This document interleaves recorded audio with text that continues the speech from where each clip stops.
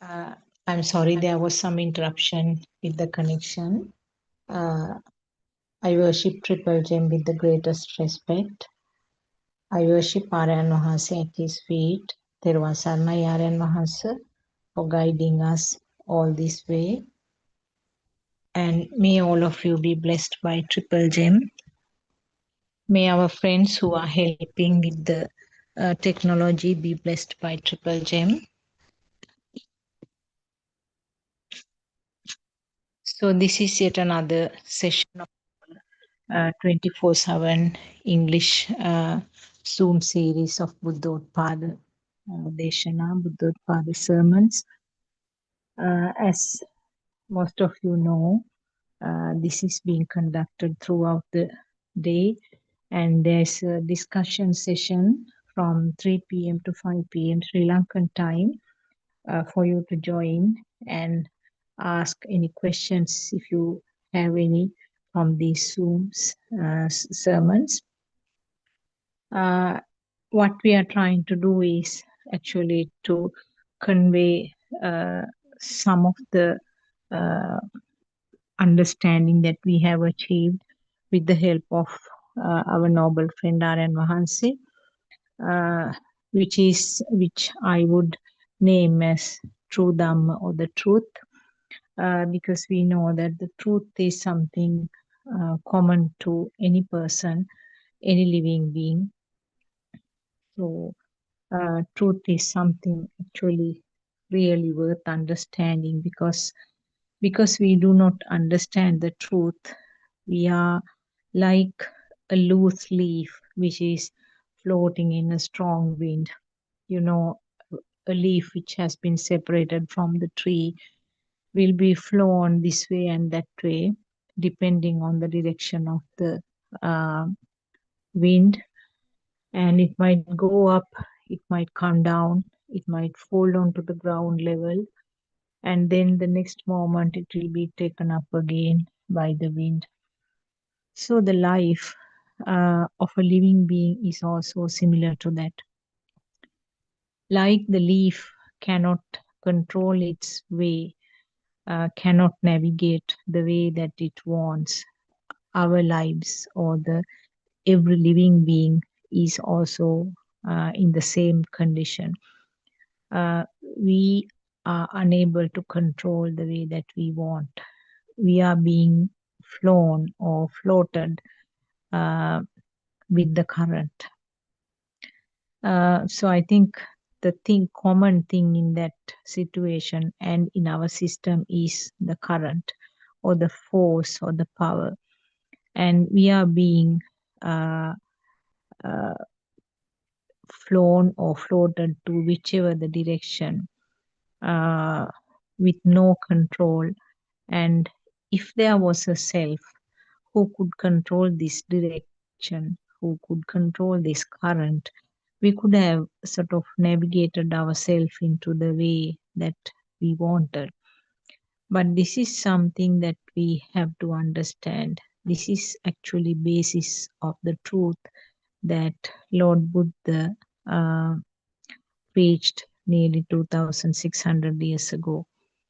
Lord Buddha preached those factors using different words, different metaphors to suit the time.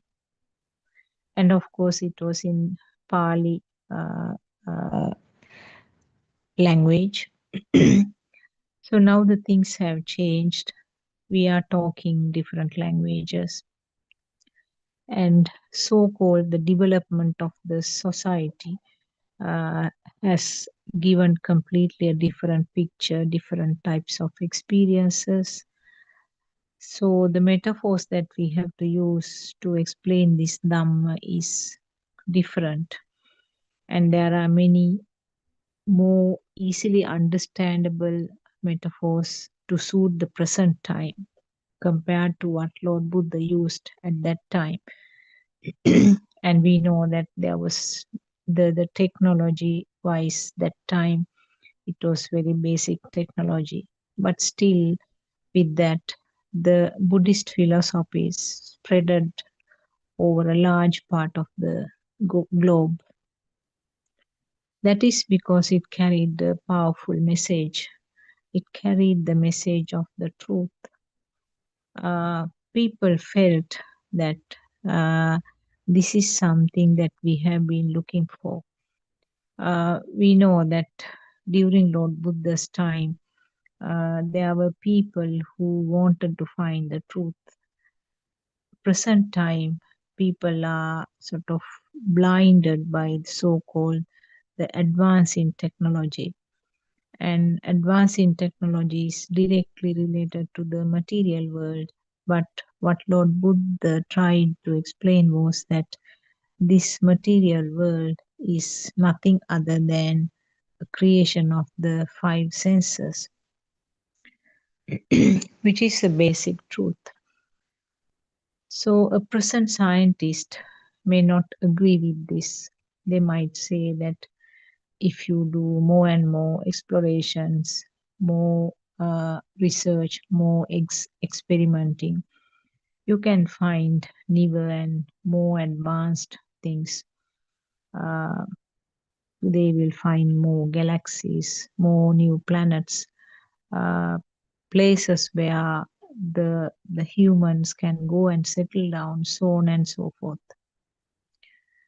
But what Lord Buddha said was that world, so-called the outside world, is purely a creation of the senses. Salayatana loko loko. This is a fact that we have heard so many times, but actually, until our noble friend Aryan Vahanse again polished it, got it to the surface, and showed us in simple words, it didn't really click our minds. At the time that Lord Buddha was alive, he conveyed this message in different ways to different people. He made it very simple for the 7-year-old child. He made it simple for the housemaid or the person who was kind of confused and almost going mad due to the disasters that they had to face. To the person whose mind was raging in anger and kind of desensitized to all the ill wills, like people like Angulimala, people like Patachara, who lost everything in their life, was going mad in lay words, if I use in lay terms. She was confused and mad, didn't know what to do. People like Kisa Gautami lost her precious only child, which would have drawn her to the disastrous situation in her family setup, because that was a link that she could be hanged on to the so-called her family. And when she lost that link, she again was kind of confused and she was not in her senses. So people like that also came to Lord Buddha asking for relief. Lord Buddha did not try to preach any Dhamma to them at that moment. he is known to be the best ever psychologist, best ever psychiatrist, I would say, uh, in the history and up to the present time, because Lord Buddha knew what tactics to be used ideally to uh, uh, come to the point. So to Patachara, uh, he gave some simple advices. To Kisa Gautami, who was carrying the dead body of the small child and was asking for some cure or asking for some life to the little child, Lord Buddha didn't try to get her to sit down and then try to preach any Dhamma. He used a different tactic. He asked Kisa Gautami to find a handful of mustard seed from a house where there is no death, So she went from house to house. Each house they said, "Oh, my parents died. Oh, my grandparents died." Uh, Different people, I mean, said that everywhere she found that there were deaths in the past. Then she came back to her senses and she realized that there is no cure for the death. And then she threw the dead body of the child and then came back to the temple. So these were the the great analysis and great approaches of Lord Buddha as the first ever uh, brilliant psychologist. And to Angulimala, he used a different tactic. So, like that, uh, now that message has come down generations to generations. And the important fact is that we have to understand that this truth is common to every person, anybody, whoever alive. So, whatever the background of you is not, it doesn't matter actually, it's common to everybody.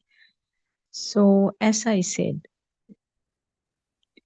we are like a loose leaf floating, and some leaves will fall onto the ground very soon, maybe trampled by somebody who is walking, or will be stuck with something and maybe even eaten by an animal, or maybe even worms. Another leaf might get stuck on top of another tree, will get washed away by the rainwater. So many things can happen. No one knows what is going to happen. So, do you know what is going to happen to you? Do you know what happened to you so far up to now? No, none of us. Actually, it was the wise one, our Lord Buddha, who could tell about the previous lives of the person and what is going to happen in the future. So he had that wise jnanas, wisdom, but none of us do have it. So we do not know where we are going, where we came from. It's like that loosened leaf. We don't know where it is going to end up. So that is the nature of the samsaric journey.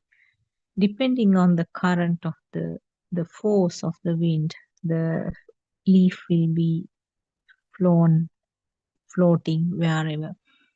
Depending on the current of this self, of this system, we will be also floating from somewhere, and from here we will be floating somewhere else.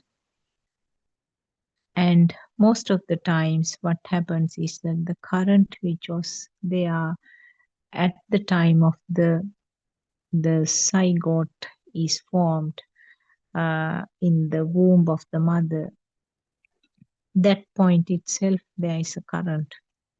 We know that, we have explained it. I'm sure you may have listened to this from different speakers, from different Dharma friends who are doing these sermons in Buddothpado series. We know that current is something synchronized from somewhere. A similar current is being synchronized to the zygote, the two cell becoming one cell. That is what is called the zygote. So the zygote is given that push from that current which is synchronized. And that is how the growth of the uh, zygote occurs. It multiplies. So the current is there from that level. It may be minimal at that time. We do not know, because there are some other factors, as R.N. Mahansi explained. One such factor is a genetic factor, which are inherited from the mother's side and the father's side. So that itself is a kind of a current. But for sure, uh, by the time that the child is born, and from the time that the thought starts formation, and what happens is a current will grow further and further, and by the time of the end of this journey of this time, that means end of this lifetime or end of this physical body, the current is magnified in so many times.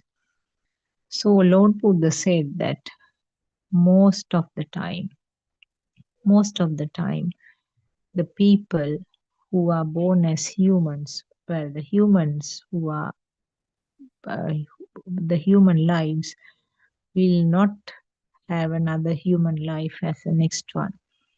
Very often it is in the lower realms.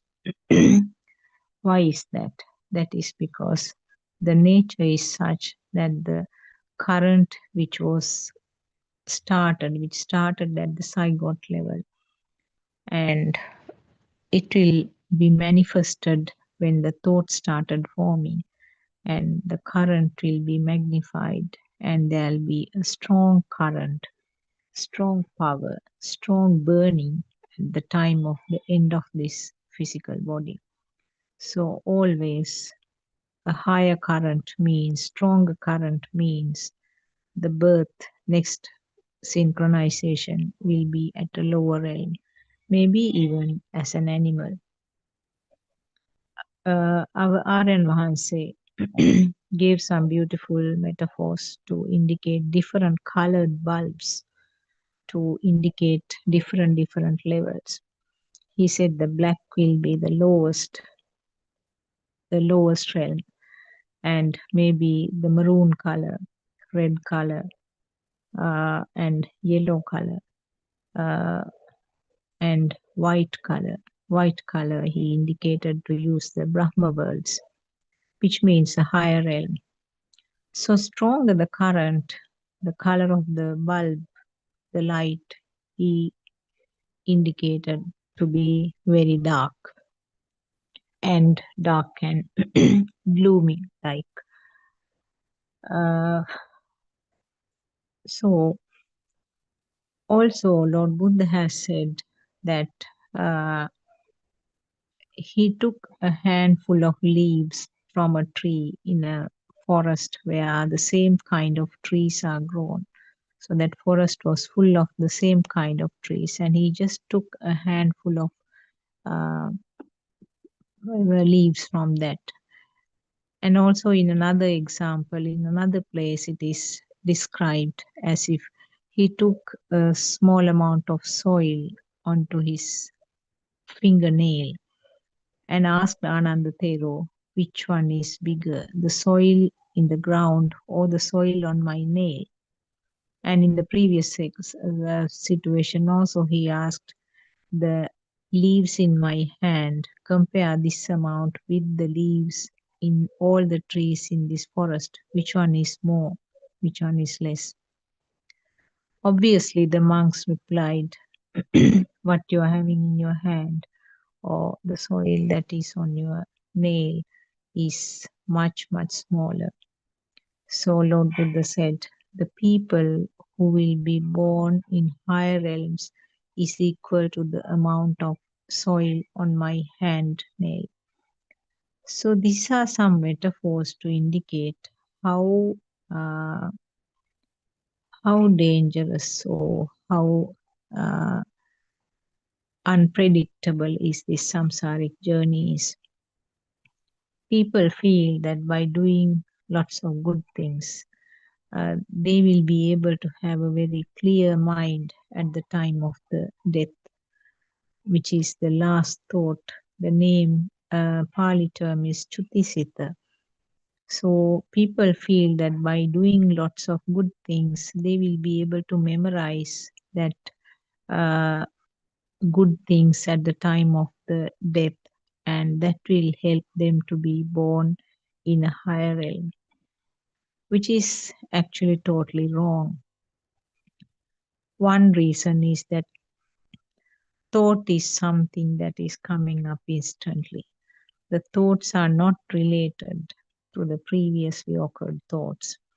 So you never can have an assurance, however much good things that you are doing, that memory, so-called memory, will come as a very present thought at the time of the death. Because that thought means just one thought, just at that time, a fraction of second, the thought is arising and the thought is gone. So in that case, can you have any kind of uh, assurance, or can you have any kind of certainty about what is going to happen? We know that in good old days, our uh, grandparents' generations, they had a habit of writing a book. If I translate it to English, it's called, you can call it merit book. All the good things that they did time to time in their uh, lifetime was written there. Maybe an almsgiving, uh, any kind of donations, helping people, or whatever the good things related to religion or unrelated to religion, but good things were written there.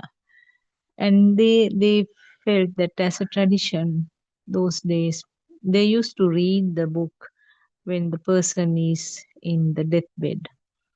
But one thing, can you definitely say that I will be in the deathbed for some time, that I will be able to listen to the contents of the book which is written?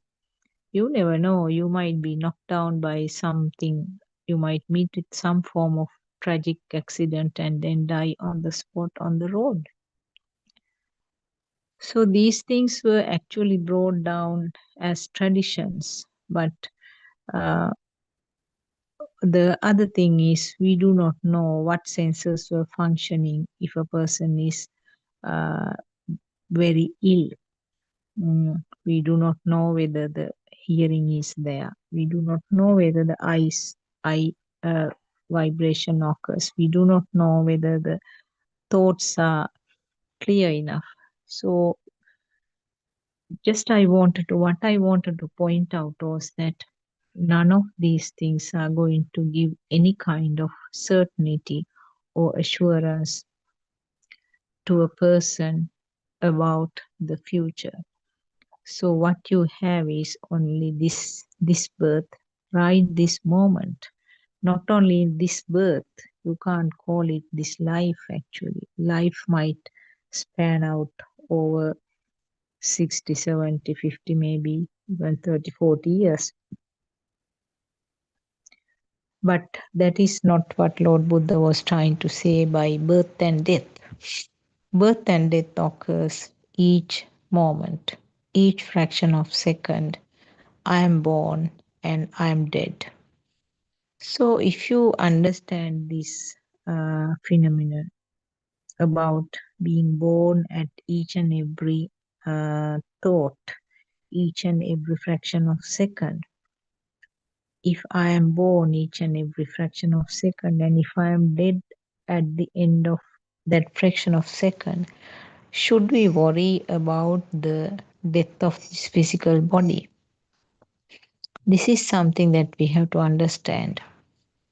Really speaking, uh, you cannot uh, say that the death and the birth, which occurred from the mother's womb and occurred at the end of some years later, is what Lord Buddha was trying to explain. Certainly it wasn't, because it is something explained by many other religions, and also any lay person can understand that I am born and I'm going to die at some stage. We know that if there is a birth, definitely there is a death also. Only thing is that we feel that there is a time gap between the two. But the birth and the death that is explained by Lord Buddha is something happening almost instantly. Uh, for the death to occur, the birth should be there, and you can't see a time gap between the two. But without the birth, there's no death. When the birth is there, definitely the death is there. At some point, when there is a birth, the death also is born at the same time. And when the birth is stopped, there is no death also. You can't have that uh, explanation or thing called death also. This is the cause and effect phenomenon, what I was trying to say. Wherever, whatever is explained by Lord Buddha is the uh, cause and effect phenomenon is there. So if the death and birth and death is occurring at each fraction of second, what are we worried about? Is there anything to be worried about? No. Then you are worried about the death of the physical body, isn't it? But now we are talking about the mind, about the thoughts. So if it is happening every fraction of second, whatever happens to the physical body is immaterial, isn't it? So this is what Lord Buddha was trying to convince, that to an arhat state, a person, a system who has reached the arhat state, there is nothing called birth or death. What is this birth? What is the death explained in Buddhist teaching?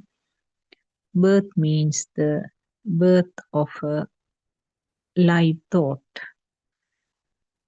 I have to use certain words actually to explain these things, but I do not know whether I am good enough in conveying exactly the correct message.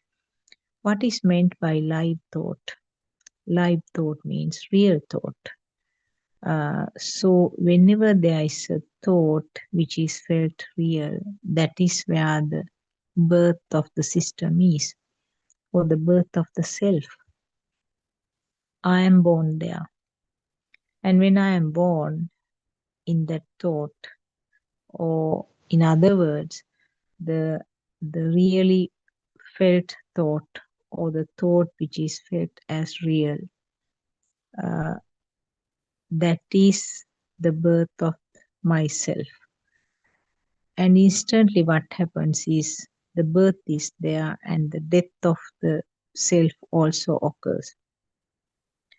These are actually more like theory. This is actually as a knowledge part, because we cannot experience the birth and the death of the thought. That is only at the level of the arhat state that they will see clearly this process. So what do we experience? Now we will try to disentangle this mess a little bit more. What is meant by a thought which is felt as real? So in other words, what is meant by perception of existence? Itta sanyava is a Pali term. So what is meant by the perception of existence? Always when the perception of existence is there, perception of self is there. Itta sanyava goes hand in hand with the atma sanyava. So that is a story behind that. What is meant by the thought which is felt real?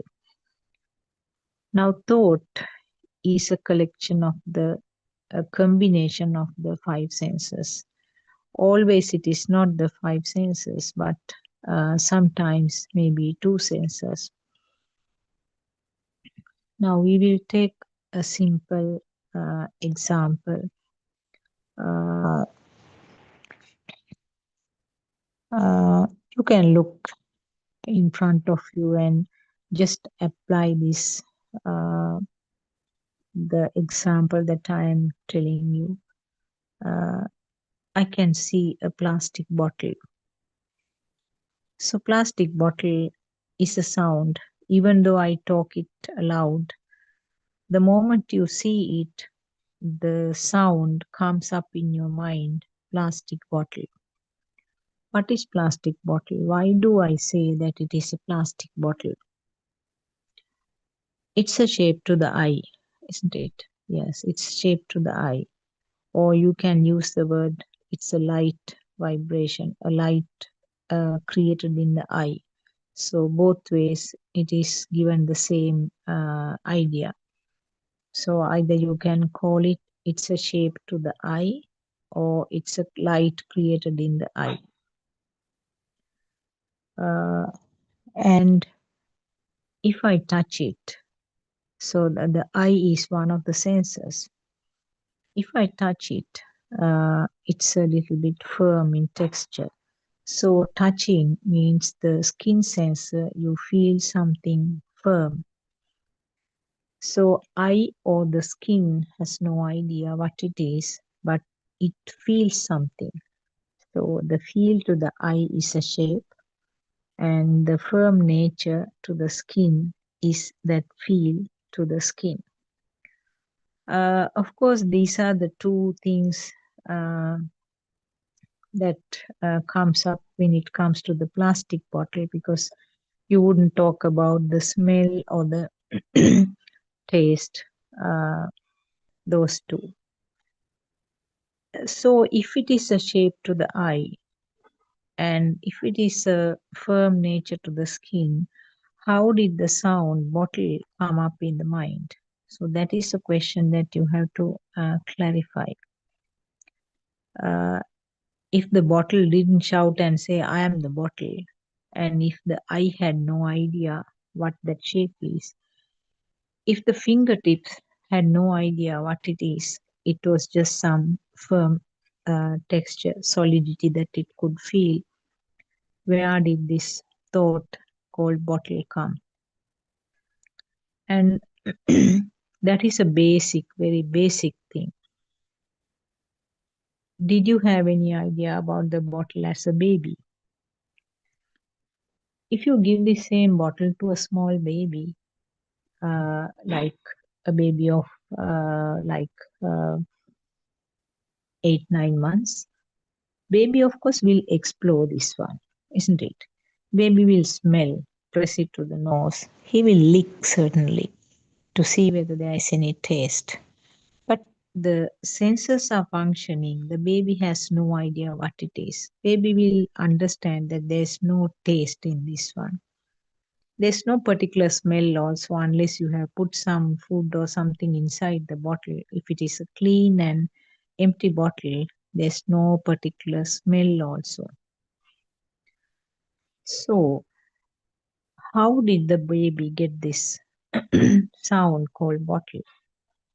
So, what happens in this process, so called teaching?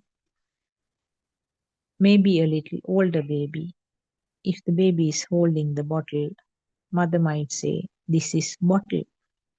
That is for an English speaking child. For a single speaking child, we might say bottle.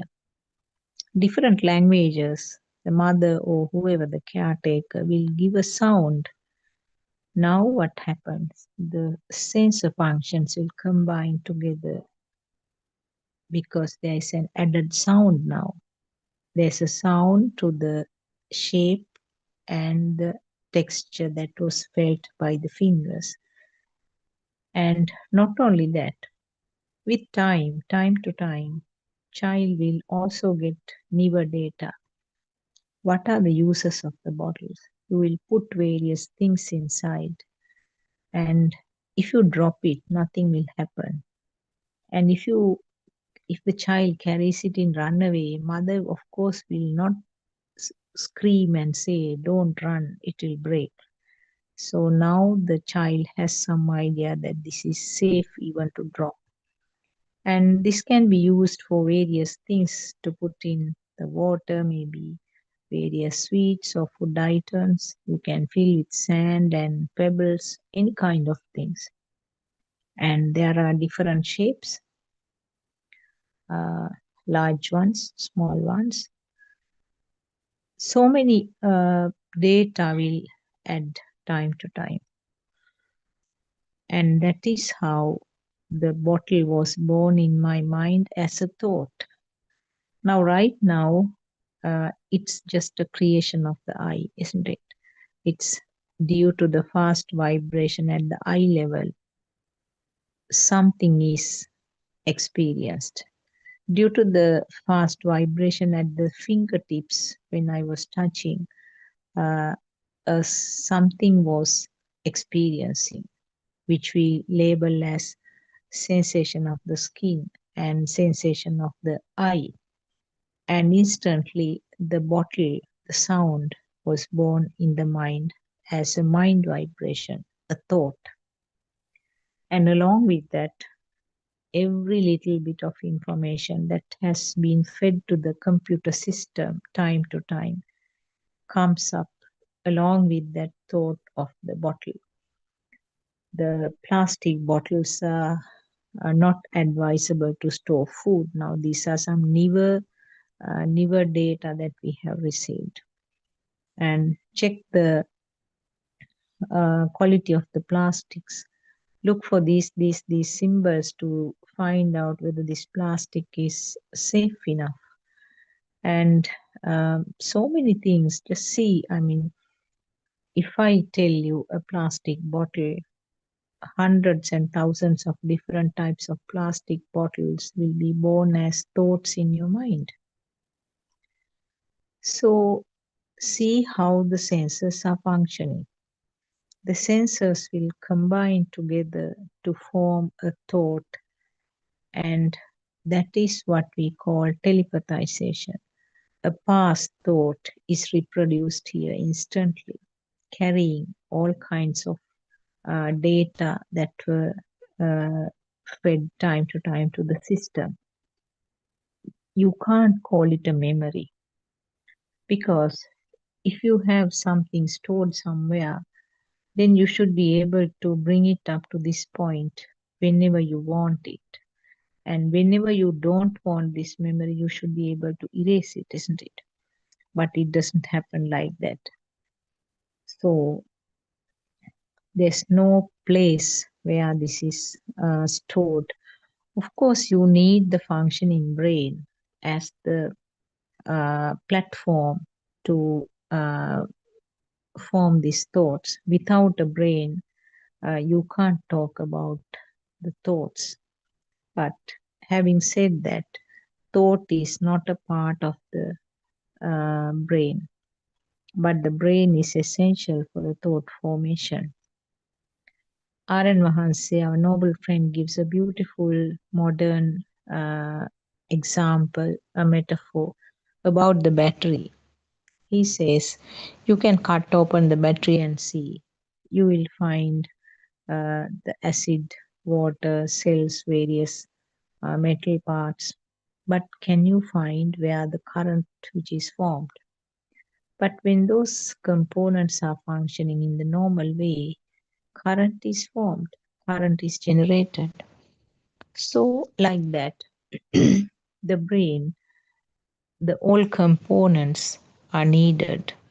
The blood supply, that jelly-like material of the brain, different components of the nerve cells, all are needed, and there are some liquids which are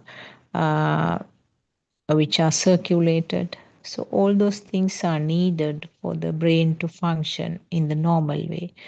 So when the brain is functioning in the normal way, the thought or the current is generated.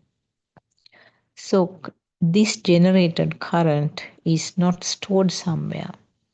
The generation of the current occurs then and there when the essential causes are met. So that is how that is how the brain function can be explained. So, this, as I said, the bottle, the thought called bottle, was nowhere just a fraction of second before. Right now, the thought from somewhere, when the relevant causes were met together, the thought was reproduced here. This mechanism is explained as telepathization or synchronization. This mechanism is not something that can be governed or planned by yourself. But how do you say? You say that I remembered. The thought came into my mind. I thought. Always this label called I is attached. So, what is this? What is the meaning of this myself? This is the problem that we have to basically understand. Actually speaking, there is no self here, but that is the biggest misconception or the biggest illusion that the system has, to say that there is a self who is responsible, who is suffering, or who is enjoying all these things. So now, what Lord Buddha tried to explain was that this is a philosophy, this Dhamma is something common to all the living beings. And the fact that the understanding as if there is a self, understanding that there is a person who is doing all these things, has to be cleared. And what is felt as the person is simply that current which is generated. Now we have to find out what is this current, from where is this coming. The current is not something just coming from the brain. There is raw materials that has to be provided. The raw material, or that simple form of current, as I said, is coming from the zygote level. That current, the dormant current, we call it sasava in Pali, or the taints. That sasava is not obvious because until the thoughts are formed, the sasava is remaining as a glue underlying. When the child is growing beyond the level of the radiant mind, these sense functions, that means seeing, hearing, feeling the taste, feeling the smell, and skin sensations, those will combine together to form the sixth sensor, or the mind, or the thought. The sixth sensor is always a combination of the five senses. Now, if you are thinking of something, you might say that all of a sudden this thought came into my mind. Now, see how wrong that sentence is. You say, the thought came to my mind. So, where is this myself is a question that is something that we have to understand. Where is this myself? And you say that thought came to my mind, as if there was a person who is in charge of this program and the thought was brought up right now here. But it is something that happens spontaneously. And the other important thing is that even though you felt it as a thought right now, it was a previously formed thought. So the mind sensor cannot occur. There's nothing called persisting mind sensor.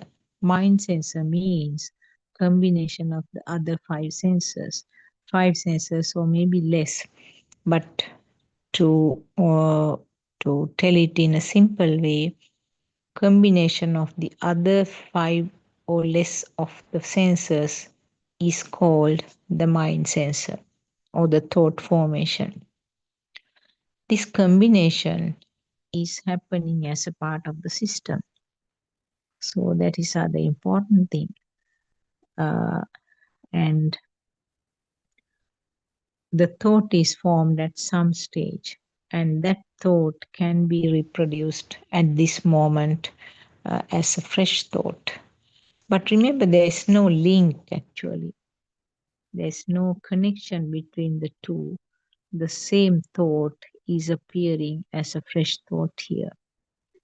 So this fact about not having any connection with the past is an important fact explained in Buddhist philosophy.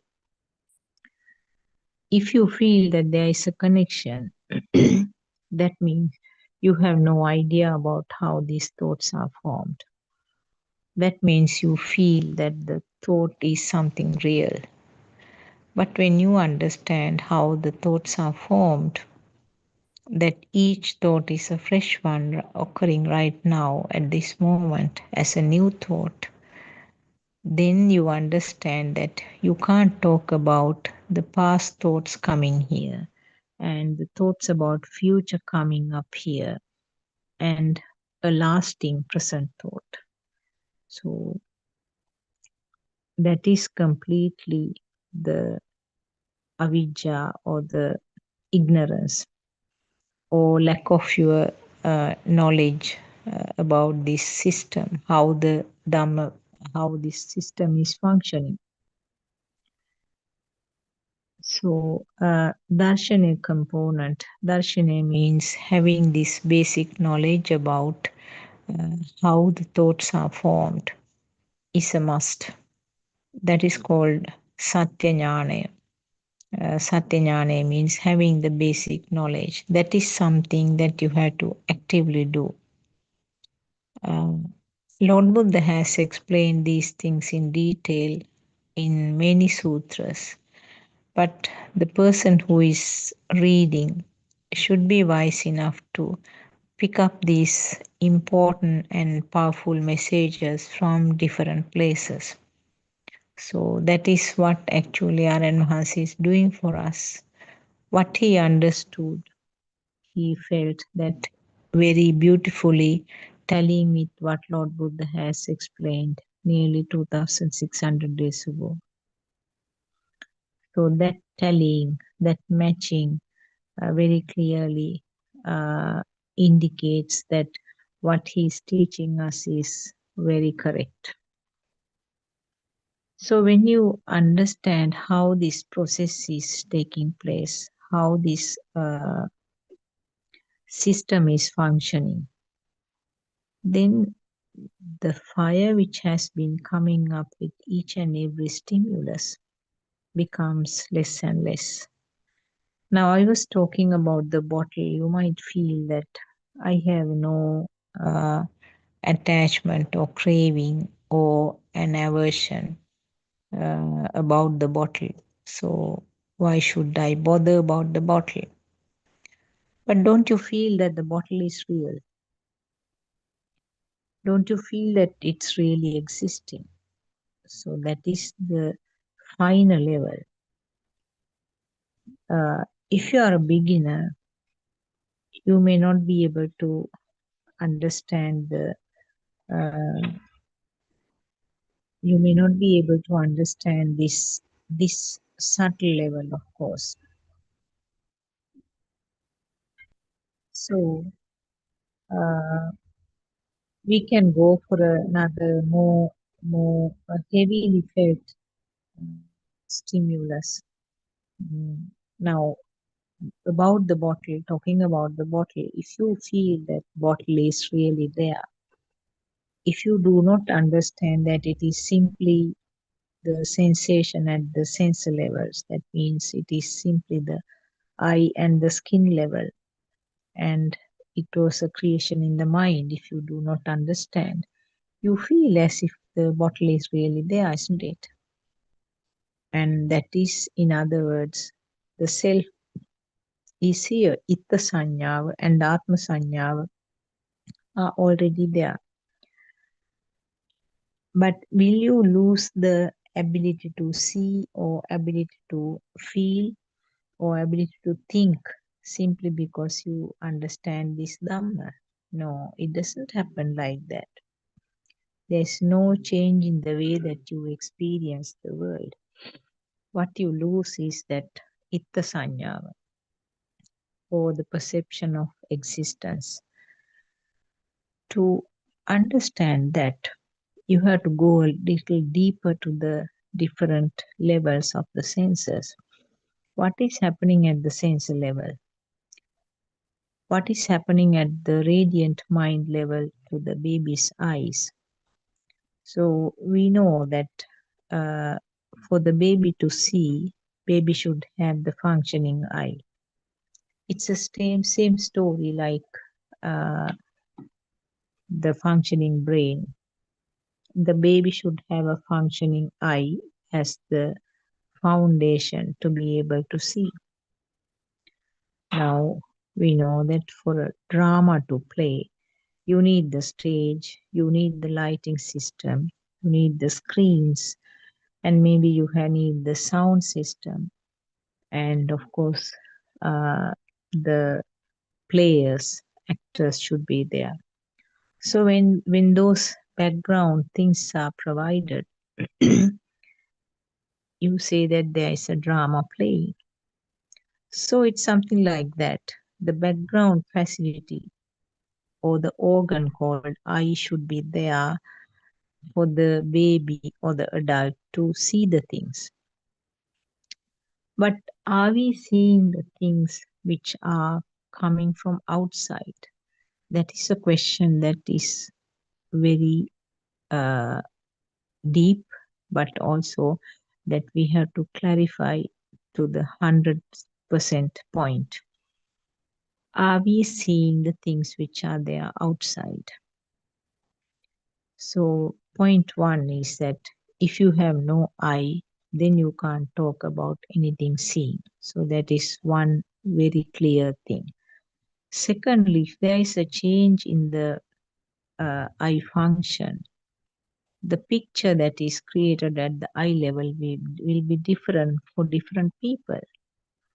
Now, one very common example is this color blindness. There is a problem with the eye level in creating this color shade called red color. So they will see something different. They have no way of explaining what they are really seeing. And if we label us as so-called normal people, we have no idea what they are seeing as red color. They are seeing something, but we do not know what it is.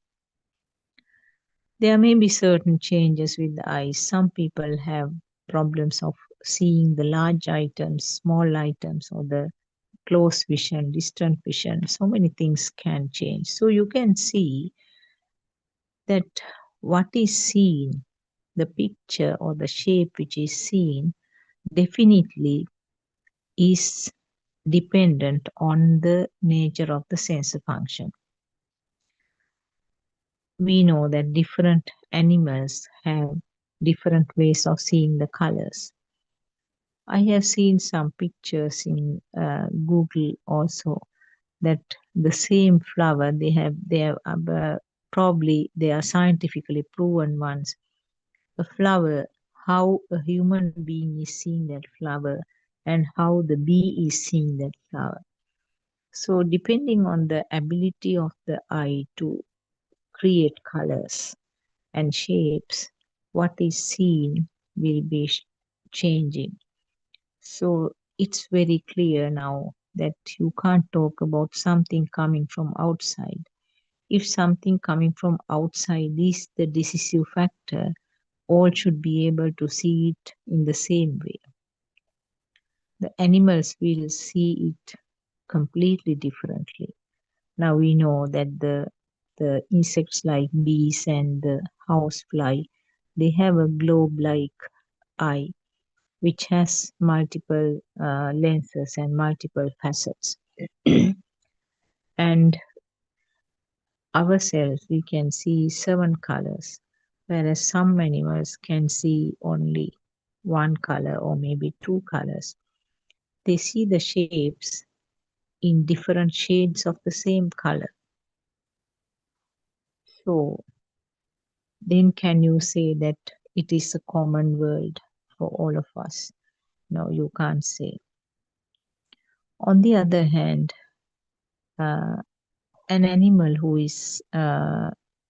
can see only in the night, uh, they are kind of blind during the daytime, the broad daylight. They are hiding somewhere because their eyes are, uh, their senses are functioning in a different way, completely different way. But during the night time, we say that they can see very well. So that again very clearly shows that it is the sensor which is going to decide what is created. So now that point is very clear now.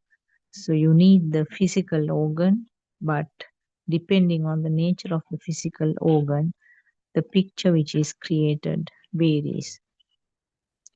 And because we human beings do have more or less uh, similar, well, nearly similar functioning eyes, we agree on many things.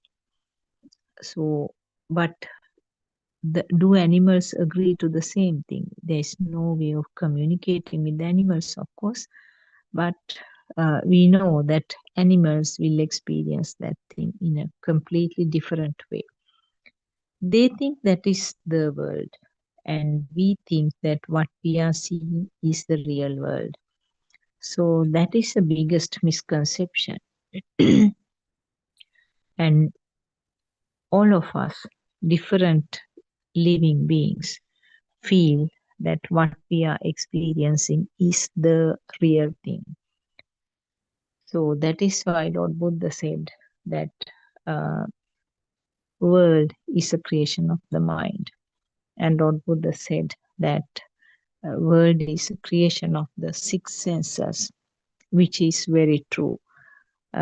See what he mentioned it. I mean, he mentioned it nearly 2,600 years ago. And we know that it is very clearly applicable to the present time. Uh, but we as the so-called the scientists or so-called educated people still feel that things which are there outside is experienced by the human beings or the animals. They don't talk actually about the different ways that the animals are experiencing. They don't put all the information together to have the final picture. As separate entities of knowledge, they know that animals will see like this, humans will see like this. So, like that, there are different explanations, but they don't put everything together to find out how very beautifully it is explained in Buddhist teaching. And then the next thing is what is happening at this sensor level. The word sensor is used for the function actually. The function of seeing is called eye sensor or eye faculty. So, what really happens at the eye level? The light is created at the level of the eye due to what is called the fast vibration. So, these words may be sometimes more towards the science side. Even if you have not heard those words, it's not going to have a problem to you, because for you, you will be able to understand the truth. What we are trying to explain is that there is some functional change at the eye level, which we call vibration. And as a result of this fast vibration, very fast vibration, something which was not there is created. So the light or the shape is something created at the level of the eye due to the fast vibration. If that fastness was not there, you can't talk about creating a light at the level of the eye. So we know that the nocturnal animals will have this fast vibration at the time that we describe as night time. And this fast vibration occurs in the other daytime for the other animals, and we feel that light is there at this moment. So the vibration occurs depending on the nature of that sensor organ. And if the fastness is there, it creates as if there is a light. And always this vibration is something that creates a power, a current. So that current is the one which is brought forward. The current gives rise to the feeling that there is a real light. The current gives rise to the feel that there is a sound when it comes to the hearing. The current which is created gives rise to the feel that there is a smell of smell, and the current gives rise to the feel that there is a taste, and the current gives rise to the feel that there is something that the skin can feel. So combination of these sensor functions, as I said, combines to form the thoughts, and thought has a more stronger power, stronger current. That is how you feel as if the plastic bottle is real. The realness, that perception of existence, is the result of that current which has been brought up. And does it stop from there? No. That thought is happening again and again and again in a fast rate. And that is a result of the Atma Sanya or the self. So now, final result is the self. I am here and I am seeing this bottle. So for a person who is just at the beginning of this Dhamma listening, what you can do is you can take some experiences, daily experiences, where you feel something, something heavy. Yes, now we will just talk about an accident. You are walking on the road and suddenly two vehicles collide with each other with a loud sound. So it is a vibration of the eye, isn't it? The creation of the eye. Something happens at the eye level. Something happens at the ear level also. There's a sound. So it's a sound to the ear, sound to the shape to the eye. That's all, isn't it? Because you are not going to touch it and you are not going to smell or taste, or so it is mainly the eye and the ear functions. What is a thought? Road traffic accident. Accident. Where did this thought called accident come? It's in the same way that the plastic bottle, the thought of plastic bottle came up. It was something which was perceived time to time by seeing it, by telling it as a sound. This is an accident. And not only that, you will see the pictures, you will see it on the TV, you will see it as real. Your elders may have said that it is an accident. So many people have died, and you might see even the blood on the road, screaming, shouting, people are panicking, and maybe some people will lie motionless on the road to say that the person is dead at the spot, broken pieces of the body pieces, so many things you might have. What happens with that? The thought called accident is always accompanied by a shocking feeling, isn't it? You feel as if there was some fire within you, within the system, isn't it? That is what you have to understand as the feel. That is a feel of the mind level, and it's something heavy, something burning, something uh, strong like a current is just appearing in your system. So that is the fire that you have to identify, and that you label as sadness, or maybe you might say anger towards a person who was ignorant with driving. Uh, you might also label it as panicking, sadness, uh, anger, and so many words you can use to explain that heavy feeling, isn't it?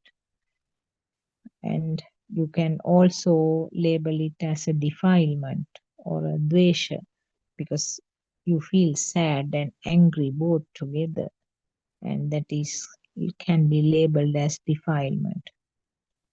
And what happened? Actually, the senses were functioning. Senses were functioning, and what happened to the self? Did you realize that you were born at that time? You were born instantly. Yes, you were born instantly. That is where the incident became a thing to you. Incident was real to you. Will you say that there was no incident? No, incident happened. But because you did not realize that it is just a collection of the senses, that it was just a thought created right now, it became real to you. And the current which was brought forward is so strong, it might even come out as screaming and shouting. And you might even run up to that place to help them. So that is because of the current which was generated within you is so strong. That current, as I said, can be labeled as anger, sadness, panicking, all kinds of names can be given. But simply, it is a defilement. It is a defilement. It is a current. It is a fire. Uh, it is a power generated within the system. And not only that, that is yourself. So that is how you have to find out the self. Now, such instances uh, helps you initially to find out what is meant by self. So when it comes to the story of the plastic bottle, the fire may not be that strong. You will not feel it as if it is there, but feeling as if the bottle is real, that alone is a subtle form of myself. So each of these situations, self is born. That fire which is felt at the crude level is also self, and the fire, the fine fire that came up as if the bottle is really there and I am seeing it, that level is also the self. So that is what you have to understand. All these things are actually a series of telepathization or synchronization, even at the level of seeing the things. Now, R.N. Mahansi gives a beautiful metaphor, beautiful example about the tuning fork. The people who are familiar with the term tuning fork, I'm sure you might remember when one tuning fork is vibrating, if you give a little tap to the uh, tuning fork, it will give a vibrating sound. if there is another tuning fork uh, close by which has the same frequency, uh, it will also start vibrating. So this vibration becomes that vibration. The two becomes equal. Another example, beautiful example given by R.N. Massey is the television system. You have two television systems in two different places, maybe even two countries. You tune to a particular channel. You can get the same picture and the sound in both places. So that and this becomes equal. This is what is happening even at the level of the eye, ear, nose, tongue, and the skin. The vibrations occurring at this level becomes equal to another vibration somewhere, and you describe it as the concept of seeing, concept of hearing. So one vibration becomes equal to this vibration, and then you say, I saw it, I heard it. Actually, there is no self in this story. It is something becoming equal. And not only that, the vibration will create something because of the fast speed. These facts actually, even though I am talking as a matter of completing, or maybe for the person who has some knowledge in the science studies, science stream, these will be useful. But remember, these things are not actually essential for you to understand this Dhamma teaching. What basically you have to understand is it is a sense of functions. And because of the speed, something is created.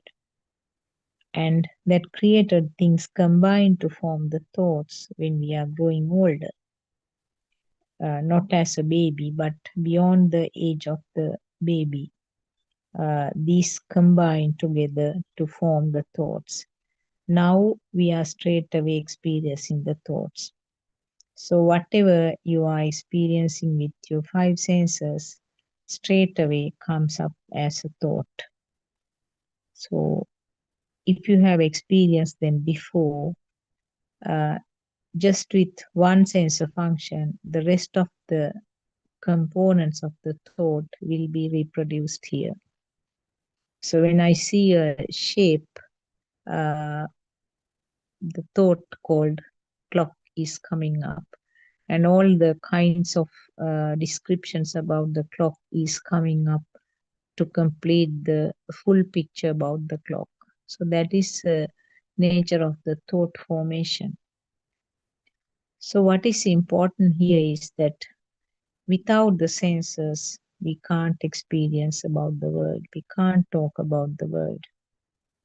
And the creation of the world will vary depending on the sensor functions.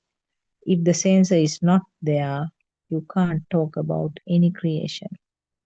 And different animals will have differently created worlds.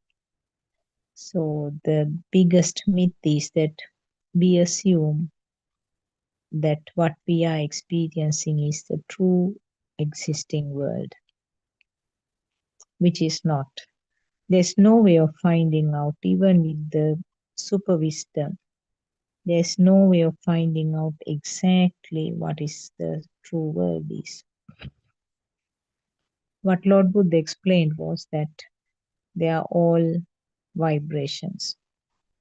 Even the solid things, even the liquid things, even the air, and even the light, heat,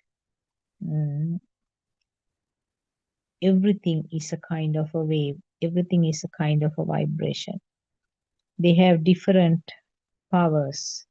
So therefore, they are explained in different ways depending on the senses. So when it comes to the eye, it is explained as a shape. When it is coming to when the vibrations occur at the ear, it is explained as a sound. And when the vibration of the tongue occurs, it is explained as a taste. like similarly the smell and the skin vibrations. Skin can feel the four things: solid nature, liquid nature, and the nature of the air and the temperature changes. Those four can be experienced by the vibration of the skin. So, if all these things are vibrations, they are kind of common raw material. But depending on the sensor, something is created. And one of the beautiful examples by R.N. Mahan says that the electricity. Now, the wires do have the electricity, but it is not manifested. We cannot find out whether the electricity is there or not without an equipment, isn't it? Something should be there, a sensor should be there to create something manifested. So, like vibrations creating the light when it comes to eye, the vibrations will create sound when it comes to the ears. Vibrations will create smell when it comes to the nose. Vibrations will create the taste when it comes to the tongue. And vibrations will create the skin sensations when it comes to the skin sensor. So like that, with the electricity, if you have a fan, you can get some movements or the spinning and some cold blowing. If you have an AC machine, you can get uh, cold air.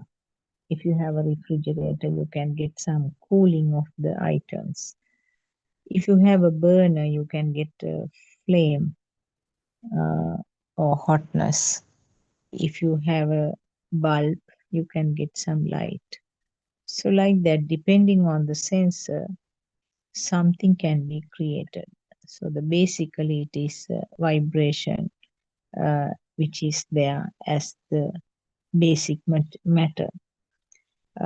Vibrations is not something which is permanently there, something that is occurring then and there when the relevant causes are there. So, as I repeatedly mentioned, do not bother about these scientific explanations if you have a difficulty in understanding them, but take it in the lighter way that sensors are necessary for us to experience the world. And depending on the sensor function, something is created. And always because of the speed that creation occurs. And whatever is created is taken as true. And not only that, what is assumed as true is the one which creates the fire or the burning within the system. So if we are not sure what was created, is there any point of having an attachment, craving, or aversion, or simply taking it as real? Is there any point of that? So this is actually what happens. This is what is explained as defilements. Sometimes people talk about, I want to get rid of my defilements. This is something that we hear very frequently from our mothers who are listening to these sermons. They say that I want to get rid of the defilements. And actually, what you have to understand is that me, myself, is the defilement itself. The fire which is created, whether it is a low fire or high fire, also you can give different names. You can call it a defilement. You can call it a current, you can call it a power, whatever the name you are giving, that is actually the self. So self is something that has to be identified. So then you can't say that uh, I want to get rid of my defilements, isn't it? Getting rid means that is yourself. So these are some of the beautiful explanations that our Aryan Mahasi has done. If not for his explanations, we wouldn't have been able to understand these clarifications, because Lord Buddha has mentioned them actually, but uh, our ability to understand those are not improved enough, I would say. This is nothing to do about the education. A person who is at a very high level of education will find it even more difficult to understand these explanations, because such a person has more drushtis or more uh, concepts that has been fed with so-called knowledge. So simply what you have to understand is that something which is created is taken as real, and what has been taken as real is being used to be uh, manipulating, that is manipulating so-called the system, and system is labeled uh, as myself. The functioning system is called labeled as myself, and actually this is a no self phenomenon. Lord Buddha very clearly said that there is no person here doing it. That current what is felt is described as myself. So now, just having this knowledge as the background, uh, can you understand that the things are happening as a part of the system function? We are no different from a tree. The tree is, we wouldn't label the tree as a person, isn't it? But the tree is also breathing. Tree is growing. Tree is showing the sensor functions by turning towards the light. The flowers blooming towards sun, like sunflower particularly, we know that it turns towards the sun during the daytime, and the roots moving towards the water. So there are sensor functions also, and they are reproducing, and they get illnesses. The trees will get illnesses, and then one day the tree will be part of the soil. So what happens to the other living beings? We are born, we are growing, and there are hormonal functions in both animals, both and trees and humans. So all of us have the effect of the hormones also, and reproduce and get illnesses, uh, decaying, and finally the physical body comes to an end. Both in both ways, some system is functioning, isn't it? For the system which is functioning in the humans and the animals, we have an attached label, myself. Self is doing this. This is most with the humans, who is supposed to have the most advanced mind. But when it comes to the animals, they do have this mind level at different levels.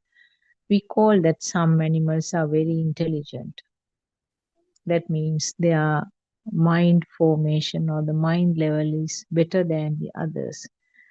But what all of us experience is a field level, but we do not recognize that field level. So actually, it is a field level that has to be understood. There's a field, which means the sensors are functioning. That's all. The power related to the senses functions is there until the death of this person, death of this body. But it is a thought that covers this field level. And we are trying to do everything with these thoughts.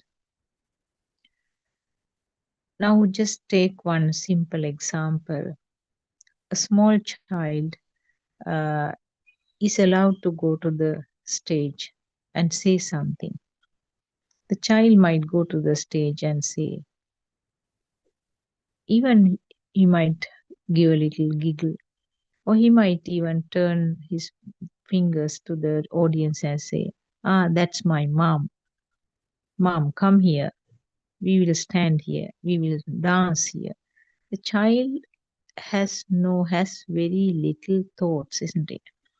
Child will not sort of be inhibited by those thoughts. Whatever is felt at that moment, child will express. What about you and me? If you were asked to come to the stage, you might feel, oh, is my dress suitable to go to the stage?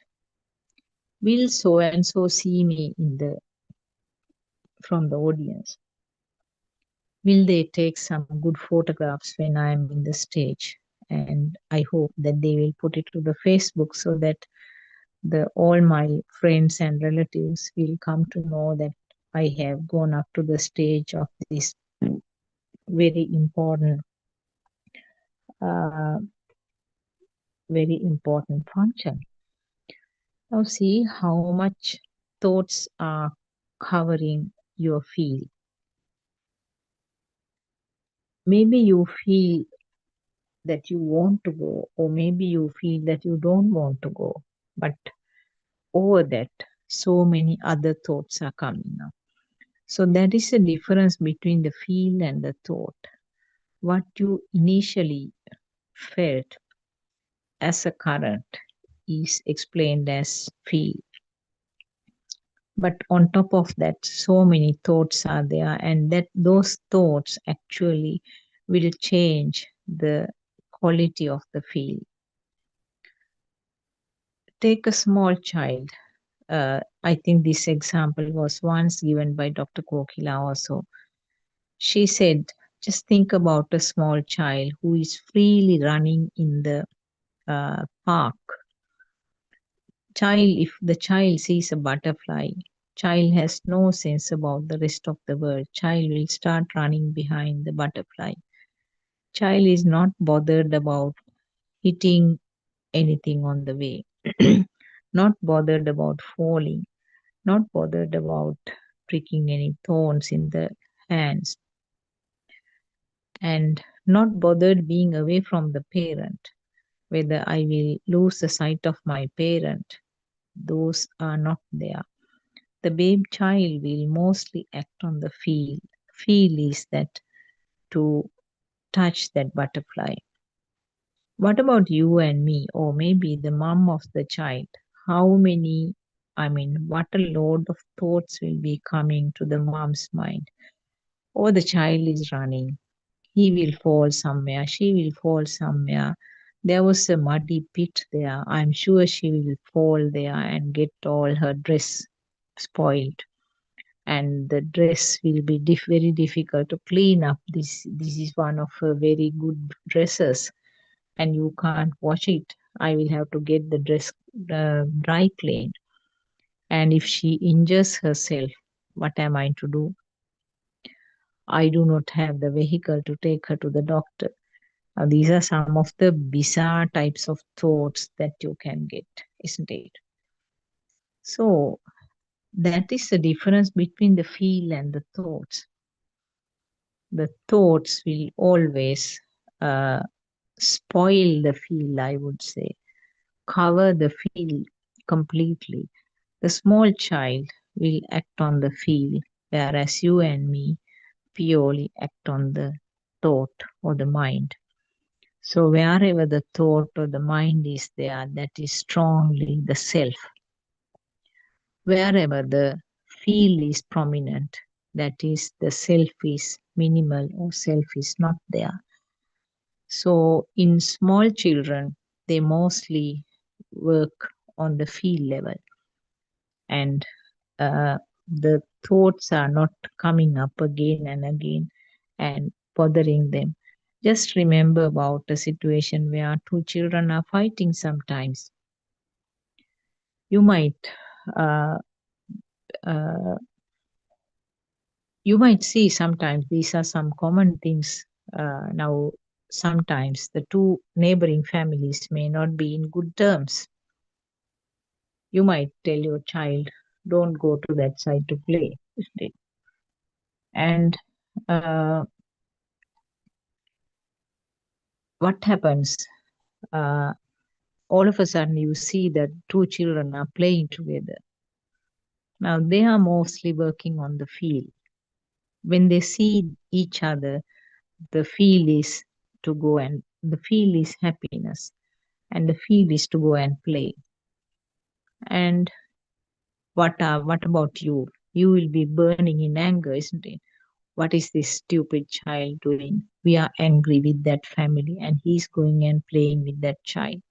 And you might even try to drag the child inside. So that is you are working on your thoughts, and the child is mostly working on the field.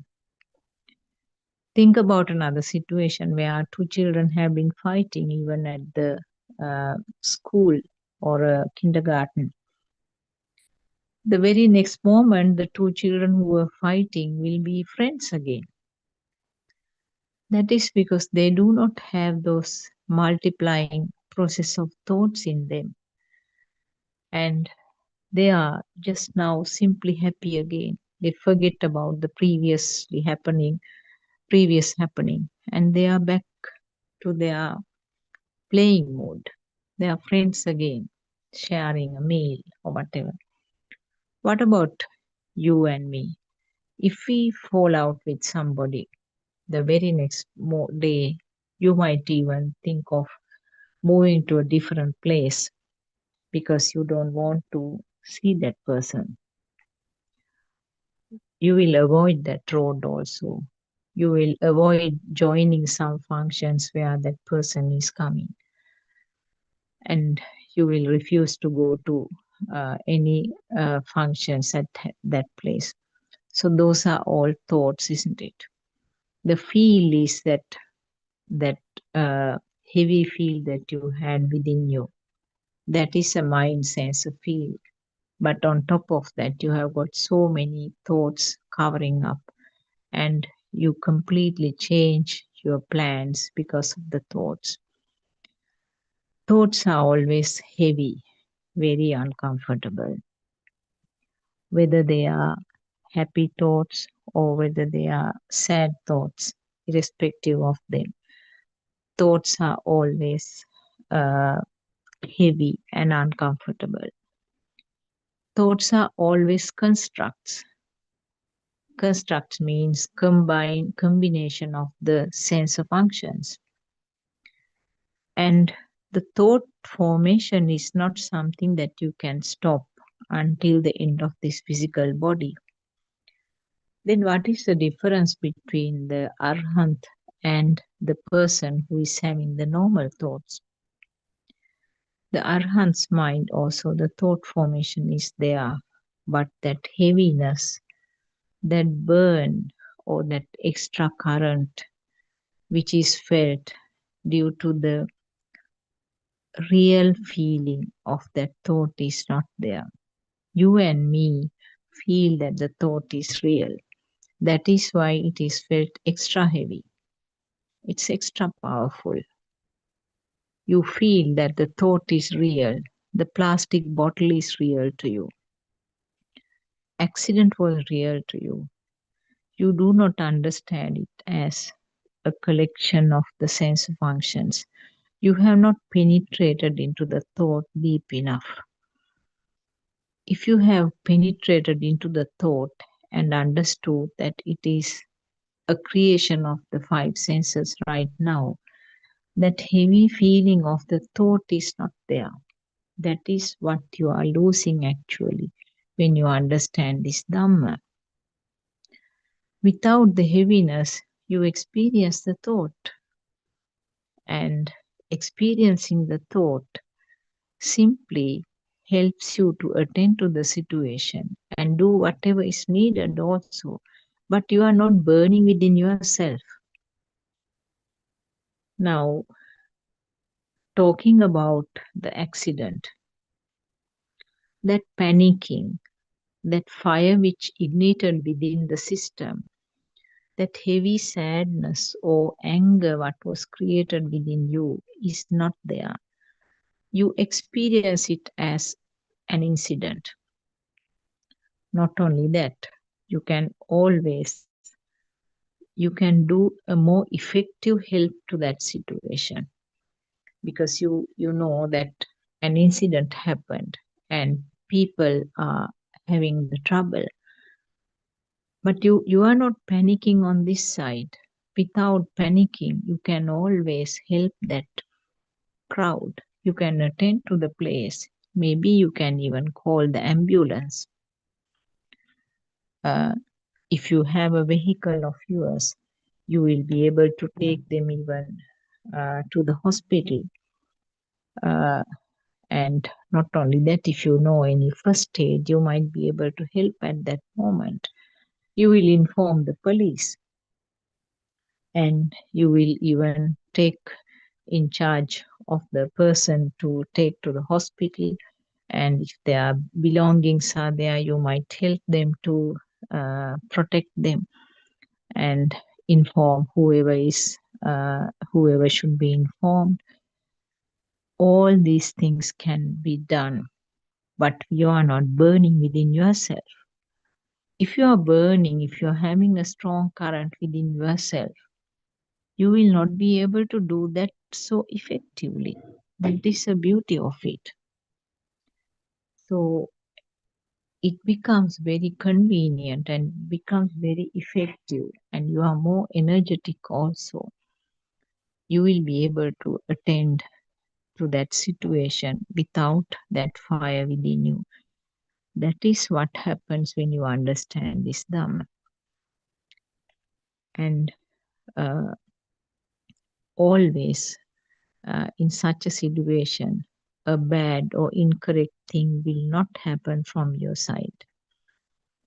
Uh, you might be worried whether something wrong will happen from your side. No, certainly. Very, very clearly, we can say that wrong things will not happen, because there is no self on this side to do the wrong things, isn't it? What I meant by uh, no self is that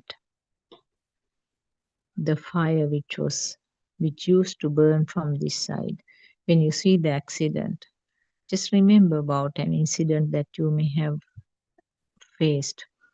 You may have panicked, you may have screamed, you might say that I did not know what to do. Do you remember such sentences? Yeah, you might say that. You might tell your friends or colleagues, something happened like that. I was really confused and I didn't know what to do. Everything went blank within me. So, those are the sentences that you use to explain such situations. Believe me, nothing, such things will never happen. Your mind will be very clear, because it is just another incident for you. You are not going to say that there's nothing, no accident happened. No, that is just like holding Dhamma. It's like holding Dhamma from the wrong end. Lord Buddha used to say that if you hold it from the wrong side, it is something like holding the serpent or the snake from the tail. If you try to hold the snake from the snake will bite you, isn't it? So it's something like that. If you are holding the snake, it has to be from the head end so that it cannot bite you. So this is a simple example metaphor given by Lord Buddha. So don't hold it from the wrong end. We are not saying that there was no such incident. There was no accident. It's not something like that. Something has happened, but there was no burning self on this side. That is the only difference. The accident did not become a thing to you. Uh, and when it is not a thing to you, that means the yourself is not created on this side. Without that burning, the incident happened, and the current on this side is zero. And when the current is zero on this side, the current on the other system can be understood more clearly, and the help to the other system can be offered in a more effective manner. So that is the beauty of the Dhamma. Living will be much more easier. Living might be more comfortable and fruitful to every person, and things will be very calm and quiet and feeling quite relaxed. So that is how you can take this Dhamma applied to your day-to-day life. It's actually beautiful, I would say. Mm, by continued listening to these Aryan Mahase's explanations, even today's explanation, he gave a beautiful description about how his behavior is. He's living only for that instance, and he's doing whatever is coming up to the as a plan at that moment, and beautifully not getting connected from each and every instance to the other one. So that means he's working according to the field, but thoughts are formed, but the thoughts are not strong enough to divert his activities. And it is something that is planned instantly. And Aran Mahansa is doing so many things to help people. At one stage, he was taking so many relief material from one end of the country to so many parts of the uh, areas which were affected by the disaster, Ditwa. Uh, and now he's going from village to village spreading this Dham message. Actually, this is not the traditional type of Dhamma sermons that we are hearing from most of our temples.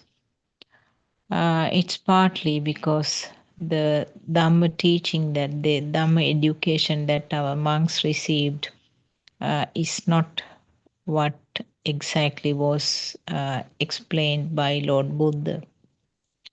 Lots of changes have occurred over the time.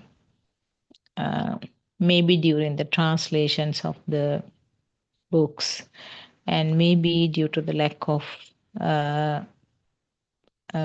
arhants by this time, and more fake type of fake people who explains or describes themselves as arhants have come up, and their teachings are really bizarre. So we have to be very careful when you are trying to find this Dhamma path. You have to apply these facts. See how, when it is applied to the day to day activities, it's very clearly showing how correct they are, and how beautifully you feel that the fire which used to create with each and every instance is becoming less and less.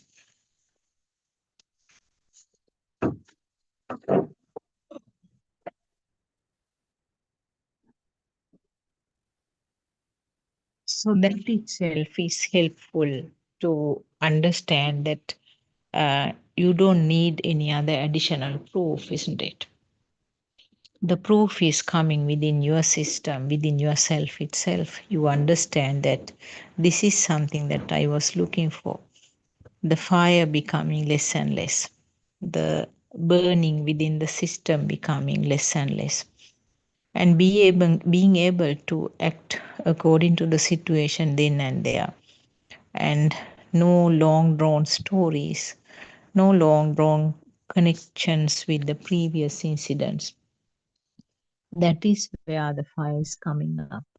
When it is connected to the past and the future, all kinds of things, the stories are being built up. In Pali, this is called prapancha.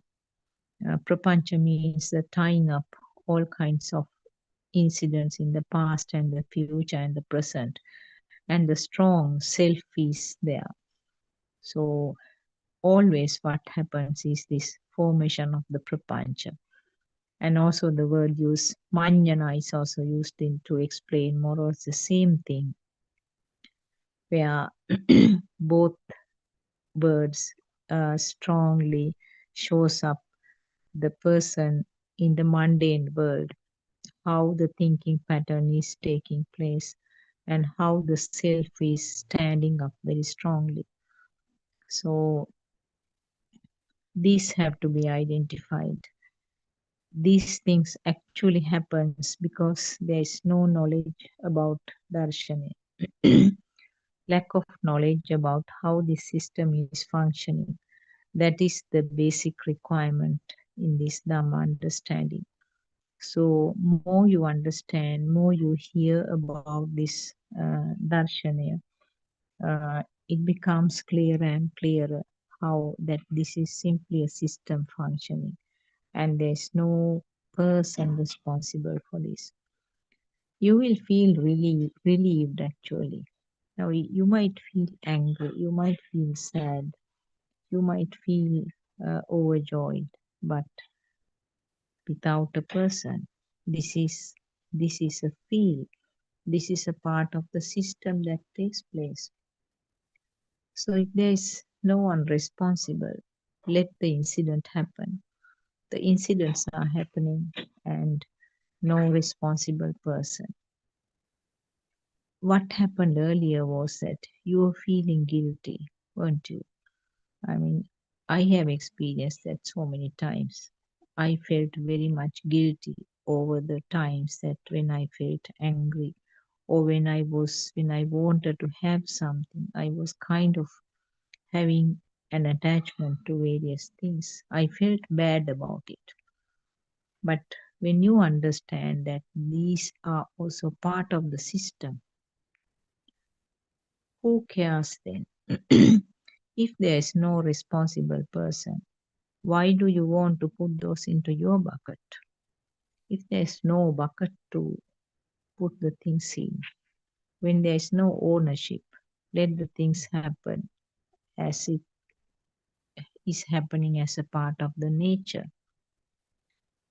When you change the attitude, when the system has a different attitude like this, then the system will feel that the fire which used to create also comes down little by little. And ultimately, the fire level will be felt as zero, which makes the living very comfortable. So, Lord Buddha's teachings, those days, it is said that millions and millions of people all over realize this truth, and most, quite a significant number, reach the level of the Sotapanna, where the Sotapanna state means that the thought called myself is understood as completely wrong.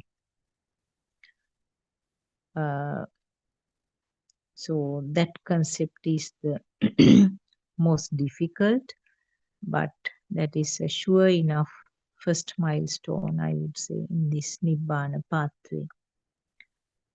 There is no goal to achieve here. If you try to reach a goal, then again you are losing the path. What you are holding tightly is allowed to let go.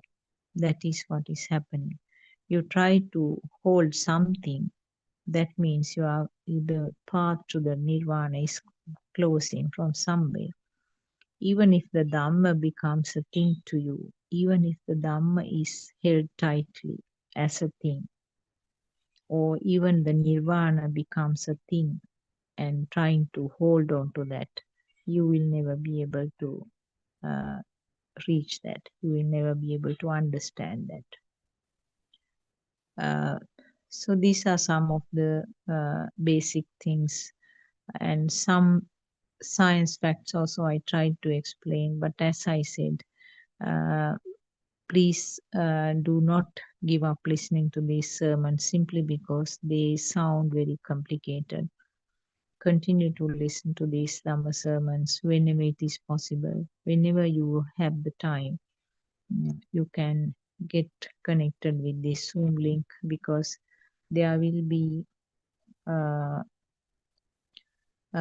sermons done by somebody, and between 3 p.m. and 5 p.m. there will be discussion sessions, Sri Lankan time. You can join that if you have any queries to clarify. So continue to listen. You will understand something at some stage.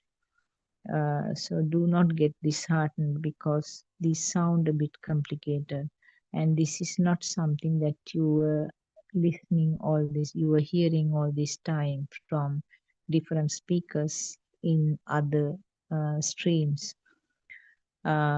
We have been going round from various venerables to lay speakers, and we felt that this is not what we were looking for.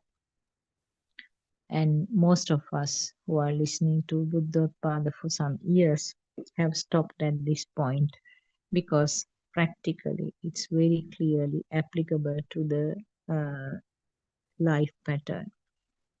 What we call as living means applying this Dhamma. There's Dhamma in each and every point of your life. The changing type, changing pattern of these thoughts is felt as alive. It is felt as living. Uh, so you can't change this pattern. Only way is to understand how this is functioning, what is the system here, knowing the mechanism here. And when you understand the mechanism, it becomes very clear that there is no person responsible, but it is just happening as a flow. And until the flow stops at some stage, you have to get along with that flow, understanding what is happening there. So I have come to the end of this session.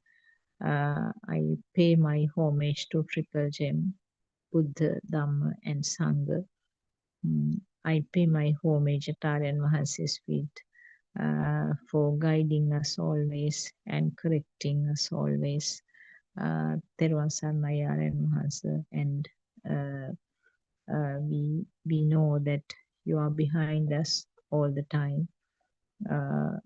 So I hope I could convey some Dhamma message to the listeners. So may all our listeners be blessed by Triple Gem, and uh, also a special gratitude to our Dhamma friends who are behind the screen doing a mammoth task to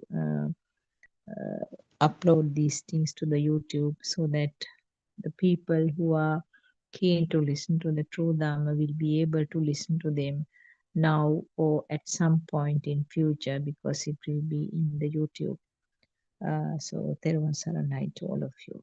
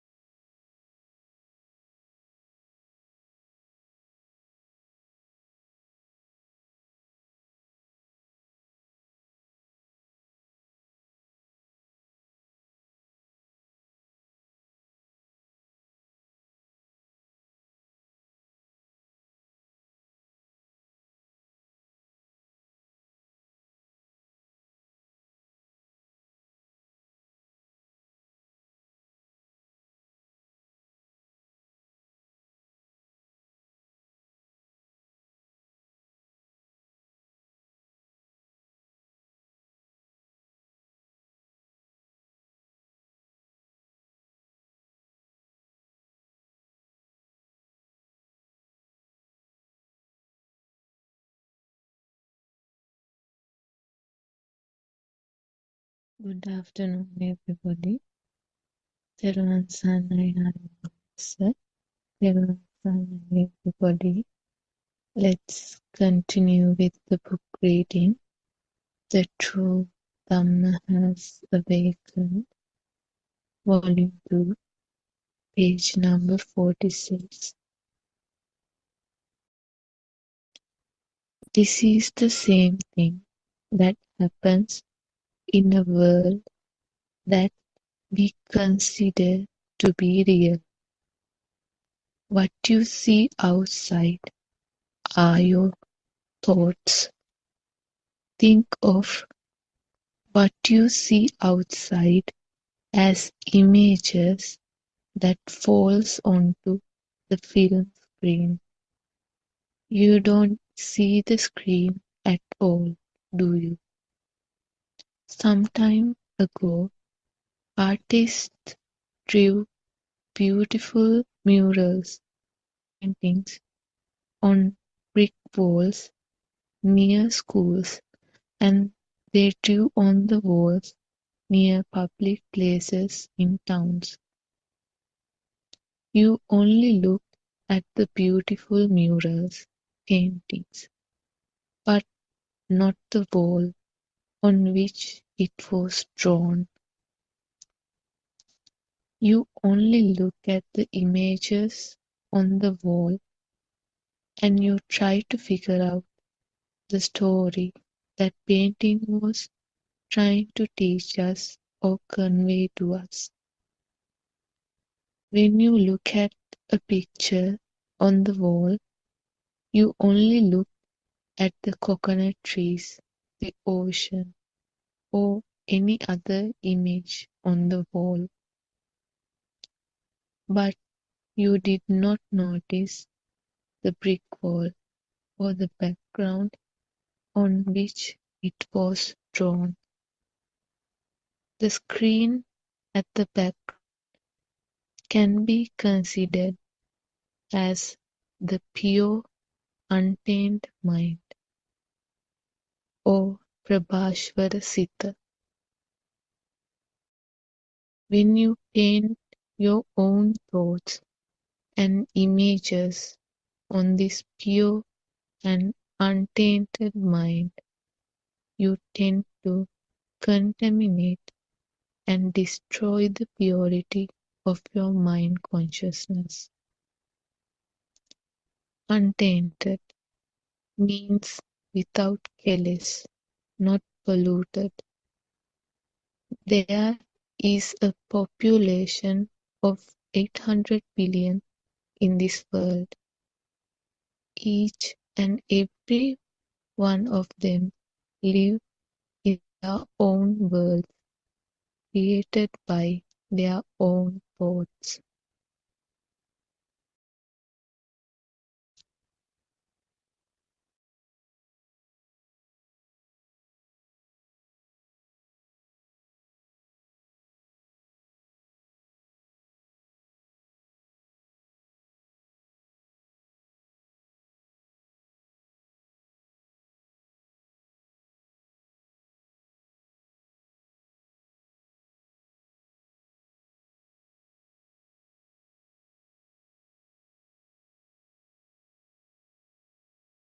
They are all mental worlds. None of those, even though they talk to each other, exchange their views with each other, it is all an illusion. They will all die one day. They will turn to soil on the ground. Nobody can imagine is being said now. All the 800 billion people will all collapse one day. This will happen to them because they do not know the pure truth. Then what is the pure truth? Only a very few understand and realize this pure truth. You have to learn to erase the thoughts that comes to your mind at that moment. And then with that erased mind, you look at the world outside. There are some everybody.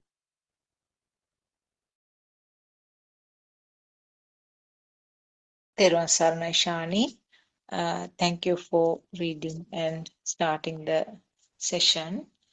Therwan Saranai, all Dhamma friends.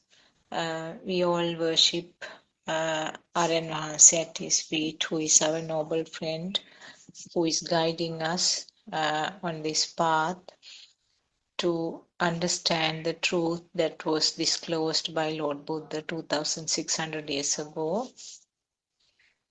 We warmly welcome all our participants. May you be blessed by Triple Gem. And also, we are very grateful to our friends who are helping us with our background activity with the technical side. Teruvan Saranai. So it's yet another day that we are starting our English Zoom discussion as usual. 2:45 p.m. Sri Lankan time, and we will be discussing for 1 hour and 15 minutes.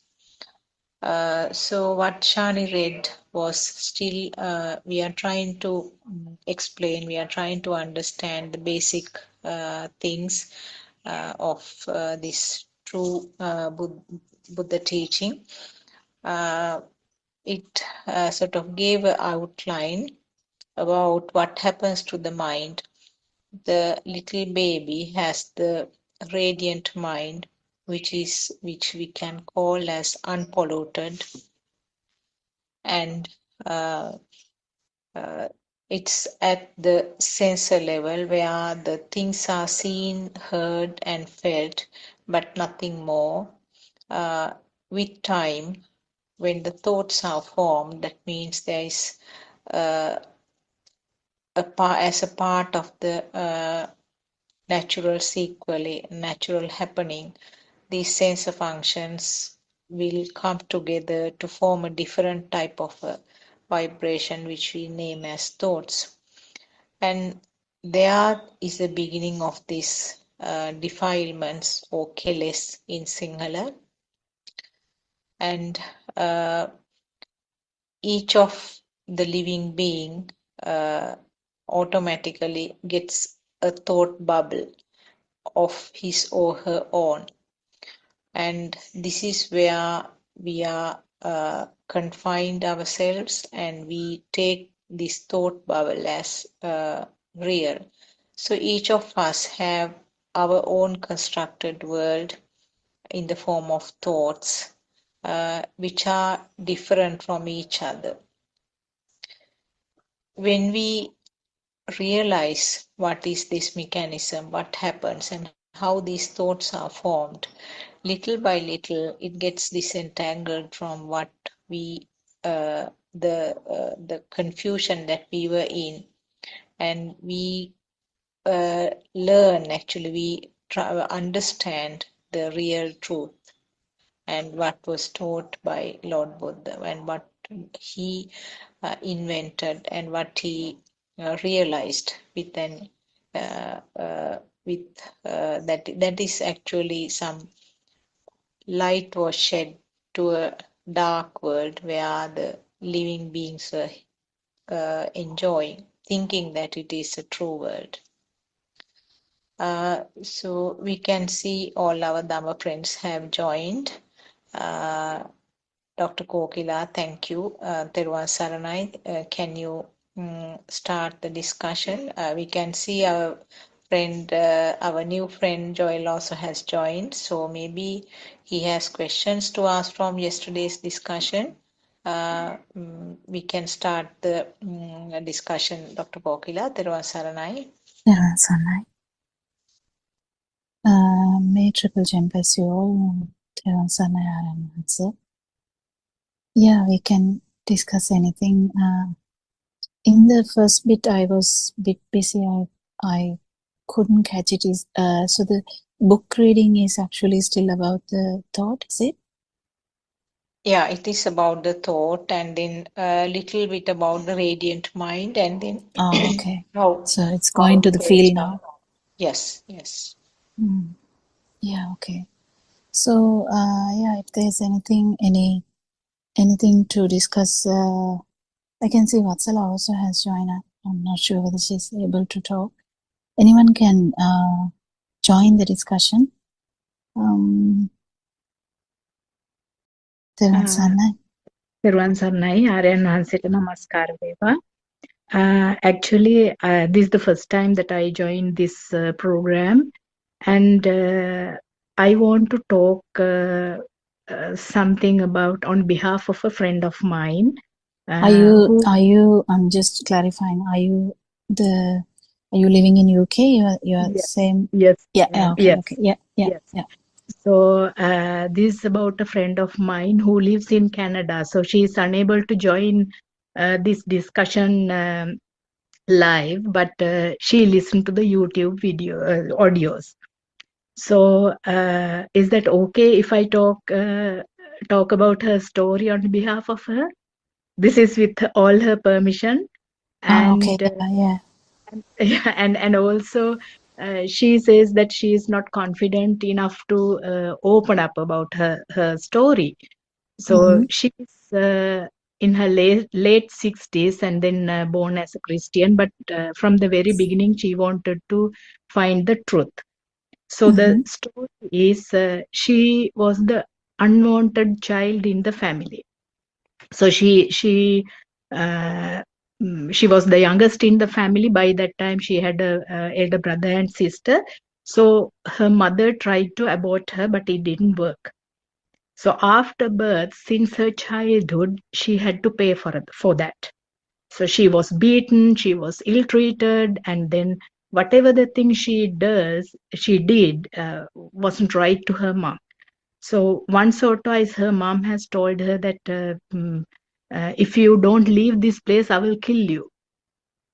And then she was beaten, and then even if her mom bangs her head on something, she got beaten.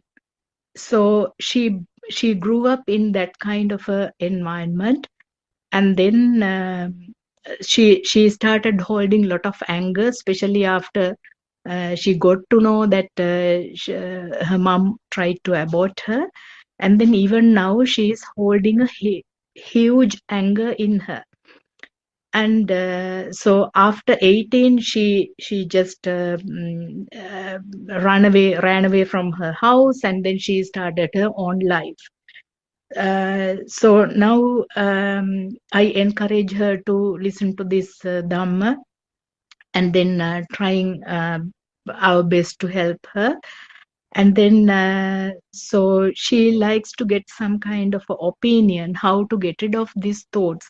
She says that I know this is my thoughts, this is my ego and everything, but she feels that she got stuck in somewhere. And then the other thing is she always have a feeling that she is not doing good enough, because this is the feedbacks she got from her childhood. So I'm glad that if you can give some kind How of about opinion. now though? How about now? Yeah, there's the thing that I spoke to her 2 days ago, and then she said for some reason I'm just on top of my anger. And then Yeah, she but says does that she have kids? no, she didn't want to have kids because she didn't want to pass her anger and all the things to her kids. Is she married? Yes, she is. Okay.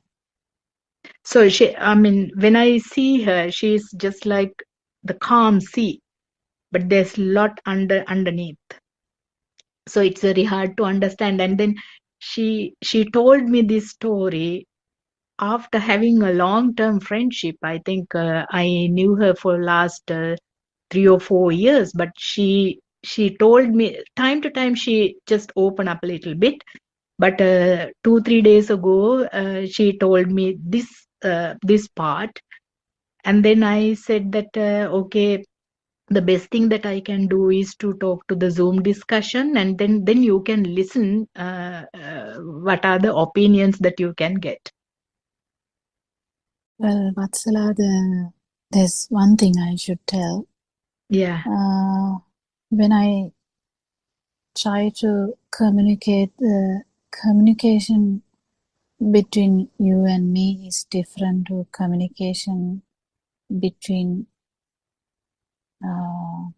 she and me. Yeah, definitely. So, because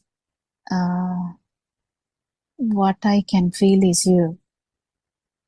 Now, it's very funny to say, but I know. I know. But I asked her, why don't you but I'll come to that. I'm not going to make her disappoint, but I have to tell this because as soon as you open up to say something,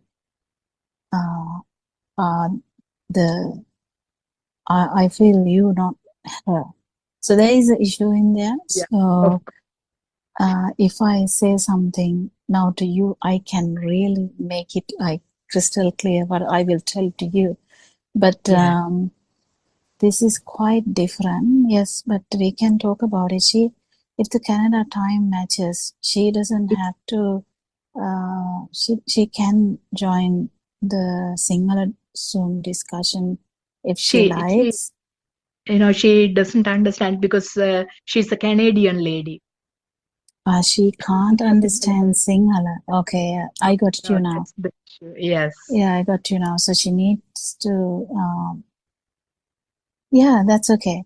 That's okay. So I get her now because if she's Canadian, then I have to actually get into her thinking pattern and discuss this.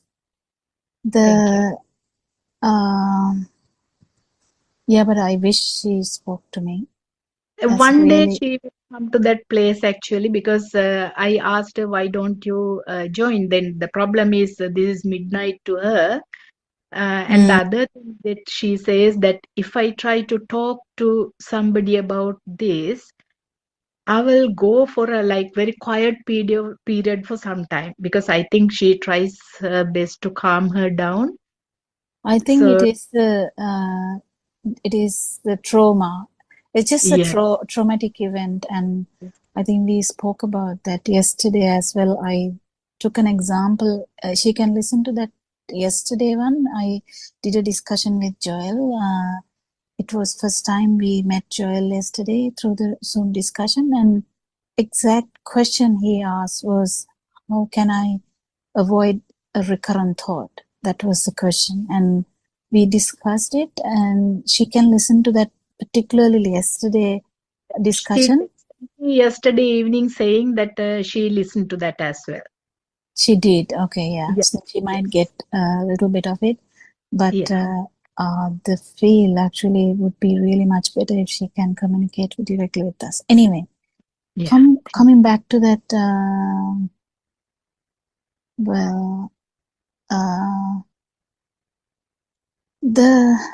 the main aspects, there are so many aspects in this burning, because she has actually understood the burning, which is amazing, because in a way she knows that there is a burning and she has no kind of an answer to that, so she's seeking answers.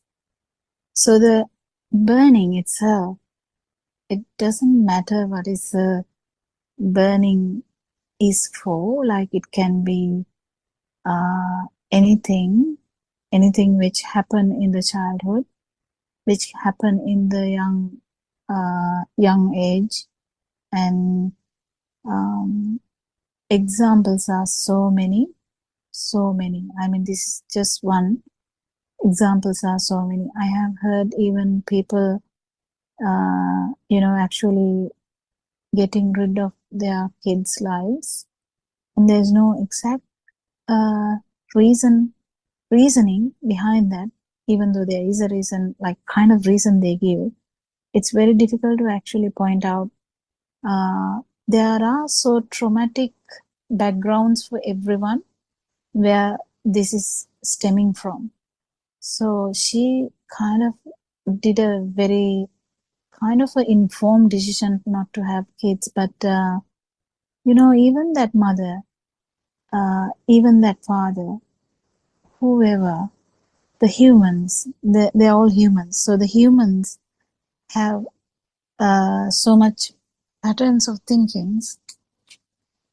The thinking pattern is stemming from whatever the experiences we had. So if we go back, we don't know how. No, if I take this story to myself, if I'm going to be that child, so if I'm that child, just imagine that I'm that child at the moment. And if it is very difficult for a child to understand mother's perspective and how much trauma mother has gone through. And this, if you really dig into that mother's mother also, we are not quite sure what went on in these situations, there are some relationships that are really torn apart because that mother couldn't understand the pressures of life and how that is transmitted to the others because of the agitation in that mother's place. So actually speaking, the mother, I'm actually speaking that her mother's time means there was no psychological help at that time. I don't know about Canada. Maybe Canada had much more supportive health system 60 years ago. I'm not sure, but I doubt it because there's so much stigma around mental health, so much stigma about getting treatment. So how much is stemming from her mental health, her experiences, her trauma is really difficult to understand. We don't know actually, because if there's specifically no one to talk in that mother's childhood, I'm not talking about ladies, this lady, I'm talking about that her mother's childhood. We never know what went through her life. We have understood through humanity, there's always an experience coming back.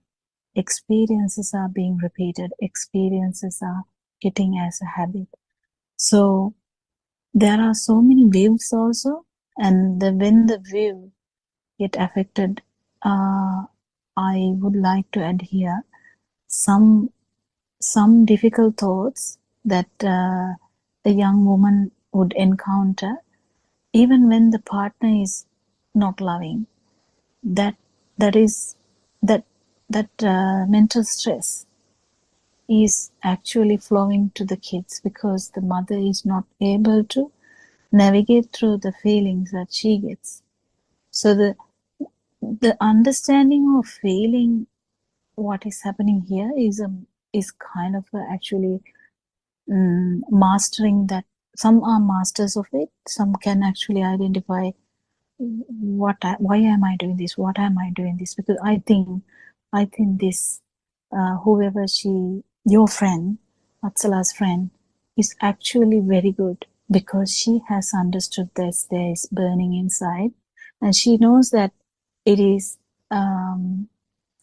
not good for her. She knows that, and she knows that it is not good for others. She knows that it is going to ruin her. So she's seeking help, which is great. But going back to her mother, I don't think she had that idea.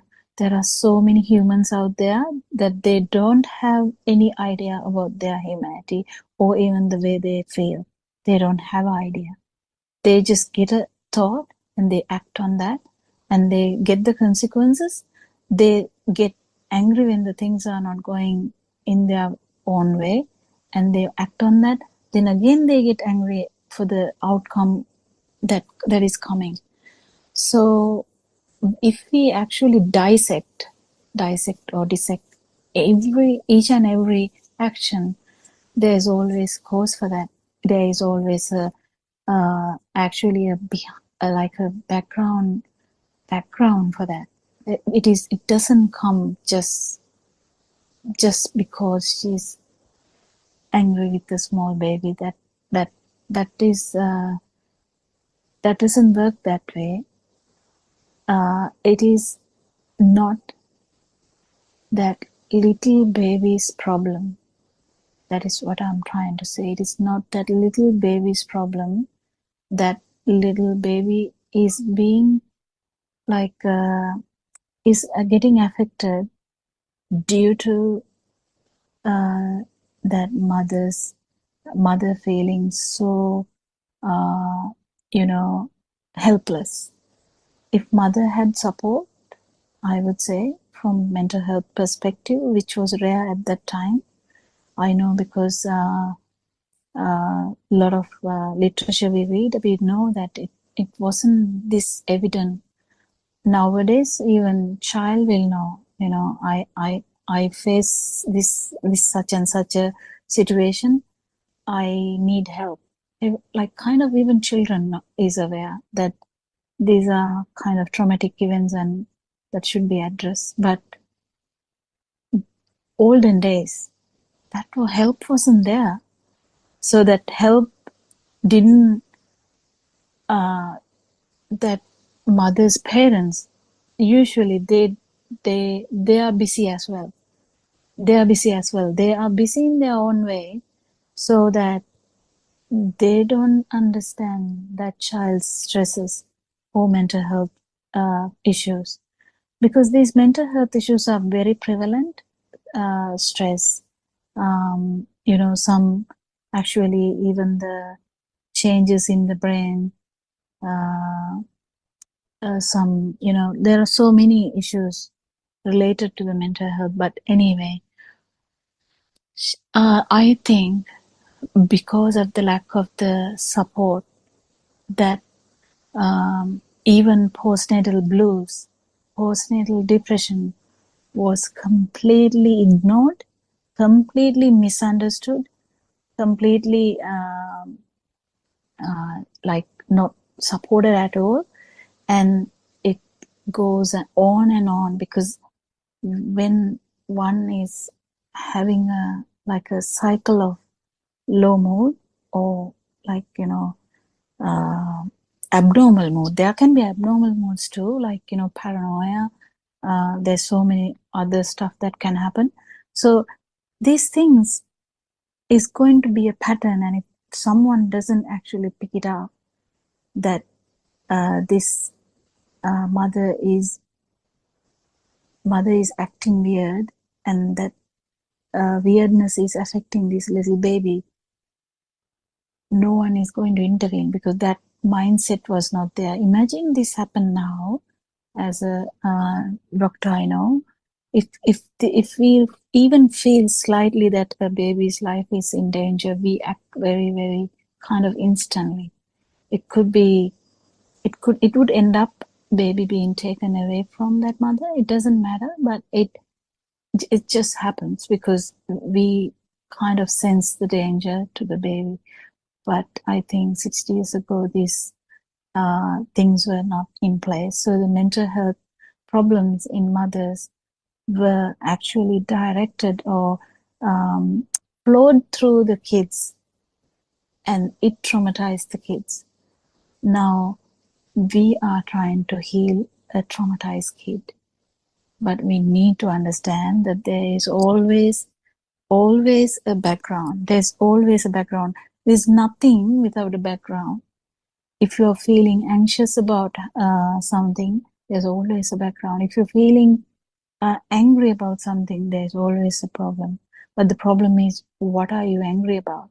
Are you angry about the uncorrected issues or unresolved issues? Maybe. But the thing is, it has gone until 18 when she decided to go away from home. And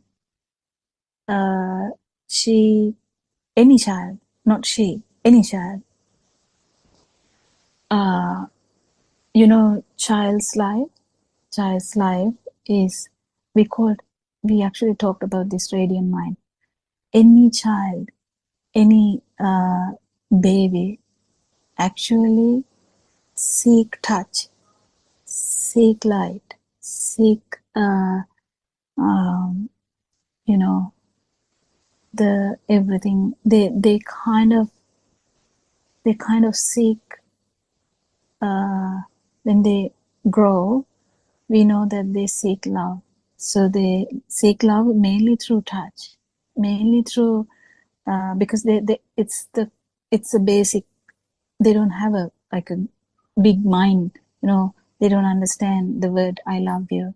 They understand love by touch, love by getting getting satisfied each time that the hunger is there.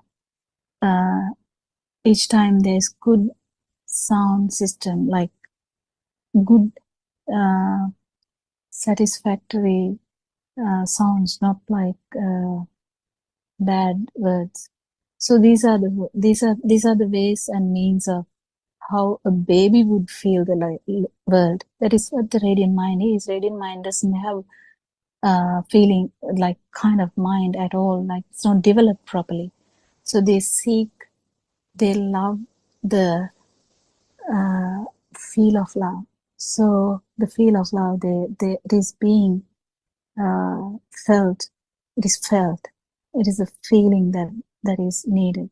And we have talked in this world that more the child gets the touch of love, they kind of feel fulfilled. So their attachment to the world, the kind of the nourishment is better.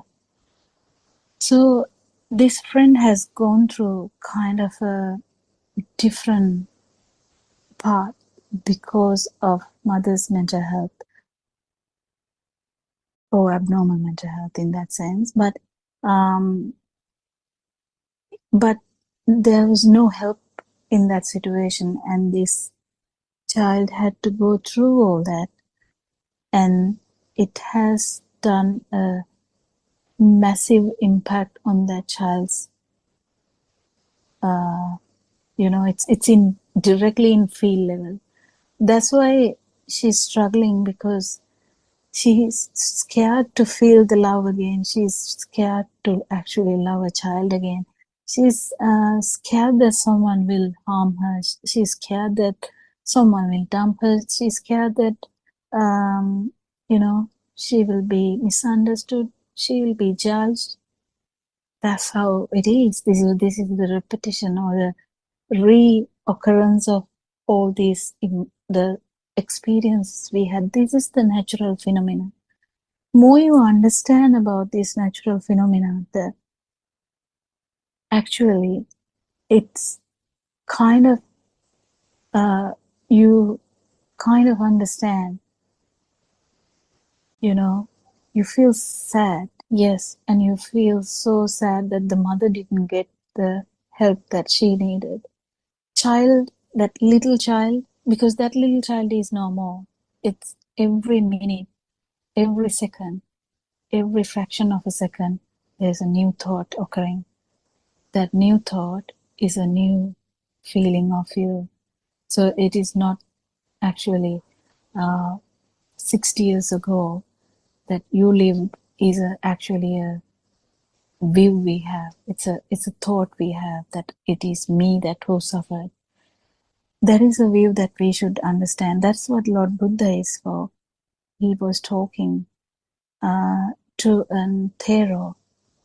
In your life, that Thero actually killed 1,000 people, and he was going to kill his mother to get 1,000 fingers. It's a story in our Lord Buddha's time.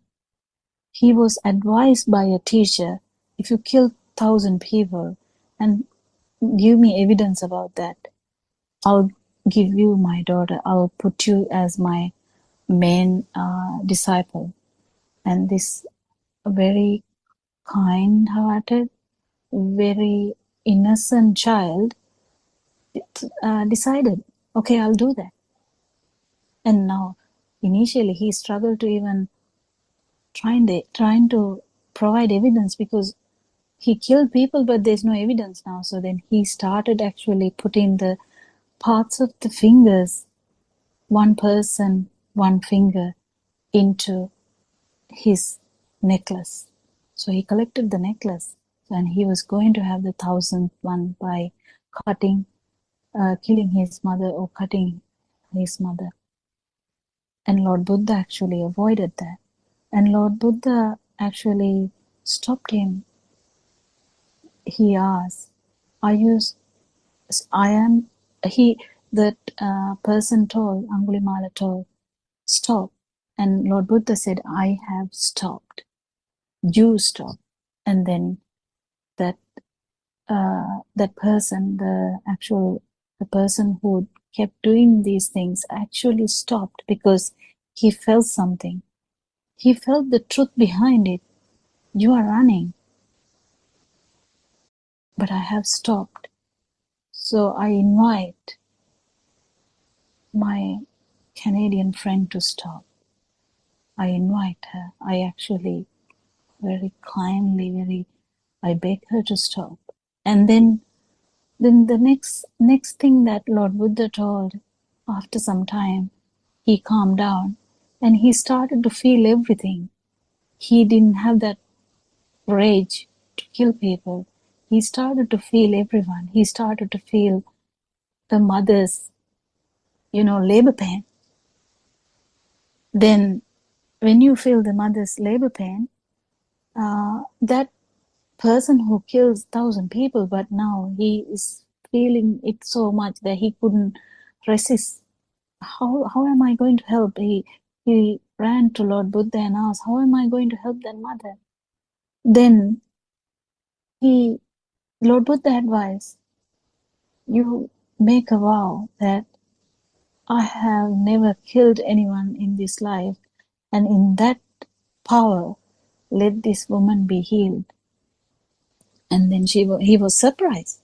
No, I have killed so much, you know that. But then he asked, Angulimala, have you killed anyone in this mine? At this, no, I haven't.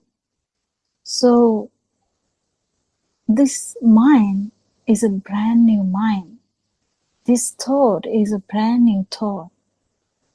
This moment is a brand new moment. But in our view of self, we connect each and every experience to our life. That's a view. That's a view we have. That's the idea we have, that it is me. It is me who underwent all this. So this pattern is there until you really understand that it is each and every time it's just a stimulus which happens. It's just a thought which arises. There is no self who suffers, but because there is a mind sensor in humans, we have emotions. And also because we have ignorance, we connect everything together and we feel we have suffered in the past. So suffering in the past is one thing. It's actually a thought. I suffered a lot in the past. It's a thought. And that, actually speaking, it is not happening at this moment. It's not happening at this moment. But this moment is a beautiful moment that we have missed. We have missed the sun. We have missed the the beauty in the moon. We have missed the beautiful noises of the birds. We have missed the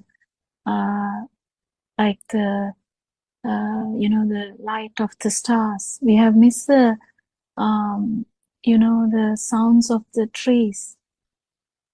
We have missed the smell of the early morning mist. We have missed everything. Why did we miss everything? Why didn't we feel all this before?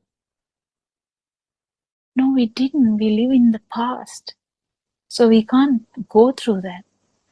We live in the past all the time, but it's just one thought now.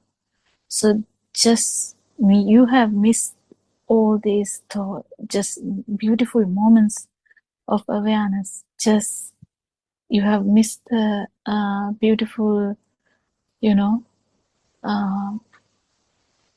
every aspect because of this,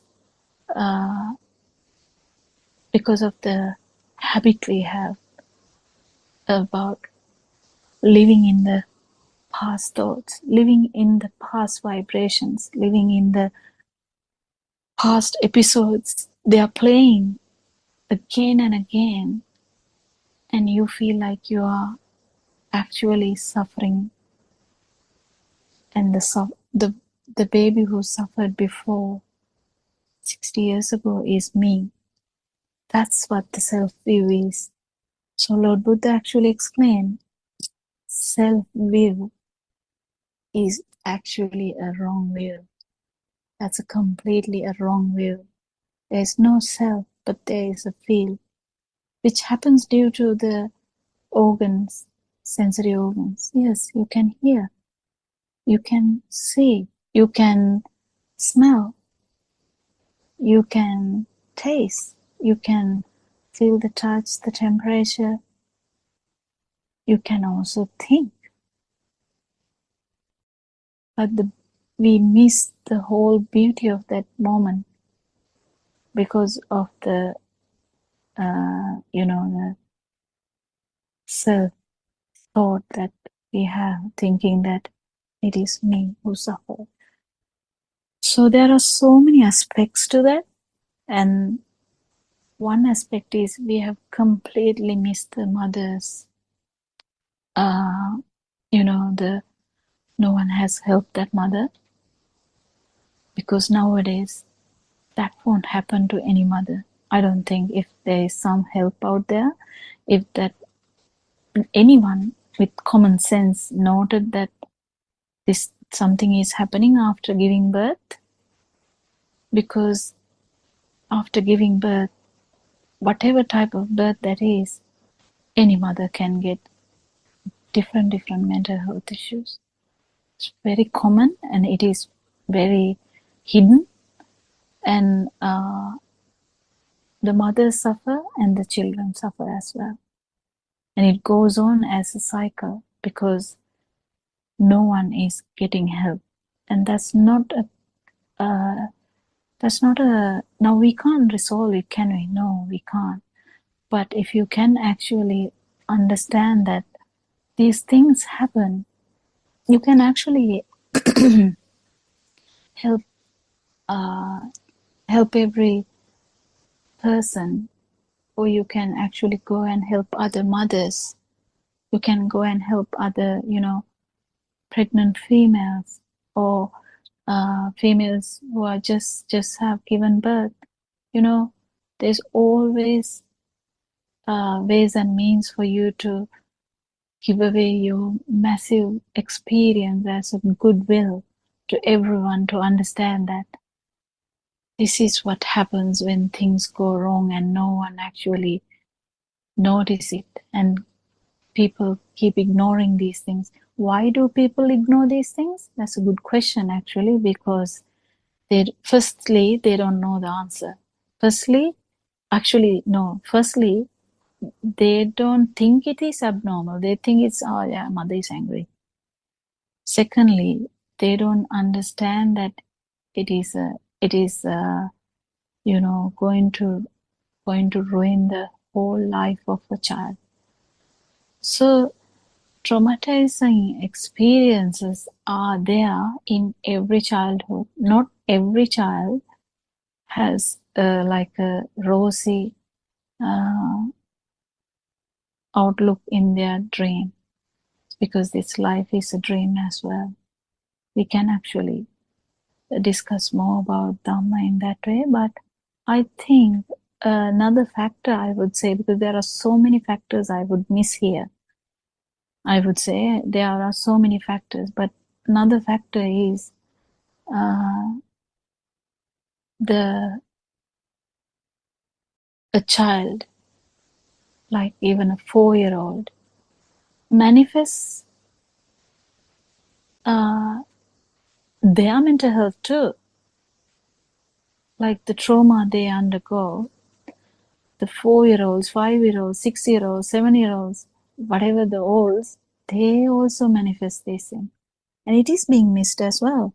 So we are actually learning these things through experience, that the child's experience has been missed as well. Because any subtle movement of the child, you can understand that child is traumatized. Child will be shaky, child will be hiding, child will be crying, child will be hesitant all the time, child will be, scared to come out. So no one has noted even that. So it is tricky when we say, if she asks, why did this happen to me? Then this comes back to Lord Buddha's Dhamma again. The me is a thought. It's actually some occurrences which happen, some experiences that happen. Yes, something went wrong, yes. But the experiences, we have a notion that it happened to me. It happened to myself. The experiences are mine. That is the thing actually Buddhism has come out with. There's no self, but there's a bunch of experiences.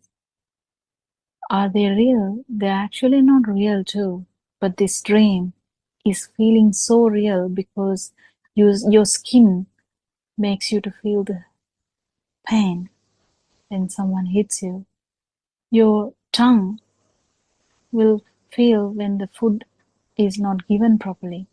And your hunger pains, you will remember the hunger pains forever because you were hungry all the time. And the smell, if you were not changed, or if you were not given good clothes, if you were not washed properly, you will remember the bad smells. And these are the experiences, these are the actual experiences of the sensory organs that you had. The continuity of this flow is what we feel as me.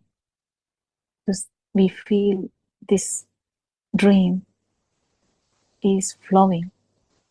That is because this human mind is very fast, and because of the speed, we feel that this film is flowing because it's so fast we can't understand.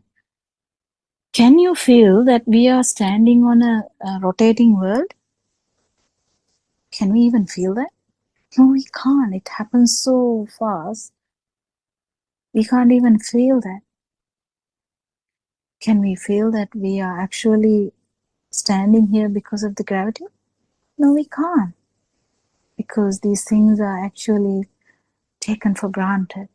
So this mind power, or the mind, not the power, the speed of the mind is something that keeps this dream as alive, like dream as happening. So there's so many things for her to understand, but there are so many things that were missed. We acknowledge that, and we acknowledge that they were experiences. We can't erase them. They were experiences, yes, but whether they are actually happening to someone is a big problem that we have to resolve. This brings your friend to the basic question: is it me who suffered 60 years ago? Is it me who suffered this until 18 years of age? Is it me who suffered after running away, who suffered to survive? Is it me who suffered with scared to be judged, scared to be, to be able to understand what will happen to her, because uncertainty kills us. Uncertainty kills us, and because there is a self always, the uncertainty kills us. So we don't like uncertainty. We want everything to be in the safe zone. That's what it is. I mean, that's what the continuity of feeling, that's what we call this, mirage or the illusion. This illusion kept us going, and the illusion is so real. You feel that it's so real that we feel that it happened to this body, this mind, to me. So there's so much, so that actually I would like her voice to come in some way, but it's okay. She can take time. She can try to understand what we were talking today, because there are so many feelings to understand. But if you actually dissect those feelings, you will understand they are all experiences that had been labeled as my experiences. Unfortunately, that is how we know. That is how we know. And if someone understands Lord Buddha's Dhamma, you will understand, yeah, there are experiences, yes, but that's just an occurrence that happened. We can learn from it. What do you learn from it? Well, you can actually be a person who teaches everyone, kids psychology. You can do anything. You can actually understand this Dhamma and help all the Canadians. Who knows? Who knows? Because I know it's not a story of just one Canadian. This plague of mental health issues are covering the whole world.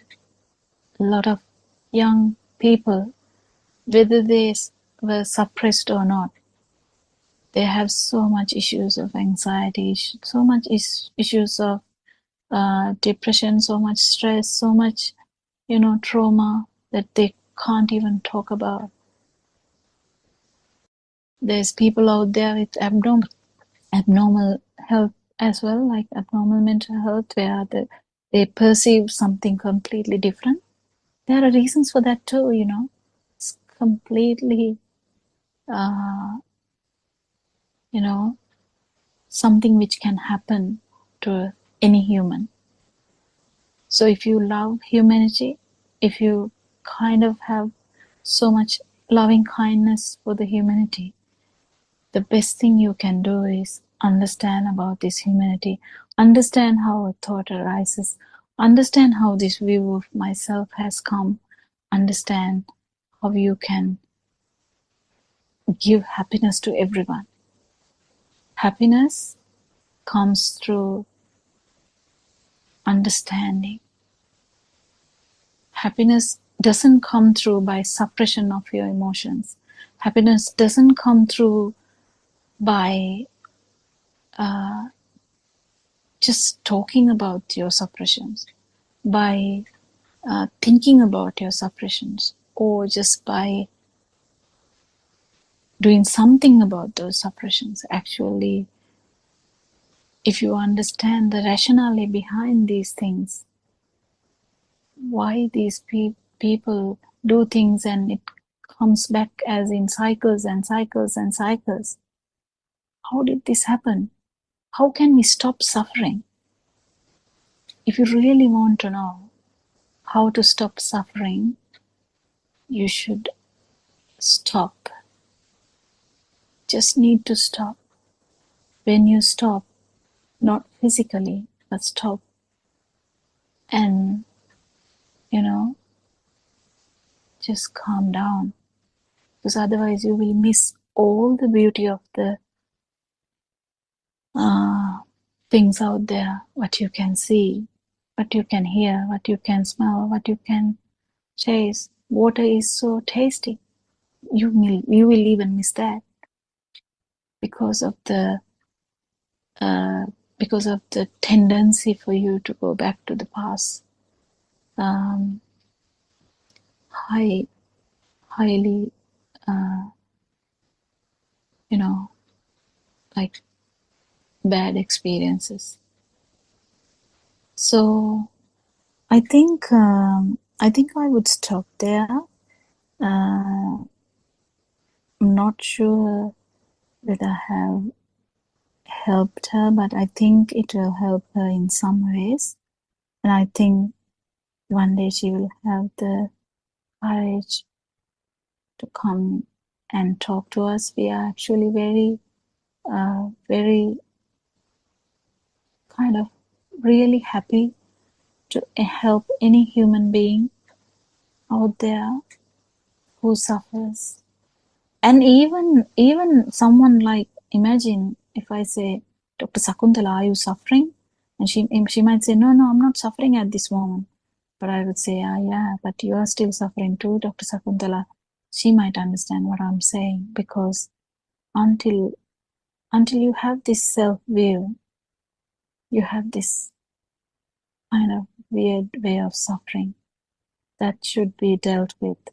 And if someone gets the urge to deal with that, and the courage to deal with that, and the thought to deal with that, and if you start researching about this suffering, you will definitely fight it, and you can.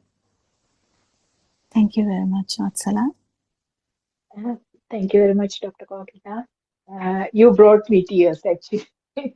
It made me emotional because when I was listening to it, I tallied everything with her story. And then I need to say something. I don't know whether it's appropriate to say it here. So my sister, Sakuntala, who is in this conversation, she's the I one didn't who know helped. that. She's the one who helped my friend a lot to come to this path, because I don't have enough knowledge to explain any of the things. So actually, we do once a month some kind of a discussion for about 2 hours. That's how she got into this path, and then she's picking up things, I think, much faster than we thought. And then now, what you explained will definitely help her. Thank you very much. Tirwan Satna. Hello, doctor. I'm Joel here. Yes. Yeah. I was listening to your speech, and what really came to my mind is like when I'm a young person, and I also had these traumatic experiences in my past life. So, and you said when you think about the past, you don't focus on the beauty of the present. So, if we practice present moment, can we come out of the traumatic past? You can. It's one way of doing that, but Lord Buddha's Dhamma is not only about practicing present moment, because present moment is also a mirage. That bit is maybe too early for you, but yeah, actually you can. It's another way of practicing, but I'm happy for you to try that. But what I'm going to tell you is that even this present moment, which is so beautiful, is kind of part of the same mirage in which has arise from the speed of this sensory organs. But actually, if someone understands that, they will be actually in that moment without any problem, without suffering. So I think, Joel, you can do that. But we have a long way to go, Joel, to understand that actually this feeling of self here, the feeling of inner kind of, the whatever the power is actually arising from the whatever the stimulus we are having at that moment. So that stimulus is usually we have taken it as true. For us, mother is true, the father is true, the brother is true, the sister is true, the school is true, the home is true, the bat is true, the ball is true. We never thought about it. We never tried to understand how this how has this happened? How did this world look so real to me? And at the same time, how has this brought so much suffering?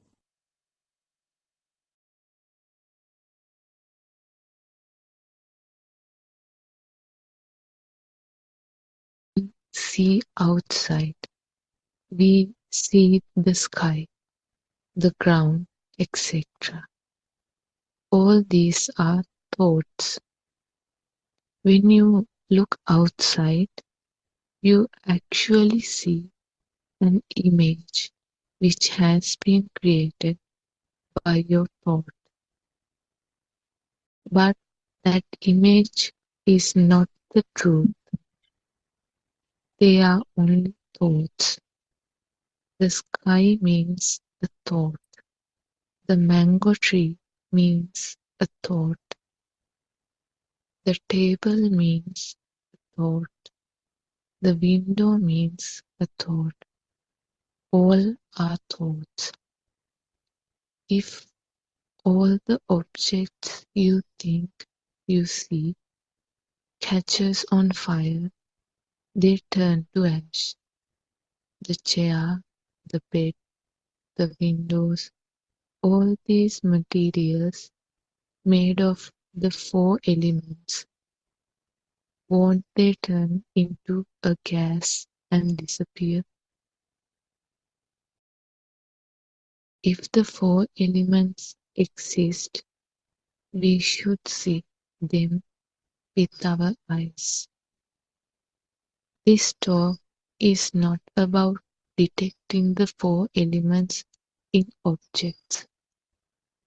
We try our best to explain the philosophy of the Buddha using the language, but in many instances we fail to do so, as it is not easy to explain our experience of the realization of the pure truth using a language. We have already realized the pure truth, and we also want you to experience and realize the pure truth.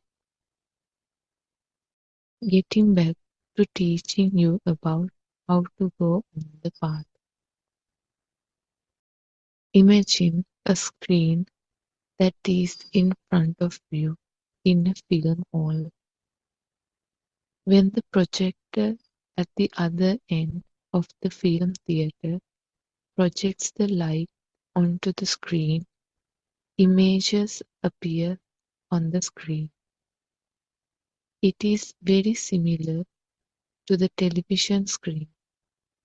Behind these images, there is a screen.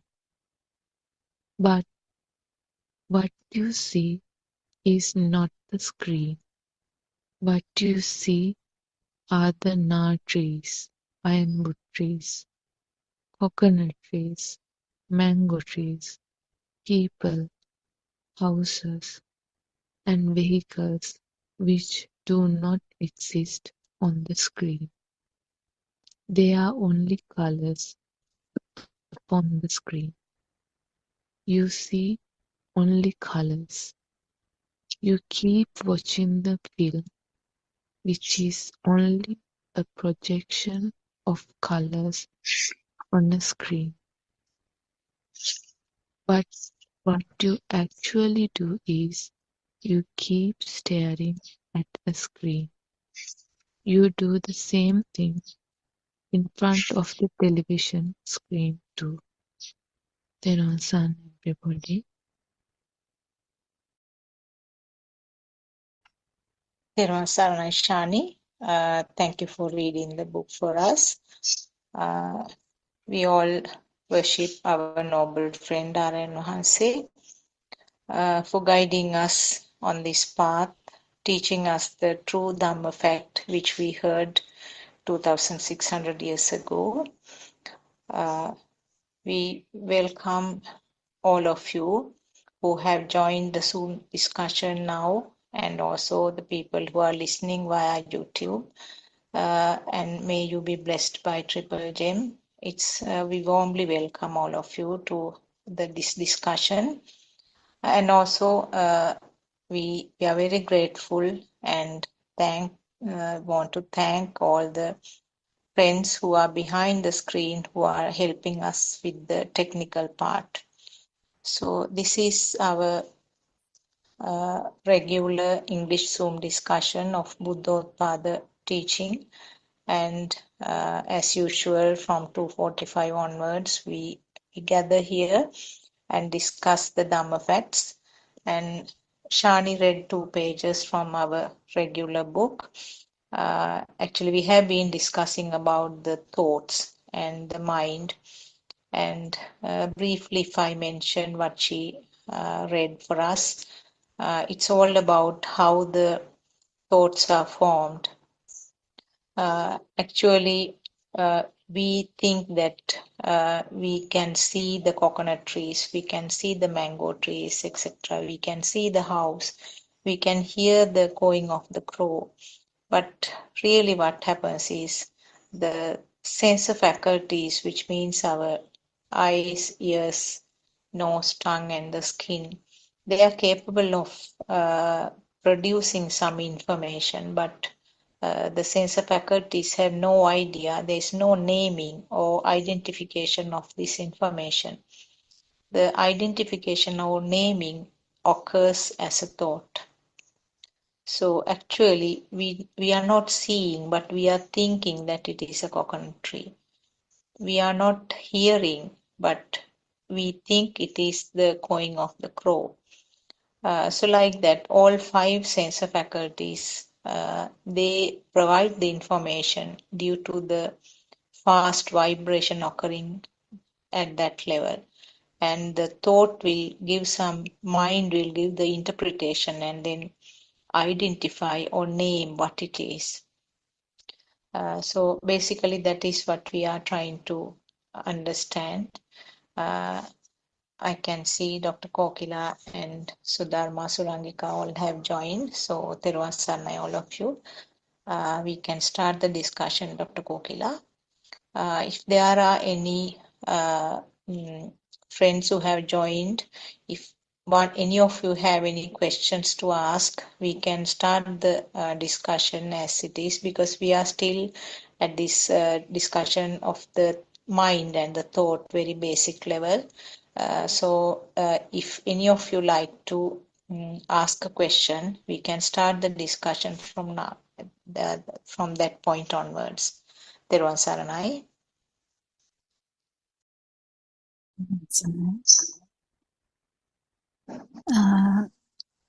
Yeah, may Triple Gem bless you all. And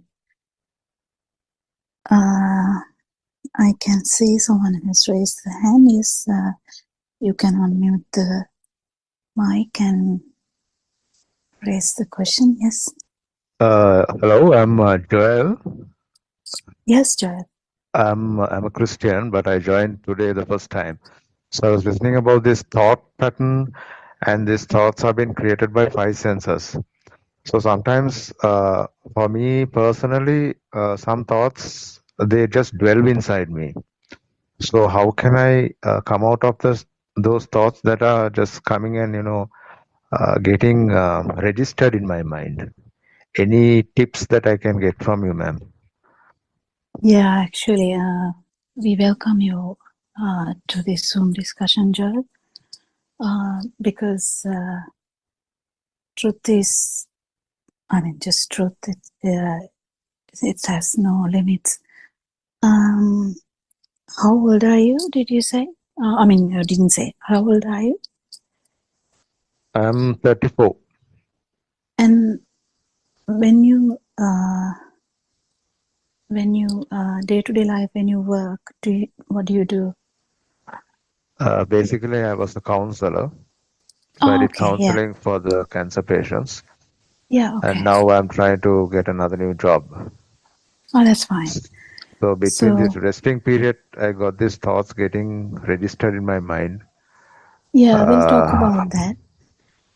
So, Yes, ma'am. actually, this whole Zoom meetings are depending on actual truth that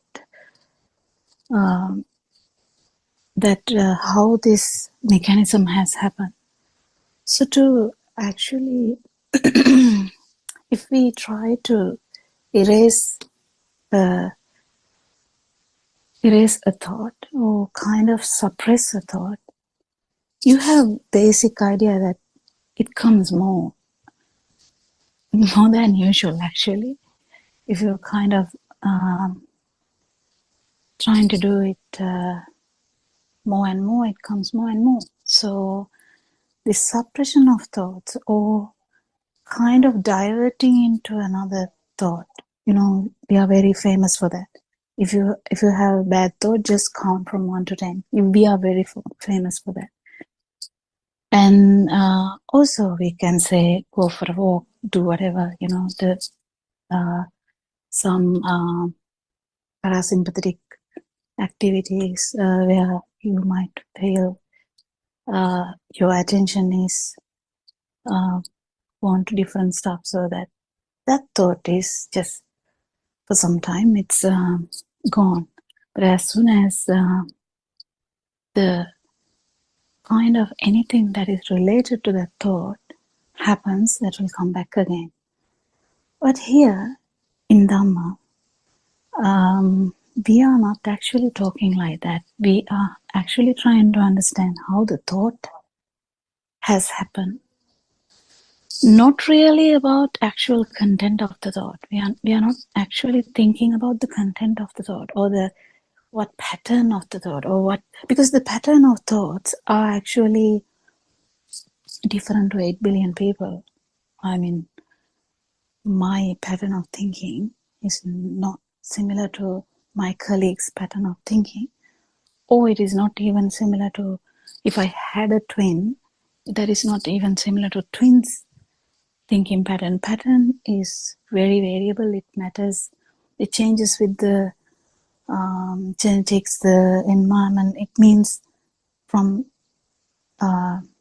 childhood to now, how things have evolved. So the experiences, basically, the thought patterns are mainly due to the experiences. But we are not actually trying to change the pattern. We are trying to understand how this thought has arisen in this system. So, I mean, we can say that in different ways, but I would say, going back to your, you may just imagine you are a 6-week baby. Just imagine. I mean, you won't remember anything about being a 6-week baby. And that is also interesting why you can't remember, because you didn't have a mind at that time. So the mind formation starts a bit later. How does the mind formation happen? Mind is actually one thought, just a thought. How can a thought happen? Lord Buddha has explained that a thought actually has all the features of 5 senses. If we had only 4 senses, that would only have all the features of 4 senses, but we have 5 senses. So if we talk about basic first thought like mother, the baby is not going to get meaning of the word mother directly, but perceptions are there. How does the perception occur? Perception is occurring when the baby is coming. The mother is actually coming near the baby. Baby can feel, the baby was in the womb. Baby kind of is sensitive to the mother's voice, because that similarity is there. Not that the baby is aware that it is mother's voice, but the same vibration is coming. So that is kind of feeling safe for the baby. and the smell and the outline of that picture and the if there's a taste, yes, milk maybe, and sound, the eyes and the smell and the taste and the touch. Of course, touch. Babies are very sensitive to touch. If mother touches the baby, if they, definitely know it is very, very different. If mother touches, baby sometimes stops crying, but it is, babies are very sensitive. So, but mother has not occurred to the baby yet. But Lord Buddha has explained as these perceptions are there initially, but when they appear, synchronize at the same time, it's happening same time. So the sound comes, the mother is talking, and the picture is also coming at the same time. This humanity or kind of human system has the greatest ability of getting them together. So all the perceptions, actually the vibrations become like a kind of coalesce, and you have like a new idea that there's something. And if you see videos of babies talking, the first word, the baby is uttering the word mother, not knowing that it is a big deal, just because mother has been repeatedly telling. So that is the beginning of the thought, the mother. Can you see the mother has all the features, that smell, motherly smell we get. It can be even the milk smell, the visual outlook and the sound and the taste and the touch all together. Now there is a mental picture. This is the mental formations. So these mental formations or thought is the powerful weapon of humans. It's very powerful. At the same time, it can actually lead you to have the worst outcome as well as the best outcome, because if you hear Dhamma, that is also initially understood by the mind. So the mind, what is mind? Actually, is there a mind? Mind is not anywhere. Mind is not located in the heart or near the heart. You can't actually call it like that. But what happens is, fast occurrence of thoughts, it doesn't happen immediately. The child will slowly adapt to this new kind of understanding. So they had perceptions separately, and now the perceptions are actually coalescing to form another perception, mental formation. So that mental formations are going to get more and more, because that's how they adapt. It is a normal thing. There's no self there. Just it keeps happening. So the baby will slowly start to understand daddy or tata or brother, family, that anything in that sense, anything, any word or any thought. And slowly the child's world is going to get all these thoughts, and thoughts starts to happen very fast, and it becomes a thinking world. Because imagine you getting up in the morning and you see the ceiling and you see the surroundings of your room. You definitely get the idea it's my room. If it is not, you will be like very startled, isn't it? You'll be really scared. Where am I? But no, if you are inside the room, you know that's the surrounding, but inside the room is a kind of a perception. It's a mental formation. But that's how we are. We are in mental formations. So when we try to understand these mental formations, whatever the thought, so when you are kind of 30, 40 years, you have so much patterns of thoughts. I mean, from school, from friends, from family, from the upbringing, from job, whatever. There's so many things you get, and all are having like a view. Imagine like living in Asian culture, you have separate kind of stuff. And if you are in Christian family, that would be having a different outlook. I'm surrounded by them. I mean, maybe to the whole this area, I may be the only different thinker, but the thinking pattern is different. There's no change in the way they feel.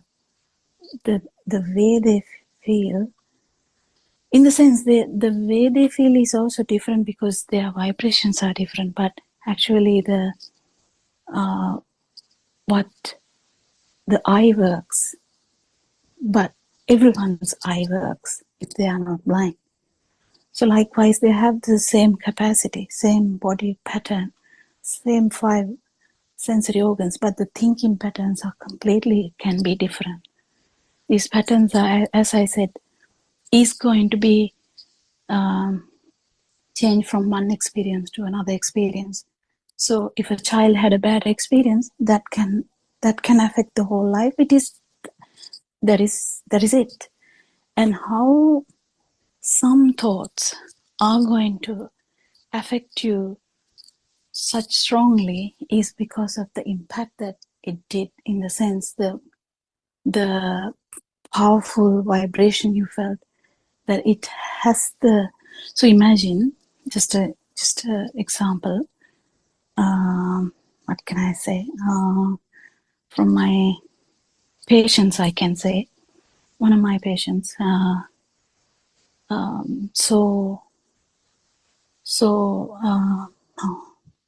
Her father, actually, she just saw father drowning in the pool. He had a disability, but she saw him drowning, and she's young. And this, she tried her best because she knew how to swim, but she was not that good swimmer. So somehow or other, he couldn't be revived.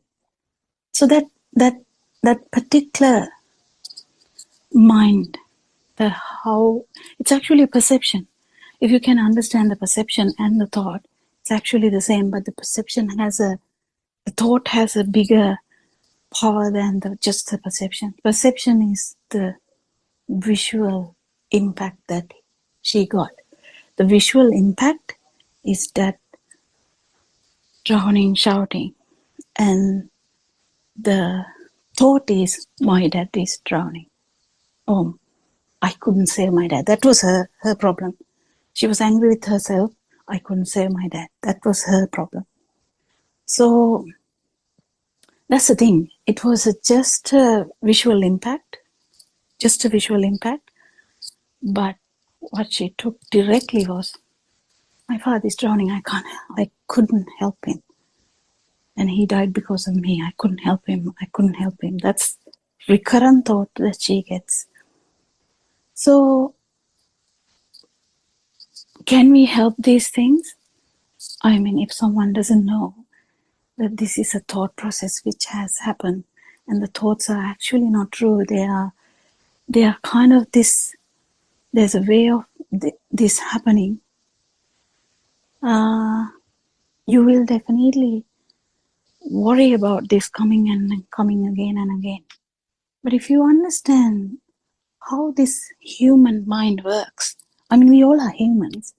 We get calamities, we get good moments, bad moments. It doesn't matter. We have a mixture of everything.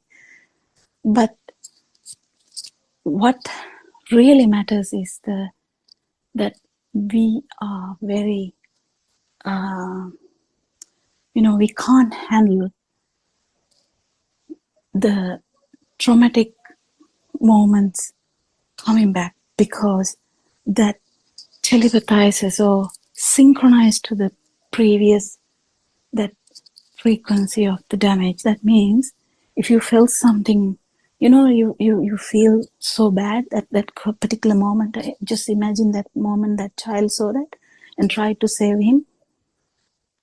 And the feeling she got, it can be reproduced exactly if she is going to be beside the pool again.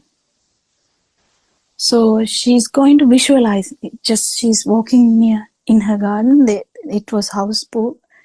So she's going to get that particular overwhelming feel again. Why? Because it telepathizes. It synchronizes to that previous thing. So actually speaking, when you go to the pool now, that child I'm talking about, that's still that child.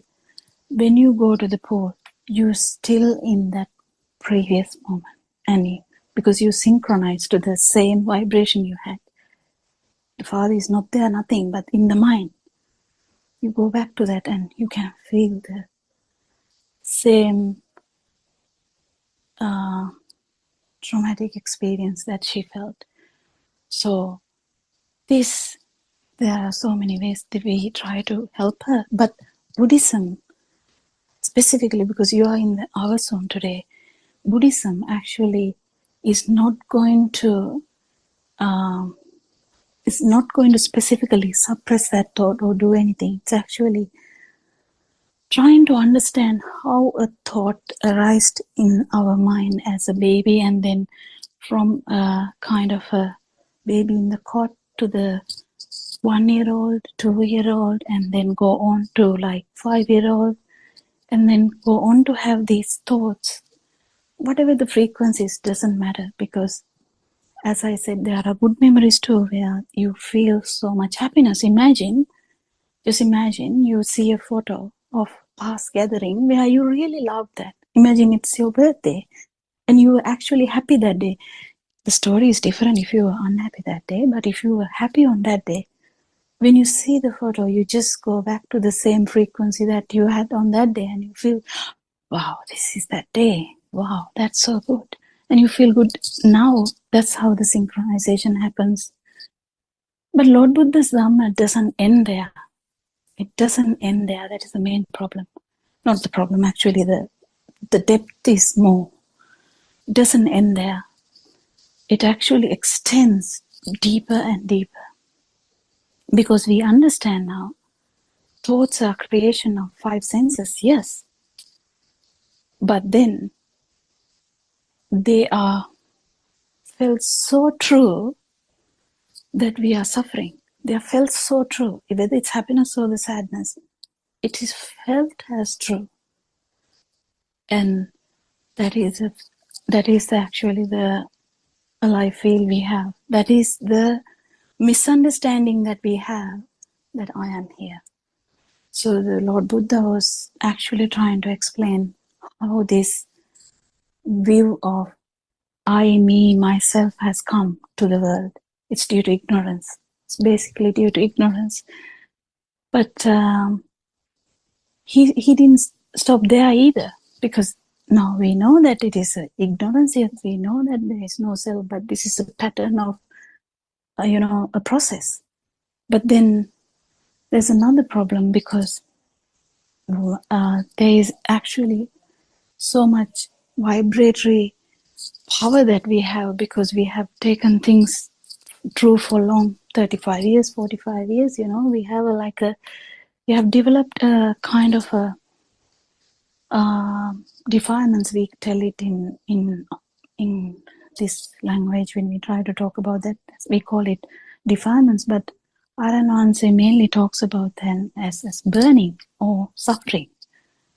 So this burning of in this at any point, burning in the sense suffering inside, is mainly due to this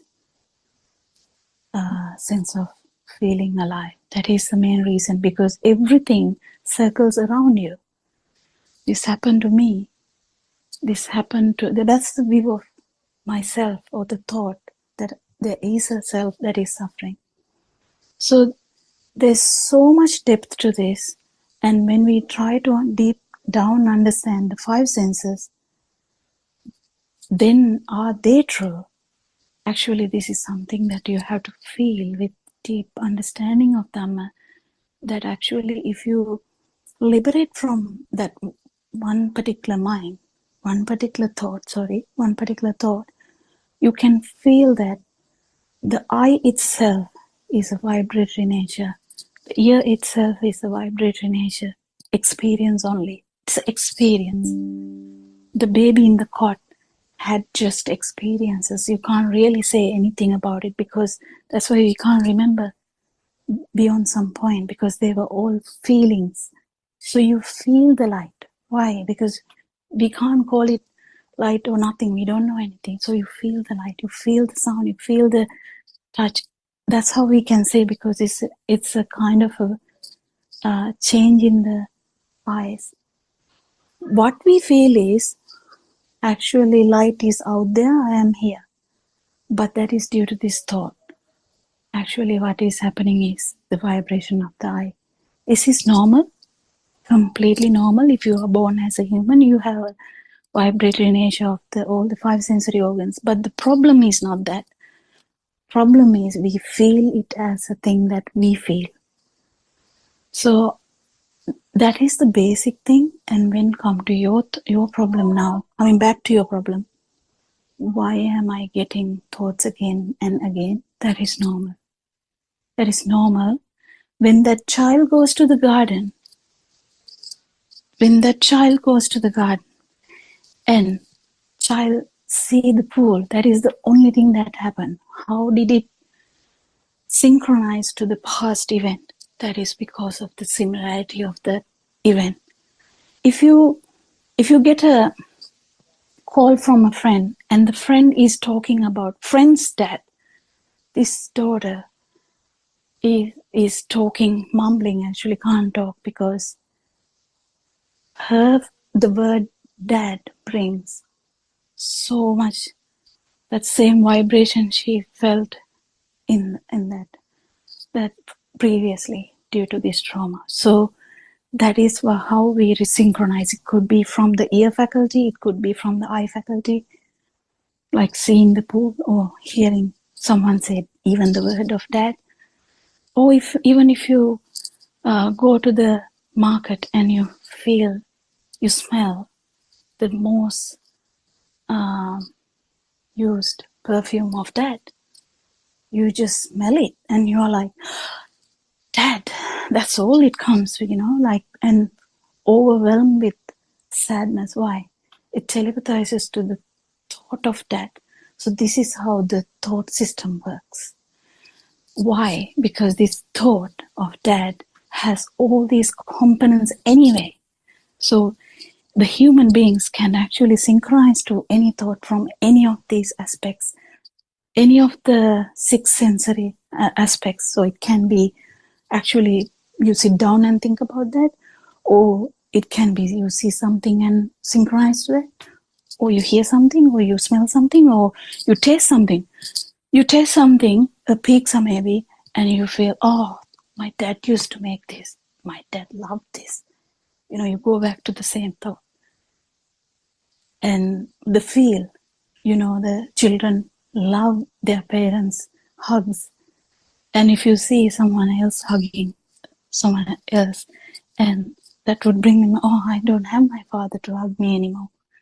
So likewise, do you feel this, Joel? I don't know. I'm trying slowly to get you into this discussion. I don't think we can finish this discussion in one go. I don't think so.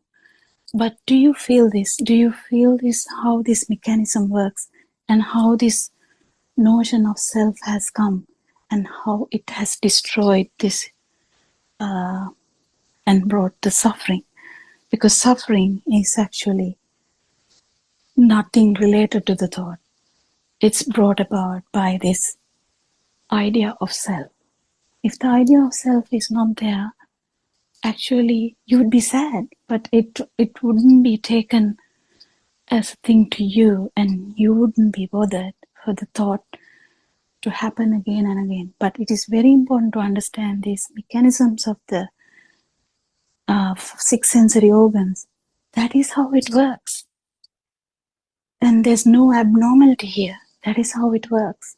But we feel it is abnormal. Why am I thinking about this again? Okay, why it is coming back again? Because that was kind of a strong vibration that day you had. But then this is the normal way. And whatever that vibration, whatever the thing, as an example, I told you one example, but it can be anything. Mostly it is a loss, but it can be humiliation. It can be, if you think deep, actually, the most traumatizing parts are related to self, because the child is felt as fatherless. I don't have my father anymore. It's kind of every calamity, every sensation, every problem is related to me, and that's why even the repeated thoughts are a problem to us, because we feel that it should not happen. So we have boundaries, we have so much expectations, we have so much assumptions, so that we want a pattern, set pattern of us. That is the problem. Yeah, I would stop there and maybe get Joel to ask question. Or did you hear me? Did you not hear me? Yes, ma'am, I heard, and I got that clearance for my question. You got? Okay. And I need to rethink back again about it and go slow with it. And you said the thoughts are normal, Those are so normal, yeah. thoughts are But normal. the So I power behind it is the problem. yes. Thank you, ma'am. Thank you for your answer. Thank you so Yeah, much. thank you. And if you can get a book from Aran Hanse's books, you can get, if you can get one from anyone, it would be very good, so that you can go through and ask questions where you have doubts, and that would help everyone, and that would help you as well as everyone, because it's very very interesting to answer in any aspect, isn't it? Yeah, we would love to have you here again. Anyone else?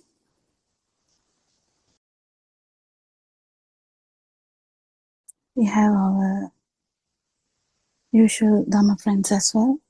Anyone can start join the discussion. Yes.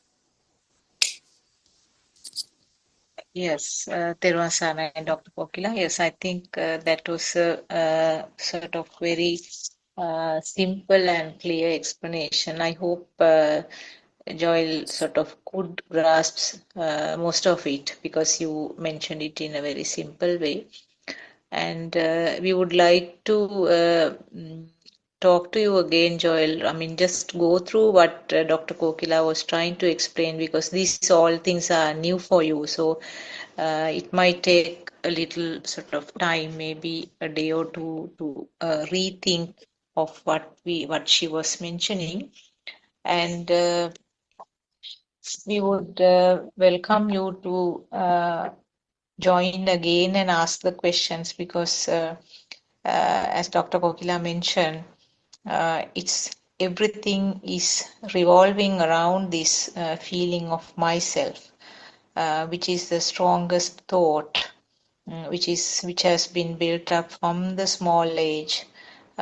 Compared to the other thoughts, it is the strongest one, strongest concept or the misconception that I am living there. It's myself, and everything is revolving around that. So understanding how the thoughts are formed, and the fact that they are just simply the vibratory functions of the sensors, and it is a process which is not under anyone's control. Particularly, it's not under my control. There is no authority in that process. So when you understand this fact, the weight which was given to the thoughts, the value which was given to the thoughts get sort of less and less. And you can understand that the thoughts are, one of the metaphors given by our noble friend Aryan Mahasi is that it's like the sky and the clouds. The clouds are coming, and various shapes, various colors, and thick clouds, thin clouds, fast moving clouds, all sorts of clouds are there in the sky. But the sky or the space is just watching. So the movements of these clouds and the formation of the clouds is not under control of the space or the sky. So it's kind of an observer, a process of moving clouds. The clouds will not, the nice looking clouds will not come and persist, last long. And also the dark, heavy clouds will just come uninvitedly. So in the thought also it's like that. Thought is just another entry point or another sensor faculty, as Dr. Kokila mentioned. So whether the thoughts are pleasant ones, unpleasant ones, whatever, is just a part of the process. And thoughts occur at the most unwanted way, and sometimes doesn't last when you want to continue maintain a thought. The happy thoughts cannot be maintained, and the sad thoughts cannot be completely get rid of. So it is just a part of the process. So I think maybe you can think about all these facts that was sort of heard just now, and you can join the Zoom discussions again, and then ask if there are any areas which are not clear enough. Maybe we can get the views of the others also. Surangika and Sudharma also are here with us. Teruvan Saranai. Teruvan Saranai, Dr. Kokila, Teruvan Saranai, Dr. Sakuntala, Joel, and all Dhamma friends. Yes, Dr. Kokila, it was a very convincing explanation about the thought formation, and you went into detail and actually the very basics and explained the most important point that one should understand the notion of self, how it arises in that way. Joel, although he joined today, he is very lucky because all the basics were given in her explanation, and as Dr. Sakuntala suggested, it's a natural process. So in this Buddothpado sermons, it is clearly stated how we have get entangled in this natural, without understanding this thought formation and the mechanism of five sensory organs is a natural process, and we ignorantly consider that it happens to me or I or the self.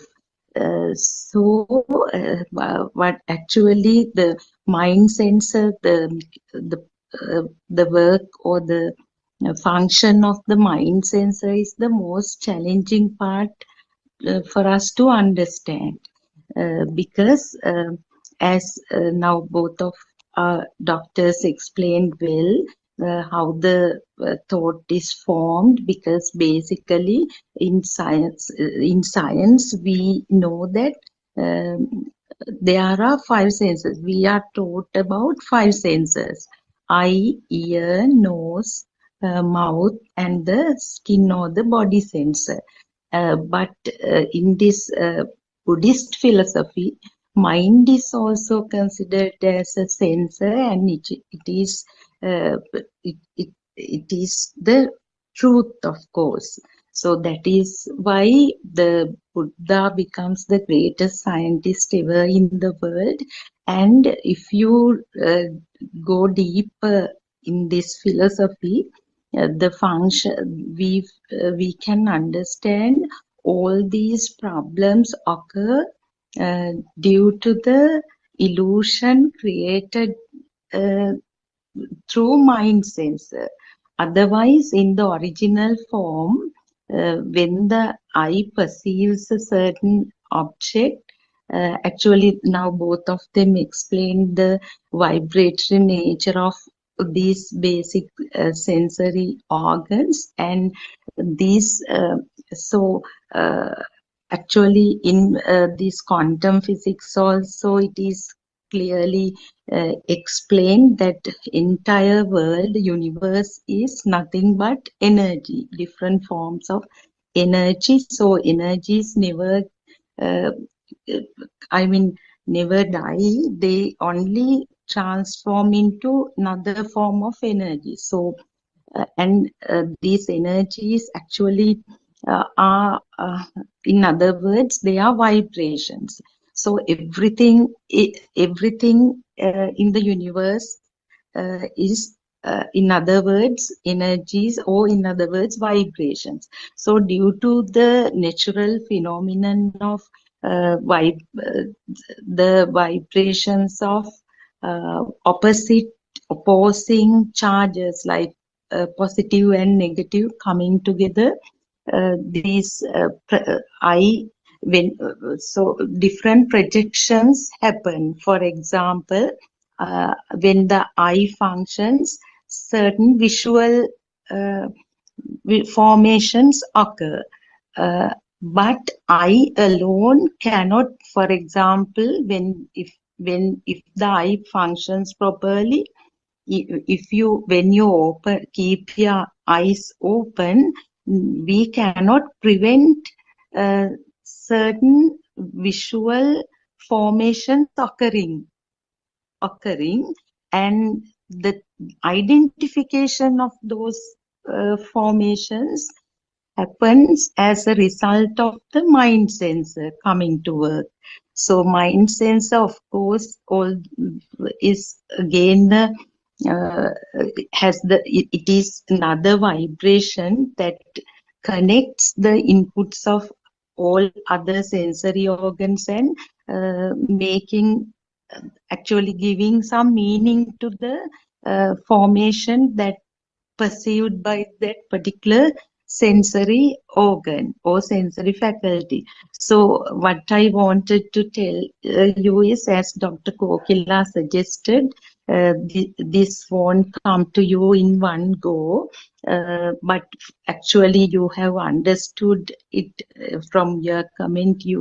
It was clear that you have the interest to go further, and actually your problem is also about recurrent thoughts occurring in your mind. So that is the most difficult part to understand, that it is a natural process. Thought occurrence cannot be controlled. And one of our experienced uh, person who has followed Buddothpado Dhamma, called Miss Swarnamali. She joins 7 o'clock Zoom discussion, and what she always says is, never try to control whatever as Dr. Kokila also said, you might get pleasant thoughts, unpleasant thoughts. Those judgments are also made by this notion of self. Otherwise, there is nothing as pleasant or unpleasant even. Whatever happens, we should not try to control. What she says is, let them happen, let them come. The more we try to prevent them, the next time the power, because as now both of them mentioned, we do not have the ability to control them. Let them happen and understand the process mechanism behind it.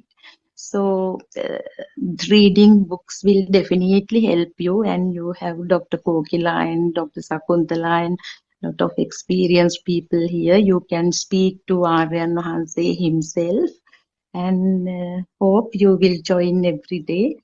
And it's interesting to see you here. And Teruan Saranai, may the Noble Triple Gem bless you.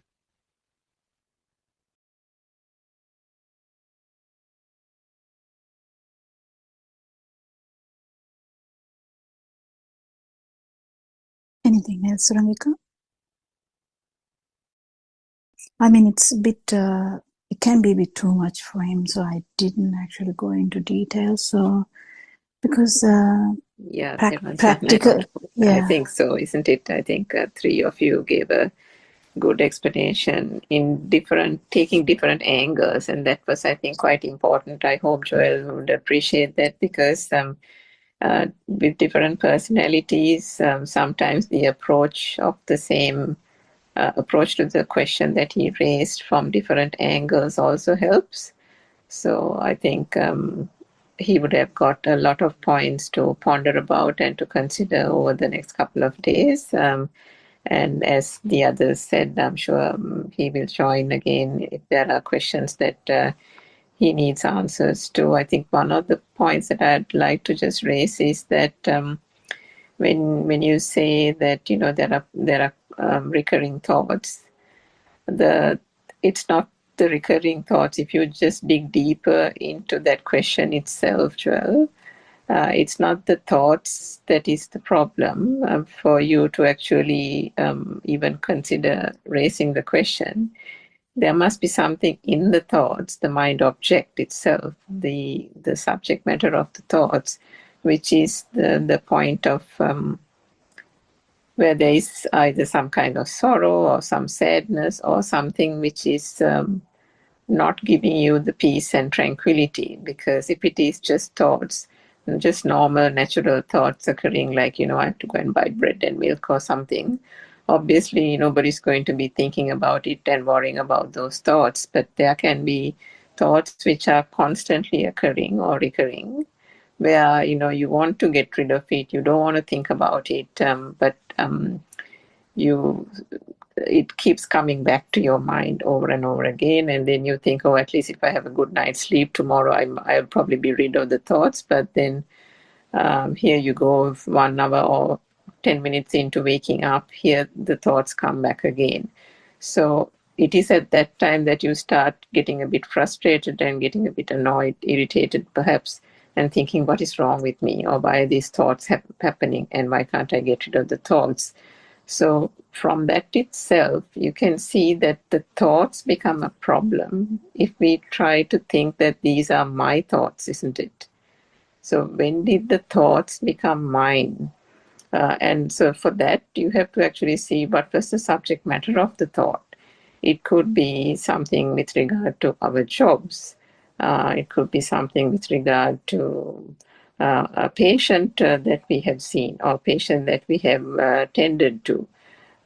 Or in the example Dr. Kokila gave, the something about an occurrence of a past incident, where either you have done something accidentally wrong, or somebody else has done something towards you which they didn't either apologize or something like that, and that keeps recurring over and over again. So that telepathization of that happens through this mind process. And that is what I think people mentioned in this talk about the fact that thoughts occur naturally. That is what we call the natural law of the mind. I mean, if you think about it, you know about the law of the gravitation, the gravitational power, magnetic power, and things like that. So just like that, the mind itself works naturally. It is one of the law. It's called just the natural law of the mind. So the fact that thoughts recur through the senses and the sense faculties, through the light, touch, taste, and smell conscious coming together to form a thought or a mind object, Like, for example, something that was bothering you is coming back again and again. The name, for example, say we say it's a patient.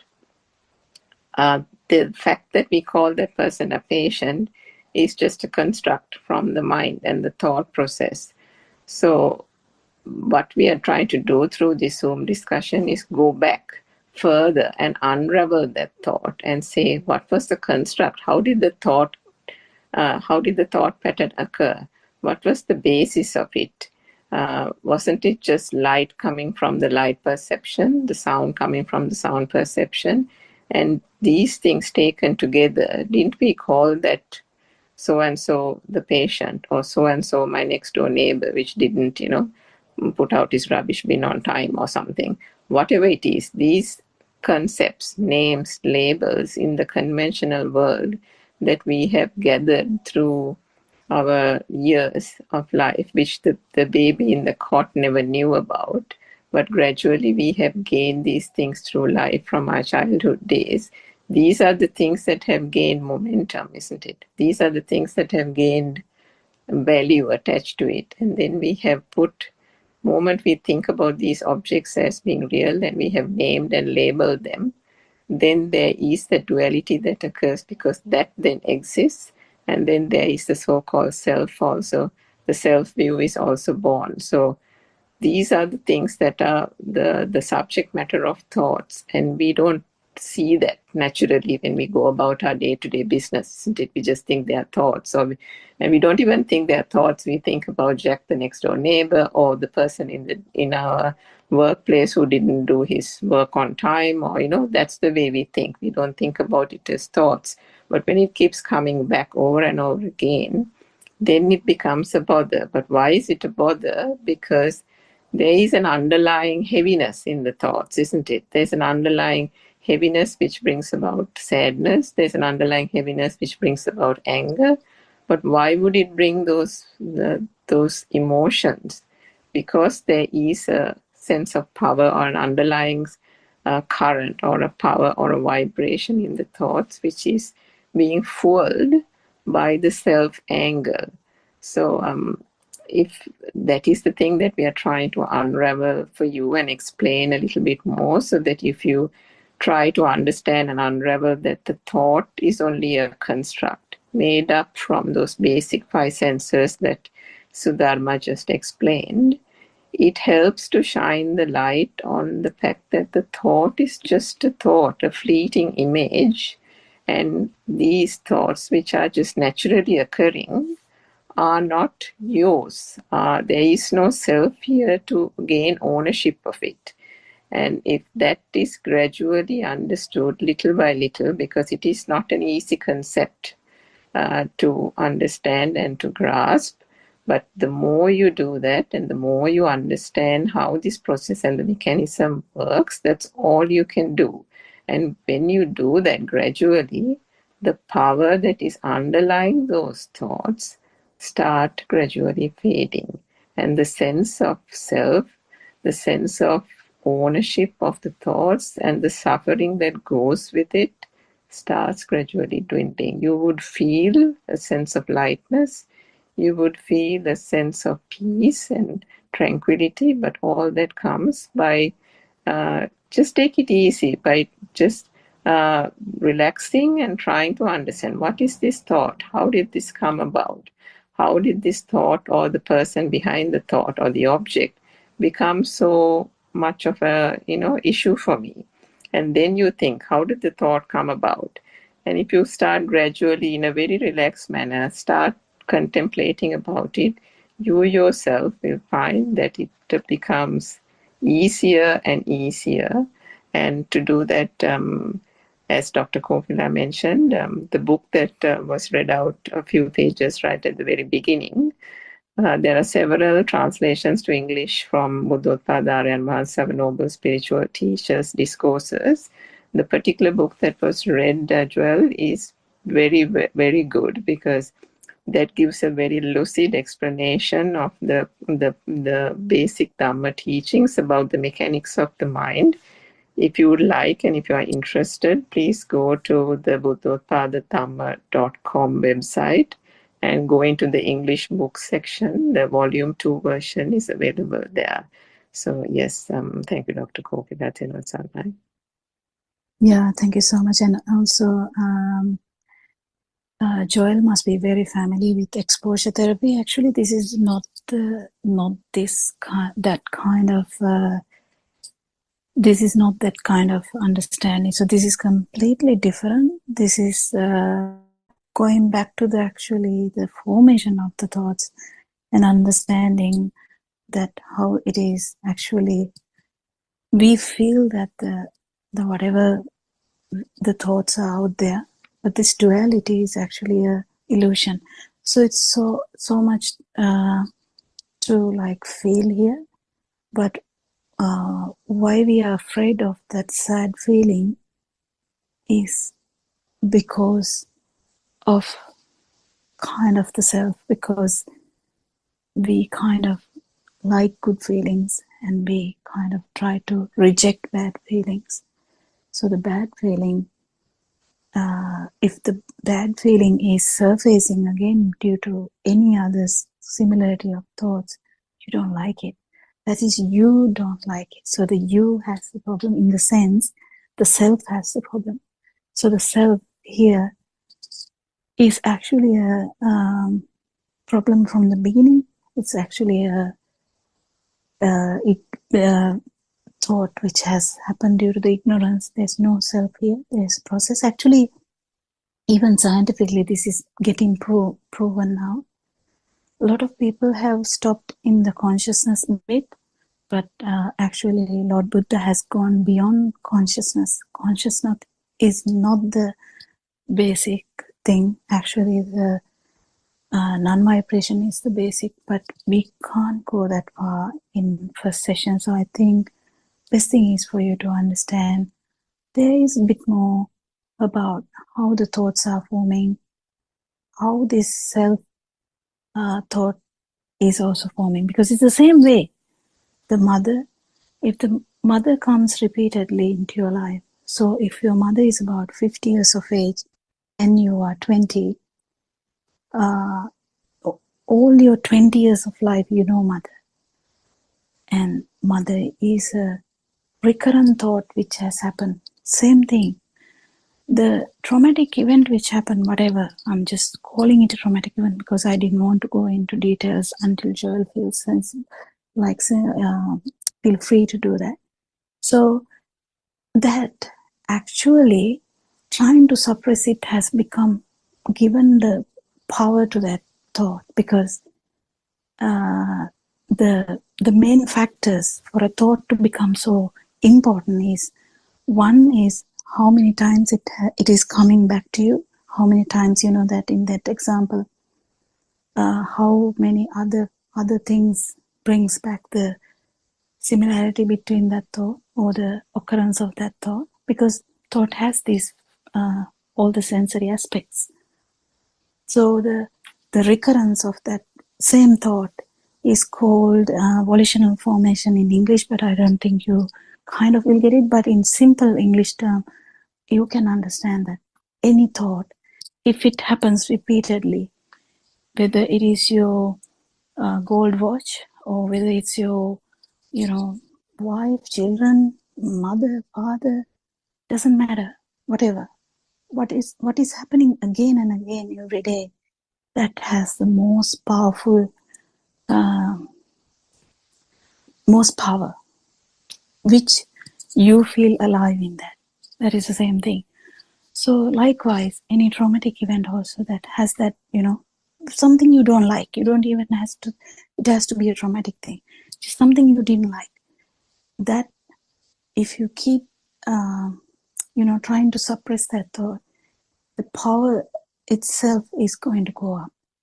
So if you keep understanding this, how this humanity works, it's just humans. We are all humans. We have 5 senses, and after some time we have the mind sensor too. Yes, we have 6 senses.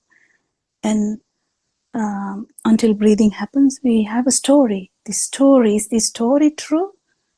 Not really. So that is what we are understanding.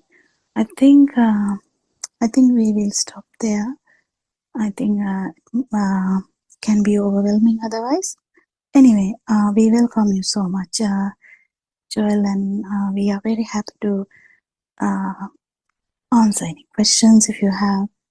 And thank you so much for joining our discussion today. Anything else? Do we have any other points today?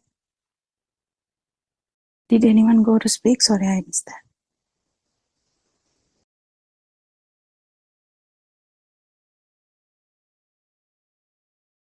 What's the time now? Oh, we have 8 minutes. Yeah, someone can actually join. We have 8 minutes more.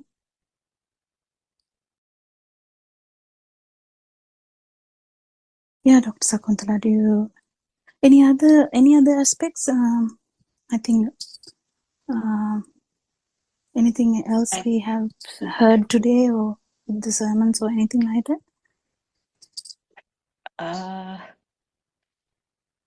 I think maybe there is not much time to sort of discuss another topic, isn't it? Yeah, yeah. Yeah. But we have discussed a lot about this thought, and it is the same topic that Joel brought as well. So it matched our book reading also. I think it's around that, isn't it? Same thing, yeah. Because understanding perceptions, perception of sadness. Yeah, Theruvan Saranai, Dr. Kokila, I have some experience, simple thing related to what you just now said, the thought power. So I handed over certain file with documents to be signed by the principal to the clerk in the office. So I need to get it back because I need to hand it over to the zonal education office tomorrow. So I had that in mind, and I was teaching a lesson there after that. And after the lesson also, that thought occurs, and then I went back to the office to check whether it has been given to the principal. No, it was still on the clerk's table, so came back.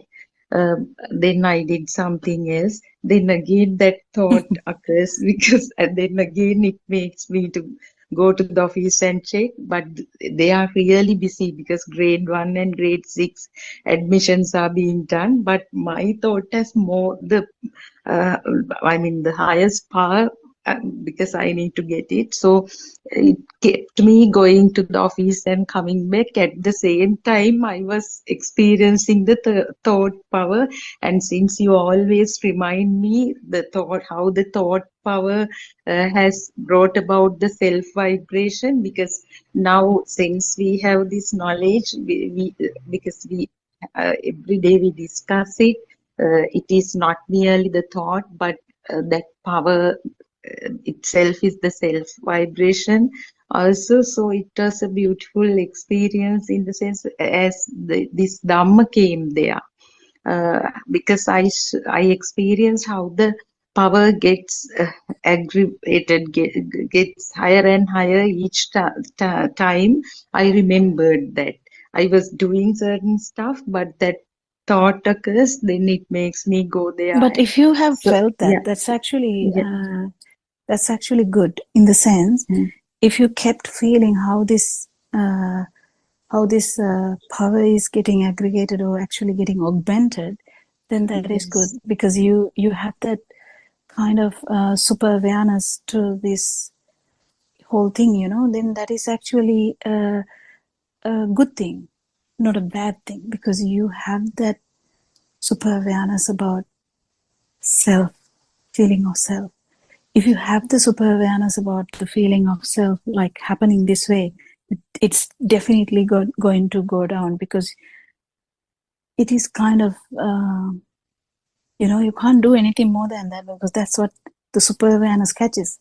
It is not the normal awareness. So it is really important, because you're telling that now, because your awareness, the some stuff that I tried to tell you was that the duality, understanding the duality is needed even when that power is not that high. But when it is high, anyway, our super awareness is going to come now, because we have understood this for some time. We understand that this is what it is that we have misunderstood as self. So it is good, but Yes. deeper down, even if you are not agitated, not stressed, you are going to the office. Still, that if the duality feel is there, it can be. It's very difficult to explain, but the actually it is kind of a misunderstanding we have that there is duality. So kind of when we go deeper into that, we understand that duality is also just an illusion, and that is it. I mean, nothing much. But that's where we understand. Even without that agitation, even that film which is going on like a dream, the office, the clerk, the principal, the letter, my letter, whatever, that is also some kind of dream, isn't it? That's not true either.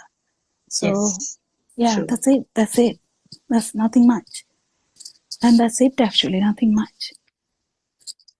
And Dr. Kokila, when people wait for certain things, they ultimately, after waiting for a long time, they get angry. That is also now we can understand it's because of this And when you thought feel that, power. you can't get angry.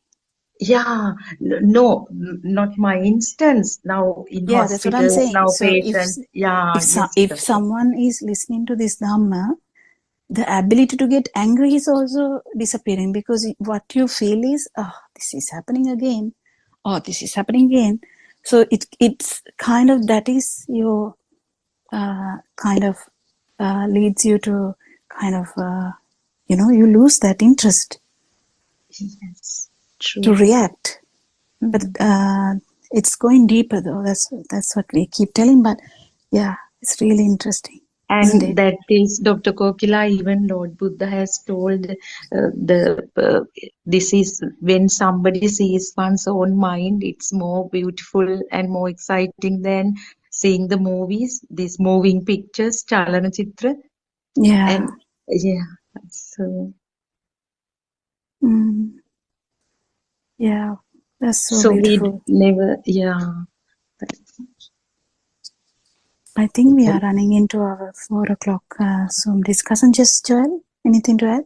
Yes, doctor. Like I was listening to all these things, the people, the forum, whoever have explained what I asked, the questions, and what I felt was like I just felt relaxed and bit sleepy because something that was in my mind was drifted away. Yeah, I Whatever I know. was thinking, all of these people in the forum were telling. So thank you so much, and I'll have to join again tomorrow to learn more about this. Yeah, we love it, Joel. We welcome you. Thank you. And we worship our Advanse. We are running out of time now. So we worship our Advanse as usual for opening our eyes to this beautiful truth of the world. We'll try to understand it deeper and deeper, and to understand that even the feel is just the rapid vibration. It's just the speed, and that's only because the speed has done all this feeling of the consciousness. So the consciousness is not the actual basis of this world. It's actually the speed.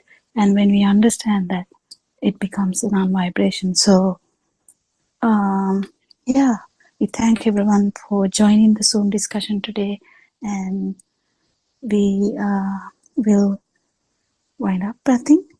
Hasn't it? Anything else, Sakuntala? No, I think we will wind up for today and meet tomorrow.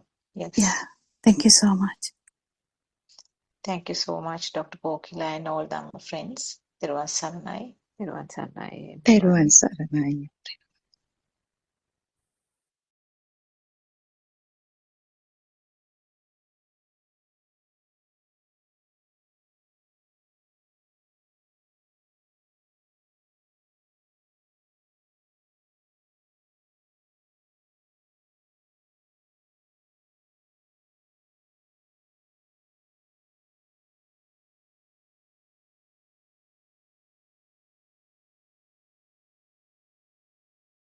Everybody.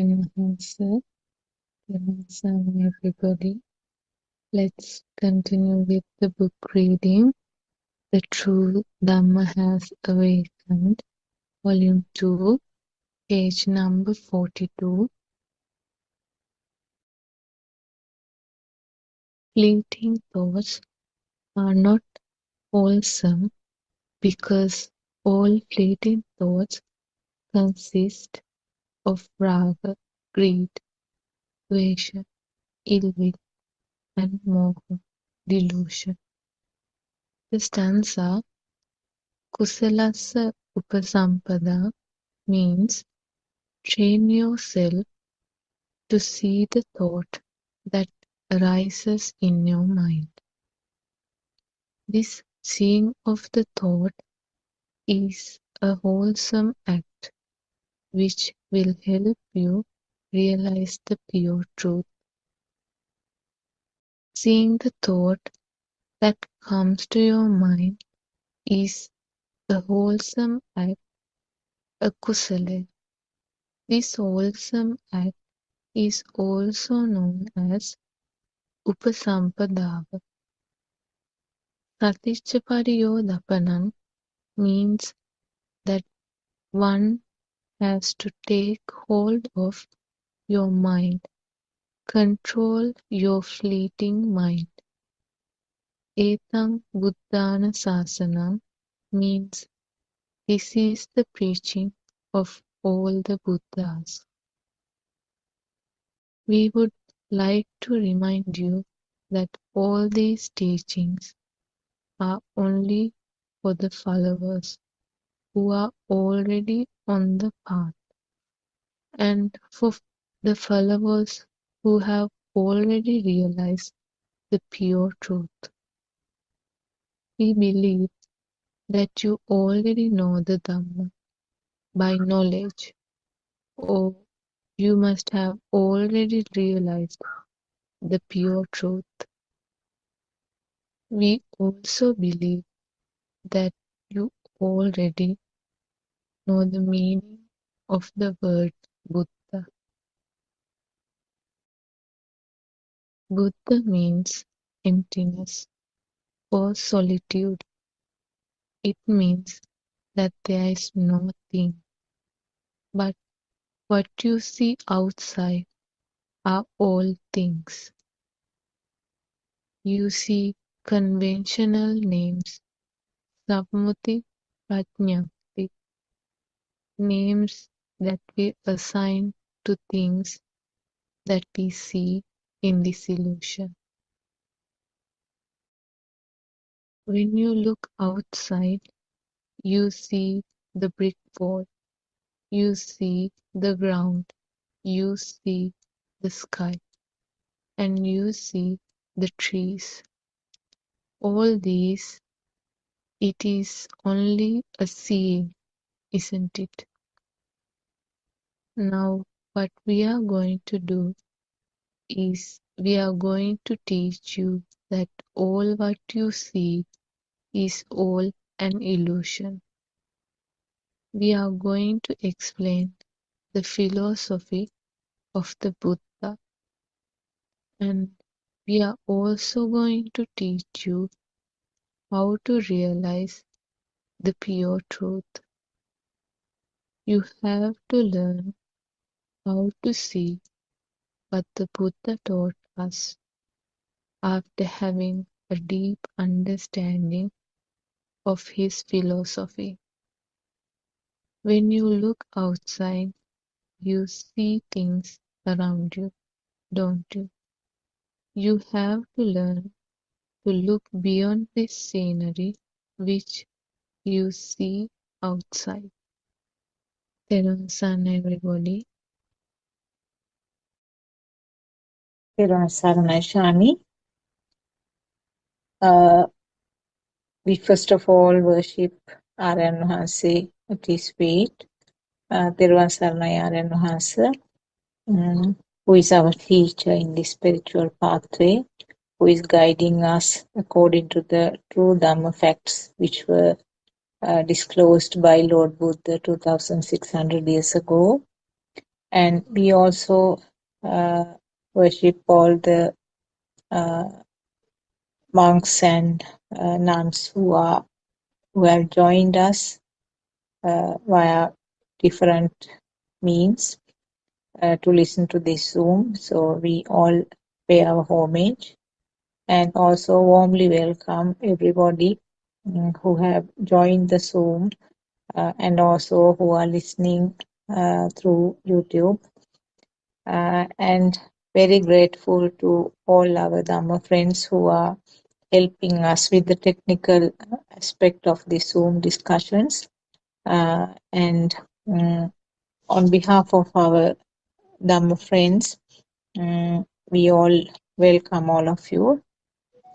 So it's just another day, 2:45 p.m. from Sri Lankan time, English Zoom discussion, which we are going to discuss some matters from the book, books written under Buddothpado teaching. And thank you, Shani, for reading the 2 pages. So we will take it as the base to start our discussion. Right at the beginning of the reading, it was mentioned Buddha means emptiness or solitude. That means there is no thing. What does it mean really? It means that the materialistic things that we experience as the world are not truly existing. They are all the feelings which are interpreted or illusions made by the sense of faculties. So once there is a story in the Buddha teachings, in the history, a person asked Lord Buddha, who are you? Are you a human being? And Lord Buddha said, no. Are you a god? Are you a ghost? Are you a Brahma? So like that, he was giving all sorts of non-names and asked whether that matches with Lord Buddha's status. But Lord Buddha denied all that. He said, no, I am no such thing. I am Buddha. So what he tried to convey was that he cannot be considered as a person or a physical person, but he has reached the status called Buddha, which means nothingness or solitude. Nothing in the sense, I think it's better to mention it as no thing there, not nothing, no thing. There are no things related to that. Even though the physical body is there, the spiritual level or the understanding of Lord Buddha was not related to that physical body, but what he tried to convey was that his spiritual understanding, the level of his understanding was Buddha, which means emptiness. So this is an important statement actually. Right now, we all as Buddhists, we are no different from the other religions who are worshipping statues. So, in other words, we use a statue as a representative, but actually we are worshipping the Buddha state, the level of that mind, spiritual level that achieved by Lord Buddha. So it is something different from the usual teachings in the other religions and also the usual belief in other language, other religions. So there are our spiritual teacher and Mahanse explained this one. Actually, until that time, we were thinking that the statues are just representatives of Lord Buddha, and we are doing the offerings to that. So it's much deeper than that. It's much more advanced, I would say, to understand what Lord Buddha mentioned, tried to convey to that person who asked, "Who are you?" So we are worshipping to the Buddha state, or the advanced level of mind that he clarified and understood with internal transformation, inner transformation. So in this book, it starts actually the contents of the 2 pages that Shani read just starts to explain what is meant by this outside world, and how the outside world, so-called outside world, is created in the mind. So the story is very interesting, actually. The fact that we have to, we depend the systems, or I would rather use the word systems. Systems always depend on the capability of the sensor function. So it highly varies from species to species. Even within the same species, there can be some variations in the sensor functions. So color blindness is one of the examples for a variation within one species, that means within the human species. So when you go deep into these facts, which we have not actually researched by ourselves, but now that we have been given some clues about how this world is created, we can research and experiment ourselves and see how the world is created due to sensor functions, and when the sensor functions are not there, that creation changes. Actually, the created world is different. So for a person who is blind, that means there is no eye faculty function, the world is different from a person who has all 5 sensors, sensor functions. So little by little, this book takes us deeper and deeper to the pathway, and letting us do the research by ourselves. Lord Buddha used to say that you cannot depend on another person to understand this Dhamma. You can take the horse up to the water, but you can't get the horse to drink water. And also in another metaphor, Lord Buddha has said that make your own ferry or your own canoe.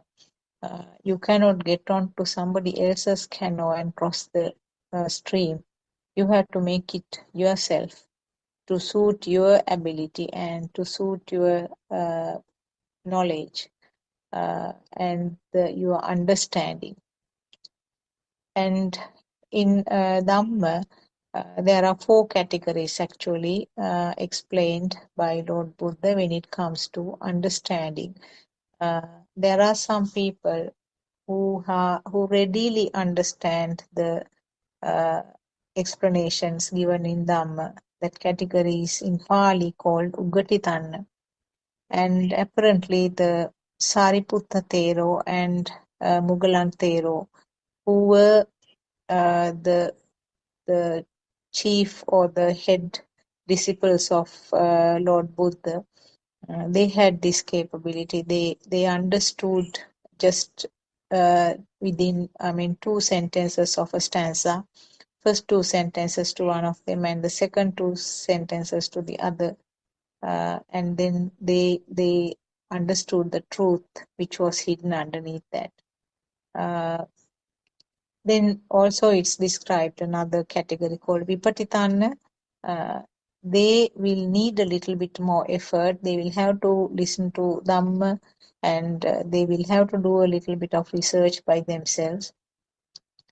And then they will understand with a minimal effort. And then there is a further, it's described a Neya. Neya group will need much more effort to understand this Dhamma. And a fourth category is also described as Padaparama, who will have great difficulty.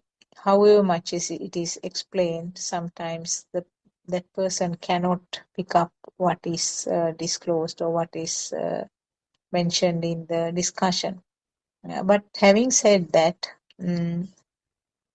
it's not something permanent. So no, a person should not get discouraged because this Dhamma cannot be understood.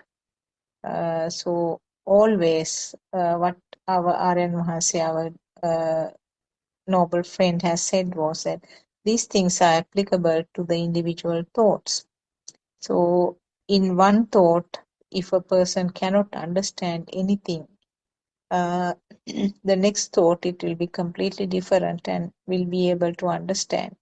So there's no need to get disheartened or discouraged when you listen to this Dhamma. Always keep up with your courage and keep up with your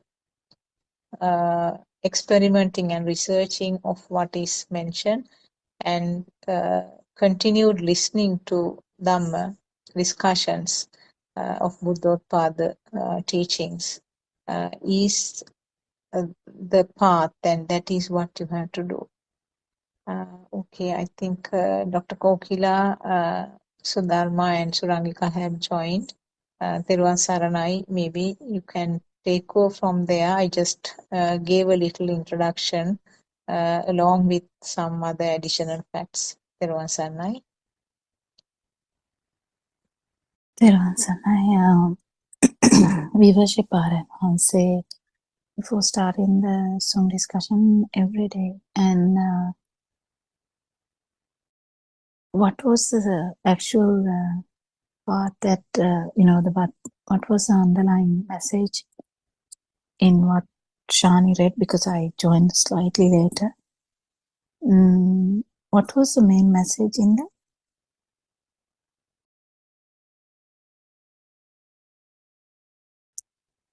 Is it still about the thought, or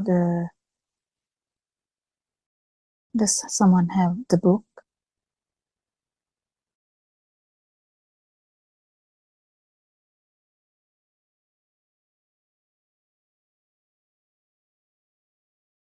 Theruvan Saranai, Dr. Kokila, I have the book, but actually I also joined a little later and don't know the exact pages read by her.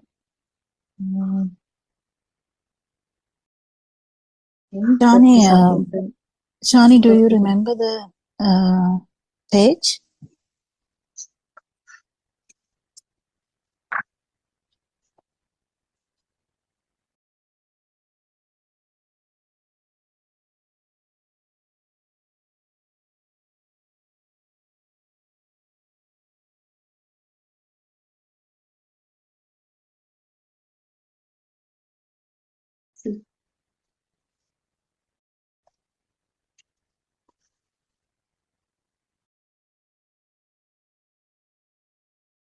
It's okay.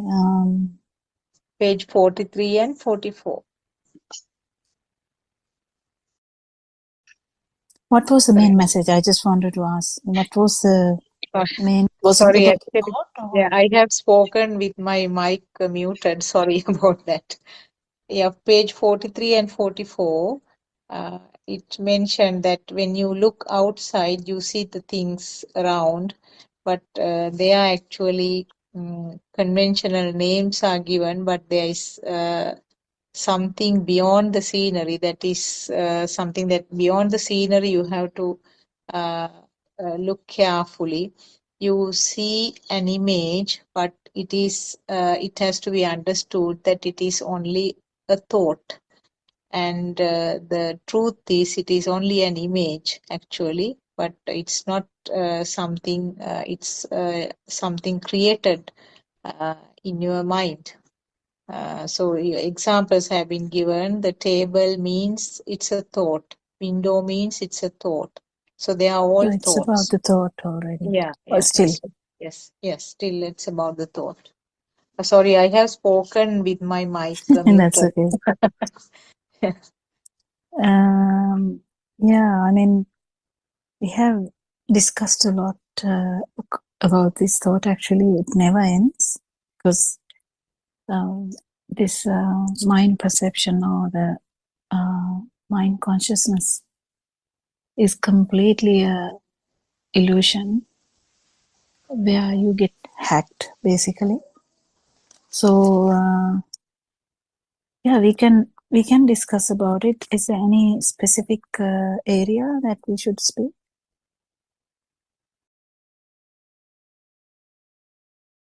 Teruvan Saranai, Dr. Kokila. So, although initially we identify all these as thoughts, they are mere perceptions, isn't it? So, if everything that we associate with are, all are perceptions.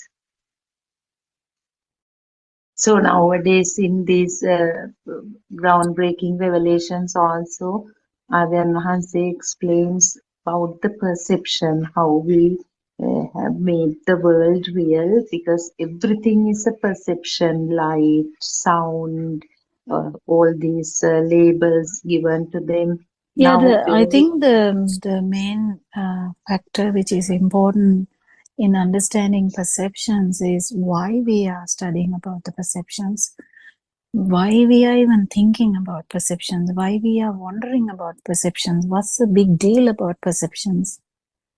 What do you think? What's the big deal about perceptions?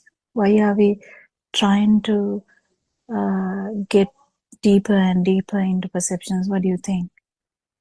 that is to understand the illusion. Now, for example, Which illusion? now Which illusion? Which illusion? illusion in the sense that if this there is nothing and there is no one here. That is the absence of a self and absence of It's so-called actually entities. mainly the Yeah. illusion of self. Yes, illusion of the self. Because And when we try to understand the illusion of self only, we have to understand the stimulus. Because the illusion of self has no existence other than the stimulus. It is always with the stimulus that illusion of self arises. So when we try to understand the illusion of self, we have to understand the illusion of stimuli, isn't it? So yes. that is the thing, that is the point, I think, that we may miss, and which may need reiteration all the time, kind of reread or re-discussed or reiterated multiple times, so that everyone keep remembering that why we are wondering about perceptions, because we don't need to worry about perceptions if the self was not related to stimuli, but the self is actually the self perception is related to the stimulus. How does it relate? It is related because you feel as alive or you feel as existing when the stimulus is felt as existent. And how does that happen? That's due to the speed and the ignorance. Speed and the ignorance, it's kind of similar with the speed and the ignorance. So that is why. Anything else? Did you get the point? I mean, why we miss it on the? I think it's a good thing to discuss. Why we should reiterate here and there is, once a person starts studying Dhamma or trying to understand Dhamma, they listen to this Dhamma half-hearted, or just in a, we even any one of us, if they don't listen properly, they will listen to one part and they will forget the other part. Usually that is. So you listen to the part that there is deyak naha, that is outside is all the mind, outside is mind, and yes, that there's nothing. You might actually lose the plot by actually forgetting why we are trying to understand there's nothing, because what actually has happened to Mityadrushtika asanya level, but in the sense wrong vision, a Brahma who doesn't feel anything, that is the same thing. That Brahma doesn't feel anything. That's just a vibration. Brahma is just a vibration. It's a state of vibration. So that state of vibration doesn't feel anything.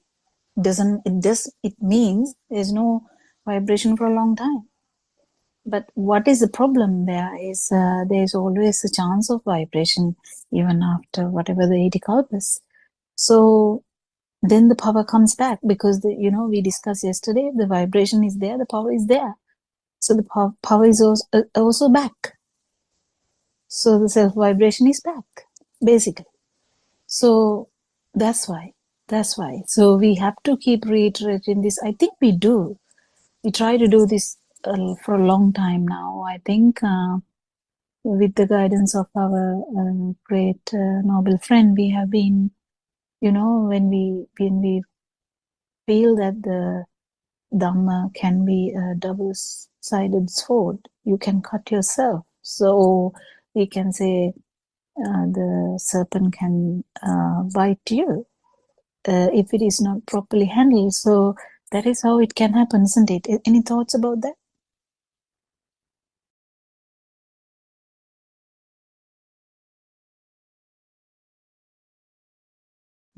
Yes, Dr. Kokila, I can share some personal experience I had yesterday. I was waiting last evening. I was waiting to pick my daughter-in-law actually from the workplace, and I was waiting in the car, and it was late evening, and whenever a shadow appears from this side, that that perception happens that it should be this girl, and actually it was not her. So several people from the distance, the perception occurred that it's it's her, and ultimately she appeared and I recognized. So there, I was kind of self-experiencing that, how this illusion occurred then and there.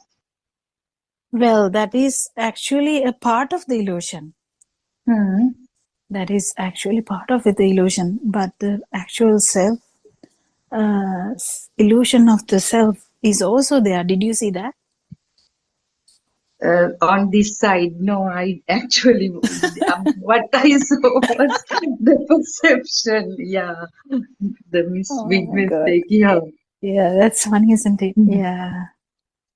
That's And the Dr. thing. Kokila, another beautiful thing, another thing, that I was someone who is really scared of darkness because of the ghost stories related to me in my childhood by my cousins. And when I step into the darkness, always the dead people's faces appear, and I visualize them and I get really scared. But you wouldn't believe, now by 1 o'clock, 1 a.m., I all by myself, I go out to pick my daughter-in-law, and actually if somebody hears, it's so scary because roads, no one is there on the roads, but at once it comes, this darkness is also a perception, nothing but I used to penetrate through those perceptions couple of months ago. Now without any fear, I open the doors and go, like, so such changes in my behavior I experience. It should be due to this some impact of the true Dhamma. So Yeah, but that is something you had and you yes, thought abnormal. yes. But every human Hmm. is feeling that the self-perception is normal. What you explained was, considered to be abnormal. No, definitely that it was a shadow, but you get scared. you know that definitely there is no dead people, but you kind of there's kind of an imaginary illusion.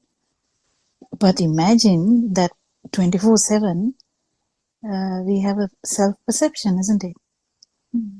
Yes. Yeah, that is what we are fighting with. Isn't that beautiful?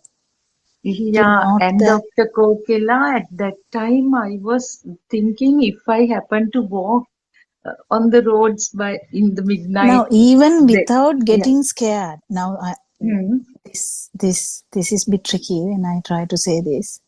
Hmm. Even without getting scared, so getting scared is 35,000 watts, we'll say. Yeah, yeah. It's just an explanation. So you don't get it now, but still,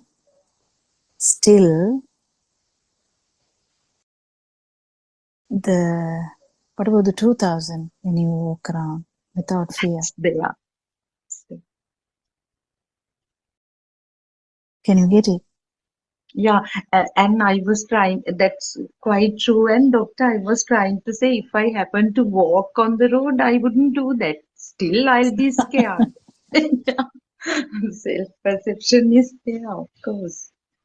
Yeah, but it is very nice to actually get this properly, because self-perception is not zero until you become an arahant. So self-perception can be there in different ways. Self-perception can be in the so imagine the darkness. So when you see the darkness, you get so many thoughts about it. That is completely the Kamaloka. What is that? Sensual world. You know, it's like the, you know, the, if you like, if you have, you know, imagine as a thing, I take 5,000 rupee thing. If you have a value for that, and you can use this for that all that story is in the sensual world. Like that, likewise the darkness, we have a like a very big story now. I see this and that. You know, we can say a lot of stories, but the value of the story is in the sensual world. Now you don't feel that value, but there is still the drama, isn't it? Still the dream. Still inside the dream. If you are awakened from the dream, that is slightly different to the being in the dream. That is something interesting to feel, actually. Yeah, I mean, anyone else to add something to this discussion? I mean, it's just a discussion that going on with Sudharma's experience, which is, I think, beautiful, because we are talking about perceptions today, and we are actually talking about real perceptions. We are not even imagining things. So we are actually talking about perceptions. I can remember vividly, really well, how I used to faint for every, you know, if someone is crying in pain, I used to faint. And now I don't do that. But I don't do that in the sense, I don't do that after about, you know, when I grew bigger, I stopped doing that. But both times I'm like a wrong view person. I'm a view person with a wrong view. But what happened? I got used to that. Kind of, I reason out in my understanding my mind, and I got so, you know, upset about me doing that, because people have to like get me out of that faint. So things keep changing. But what about the wrong view? What about the right view? What about the self-perception? It has persisted. And the self-vibration, it has persisted. How long? We don't know. We don't know. Can we, I mean, Lord Buddha has told Sarasankhya Kalpalaksha, can we even have an understanding about that? Not really, can you? So you have so much experiences, and you get all the experiences again and again. Whatever you get in the future is the vibrations you had before. So, like the frequencies. So it is very interesting, isn't it? Anyone to add to this story? Did you get anything from that things, Dharma? Did you understand anything, or do you have anything to add?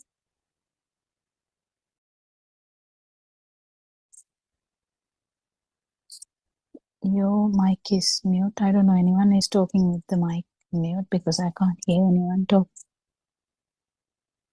as Dr. Sakuntala did just before.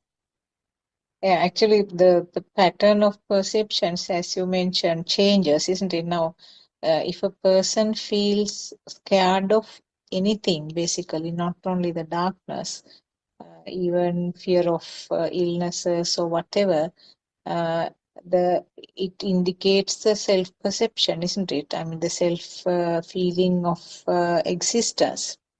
And even without that fear, there's Mm. again there is the self-perception. Yeah, that's right. Yeah, that's Actually, what I was trying to tell. Even when I was fainting, I had the self-perception. Even I'm not fainting, I'm still having the self-perception. Yeah. Only this truth can change you. Only Satyajnana can change you. Only Darshana, what is Darshana in English? I don't know. Like this truth can change you. Nothing else. No concentration, meditation, nothing. You just have to Philosophy, understand that. Dr. Koki. Yeah, the Buddhist philosophy. Yeah. So only this real Buddhist philosophy about this self-vibration can change you. That's the importance of understanding. Not halfway, not midway, not three quarters. You have to understand the full thing. Why we are trying to understand this full thing. That also has to be felt. If someone is not feeling any sadness, and actually they don't feel any other person's sadness, how come they are going to go for a resolution? Lord Buddha felt everyone's sadness, including his, and he went to find a resolution. He did the research by himself. He didn't wait for someone to come and do the research for someone else. But at least now the truth is out there. We invite everyone to do the research, to try and understand. It's a bit difficult. I don't think this Dhamma can be heard by everyone, or Dhamma will reach everyone. They will try to find the flaws, and like whether this person talk correct English, or whether this person talk proper grammar, or whether this person talked nicely with some manners, or whether this person talked with too much humor or less humor, or an attractive voice. The truth has none of these. If someone is actually attracted by those factors, you won't hear the truth, because there will be so much vitakka behind. Like subconsciously, you'll be having so much thinking. Oh, this person's voice is too much. Oh, this person laughs too much. Oh, this person is not knowing how to tell anything. Oh, is he loud? Because then you don't get the message anyway, isn't it? So there's so much barriers for anyone to listen to this Dhamma, and these are only few people who have listened to this Dhamma. And actually, if someone is understanding this no self angle, that is so amazing. I mean, that's the word I can use here. Not exactly, but it's really important to understand this no self angle. And why, if you have felt the suffering, the answer is with you. If you haven't, you won't seek happiness. You won't seek this super happiness. You won't seek the tranquility if you haven't been flustered. If you haven't understood that you are flustered even. So people out there, if they feel that there may be something that would help you, we hope that this will reach you in one way or another, isn't it? Surangika, are you able to join the discussion today? Yes, Theruvan Sanai, Dr. Kokila, Theruvan Sanai, Dhamma friends.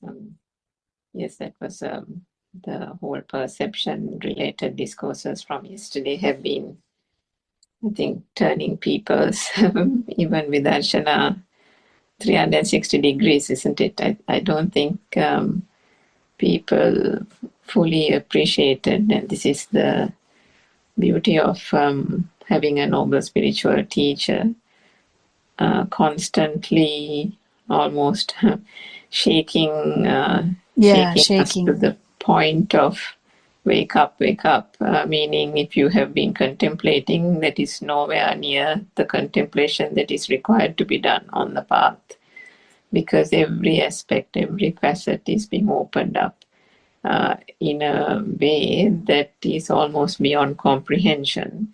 And I think the experience on the perception related discourse last morning, the 5 a.m. Zoom, I think there are no words to describe it. The way it was almost as if there was a readiness on the part of the followers, depending, of course, on the different stages they are at. But there was a readiness for everyone on the Zoom to grasp it and understand it, and almost allow the wisdom even to kind of arise, because there was a readiness. I think that is why Aryan Mahansa explains things at certain times and holds back at certain times, because back in the day I didn't understand it, because I think I have mentioned in the Zoom that I have listened to earlier Paramartha Dharma by other teachers, and things that have been said very directly by those teachers have been said in stages by Aryan Mahansa. And I think I now fully understand, or at least to a great extent understand, why he does it. Because he also mentioned it, and we also discussed that point in yesterday or day before in the discussion, that certain aspects, particularly the deep aspects of the Buddhist philosophy, the Darshana Jnana, can only be understood as you go on the path. Meaning the initial knowledge is gained, and then there is a great amount of understanding, true, but then the practicality of it has to be well traversed, well understood, and that practical, making this philosophy closer to one's daily routine and understanding it through that way, only brings out the asavakkhaya jnana, the wisdom, and the fading of the defilement. And as the defilements start to fade, that feel arises, and with the feel that there is nothing here, that there is no thing, as we call it, it is only at that point, as that wisdom starts arising and the inner transformation occurs, that this additional insights that Aryan Mahansa reveals can be actually absorbed. Now, if you take an example of, this is a very basic example, because they say, when you have a hot shower or a warm bath or something, the pores of the skin are cleansed, and it is at that time that you can put either oil or cream or something so that it can seep into the skin, to the cells. I know that's a poor example or what, but what I'm trying to say is, after a hot shower, when the skin is kind of pure and cleansed, it is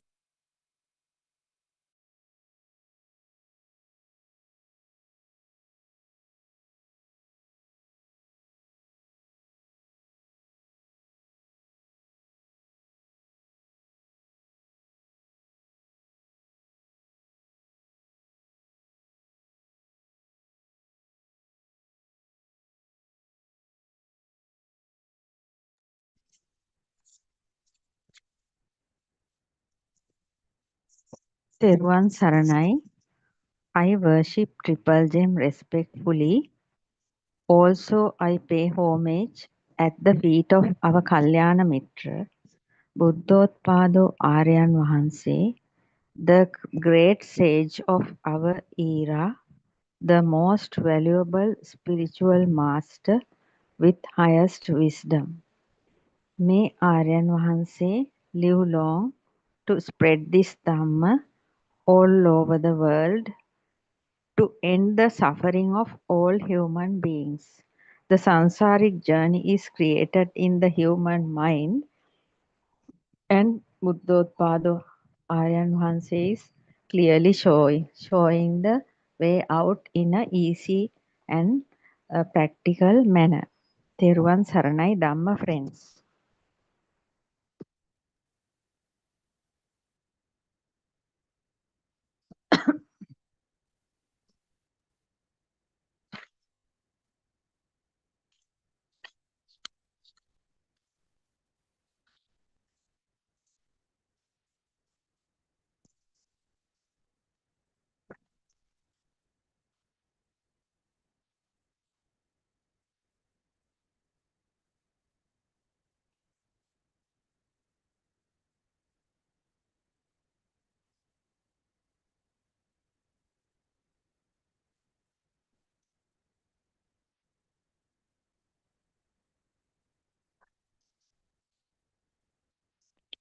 Buddhothpado Aryan Vahanse has uh, done a Dhamma discourse 6 years ago.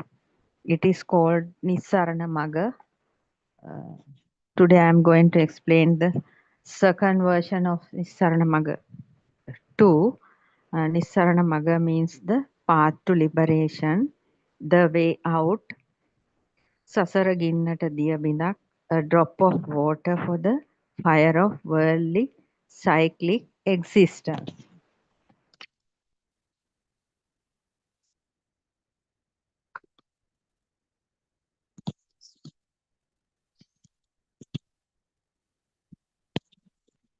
So Aryan Vahanse is explaining based on the true Buddhist philosophy, so many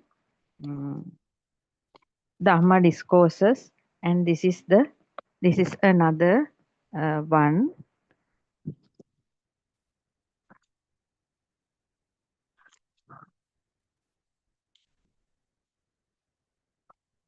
that is how the arising of form occurs. According to true Buddhist philosophy, we know about the forms and names and forms and perceptions. Perceptions become names and forms, then they become together, combined together and making thoughts.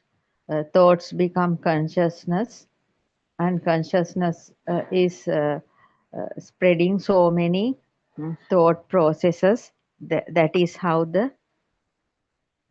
sansaric journey is creating the cycle of rebirth and death is happening each and every moment in the human mind. So we should see how the arising of form occurs, how form originates, the way material form arises. When understanding the form occurs, the seeker will redeem from that, and the cessation, ending, stopping is also realizing at that point. That means the main reason for the human suffering is because of the thoughts. Thoughts means names and forms. So each and every human being, according to their human bodies, there are 6 sense system. So as far as concerned, eyes, ears, nose, tongue, and the body, skin, and the mind. Those are the 6 sense system. So human eye has both eyes have two, that means lenses. So that means we are looking at the outside through 2 lenses. So that we are looking something at lenses means we can see only shadows. So the based on the things we see, the forms, the shadows are creating inside the mind. So actually speaking, we can't see things outside. We are only seeing things, that means forms, creating inside the mind. That means the shadows of the outside world coming through the lenses and making forms inside the mind. We can see only those forms. That means shadows.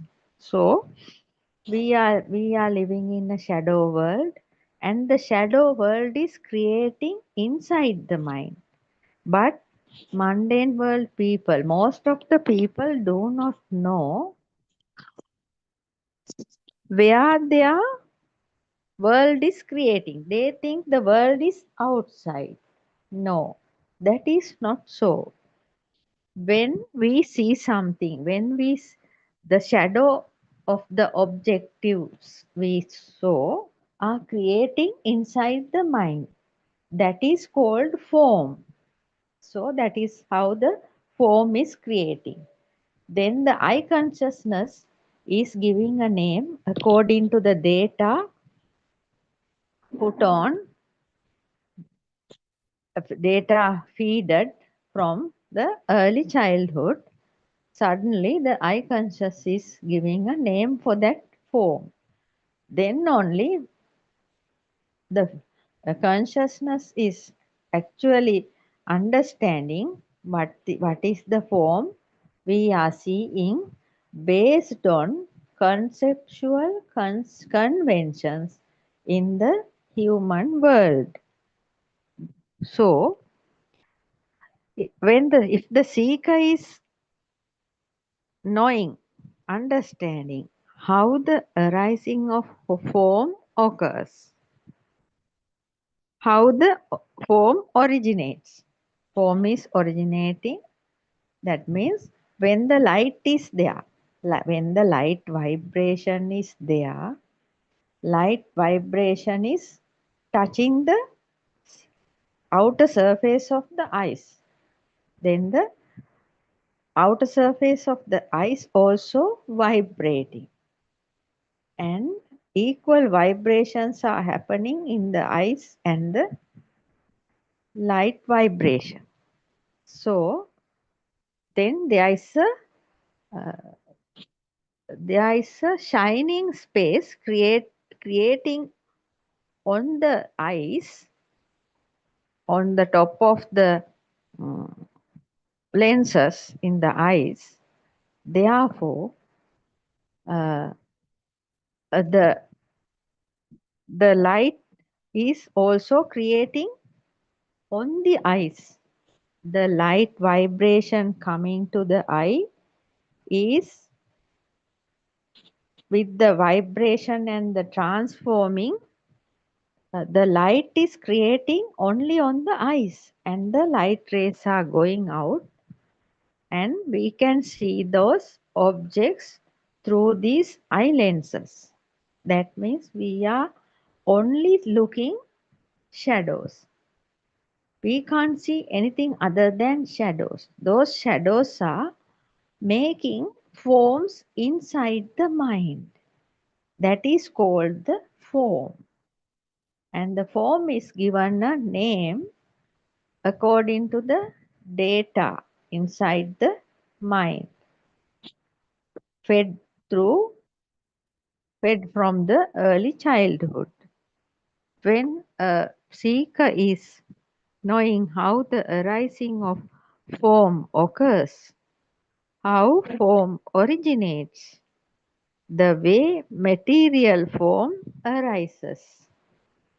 When understanding the form occurs, the seeker will redeem from that and the cessation, ending, stopping is also realizing at that point. Yes, when we see uh, outside, when we can see so many trees. So, according to the true Buddhist philosophy, we now know, based on Buddothpado Aryan Mahanse's true Dhamma teachings, uh, we know we are seeing only shadows. So, shadows of the trees are, we can see the shadows of the trees through our eye lenses because the creation is happening inside the mind. So, when we know that we are seeing only shadows, we know there's no meaning in that. Actually, there's nothing is there for us to complain about, or else nothing is there to attach to, because now we know, based on the true teachings of Buddothpado Aryan Mahanse, of the Lord Buddha's true teachings, we now know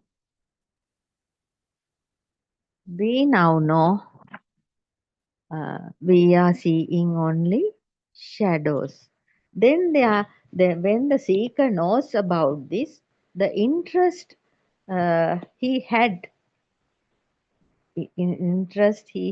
or actually interest we are also had, and not having that still, because we know if we see a uh, nice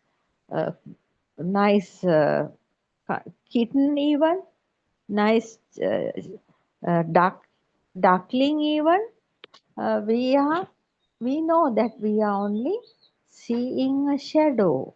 Actually, this form, creation of form is just like we are looking at the cinema, in a cinema hall. When we going to watch a cinema and we sat down there, so normally we sit down there and we are looking forward to see the cinema. Then the big curtain is opening and there is only a blank wall there.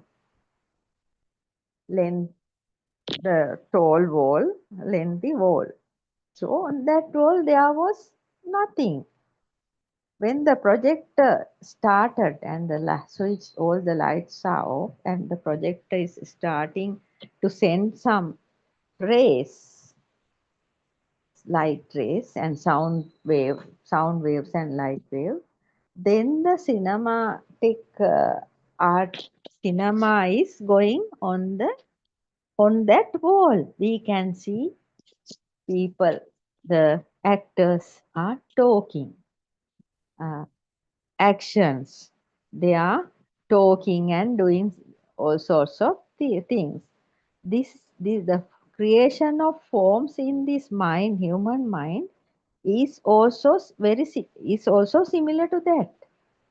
We are just seeing a cinema. That means we are just seeing shadows. In the cinema hall, we have just for 2-3 hours we we saw only shadows. Now, in our own house, when we see through a window, we can see only shadows. So, the seeker who understanding how the arising of form occurs, how form originates, the way material form arises, when understanding the form occurs, the seeker will redeem from that, and the cessation, ending, stopping is also realizing at that point. Because when we know that what we are seeing is only a shadow, continuously from the early childhood up to now, what we saw and what we see, everything, each and everything are shadows. Light vibrations, sound vibrations, and touch vibrations. So, the seeker will not have any kind of interest towards that form.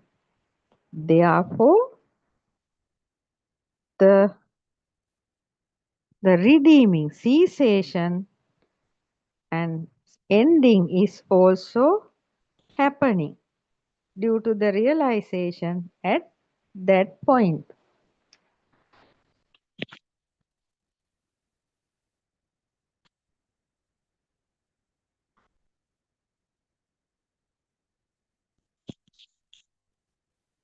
In that, you have to have some effort and watch each and every appearing thought in the mind. In Dhamma, Lord Buddha said this is virya, and Aryan Mahansi was also explaining us we should have some kind of virya, some kind of effort, good effort. Otherwise, we if we sit and wait, just this will never happen. We have to have the effort. For what? We have to have the effort to see watch each and every appearing thought in the mind. Yes. When you actually speaking in this human worlds, people are having different kind of work. Some are earning money, and some are retired. Like that, different types of work people have. But almost everybody have their homework, cleaning home, washing clothes, uh, that means cleaning themselves, and cooking meal and things like that. So each and every activity can be done with some kind of effort. So there's no need to just sit and wait for meditating. At each and every activity, we can see the mind. So for the to start this, you must have a little relaxed body and mind. After that, it's okay. With each and every activity, you can do it. First of all, if you have not started yet, you can, if when you have time, even for 10 minutes is okay. This is not like the one-pointedness meditation. Looking at the mind is very easy. Only we need the awareness, concentration, awareness, and the wisdom. So you can sit in a quiet place for a little while, about 10-15 minutes, and you can just close your eyes for a while. When you close your eyes, and you have to keep your awareness uh, in to the closed eyes. So within the closed eyes, you can see thoughts are appearing and disappearing. So when you keep some awareness, attention to that, you can first, when the beginning you can see so many thoughts are appearing and disappearing. But when you start watching like that daily for at least for 10 minutes, then you will understand how this thought process is coming. That means when you started to looking at the thought process, the thought process will be bit slowing down, bit calming down, and then you can see what is the thought appearing. But these thoughts appearing is a very subtle thing. It's not a it's not like coming like something we are writing on a blackboard. It's not like that. It's very, when if we keep attention, we can see the thoughts appearing. So without getting caught to that thought, we have to watch the mind. That is the hardest part. So when we slowly doing this mind watching, you can see the thoughts are appearing and disappearing. So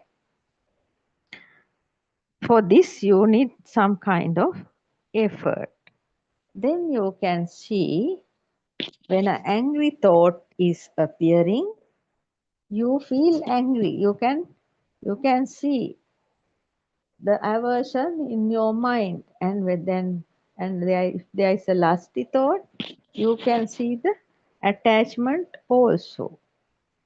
And like this, when you started to looking at the mind, you will slowly understand your mind, how it is working.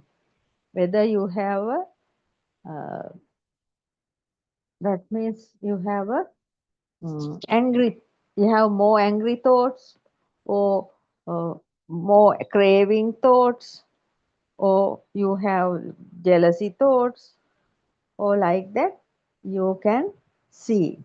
So you can see the mind, the way of acting the mind.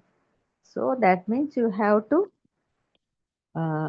come out of the mind, not without running with the mind. You have to watch the mind carefully. That is why Aryan Mahansa is telling you should have some kind of effort and watch each and every appearing thought in the mind. That means each and every stimuli you can see through the mind. When an objective, a target, an aim, a purpose is arising in the mind, you should be able to look at it from the inside mind and not outside. Yes, this is the most important part of watching the mind. That means when you are watching the mind, when an objective, target, purpose is arising in the mind, you should be able to look at it from the inside mind and not outside, because now you now clearly understand, and now you clearly know what you are seeing. The forms, the objective you are seeing is not outside. All those are images, shadows. Only you are showing, and those images, forms are creating only inside the mind. That you should very clearly understand that. Right? If we are thinking what we are seeing is outside, then the problem starts, because what we are seeing is not the same as the thing outside. we are only seeing a shadow. That means when the sun is there, when the sunlight is there, and there is a tree in the garden, when then the shadow of the tree is falling on the earth. So like that, what we are seeing also like that. We are only that shadow is not same as the tree. So what we are seeing is also a shadow. Shadows from outside, but it is created in our mind. Therefore, we should very clearly understand it. What we are seeing is not out. Everything is a creation of the inside mind. So you will have to look at it from the inside mind and not outside. You will have to match each and every objective stimuli. That is where the meditation is. One pointing on breathing in and breathing out is to keep the awareness straight. Yes. If your awareness is going here and there, you can do the one-pointedness meditation about the breath, breathing in and out for about 2-3 minutes. Then it's easy for you to look at the mind. That means you will have to match each and every objective stimuli. That is where the meditation is. This is the actual insight meditation. That means each and everything what we see, we should know it is a creation of the mind. And when there is a sound, when we hear a sound, that is also a creation of the mind, because that sound vibration is coming and hitting our eardrum. Then only the sound, according to the ear consciousness, we are coming to know, we are knowing what is the sound is. So we are giving a name for that sound. Giving a name is also happening from the inside. Mind is giving a name. Some birds sound and giving a name to that bird. That means the sound vibration is also happening inside the mind. Same as the eye vibration is also happening inside the mind. Light vibration and eye vibration. Yes, light vibration is the shadow we see. And the sound vibration is the name. So when we hear a sound, there is no light vibration connected to it. There is only sound vibration. Right? There is only sound vibration. Therefore,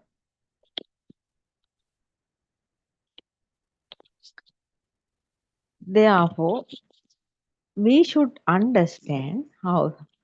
That means we have to match each and every objective, each and every stimuli. Yes. What we feel, when we when we touch a wall, it's hardness. We feel hardness. That is because of the touch vibration. They are the touch vibration, we know, and we feel the touch vibration, and the body consciousness give a name according to the past database. That is a wall. That is a wall.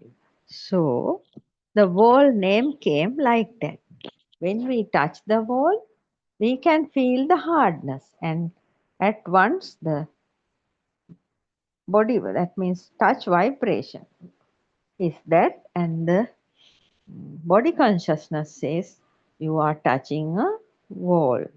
That means this whole world, the whole creation happening inside the mind is only vibrations. I vibration, that means light vibration, sound vibration, and touch vibration. There are only vibrations, nothing else.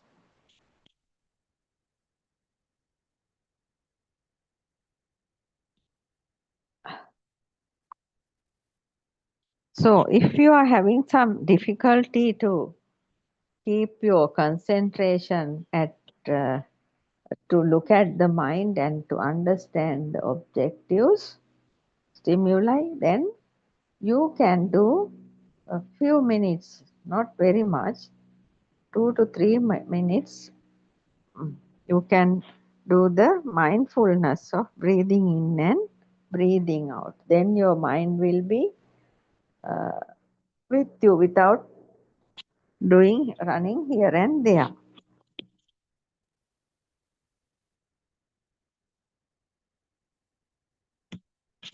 In Dhamma, Lord Buddha says, and Buddothpado Aryan once is explaining, Satya Pihitanava, establishing the mindfulness.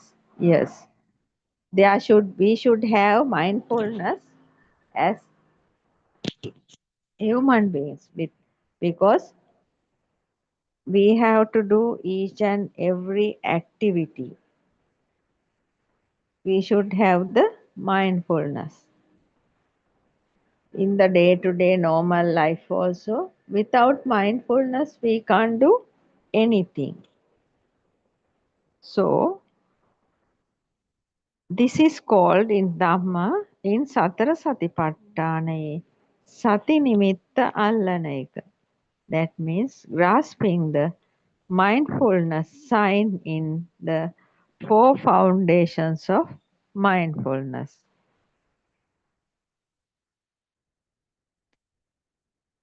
In the 4 foundations of mindfulness, there is a meditation part. In that 4 foundation sermon, everywhere in Kaya-anupassana, mindfulness of body, Chitta-anupassana, mindfulness of mind, Vedana-anupassana, mindfulness of feel, Dhamma-anupassana, mindfulness of phenomena, mental objects, Dhammas. Then Aryan Vasi is explaining Lord Buddha's Dhamma this way. Iti ajjattang va kaye kayanupassī viharati. One dwells observing the mind, one dwells observing the body in the body internally. Yes, that means one seeker dwells observing the body in the body internally. That is called mindfulness of the body. He remains contemplating the body as the body within oneself. Yes. Also, he abides contemplating the body internally in the body. Then, according to Lord Buddha's wordings, Aryan Mahansa is explaining, Iti bahittava kaye kayanupassī viharati. He abides contemplating the body externally in the body. He abides contemplating the body externally in the body. One dwells observing the body as a body externally. So, yes, some are looking at the body internally and some are looking at the body externally. That means there are two ways to look at the body. One way is looking at the body, contemplating the body as a body within oneself, and there's another way. A seeker will dwells observing the body as a body externally. Then there is another word of Lord Buddha and Narayan Vanse explaining. Iti ajjatta bahitta va kaye kayanupassi viharati. He abides contemplating the body internally and externally in the body. One dwells observing the body as a body both internally and externally. Like that, you can see another sentence. That is, Samudaya Dhammanupassiva Viharati. He abides contemplating the arising phenomena. One dwells observing the nature of arising. He remains contemplating origination phenomena. And again, Lord Buddha's words. Vaya Dhammanupassiva Viharati.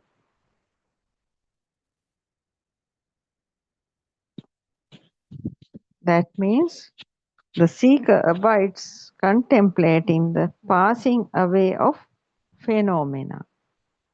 That means, actually speaking, the samudaya means the samudaya dhammanupassiva means the arising, contemplating the arising of phenomena. Vaya dhammanupassiva viharati means the passing away of, contemplating the passing away of phenomena. One dwells observing the dissolution of Dhamma. He remains mindful of the decay and disappearance of phenomena. And again, Lord Buddha described like this. Samudaya Vayadhammanupassiva Viharati. And Aryan Mahansa is explaining. He abides contemplating the arising and passing away of phenomena. That means arising, contemplating on the thoughts arising and passing away. One dwells observing the origination and cessation of Dhammas. He remains mindful of both arising and dissolution of phenomena. There is meditation here. Aryan Mahansa is explaining there is meditation here. Meditation means there is something for you to do. There is some meditation.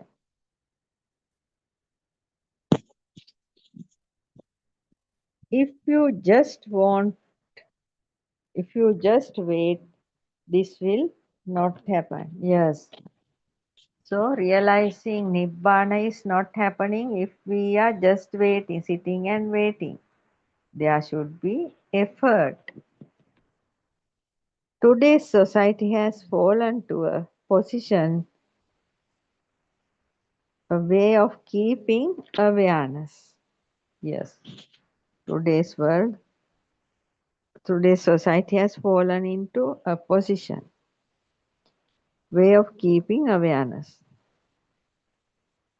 The way of meditation, also the meditation path that we must know correctly. Yes, actually speaking, the meditation is not done properly, not done at all in this present time society. What Lord Buddha says is not done, not doing. They are doing completely a different thing as meditation according to Veda, Hindu Veda. So the people in this country and all the Buddhists in this world is doing the meditations not what are not for us, not there's no connection with us, that kind of meditation, because Lord Buddha taught us only mainly do the insight meditation, not the concentration meditation. Because when we do concentration meditation means we are thinking about something. Say we are looking at the oil lamp, burning oil lamp, that we are looking at it and taking the shadow of it, and we are concentrating, closing the eyes and thinking about that burning wick of the lamp. So we are pointing that burning wick. That means there is a thought. That means there is a doer. There is a seer. There is a doer. The doer is doing something. That means he is concentrating about that oil lamp and doing the concentration meditation. That means he is not allowing other thoughts to appear. With trying hard to stop the other thoughts, and he is suppressing that one thought. That means there is no freedom in it. There is only a suppression. And they are when with that one thought concentrating, and finally they are come to a level of samadhi, one-pointedness, and they feel that they are floating. That means their mind is floating. Though their mind is floating, there is a soul, there is a doer in that. So the doer is there means the self is there. So with the self, there is no nirvana. Nirvana means a path going without the self and the reaching at the utmost position of non-self. So how many years they meditate with one-pointed meditation, they are finally die with that. And just wasting of time. They can't redeem from their self and mind both, because when they are getting up from that meditation, still the burning is there. Burning of the mind is there and nothing changed. So for that, what is the use of doing that kind of meditation? What will you receive? You will receive nothing. You can achieve nothing. You are just wasting your time only. But Lord Buddha haven't said something like that. Lord Buddha always showed a very clear path, and that is not the karma path. There is no karma, because Lord Buddha is directly showing us the path to redeem him from the self. So for this karmic journey, to continue the karmic journey, there is no self. When we understand there is no self in this body or mind, that means there's not a person there to, therefore the karmic results. Therefore, Lord Buddha has showed us each and everything is happening in this universe is according to the nature law. That means according to cause and effect. Therefore, we have to uh, understand that we have no connection with any other than cause and effect law. So,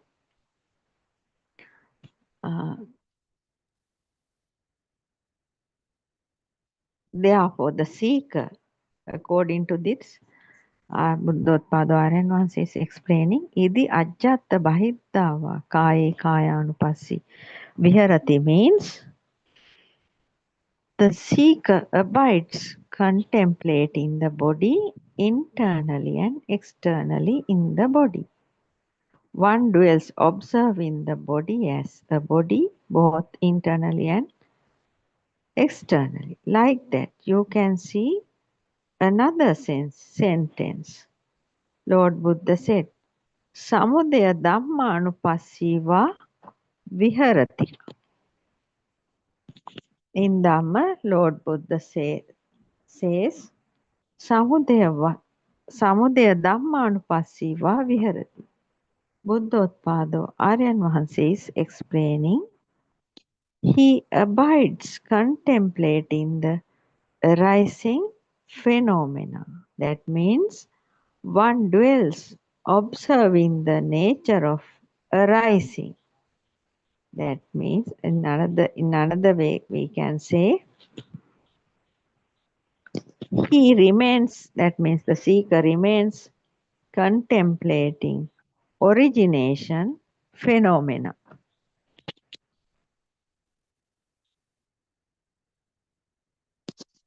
So again another sentence from Dhamma. Vaya Dhammanupassiva Viharati. All these are in the Satipatthana Sutra. Vaya Dhammanupassiva Viharati. Aryan Vahanse is explaining. He abides contemplating the passing away of phenomena. That means the seeker dwells observing the dissolution of Dhamma.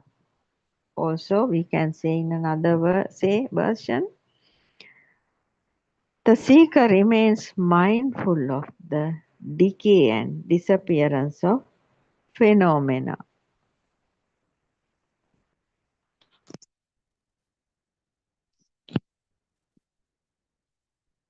And again, in Dhamma, Samudaya Vaya Dhamma Anupassiva Viharati. Aryan Vahanse is explaining, he abides contemplating the arising and passing away of phenomena. That means one dwells observing the origination and cessation of Dhammas.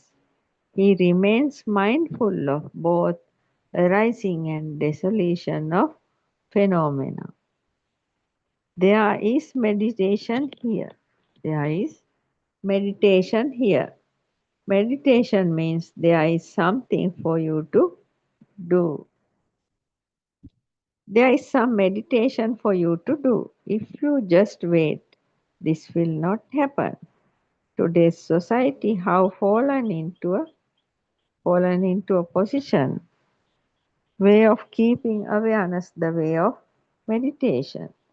Also the meditation path that we must know correctly. Yes.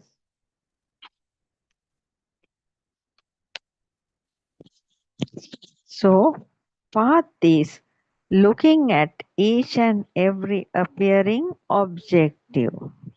Looking at the objective, seeing through it and redeeming from it, which is the path.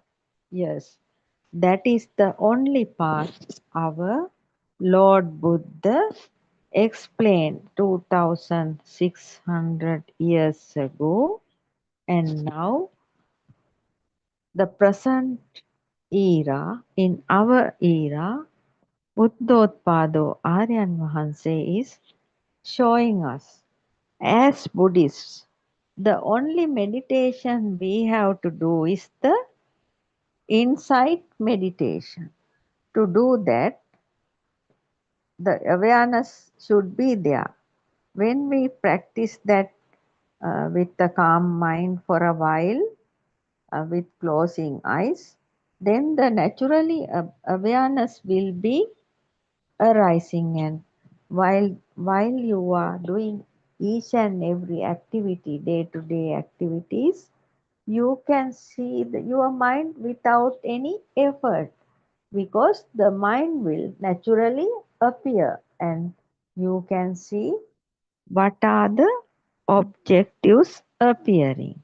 So that is the only meditation each and every Buddhist and each and every human being must do, because this will fully realize the mind, and there will be no any kind of suppression or depression or anxiety or anything will never happen, because the actual path is looking at each and every appearing objective. Now say, we while we are sitting on a chair and working in an office, while working also there are objectives appearing in your mind. So looking at the objective, seeing through it, and you can redeem from that. So while you are working in an office, you can see a friend of one of your friends is asking you to come in the evening for a drink. Then you know there's a thought appearing to go to have a drink with a friend. But you can, at the same time, you can understand, you can see through the objective. So you know it is only a thought appearing in your mind with the past experiences, and it is only a shadow. You are looking at the shadow. That thought is based on past memory, shadow thoughts, shadow objectives. Your friend's face and friend's invitation, everything you can see, that is only a creation inside your mind. So you can understand this is only a creation of the mind. There is no need to go behind it and go for a drink, because I am seeing only a shadow, only an objective creation created inside the mind based on past memory, past database, past activities. So you know it is an illusion. There's no anybody there. That thought is just a thought, and there's no anybody there. You are seeing you only. You are seeing that, you are feeling that thought means you are feeling you. So you know that you are feeling, that you are looking at, and you are the remembrance came is just an illusion and the creation of your thought, and therefore no need to have to go out for a drink, and you can just forget about it and you can do your work without any problem. You know all the illusion. The mind is the best illusion ever. It is creating things. Sometimes it is telling somebody is there for you to waiting for you. So you have to go afterward. Like that, so many things telling. If we do whatever according to the thoughts, if we dance, that will be the final, that will be the end of the story. That means you will fall into different problems. Each and every thought appearing in the mind is only a creation of the mind. Therefore, you should not go with go outside with that thought. That is absurd. No point. So understanding you are seeing only shadows, and you are hearing only sound vibrations, you are seeing only light vibrations. A thought means a light vibration and a sound vibration. So the creations happened inside the mind are only the vibrations, and they are also not permanent. They are just creating and then vanishing.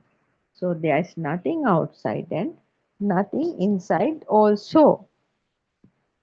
At the same time, you know there is nobody in this form, because Lord Buddha uh, has uh, showed us making this body, dividing this body into 32 parts, and said there is no me in any of the part.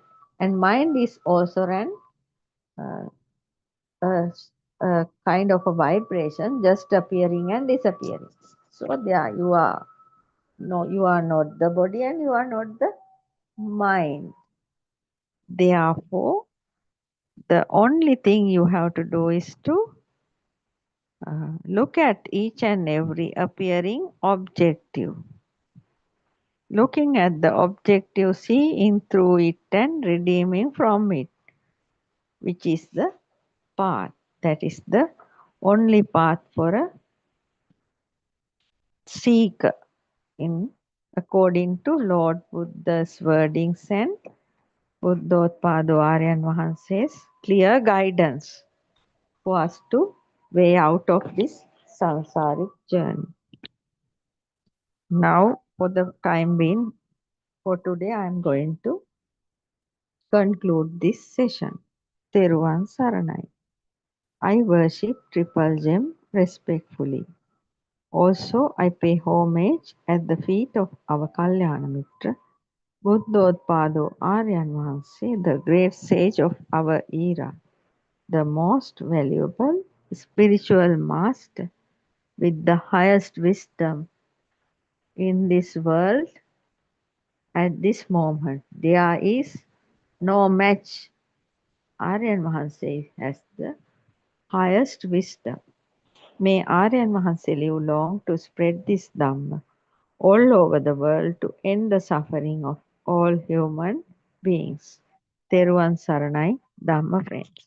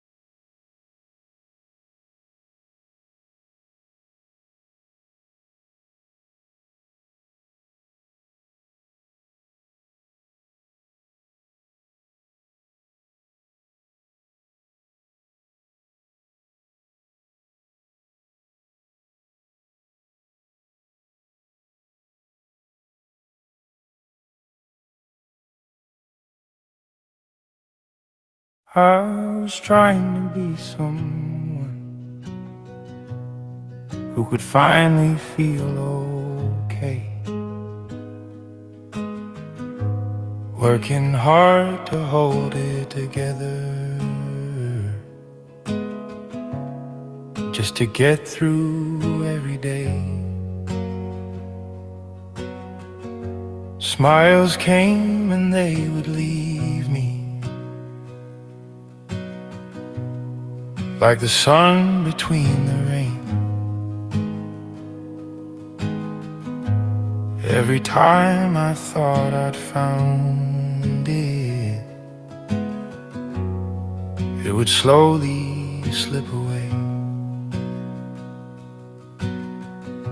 I filled the noise with more distraction, told myself that I was fine, kept on chasing better moments, hoping one of them would last this time. But the weight I carried with me showed up everywhere I'd go, even in the quiet hours. There was nowhere left to go. Then I met a quiet teacher who said, look at what is happening now. See how every thought is forming. See it clearly, just see how nothing out there calling itself a thing. No one here that must defend, just a quiet seeing of it. And the struggle began to fade away. Buddothpado,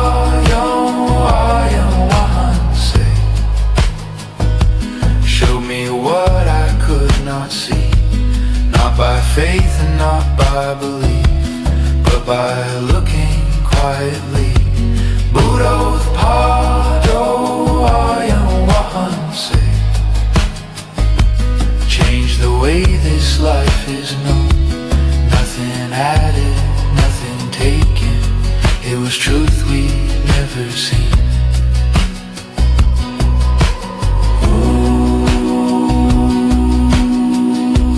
Nothing added, nothing taken.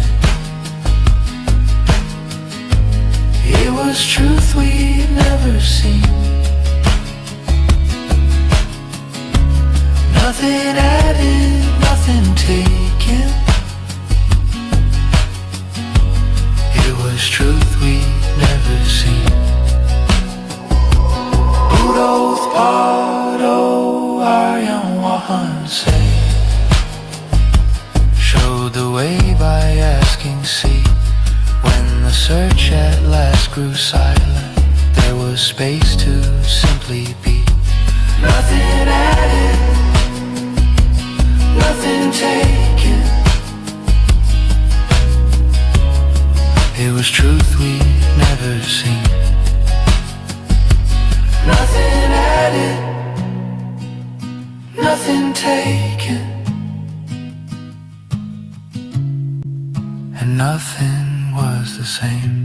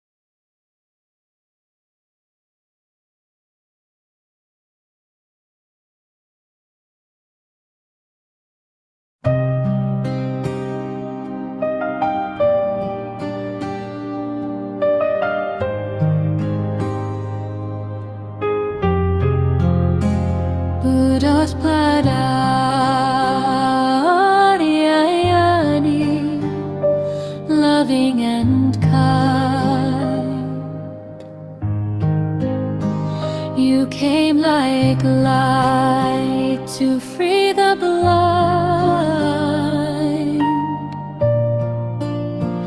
from realms of grace, from heavens above. You walked among us with boundless love. Buddothpado,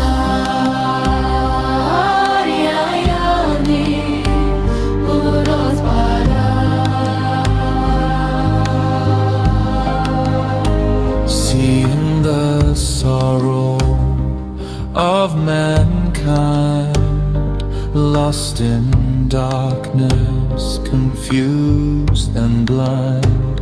You spread the truth so clear, so bright. The Dharma's flame, the guiding light. You reawakened Buddha's way. The sasana shining day by day. Through your compassion, calm and deep, you soothe the wound that makes us weak. Buddothpado, you show the path through gentle words and sermons vast. Step by step you lead us on until the night the fear is gone. Buddothpado,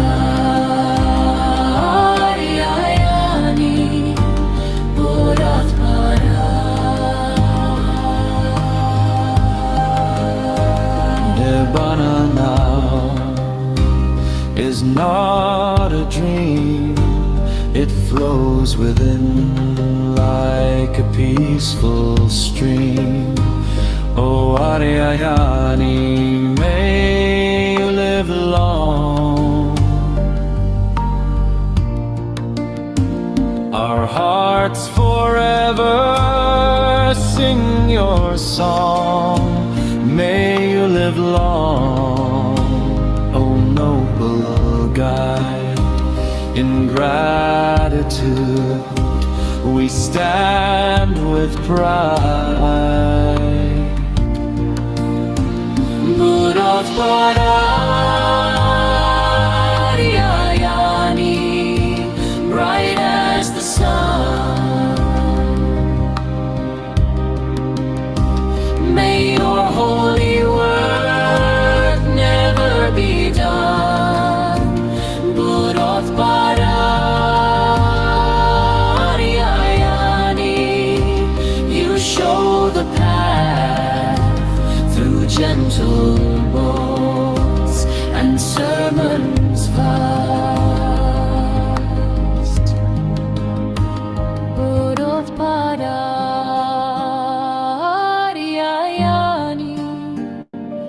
loving and kind.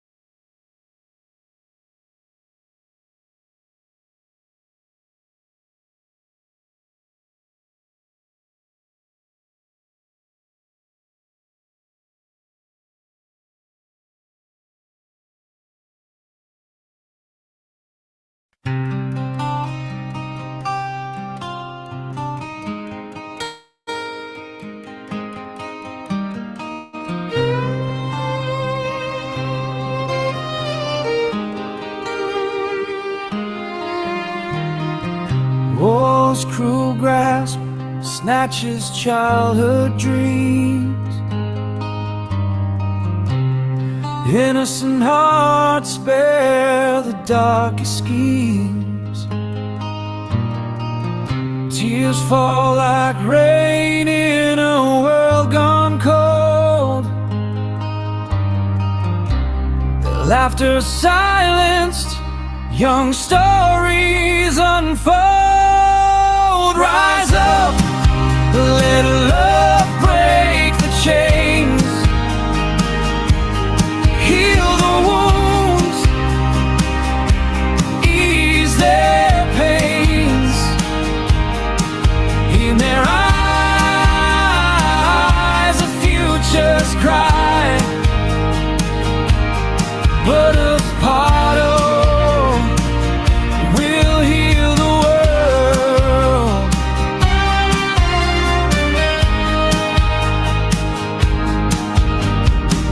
Schools turn to rubble, homes lost in fire. Fear grips their hearts, dreams expire. Refugee paths, a desperate plight. Childhood stolen in the dark of night. Rise up and let love break the chains. Heal the wounds.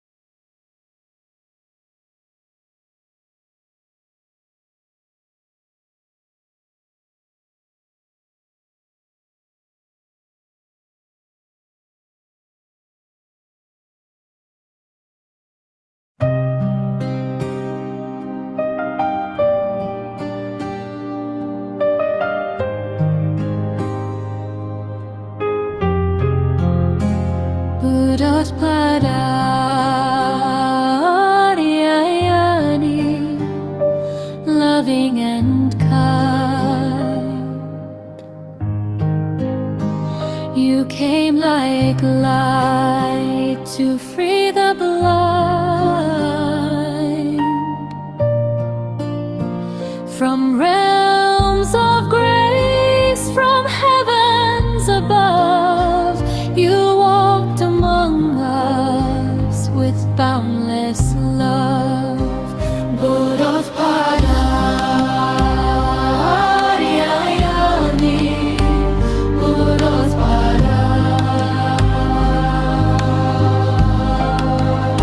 Seeing the sorrow of mankind, lost in darkness, confused and blind, you spread the truth so clear, so bright.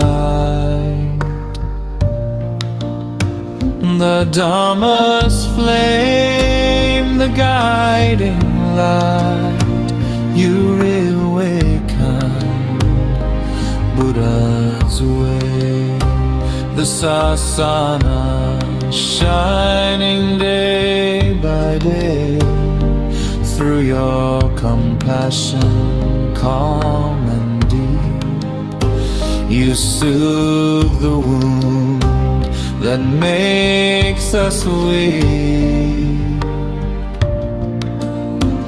Buddothpado, you show the path through gentle words and sermons vast. Step by step you lead us on until the night the fear is gone. Buddothpado,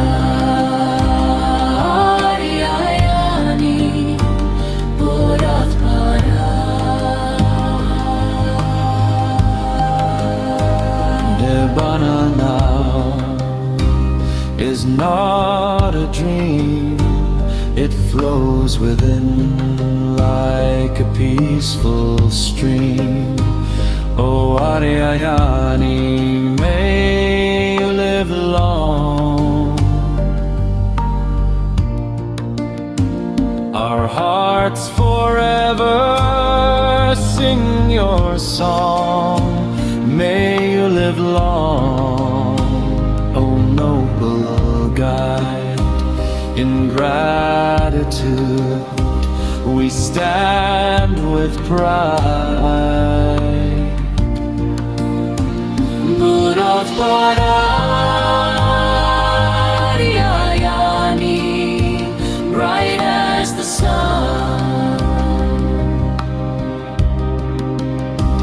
may your holy work never be done. Buddothpado, you show the path through gentle words and sermons vast. Buddothpado,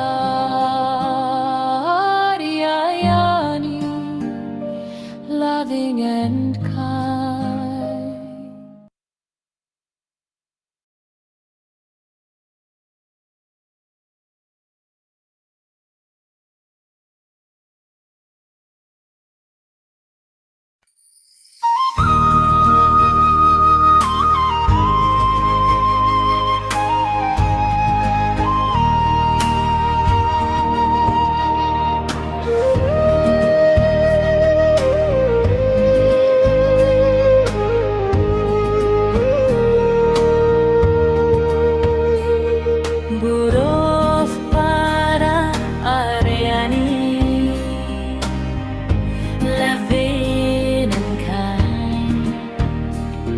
You came like light to free the blind from realms of grace, from heavens above. You walked among us with boundless love. Buddothpado,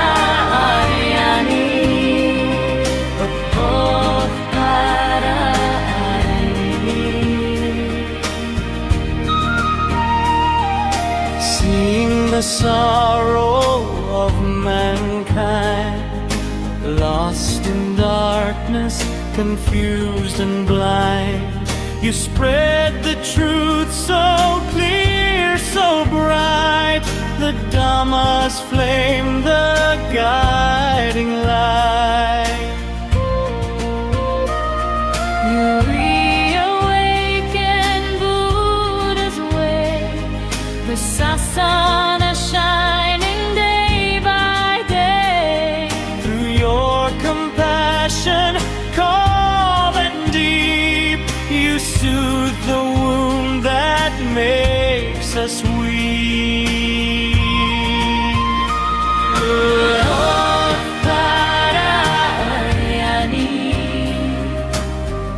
You show the path through gentle words and sermons vast.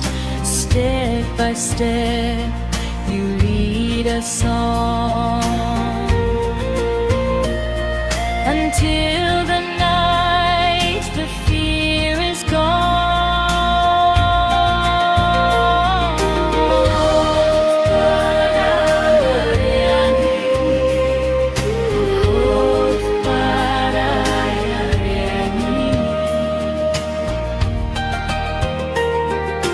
Nibbana now is not a dream. It flows within like a peaceful stream. Oh, Ariani, may you live long. Our hearts forever sing your song. May you live long, oh noble guide. In gratitude we stand with pride. Buddothpado, Ariani, bright as the sun.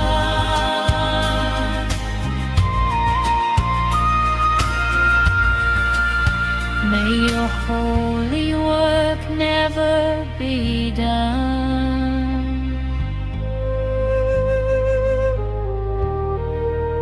May your holy work never be done.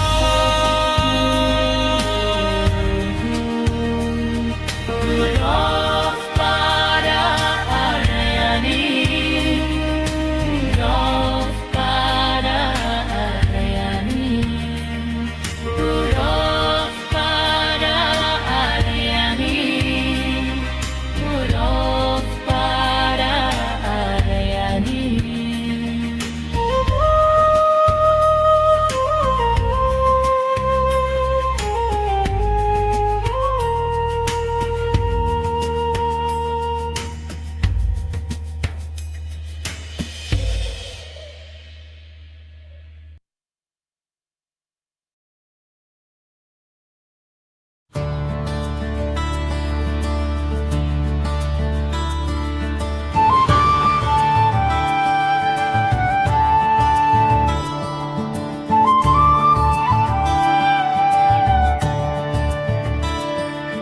Spring of wisdom rising bright, spring of love radiant light, spring of joy that fills the earth, timeless heart of sacred birth, wisdom of Asia,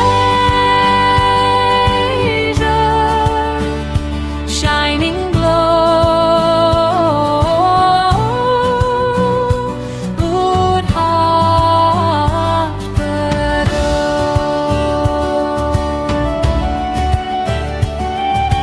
Liberation from all birth, liberative and from mind's deep thirst, liberation from fear and death, freedom carried on each breath, Wisdom of Asia,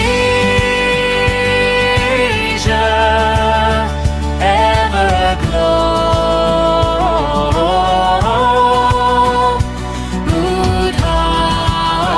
Buddothpado.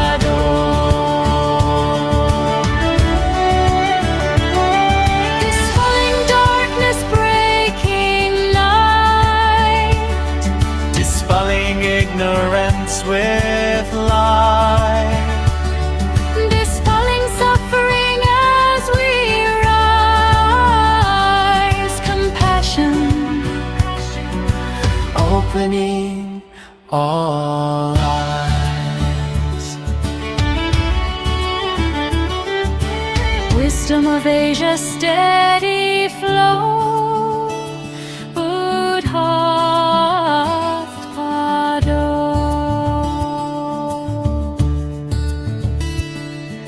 Truth of life and truth of mind. Truth no time can leave behind. Truth of birth and death made clear. The path of peace is always near. Wisdom of Asia, ever we go.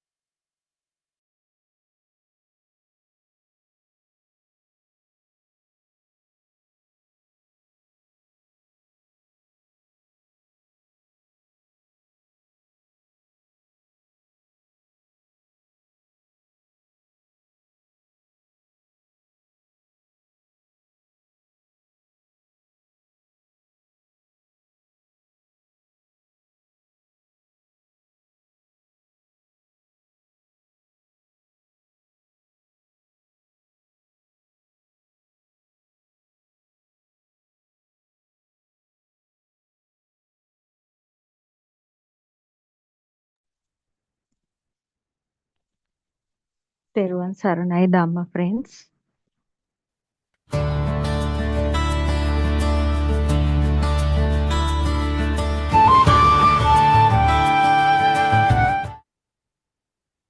තෙරුවන් සරණයි ධම්ම friends. According to this 3 to 5 English Zoom discussion, still waiting for the other friends to join. I think Dr. Kokila have joined at this. No, Joel. Another one friend has joined with us at this moment. So until Dr. Kokila joins this session, I would like to ask Joel what about his experiences. Therwan Saranai Joel, could you kindly say something about your experiences? Dr. Kokila will join in a little while. Nothing special, Champa. I'm unable to speak because I'm having a cough and a cold. All right. Okay. It's okay. Thank you. Thank you. So, in this Buddothpado PeoTV Zoom discussion, 3 to 5 every evening, Sri Lanka time, 3 to 5, we are conducting to give our experiences about this true Dhamma to the English speaking community in this world, no matter what they are, what the religion they believe, no matter in which country they live in, and no matter what is the color of their skin. We are talking about Lord Buddha's true Dhamma revealed by Buddothpado Aryan Wahanse, the great spiritual master of Sri Lanka, the wisdom of Asia, because Buddothpado Aryan Wahanse is explaining us each and every moment about this how we are suffering in this uh, mind, that means world created inside the mind. Therefore, though we are looking at things outside through our six sense system, we are seeing things, we are hearing things, we are feeling things, touch sensations, but Aryan Mahanse is very clearly telling us what we are seeing is only light vibration. And the name what we are giving to that object is sound vibration. And what we are hearing is only sound vibration. And what we are feeling by touch is also touch vibration. There is nothing other than that in this vast cosmos than vibrations. So,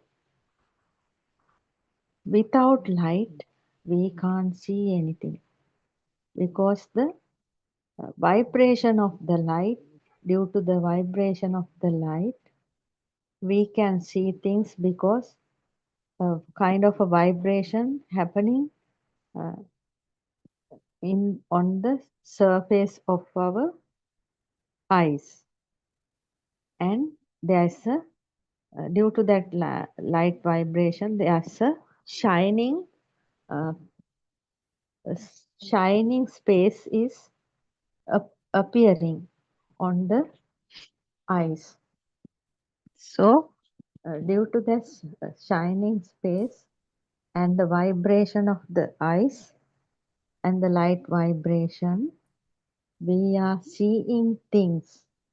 But in human realm, most of the people are thinking what we are seeing is true, but actually not, because we have two lenses in our eyes.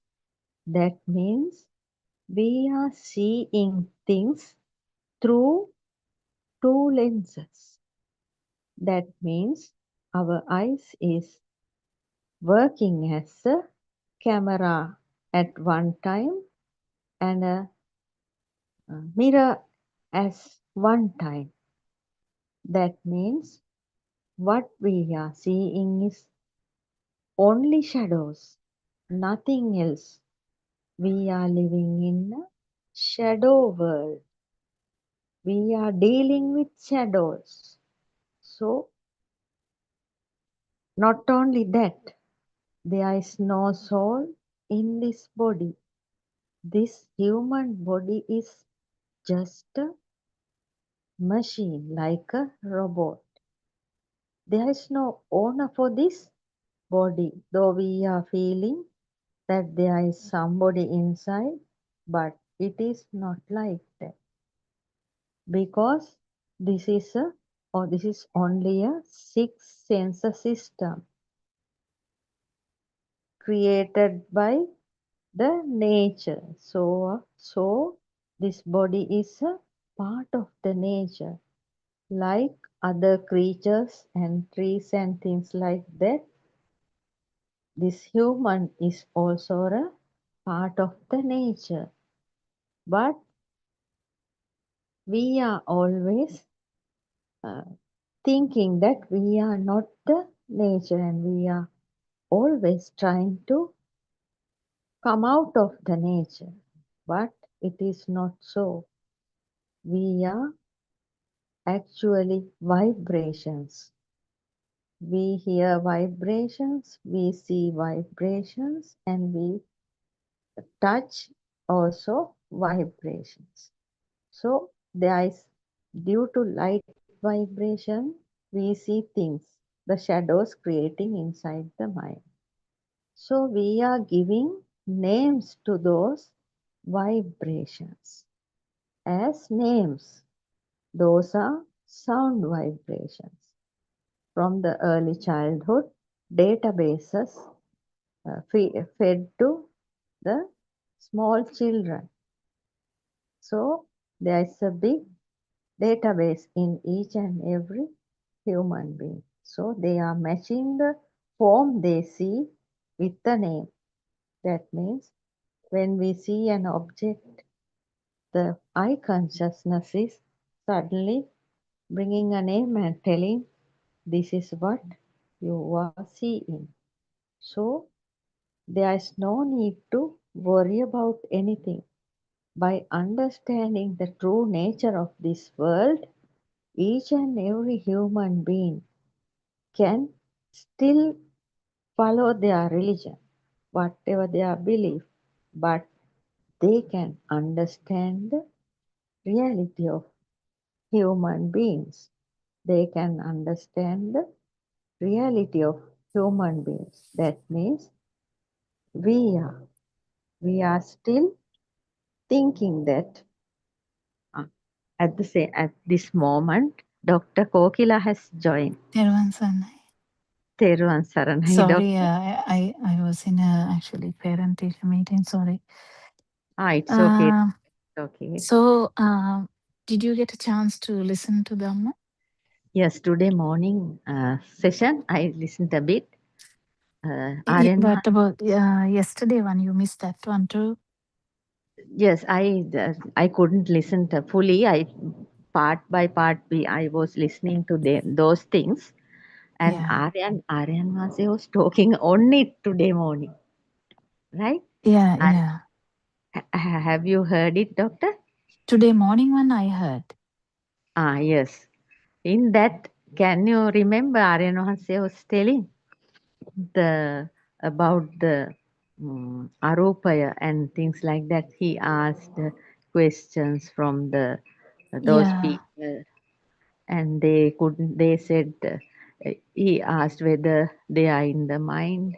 He asked whether they can feel the uh, self and It's a very difficult question. I can understand.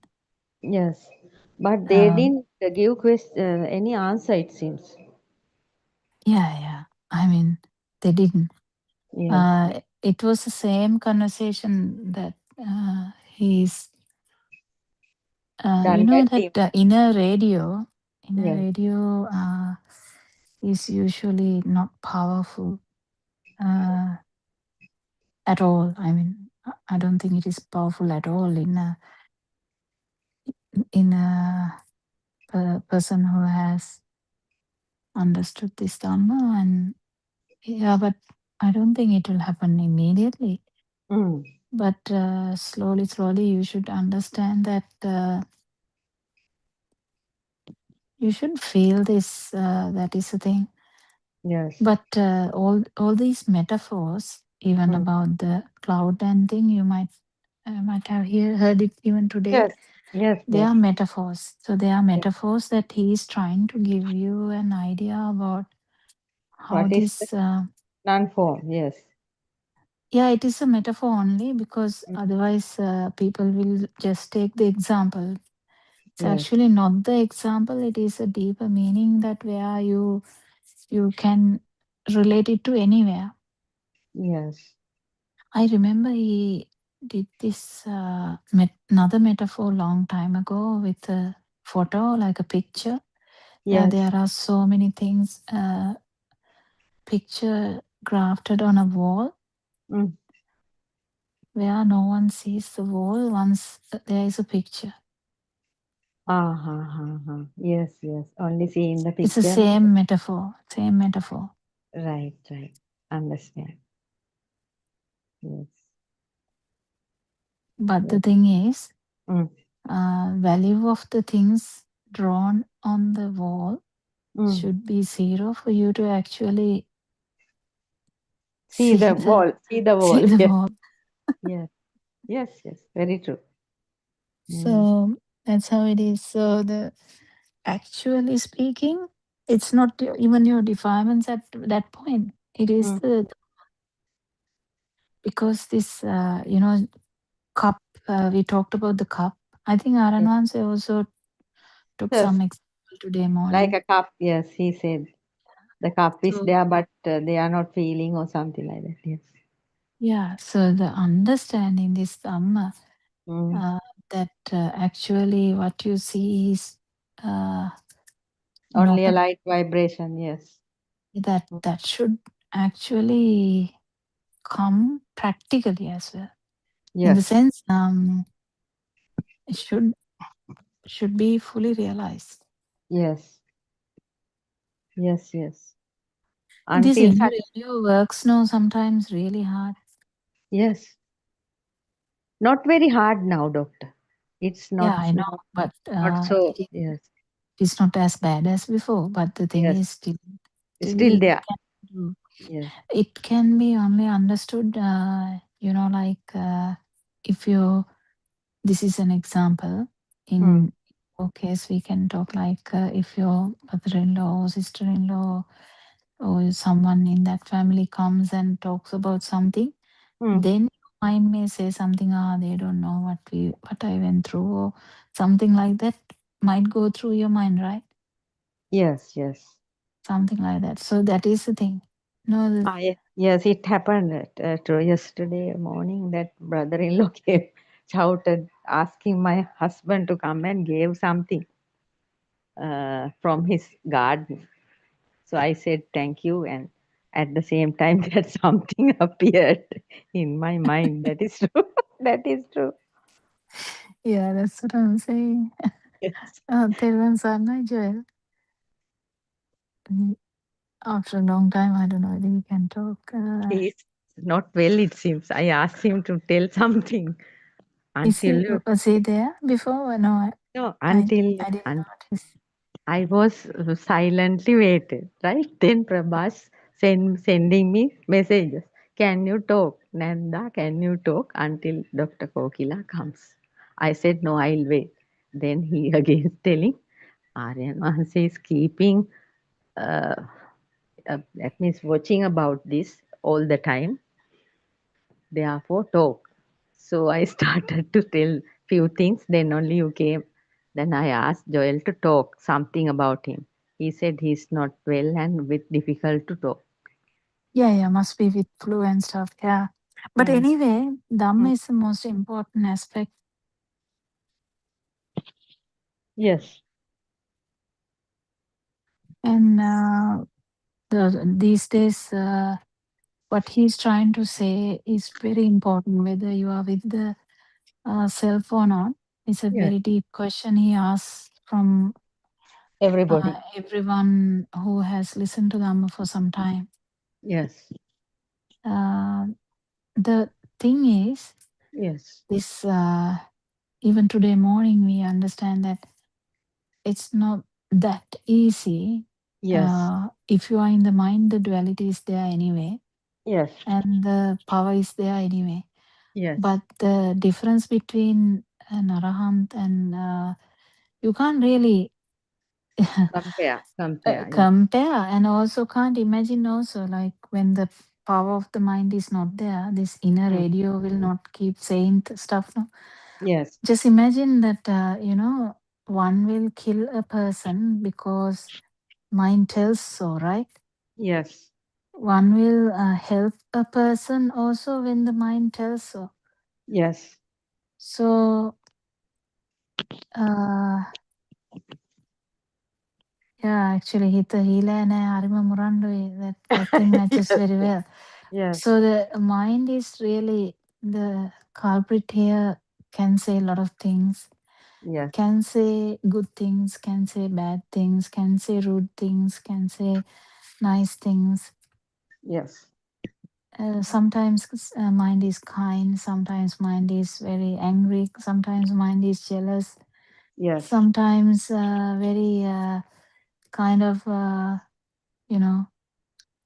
going after something, craving. Yes.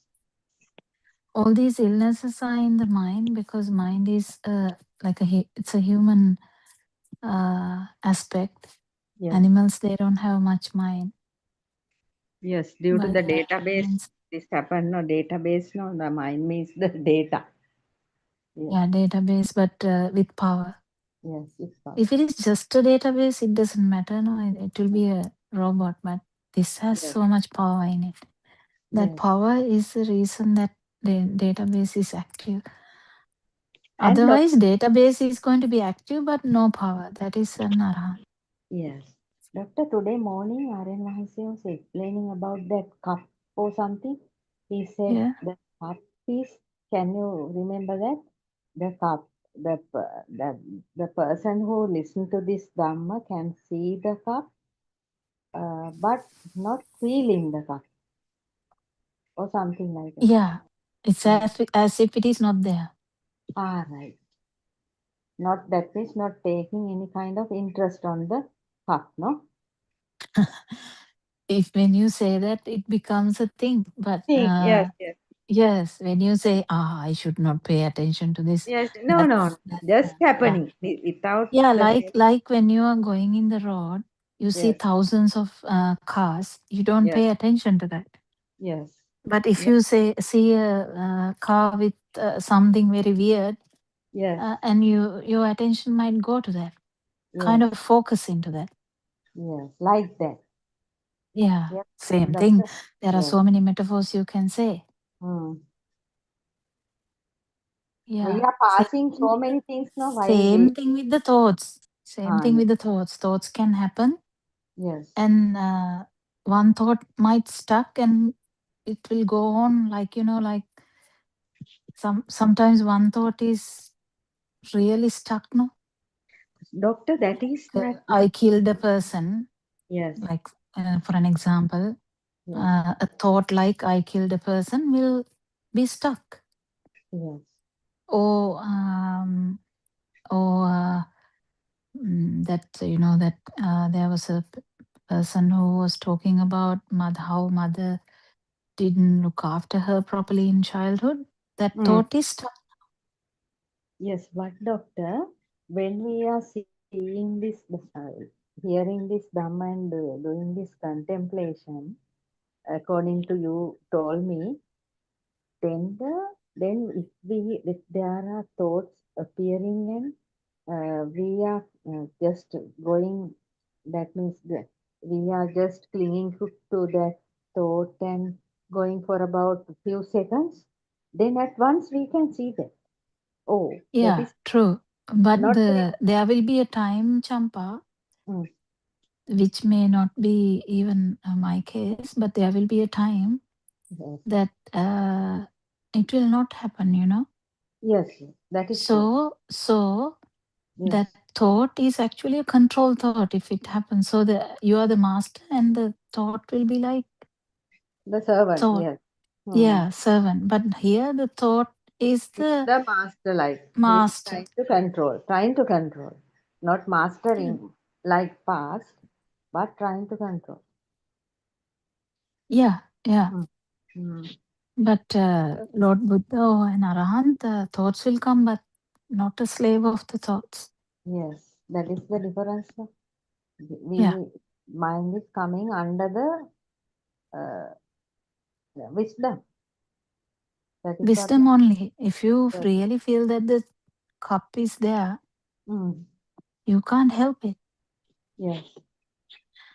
You know that strong opinions people have? Yes. Yes. Some are having Same very. thing. Yes, Same very thing. strong. So Yes. strong opinion. Even Mm. just opinion is the same thing, but strong opinions can carry a lot of weight on it. Yes, because some are having a lot of egoistic way of thinking. They Yeah, are not. like female rights. Because I'm a female, I can talk about that. No one will shout at me. So Yes. I can say female rights, right? Yes. Then that can be a really strong Wave. thought, Yes. strong Thought. view. Yeah. Mm. Yes. Similarly, you can have so many strong waves. They are Yes. slightly more than the chair. No, Yes. no one cares about the chair. No, still the chair Yes. is also a thing, Yes.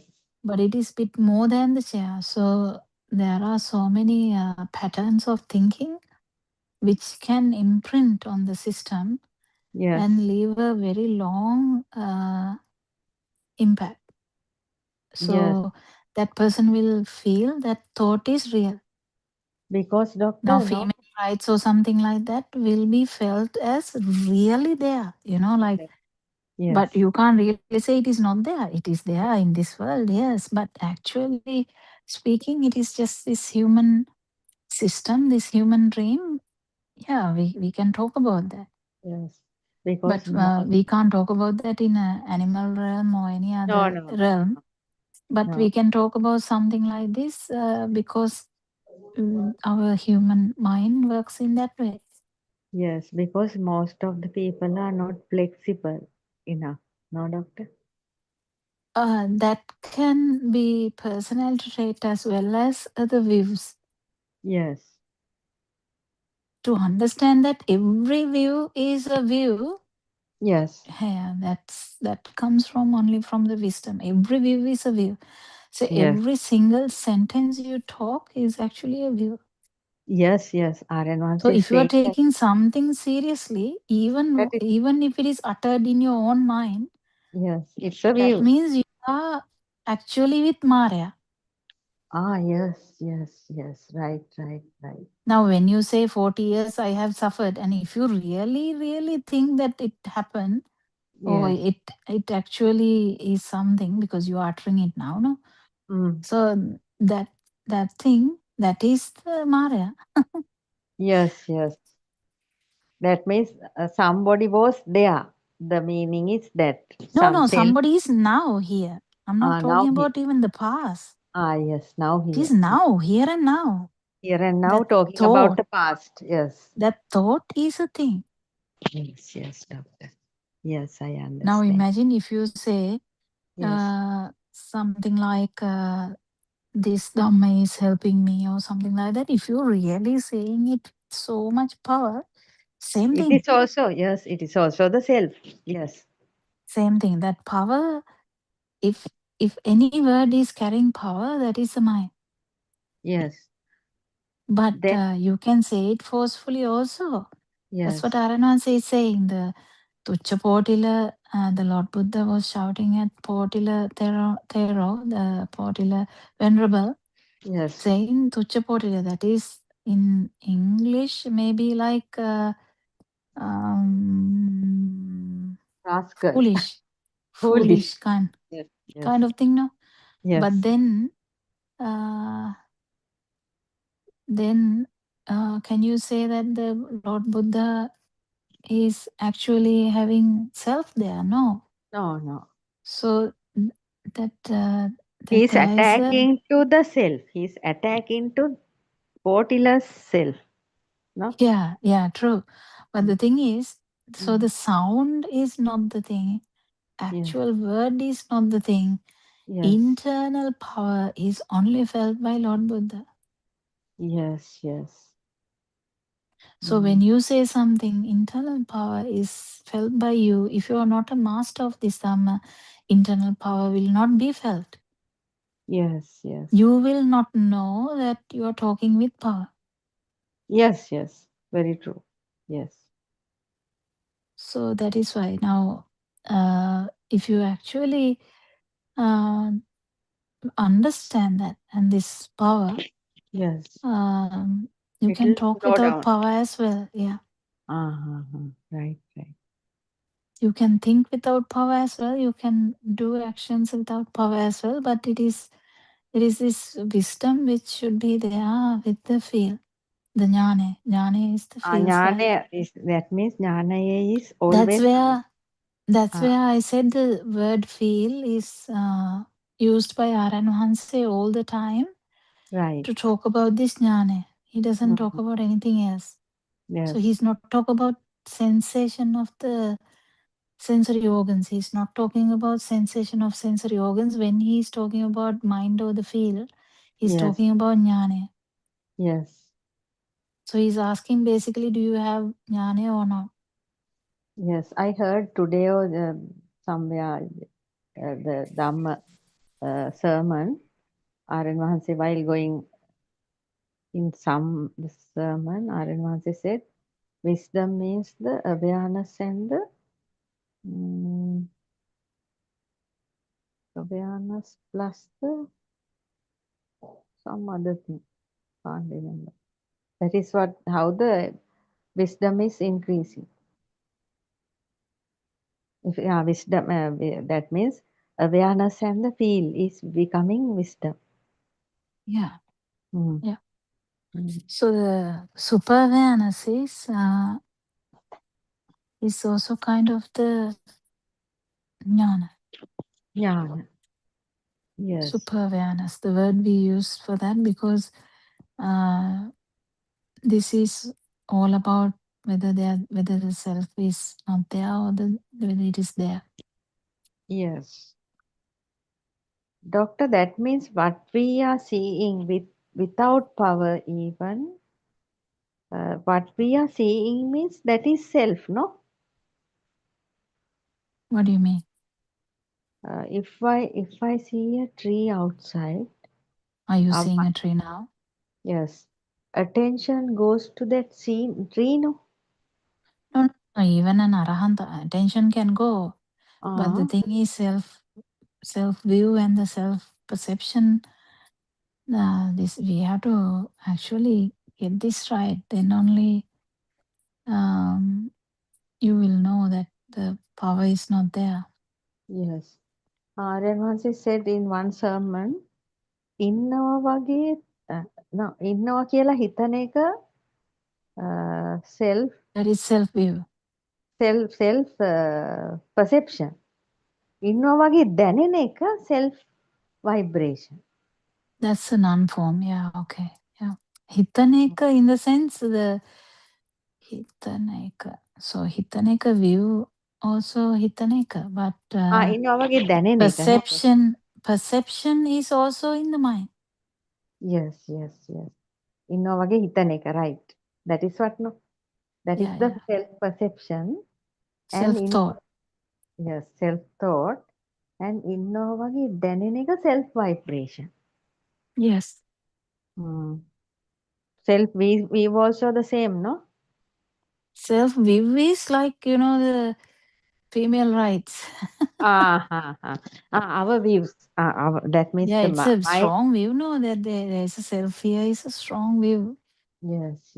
That goes away, but the self-perception is still can hover around. But this Aranansi has told multiple times in the past, you will come across these things. At least once, if you have felt the non-vibration, that is the Sotapanna Pala Avastha. That is why Aranansi is questioning everyone when they are having doubts. Actually speaking, the discussion should be more kind of relaxed in a way to come out with the experiences with Aranhanse. So it is very good that he goes everywhere and sees them in person and talks to them so that they can talk without because some people don't like to open about their questions. But now actually imagine someone like Asanti, they are like really good in that they can talk about their questions even open, right? That's so good. Today she spoke everything very open. Yes, very good. She is nothing hiding. Yes. Yeah, so that will open up her path anyway. We actually speaking, we have to be very open with the honest mind. Yes, honesty. Yeah, but the thing is, wisdom is very important and the jnana is very important, the faith. Yes. What do we feel is anatma. That is Aranhanse's push. Yes. If you don't feel anatma, it's not enough. Yes. But according to each and every person, the Dhamma comes in and the inner transformation is different, no, Doctor. So that is why it is slowly happening, I think. Mm. Mm. No, I think it depends on the personalities again. Yes. Yes, yes. Yeah. Yes, Personality. There are different personalities. Someone like a village mother has yes, no any dream. yes, So it's easy. But yes, then person with so much data, so much dreams, yes, it can be difficult. yes. Taking this Actually, Dhamma can be difficult. yes. Actually, speaking, doctor, when we listen to this Dhamma, the dreams are also, that means there's no need for us to uh, think about dreams, like something like that is happening. Mm. That means dreaming is not happening like. No, that means you are in that moment. You are not in the mind. That's why it's not dreaming. Because in the mind, you can easily push on to any dreaming, like about even anything. But those But the days, they, importance is a self view and understanding what my vibration is. yes, I can remember I had this daydreaming thing earlier. Now the daydreaming is not happening. I don't know why. I think because of this Dhamma. Daydreaming is not happening. Uh, just living with Dhamma and day to day work and things like that. Going here and Yeah, there. but you have passed challenges a lot, but actually speaking, you are in a safe spot at the moment. So it's very difficult to check also. Safe spot means? Comfort zone. So the No, comfort doctor, no. zone, No comfort zone.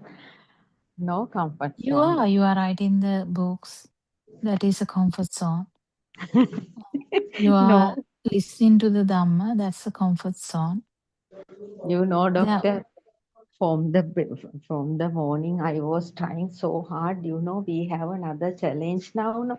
This Sicilasa thing, met yeah, Sicilasa. For that, yeah. there are no people in this area to join because only myself and that girl in Piliandala, a representative. So we both are trying. She has anyhow found one or two people because that there was sermons in Piliandala at the beginning, and that is also not there now. The practical sessions were there. Now nothing is there. So there's a Piliandala group. I have spoken to 2 or 3 people. They said they are unable to come. So today morning I was trying. I was trying like nothing because anyhow we have to do something. So I told that girl, we 3 or 4 people, we can just go and uh, hand over these things so, for a few people, but whether we can see whether we can post them at least. If we are having those addresses in this electoral uh, region, there are 75,000 houses, families. So, so I was trying to get that electoral registry from the web, but they are not allowing. So we are facing a very big difficulty now, unable to do anything. We both are suffering because we have to do something, no, doctor. We can't just sit and wait here, no. A big problem we are facing now. It is okay. You can do only what you can do. Mm. The thing is, you can't really force onto them. You can put it to like maybe post box or something. Not really push anyone. No, doctor, we have to have that addresses now for that get that addresses of this area, I have to go to election department with the letter from Metmodita Foundation. Then only they will give the addresses, But 75,000. can't you just put it to the boxes without address? But there are only 4 people. They are to go. That a representative has a knee problem and she is unable to walk. And from out of that 4 even, only 2, myself and another one, is able to come once a week. So there are so many problems, doctor. That is why planning from morning can't do anything still. Don't take it too pressure. Don't take it too as too much pressure. Right. Do what you can do. What I was telling was, if you don't need, if you have like someone like a boy with a car or like a delivery person, you can Yes. actually put it to all the post boxes. Yes. We are planning to do something like that now. There's Not one even boy. with the addresses, because we get so much post like that every day into our post box. They are So coming much and they are just putting it. They are trying to marketing. It is kind of marketing. yes. If you don't have much human power, that is what you can do. But if you have human power, then you can go from house to house and do that. Yes. No Otherwise, human power here. yeah, So then what you can do, what you can do. so to do the thing you are telling is also needed money. No, who is going to give money? We have to pay them. No, for courier service we can do it, but for that we have to pay. No, doctor. That is the problem. No. I'm not having much money. That is the problem. Not like courier service. Mm. It's like someone with a vehicle Yes. getting uh,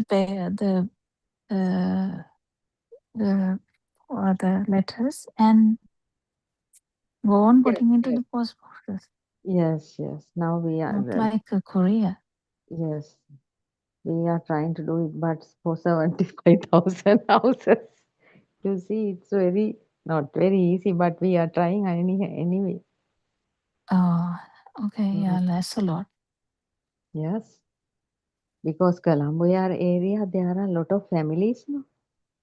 Not Yeah, like that's a lot. not like the other areas. The most that means the population is high in Colombo and Gampa. Colombo, Gampa and Alutara, that means the western province is the most, that means more crowded areas. So that means I am not. I just told you uh, I because don't I'm. think you should think too much about it and do Yes, whatever you can. That is, you're doing that it is with the thing. faith. Yes, yes. I I I I have Do spoken to whatever that. you can. Mm. That's all what we can do. Do Because yes, if you keep thinking, the way you talk also is very heavy.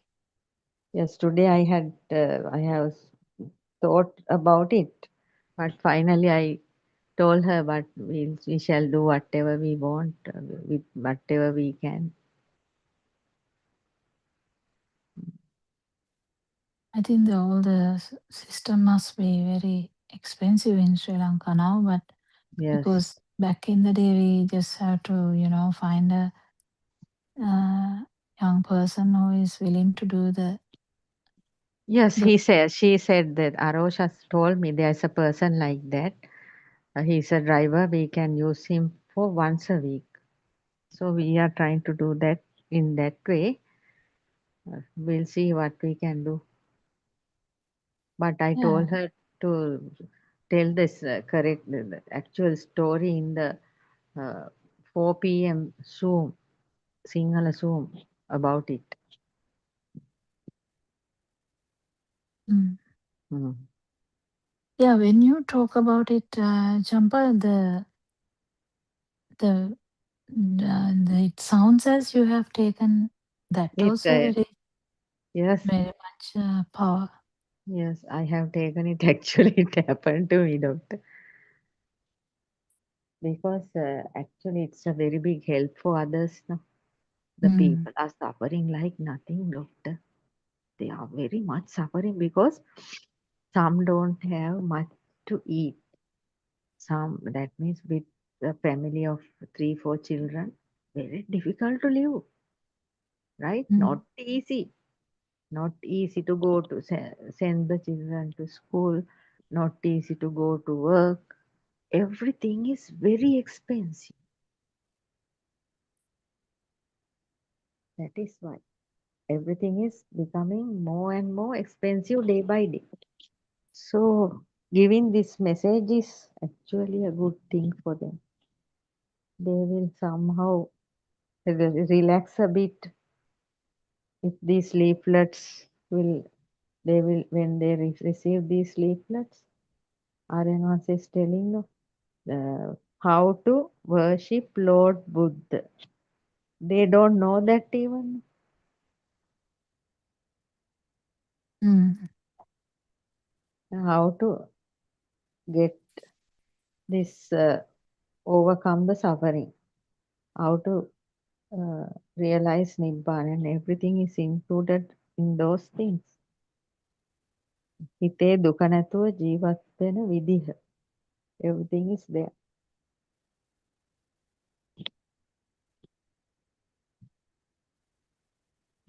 Yeah. So this power is here and now. So you have to Mm. get it That means, properly doctor, because when we are thinking something deeper, then the power is increasing, no? yeah, the way you talk that everyone is suffering, even that sentence is to have too much power. Yes. As if you are really believing everyone is suffering. This Oh, I'm not going to watch this TV and things like that. All those stuff are very useless see, things. even that you really mean to say this creation is there, yes, everyone is suffering, yes. But this Mm. creation, it's a creation. If you Yes, yes, yes, become a dog, the dog's world, the dogs are suffering. yes, yes. But that means when I am talking, the world is true, no, doctor. It Yeah, shows the world is true. Yes, yeah. that should be understand very well. And the creation is only a mind creation. Yes, I should think about it. Yeah, the good or bad, right Mm. or wrong. Yes, Uh, that is the way. Yes, we can't control anything. Yes.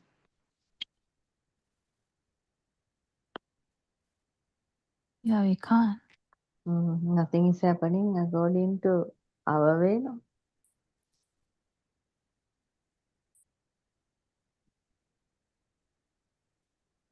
Because Aryan Mahansa is trying to do something, no? So we have to give him our effort. No, he will understand. It's our effort is to try, Mm. and he will understand there are problems. He's also living in Sri Lanka, so he knows how difficult things are, and he will understand. It's not a thing like that. It's just our effort is the only thing. Yes. But these village mothers don't have, they have groups, no, doctor? Everywhere they have groups, very well organized groups, listening to them, coming for practical experiences. They Yeah, can I do. saw a lot of people even today, I think. I Yes. couldn't listen to the today practical one in Gold. Mm. Um, yeah, I haven't actually finished listening to the even the Ramya Auntie's house. No, I haven't Mm. finished it. Or Mm. I haven't even started it, actually. You know Miss Ramya? No, Uh-huh. I just Because told because I hear about her. yes, because hasn't take the uh, mud pill, this Blood pressure pressure. pill. Blood pressure pill, it seems. I am also taking blood pressure pill for one in the morning and one in the evening. Oh yeah, okay, Champa, just keep taking it, don't worry. Mm. Stopping means going going away. Yeah, you have to you have to win the dying first and then die. Yes, yes, that is what I am. Without winning, no point of dying. Yes. But if Aranhanse was here, he will ask, it's dying there, Champa, you will be finished. Yes, yes. Dying is Because in the dying mind. is in the mind. Dying is in the mind. Yeah, actually speaking, dying is in the mind, okay? Like this Yes, breathing is like a, like a machine with the piston. yes, Breathing is like that. Breathing will happen, continue. It happens with the forces in the lung. yes, There is no need to think. Even the yes, baby is not thinking, no, I should breathe now, I should breathe now, I should breathe now. No one thinks like that, no. yes. And breathing continue to happen. And when the breathing stops, yes, that's all.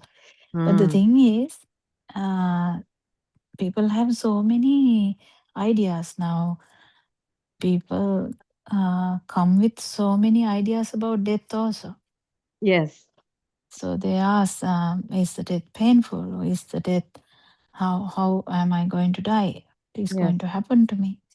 yes, So there's so many questions. And also yes, that idea that you will go somewhere after the death is really, really a great, terrible view we have. yes, yes, yes, yes.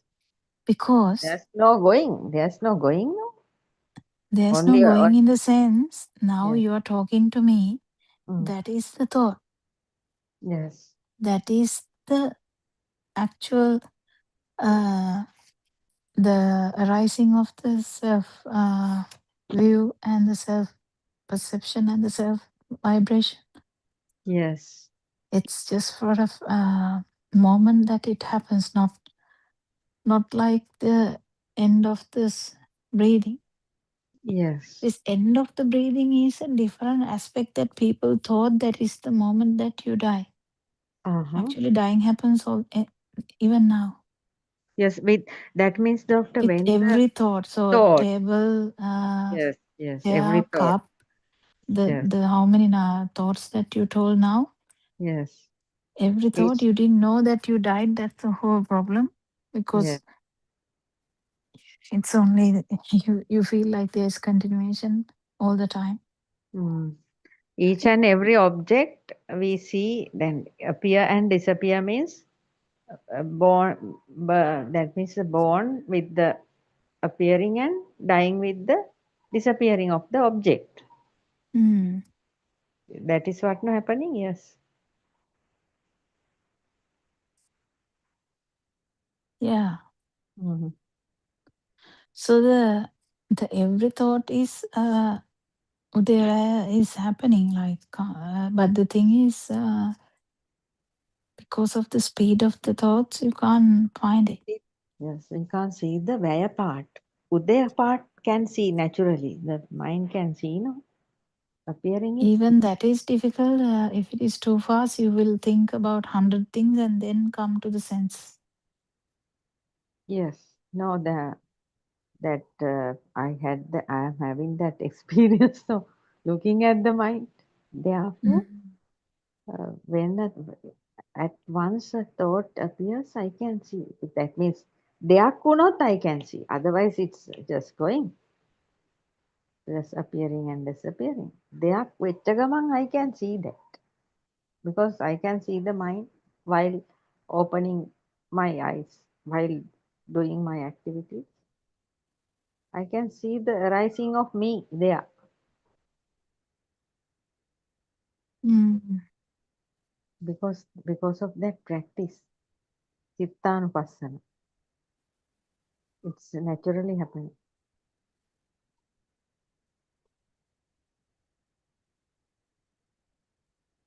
then you have to know that there is no self. Yes, yes. Those days with the self, no, we did it just watching the mind with the self. Now, no, there's no self. Just can see. But you have to feel it too. Yeah. Yes, yes. The feeling part actually Will happen, yeah. will happen due to this Dhamma. When we listen more and more Dhamma, then only that will happen.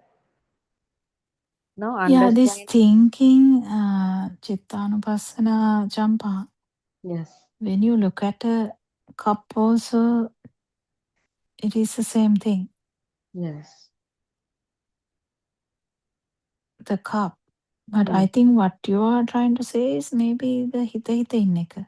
Is it The that? appearing of the thoughts, yes, but no, that seeing, That hearing, is just a mind sensor, I think you are sensor. talking Yes, about. yes, yes, Because we talk about in a broader way, because when we are yes. looking at something also, it is a The uh, yes, cup. cup. Yeah, Cup means when the sitter. you Yes, are mind. touching the cup also, it is the cup. Yes, When you are hearing a slam of a cup falling into the floor, yes, it is also the cup. yes, If you are tasting cup, I mean, I don't know if you can taste the cup, but you can think about it. If you try to eat something and the in the cup and you licking, touch no, the cup, licking. then you know it is the cup, not the food.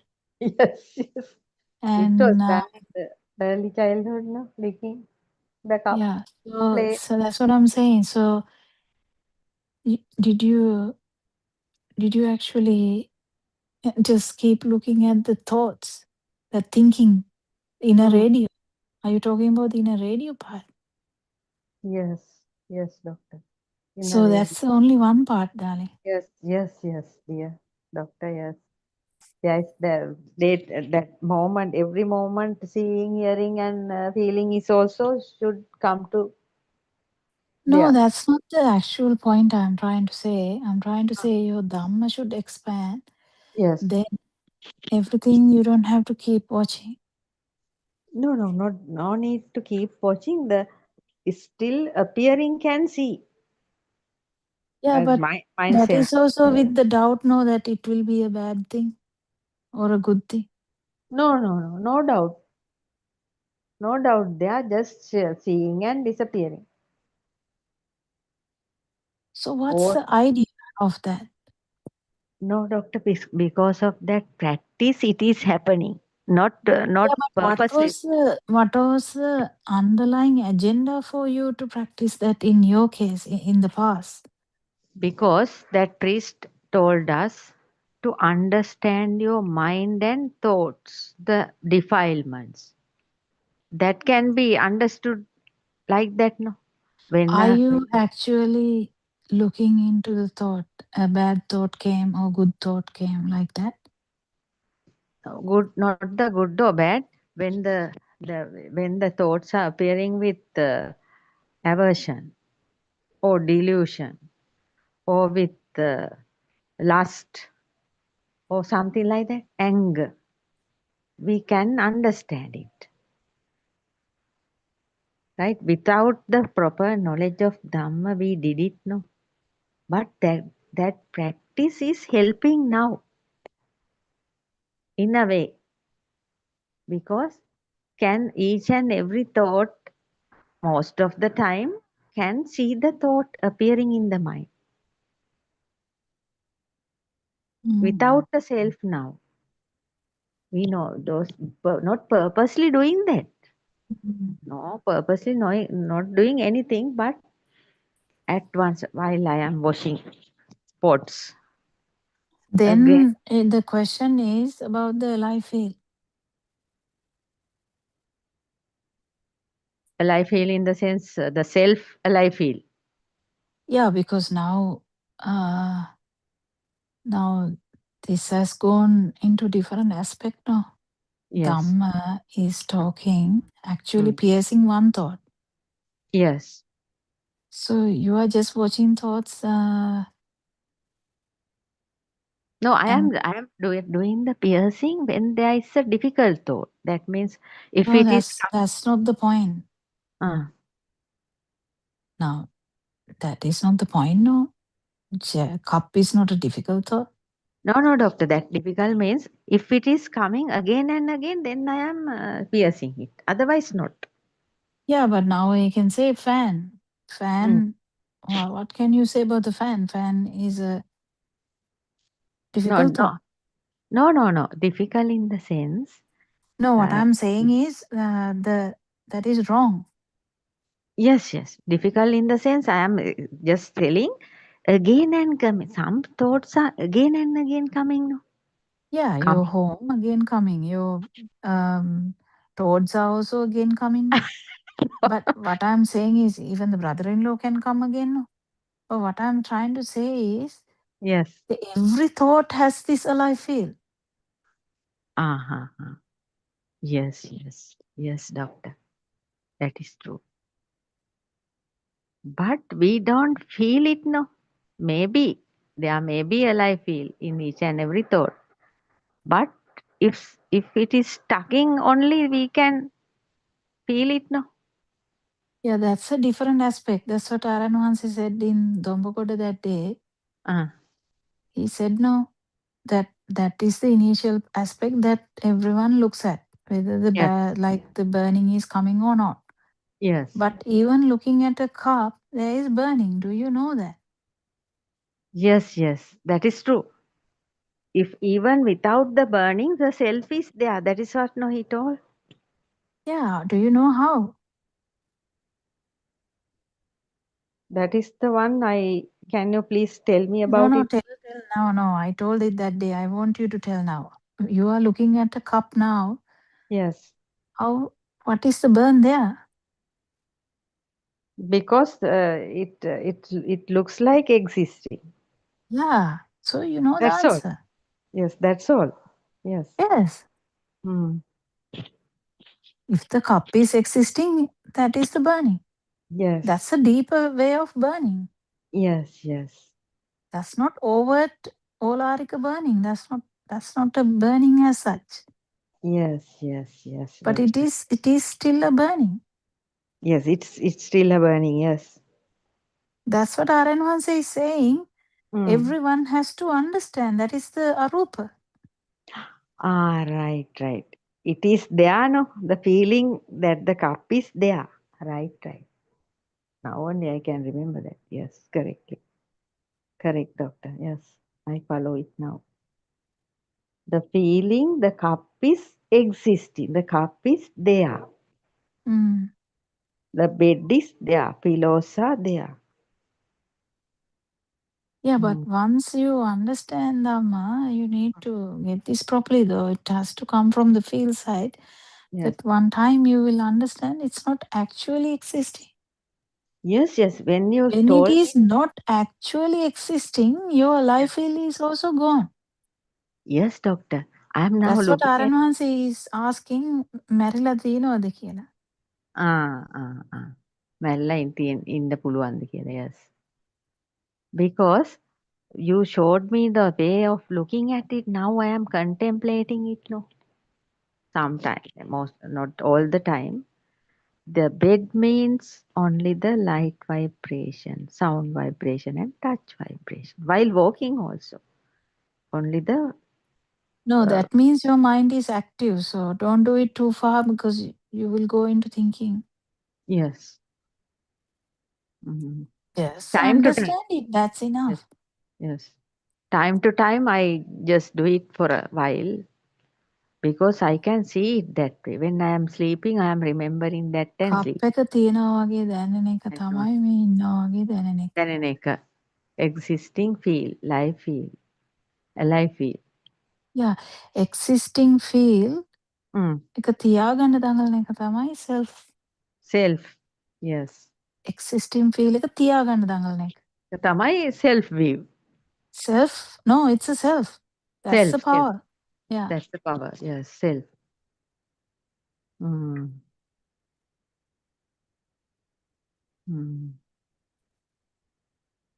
such a deep thing. We have to slowly, slowly look at it, yes, and understand it. Yeah, Early morning. that's a very important thing, understanding that the existing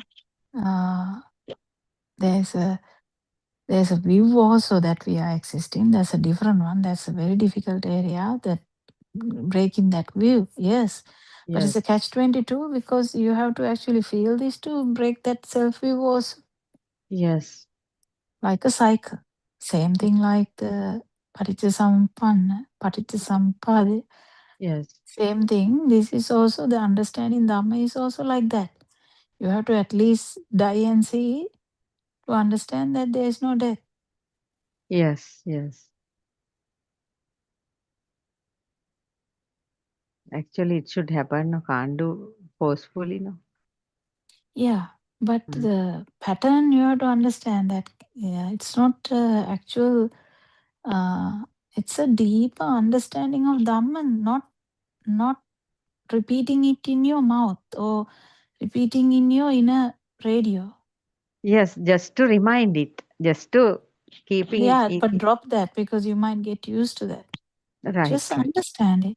The Now cup I understand. is there. Yes. It's happening sometimes. At once, I feel it. Oh my God, this is only a vibration. There are only vibrations No, here even and actually vibration, even there's nothing like nothing. vibration. Yes. But there is something, a thread should be there to end for the moment. Even a thread, not a rope. At the, you are trying to at least stay as a vibration. Stay as a vibration. Yes. Oh my God.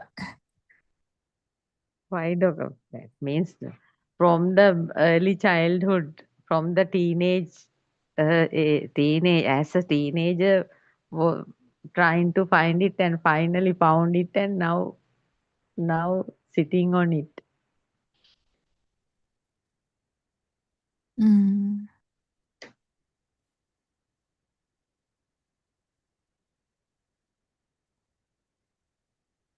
What happened to this Surangika doctor? Rangika has sent a text to the thing saying she can't join for some time. Uh-huh. I'm not sure. Dr. Sakuntala is in the trip now. Yes. I think that teacher maybe came down. What is her name? This Sudharma. both Sudharma may have come down. I'm not sure. Hmm.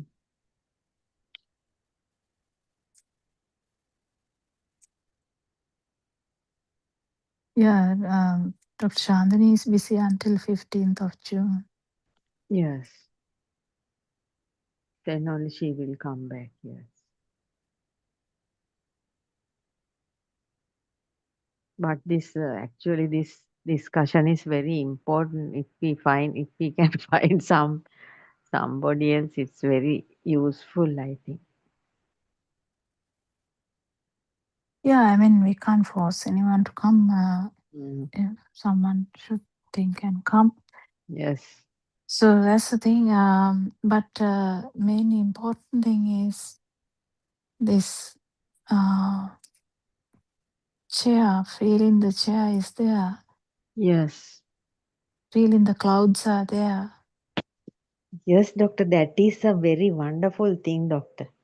That means he said uh, the person who is in Arupaya is not interested with these clouds, no.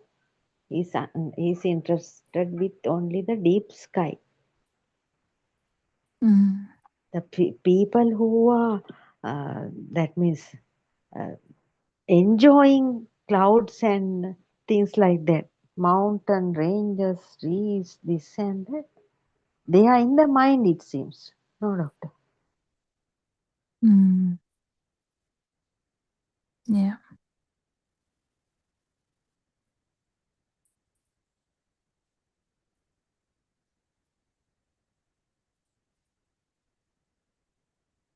if someone's self view is gone, Mm. only this whole thing will come into correct order, Yes. because then they know that whatever you feel is jnana only. Jnana only. Yes, Aranhansi told that also. Nothing else, only jnana. Otherwise it will be misunderstood all the time.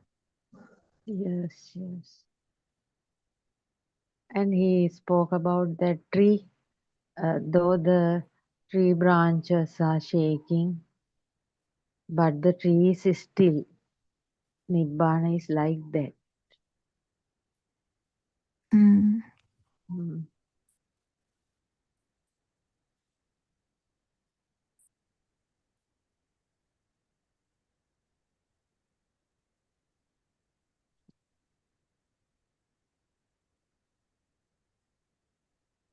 Yeah, it's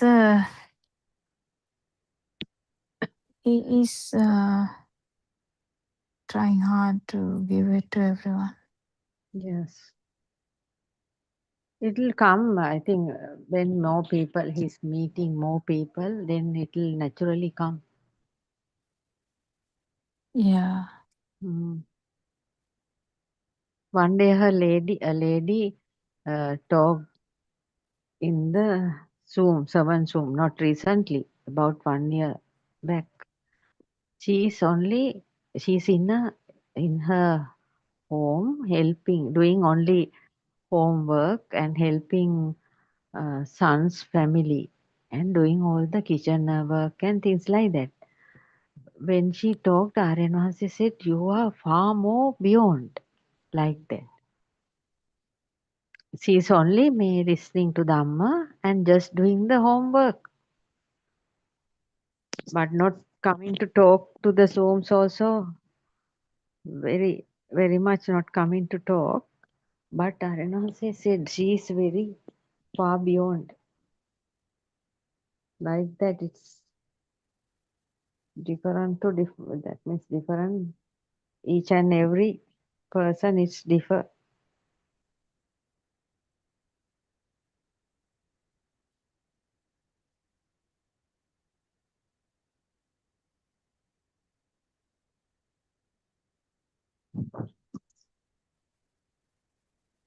Yeah. I don't think he participated last night, so Yes, I don't think. Yes.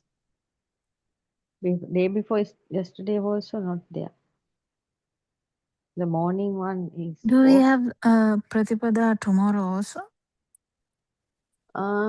tomorrow. I think so, doctor. It's ending tomorrow. So some areas, whether Aryan Mans is going or not, different areas they have different days. Some have Mondays. No, we have the goal one today. Yes, I think tomorrow is also there. Mm-hmm. After tomorrow, it will be finishing, I think.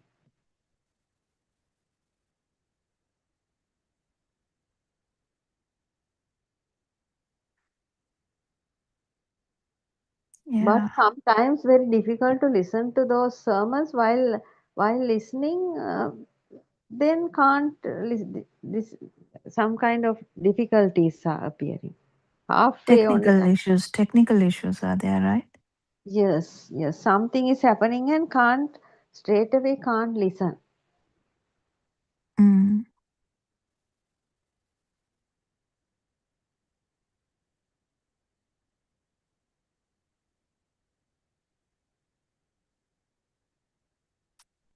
Anything else?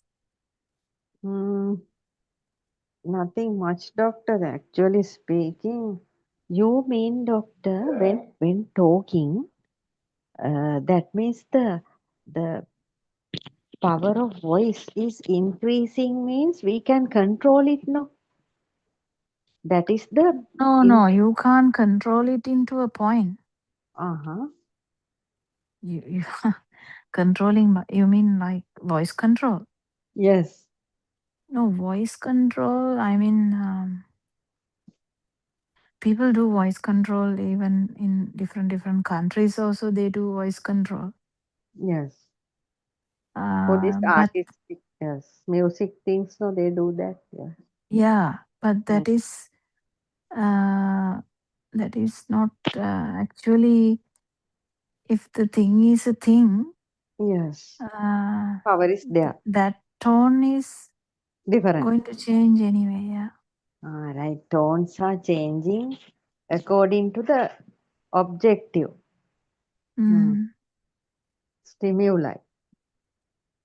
Mm-hmm. So you can't do anything. It naturally it should come little by little.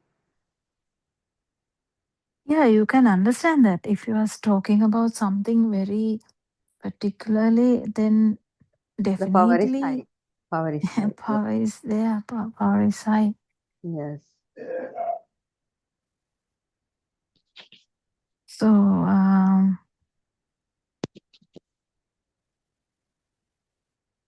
this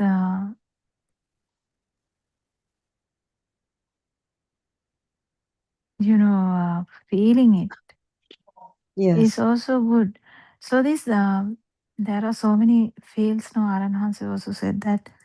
So when you talk about feel, we can talk a lot of things about the feel. Feel word can be used lot everywhere. Yes. So you feeling your own self vibration is a different feel. That's actually also a feel. Yes. But feeling non-vibration is also a feel. Yes. So there's so much different feels. So when you listen to Dhamma, you might come across when you translate. Yes. Yes. You Yes. might pick up that how these things keep changing. Yes. Now new things are there. So many new things are. I'm every day. I can. Are you still doing the Nissarana thing? Yes, there are 7 sermons. Now it's 2. Second one. 7 Nissarana sermons. But actually, good doctor, the way from the beginning, it's good. Everything is based on this true Buddhist philosophy, but more detailed descriptions are there about the Satara Satipatthana, how to do the meditation. It means, Arinavansi was explaining, see in the mind objectives, see in the objectives and understanding them,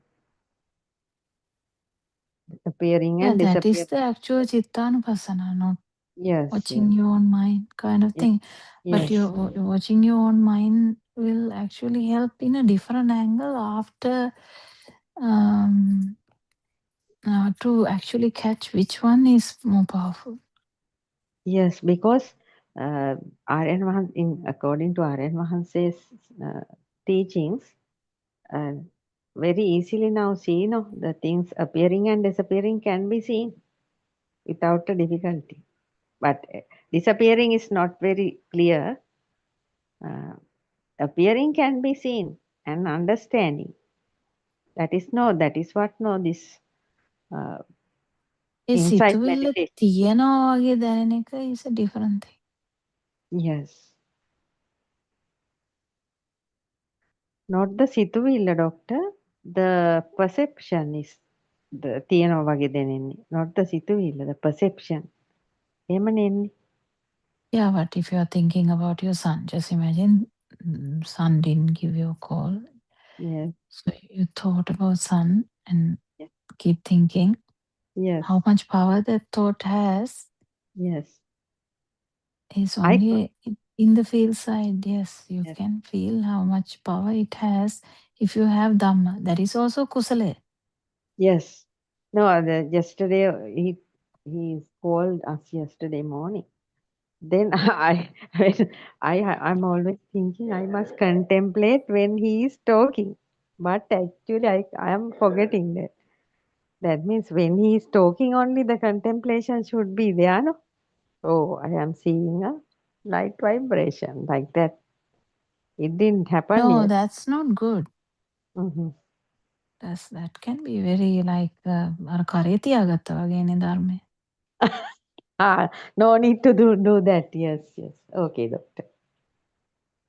No, but it, it should be kind of a thing Happens that naturally. you Yes. don't have to even Think keep of it. thinking like that. Yeah.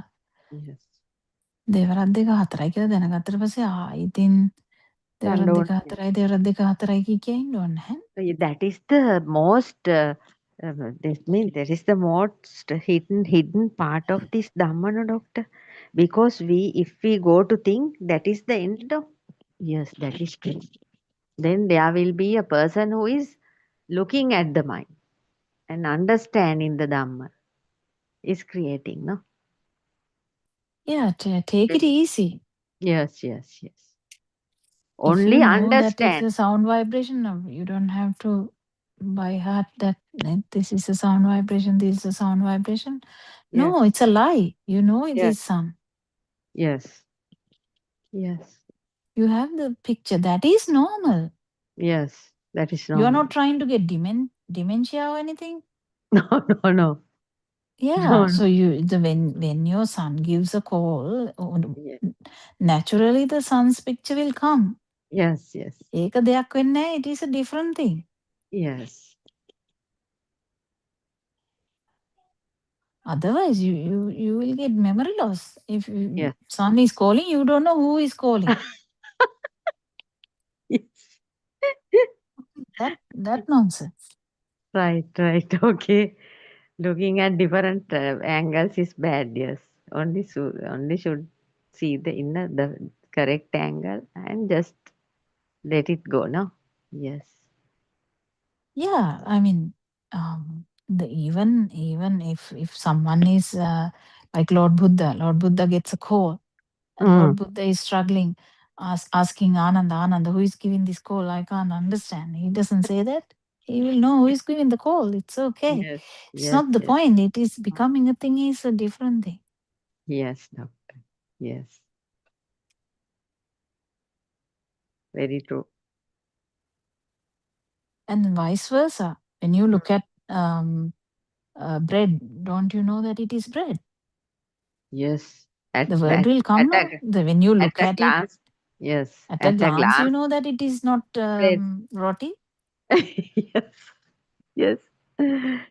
Yes. Yeah, so it's his normal way of thinking. It is okay. It's just that this is how it is. This is how the human dream is. It's okay. Yes. Yes. Roti Yes. one time, hoppers one time, and one time bread. It's okay. But the thing is, none of these things will become a thing if you know that they are creations. That's all. Yes. Yes. Otherwise, අර කරේ තියාගත්ත එක තියාගන්න මෙය කොහොම නිකම් සම්බෝලයක් Yes. වෙනවා. Yes. Yes. Yes. That is the deepest meaning of this, no, doctor. Now I realize it. That means no need to think again and again. Just wait. Just let it go. Everything knowing and letting it go, no? Yeah. Understanding and letting it go. Understand. When you understand, it should be a deeper understanding. That's a different thing. Yes. Because How to understand properly, yes. Yeah. Same thing like when you say red light, you don't put the car Yes. into the thing. No, that's Yes. That has gone into the deeper layers. No. Yes. Subconscious mind, yes. Yeah, kind of Big- like that.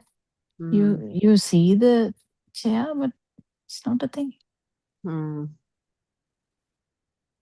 You see the clouds, it's not a thing. Yes. One day you will see like even your son in like on the thing. You know it is sun, it's fine. And thoughts will come also, it's okay. Yes. There's no barrier, there's no control. Yes. Yes. Yes. Should not control the mind in any way. Yes. Yeah, Showing there's Dhamma, no control. even that, yes. Must give a topi and just wait. While giving Dhamma, then giving topi and just wait. Yeah, no need to even think like that. Actually, be natural. Yes. and see what happens. Yes, that's true. Just Knowing become will natural increase. champa. Yes, knowing will happening, increasing the knowing will happening day by day. Yeah, the way of discussion, way of Mm. listening to Dhamma, way of thinking about it, putting it Yes, into a practice. yes, Putting into a practice you can do initially, but you can maybe do it for about 10-15 minutes. But don't yes, do more than that. yes, Because nothing should become an obsession. yes, yes. No, not doing Then you have to much fight, about it. you fight having cigarettes like that, then you have to fight to get rid of that obsession. A lot of Yes, monkeys had that problem. When yes. Aran started the do online thing, they started saying, no, තේ එකක් හදන්න සිතක් පහළ වුණා. Ah, yes, I heard those things. Yes. Yeah, and the ඇසට අසුන පෙනුණා, අසට අසු වුණා, මනසින් හඳුනගත්තා. හඳුනාගත්තා කෙටලෙක් කියලා. Like that we had a thing. But Oh, then yes, it became a problem because all started to talk inside the mind. yes, yes. Then he stopped it. Yes. He stopped it and started doing it actually. That's why. Because Mm. if we try to present it, it becomes a mind. Yes. Now the four contemplation are just doing no talking. Yes. No Yeah, talking. and සිතක් පහළ වෙනවා is normal. You get a thought and you just continue to do that is a normal thing. You get an idea to have a wash, you go and have a wash. That's all. Yes. Yeah, We we'll can't talk. control yes anything. No, yes, doctor. We have come to the end, I think. Yeah, Yes. we'll talk tomorrow. Thank Okay, you so doctor. much. Peruvan Saranai. And Thank thank you you, very Aryan much, answer. doctor.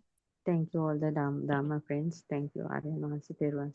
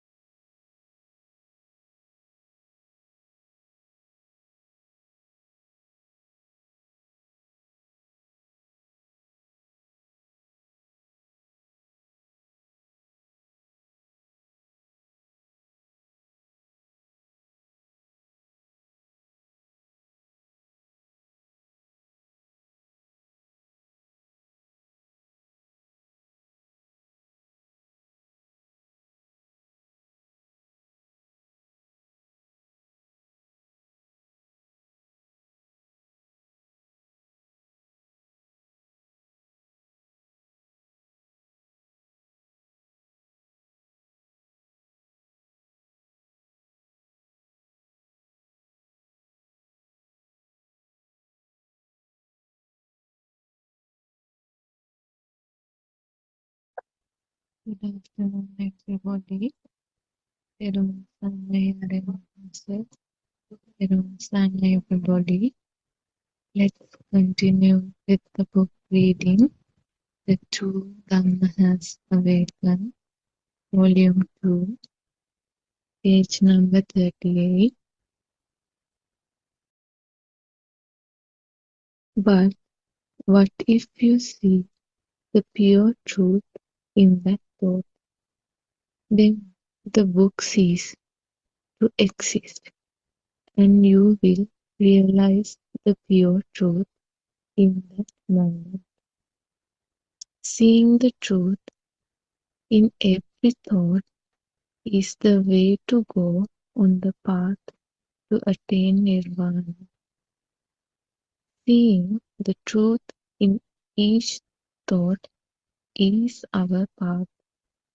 Now we have to learn to apply some effort to focus and be on the path to nirvana.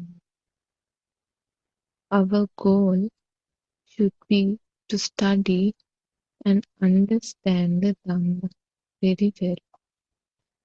Then we should apply the Dhamma to each thought and realize the pure truth ourselves. When you apply some effort and realize the Dhamma or the pure truth, your wisdom begins to increase automatically. You will realize the pure truth only through wisdom, which you develop from a deep and clear understanding of the Dhamma. This realization of the pure truth through the wisdom of the Dhamma is called Sankitena Nibbidaya.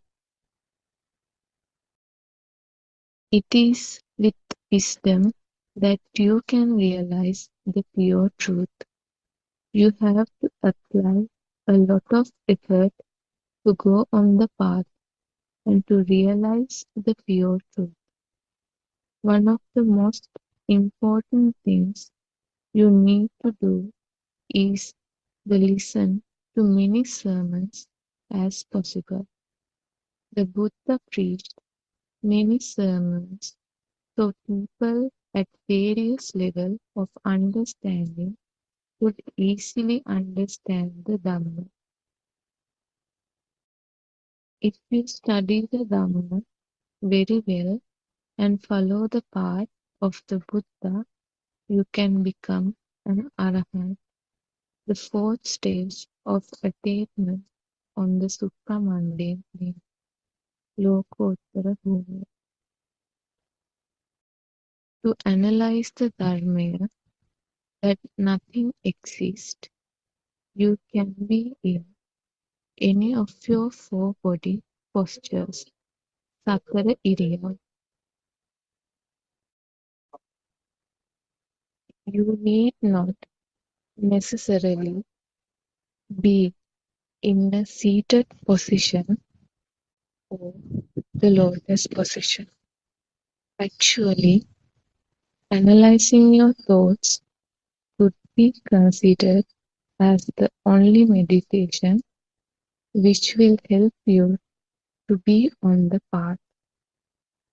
You should learn to see the Dhamma that nothing exists. In all the four postures, while doing your day-to-day work, that is, while standing, walking, sitting, or lying down. Stand everybody.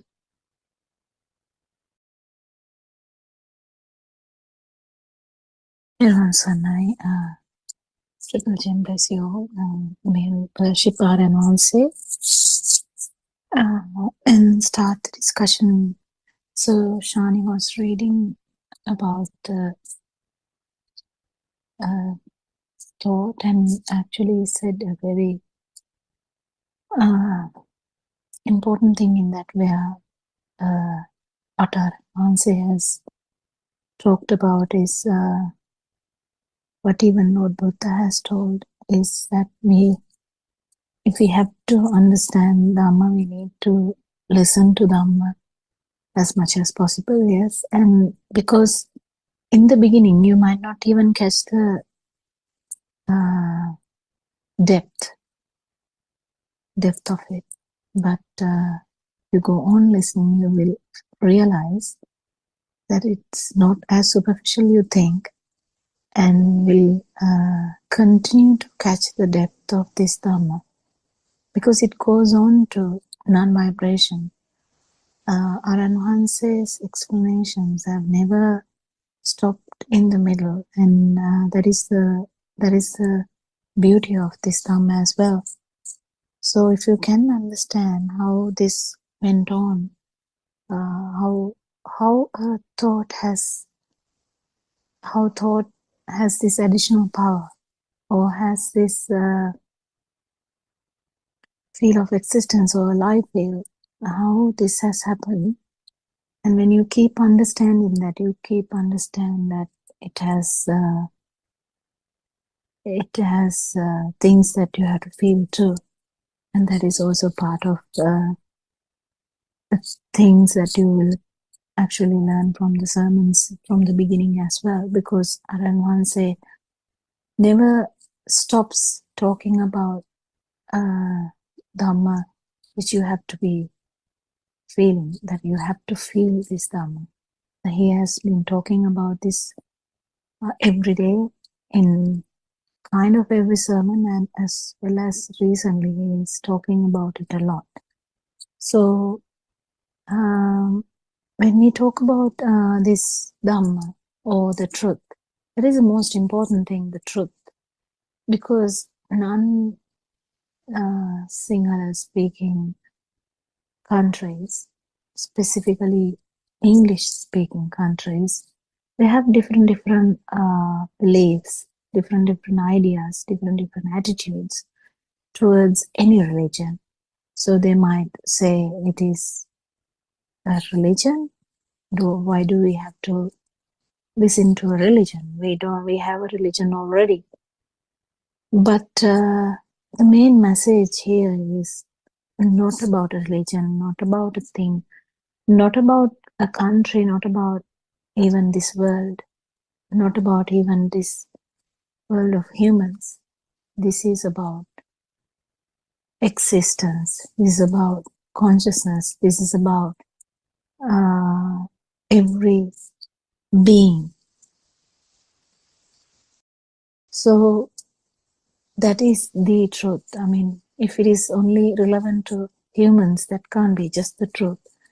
If it's just relevant to only one type of humans, that can't be true either. Can it be?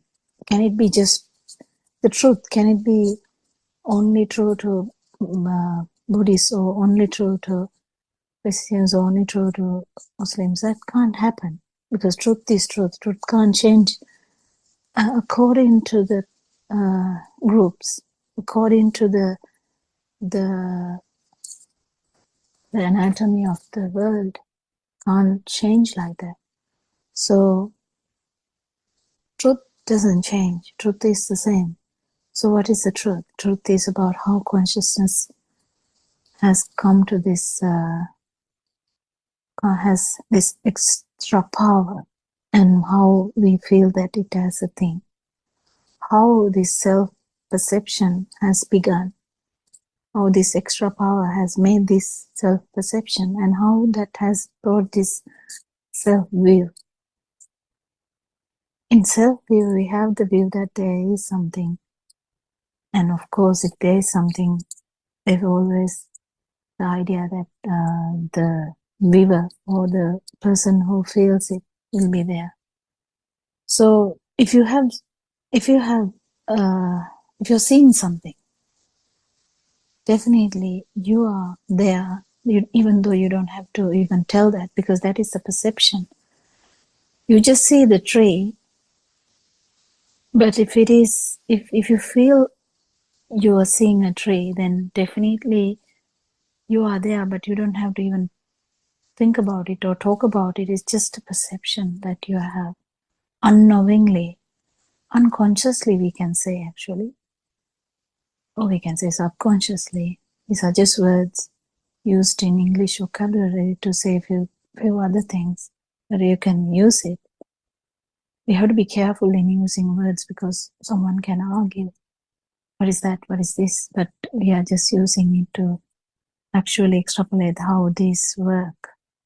Because self-perception, when it is a self-view, we can openly talk about it. We can say, I am so and so, I'm doing this work, I have these things for me, and I have a family, I want to do this in my my future plans are this, and yeah, I want to die like this, and I want to be reborn like this. Or you even can say, I don't want to be reborn, I'm not having a rebirth. It is according to beliefs, you keep saying these things. So it is very easy to get carried away by your thoughts. Very easy. I mean, very easy in the sense it is like our bread and butter. It is very easy thing to get carried away by your thoughts. So what are the thoughts? Anything. It can be tree, it can be chair, it can be mother, it can be father, it can be river, it can be moon. You name it, you have it. Every thought. The thought is not the problem. Thought is but from the sensory organs you have, in the sense a human have. Human will have the eyes, the ears, the touch sensory receptors, and the nose and the tongue. And the skin has this touch as well as the temperature and stuff. So when these act together, they're actually performing as another organ together. And that gives you the best illusion in the world. Lord Buddha has actually told about that. That's the best illusion. Is not films. In that time, he was talking about Chalnachitra, but I think it is similar to the best film ever. But he is talking that the mind is much better film than that because it's so vivid.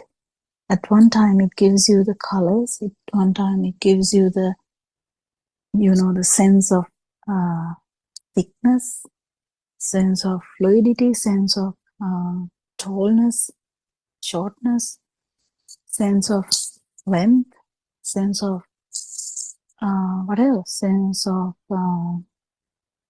sadness, sorrow, sense of happiness, sense of being okay with that. Everything is happening. This dream or this illusion is the best illusion ever because it maintains that illusory world. Imagine looking into like a film which captures your attention, and you start being in that. With the 3D glasses, you would understand that, sometimes with the 3D glasses, you see the film, you feel like everything is coming to your body, even though you are sitting in a film hall. That's how they have built those goggles. So when you put the goggles on, whatever you feel, whatever you see is quite different to what you see without the goggles. So easily you can understand it is here that is changing, not there, because nothing changes there in the projector. Nothing changes there, but here, if you change something here, it changes the whole output. So likewise, you understand that the eyes, how does the eye work? Eyes actually, when you call eyes, it's actually the output we call the eyes. We have an idea about eye because there's an output from that eye. But the output, if we talk about the output, if we say it is light, Again, we can't separate I from the light because it's the same thing. But for us, it is like a big deal, you know. But the understanding of light, you can understand, it's only the vibration of the I that we call the light. Because when we try to separate them, when we try to think about these things, we have to separate them. It's a nature that we separate each and everything that we feel differently. So the feel is the first thing to happen. Feel is the first thing that is happening. Do you know it? Can you understand that? So the feel happens first, and the mind separation is happening automatically. There's nothing, no one is doing that. Just it happens. So you definitely feel some difference in the chair and the table, yes. But then we have a great idea. After some time, you feel like chair is existing and the bed is existing and the table is existing. Everything is existing because you forgot that how this has happened even, and you don't even think about it. At the same time, some people start thinking about this dream. How this dream come true? Only few people, like for an example, started to wonder about these experiences, started to wonder about the sadness and the drive. This drive, how does this drive happen? You know, drive to live, drive to do stuff, drive to see stuff, drive to hear stuff, drive to feel stuff, drive to think stuff. Where does this drive come from? The drive comes from the ignorance. Drive comes from the misunderstanding about this whole construct.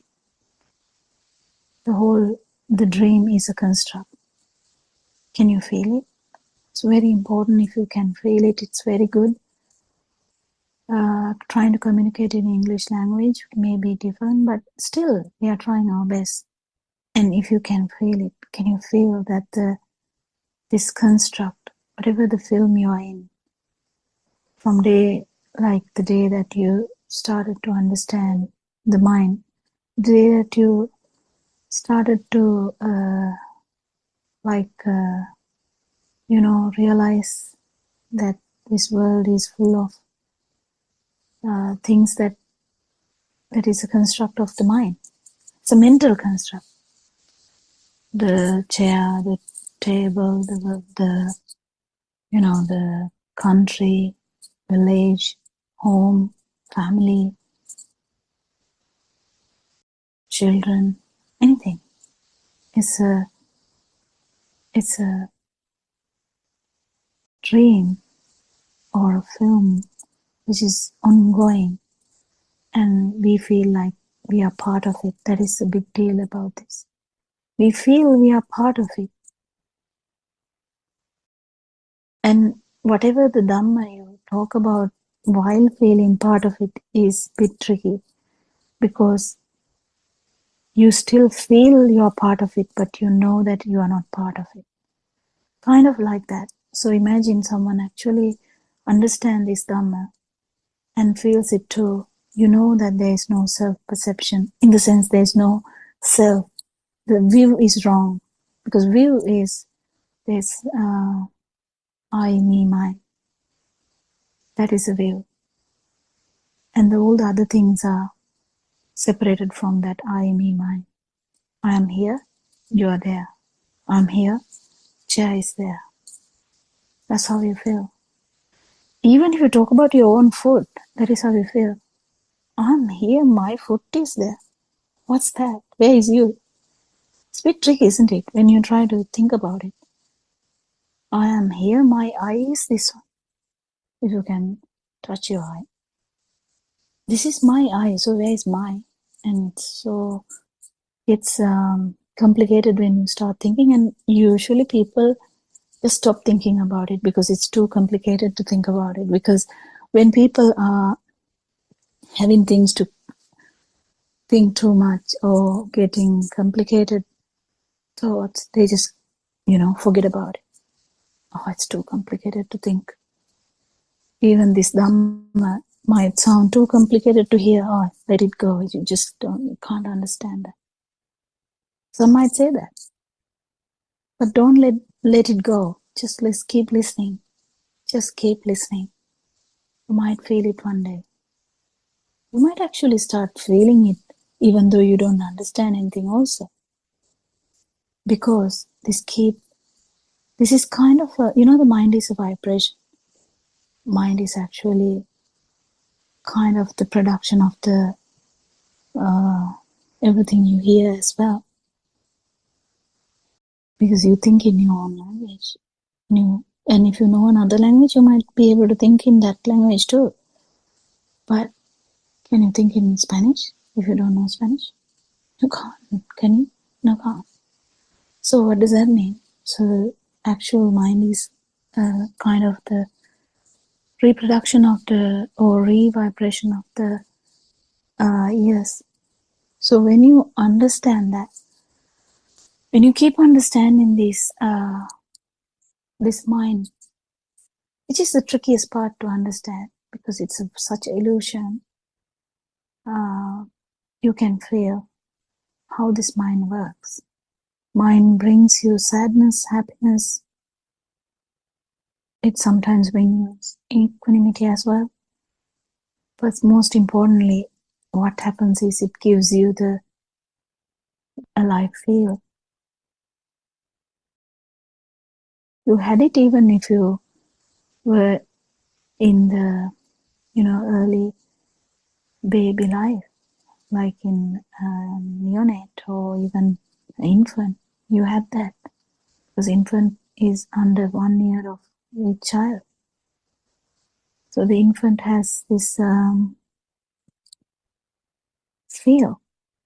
The mind has not properly formed because he's still catching up with these things, the sounds and because to form an idea about the chair, you need to hear about it, you need to see it, you need to touch it, and then you have a complete idea about that.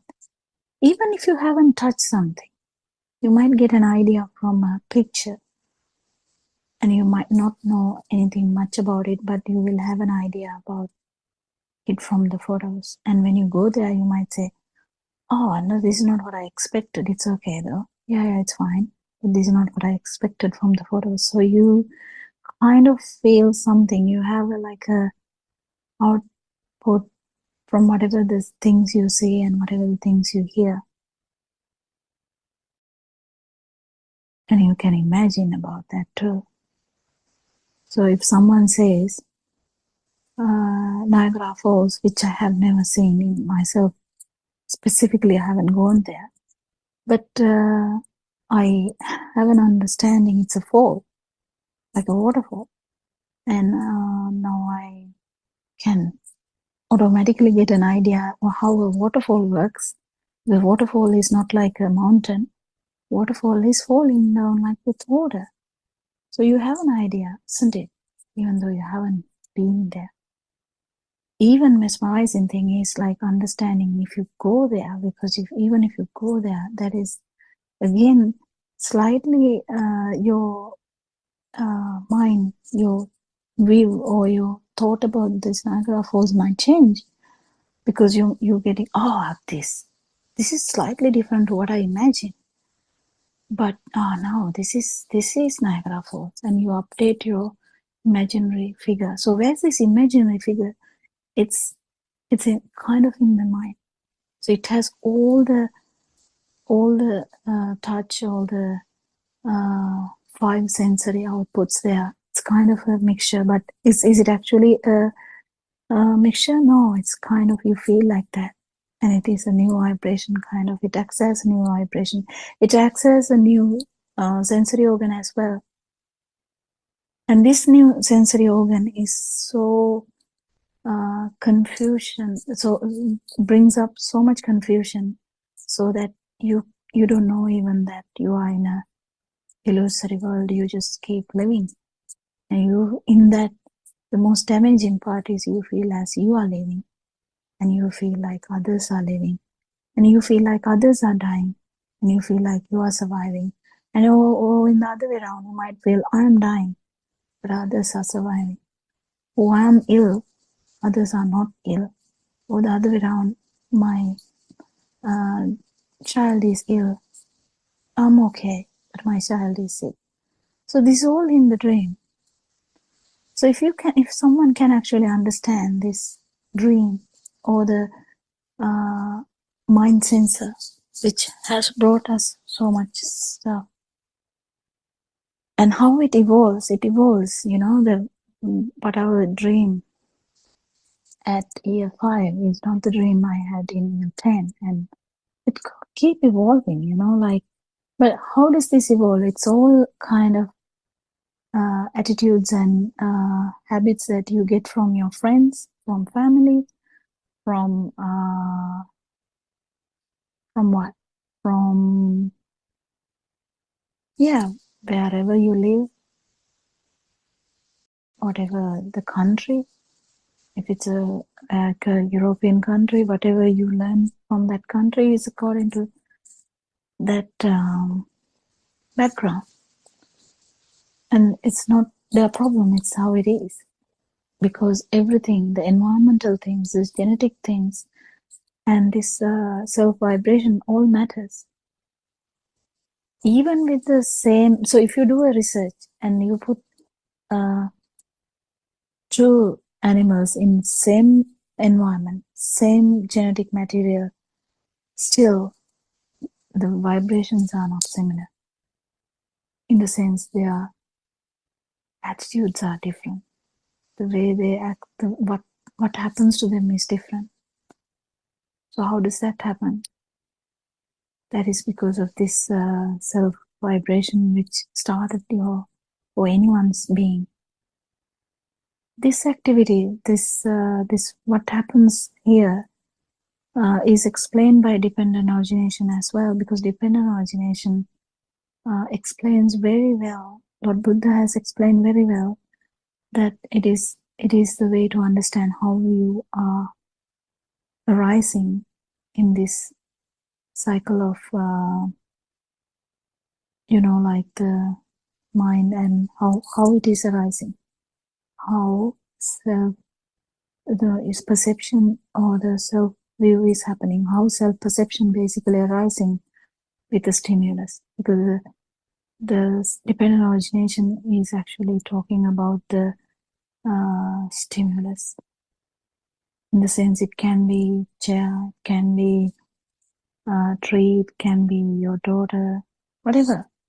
Whatever this thought you have at that particular moment, and if it is felt as a thing, or in the sense, if you feel that it is true, and if you don't know whether that is a construct, you will definitely have that underlying power. So you will feel the you as living as well. So the alive feel, the feel of existence brings up the alive feel, and it keeps happening. And when this keeps happening from the eye, from the ear, from the touch, from the mind, when this keep happening, it feels as this reinforces the alive feel, and you feel like you need to be alive. That's a great scenario here. You feel like you need to be alive. You feel like you have to have the eye. You feel like you have to have the ear. You feel like you have to have the touch. You feel like you have to have the mind. Because you don't know anything else other than that. And that's all you know, and that's all you want, because it makes you to imagine that is your life. And that is, if the organs are working, I'm living. That's how you feel. So you are in a great fight to maintain this life, great fight to maintain the sensory organs. The main problem is with the mind. Because in the mind, your fight will extend to kill someone, extend to steal from someone, extend to, attack a whole city, it can extend to anything, because your attitude or your view is wrong view, because you feel that I'm the controlling figure, I'm the one who knows, I know everything, I have some power, I need to exert power on others, and if they don't listen, they just have to, die or just go to jail or whatever. So this keep happening. It's not just in one form. It can be any form. Even animals, they feel alive too, even though they don't have borders. But they might have imaginary borders. Actually, they might, some dogs mark the border, and fight ferociously if some other dog comes to his area. And there are fights for the partner too, even in the animal world. So how does that happen? So there is, even though there's no mature kind of mind like humans, they still have their feels and have their problems in their own way. So this alive feel is to know even that it is a problem is really good. And if you keep understanding how this alive feel has happened, or how this consciousness has become a thing, you keep understanding that it is actually due to the speedy occurrence of the sensory organs. But the question is, do you really think that is existent? Actually existing when it is happening, you feel like it is existing, but it doesn't. It's just a construct as well. So it's a construct. Everywhere it's a construct. You can't say you don't. You can feel something. You can see something. But can you? Yeah, until your sensory organs work. Yeah, but without that extra power, also it can continue for some time. So what is the problem with this extra power or the feeling like alive? What's the problem with that? The problem with that is actually this never-ending samsaric cycle. If you learn about near-death experiences and the people who talk about the rebirth, there's really 100% matching stories that has come. That when some damage has happened suddenly, another person who is born far away from that incident might talk about that incident even before he has understood anything in the world. That there's no way that child can know about anything about that incident.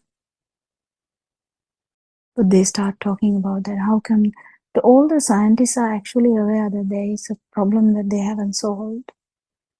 They don't know how to actually understand this birth or rebirth or whatever.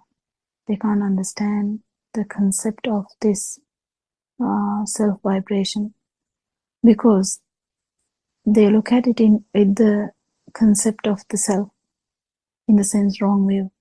So when you look at a question through wrong view, you feel as I am here and I'm going to die. Okay, what is going to happen to me after death? So that's how you look at it. But actually, that is the notion that we are actually trying to understand. Who is here? Who is thinking that I'm here? That's a thought. I'm here is a thought. So who is thinking like that? It's a mind sense, isn't it? And you are telling I'm seeing. And that's a thought too. But who is actually saying that's a thought? I'm seeing is a thought. I'm eating is a thought. I'm hearing is a thought. I'm thinking is another thought. You think that I'm thinking, it's another thought. what really happens is not any of these things. There's a vibration happening in these sensory organs. That's all that happened. But we have an idea. We have a like a big concept. We have a whole great idea about me, mine, myself. So when you put that thought into everything, it gets complicated, and you think, okay, if that is the case, I'm here now. So when I die, I must be going somewhere. That is how you look at it. But that's not the truth. That's not the truth. What is the truth? That's for you to find. Actually, you have to feel this, that this self-feeling or the life feel or the feel of existence is occurring in each and every stimulus. How do you know? At one particular point, if you feel that you are not born, you will definitely understand this. Because this duality is absent there, and you feel like that the two ends are gone. Because if any of the ends are there, it gets complicated. Actually, you feel like the both ends are gone. The stimulus will be there, but the actual power will be not there. So you understand that even though I thought I'm existing, or I thought that I'm alive, and this is me, this is my eye, this is my ear, this is my skin, this is my nose, this is my tongue. And you might say to imaginary something like, this is my mind, this is my family, this is my country, so on and so forth. You can keep going, keep going, keep going, keep going. When will you stop? No, you won't stop. Because you can go on adding stuff to this.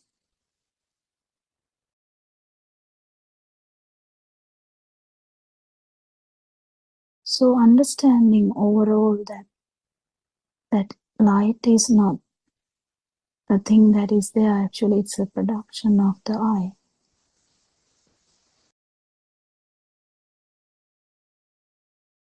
That's all. So what I am seeing is a thought attached to that. That's a misunderstanding. And sound. You feel the sound. No, you don't feel the sound.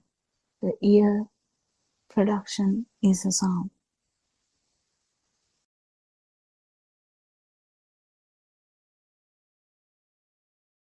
I feel the water. No, you don't feel the water. The perception, it's a perception of the skin. It's a production of the skin. Likewise, you have an idea about water. It's a thought. It's a production of this mind sensor which originates after these five senses. So where am I? You can't really locate an I. And that brings you so much super happiness, I would say. So much tranquility, I would say. Because the whole burden was me. I, me, mine was the whole burden. You go to somewhere, and if you are going there, you can feel how much trouble is there because you are going there. But if you're not going there, in the sense, you are actually physically going there, but if you don't feel that power behind you, this power, then actually there's only tranquility.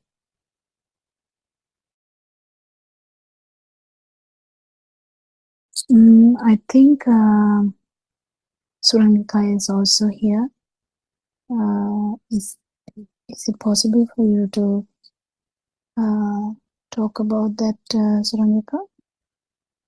About the topic Shani was reading?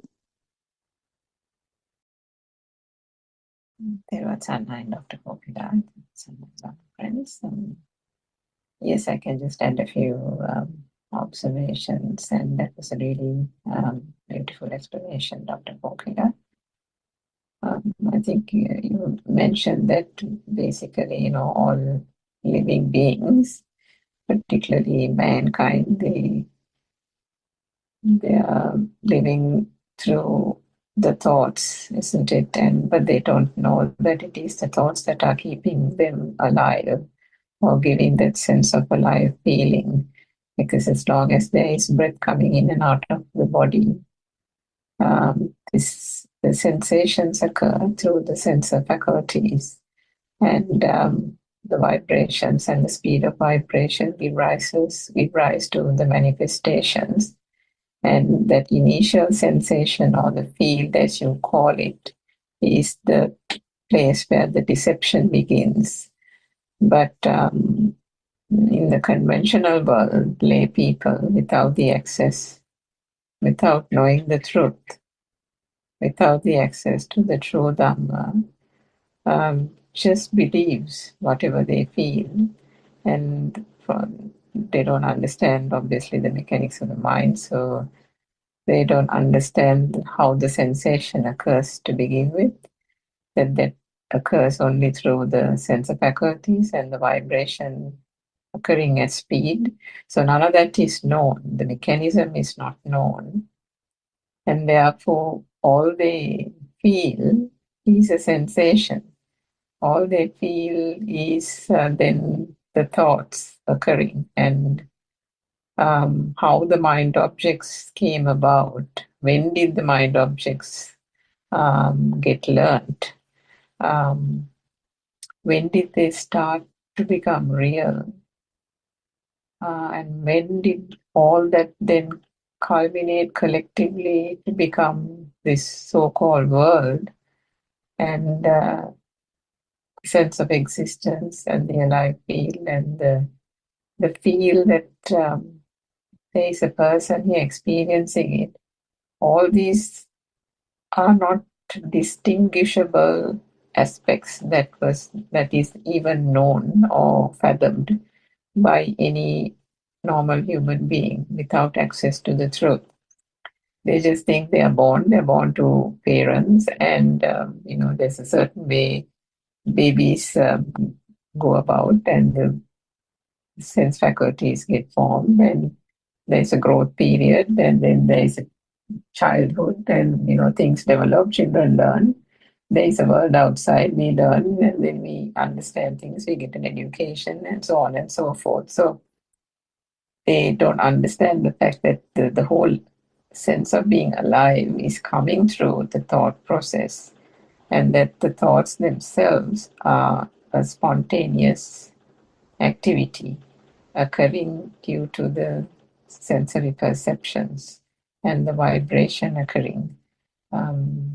Even the fact that, one person is different from the other, one person's values and traits are different from the other, they just don't think too much about it. They just think that, okay, my parents gave me good values, my parents gave me a good education, good upbringing. They taught me to be kind, they taught me to be considerate towards elderly people, so on and so forth. And therefore, I'm in a civilized society where there's law and order and things are done in a particular way, type of thing. And so various concepts, assumptions and concepts and values are taken in and absorbed, and even the fact that there are other people in different cultures, even that they learn as if it's something to be learned, that, there are nationalities and there are cultures that are different. So therefore, we must be tolerant about another culture and so on. So again, all this is just made up artificially, but they don't know due to ignorance that it is artificial. They don't know that the thoughts are the thing that keeps them alive, that the thoughts themselves is a construct, and it is something that is being constructed, and the world that they think and believe to be real is also being constructed in this very moment. None of that is unfortunately known. And because of that, the whole dependent origination, the Paticcasamuppada, the way the whole thought gets constructed, the me gets constructed, the sense of alive feel, and the self and the ego, and how that gets propagated is unknown to them. And due to that, they get caught in that vicious cycle of believing and mind object believing a stimulus to be true. And with the stimulus being true, like this, it says in the book on the pages that was read out, the stimulus is taken as real, and then the sensations of craving or aversion or ill will or delusion occurs, and then they get caught up in suffering that rises from that, and invariably gives rise to birth, death, sorrow, lamentation, and so on and so forth, continuing through on this path, on this samsaric cycle. So the blessed thing about this true Dhamma is that it shines the light onto these hapless people who are, meandering in their way across in this so-called existence, not knowing, where they go, where they are coming from, but they are just following a religion, but showing through this true Dhamma that there is a truth that everyone is entitled to know. There is a truth that can put an end to the suffering, even to understand that the so-called living is suffering, because every thought that is considered real is only going to invariably end up in suffering, is such an eye-opener that only if one accesses it through the true Dhamma will one be able to realize it. If you just, read it off somewhere, it wouldn't probably make sense. They might have heard it, but if it is not delivered properly or they are not in a correct frame of mind, that message could be easily obscured. That message could be easily not understood. So that is why these type of discourses, that is why the revelation of this true Dhamma is so important in this context, in these days, and what we're trying to do through these Buddothpado English discourses as well, particularly for the English-speaking countries, because whilst we have a lot of Zoom discussions in our Sinhalese native language for Sri Lanka, there are not many discussions in the English language based on the pure Dhamma or the pure truth. So we invite everyone to come and listen.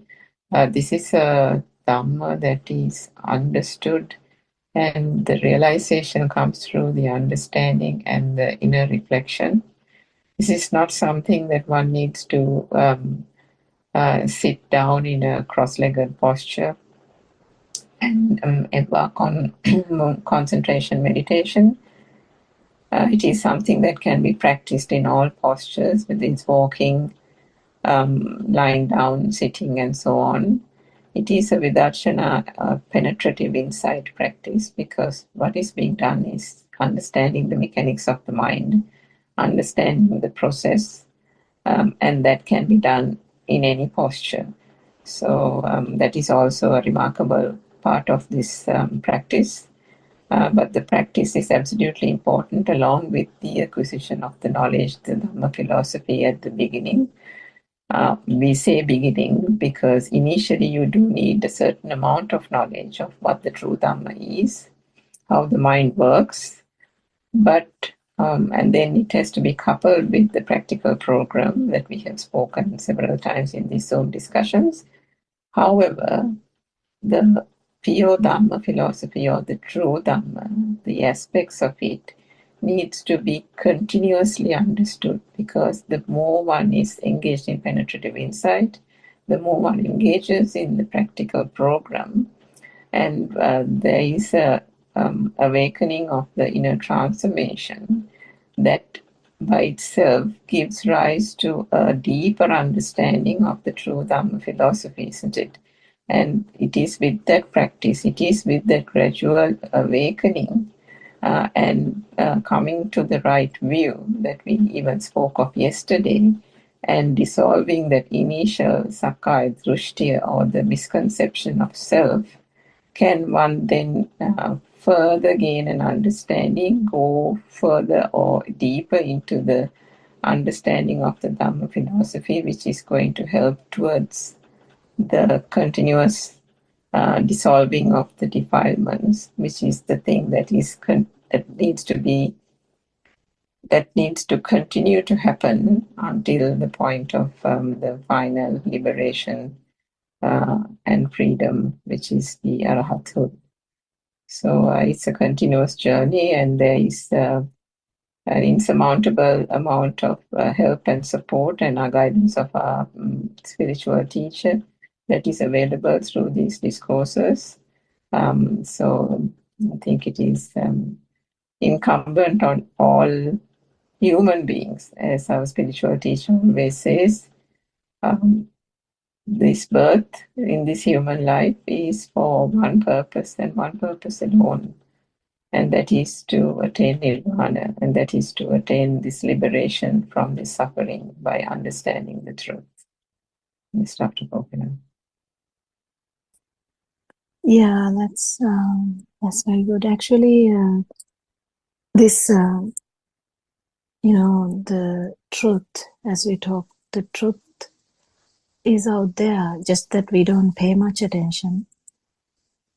But when a noble friend directs you towards that, you are like, wow, yeah, actually, what is tree, and what is share, and what is me, and what is this consciousness, what is this alive feel, what is this feel of existence then, why it is there if there is no self, why, what are you telling, there's so many questions out there.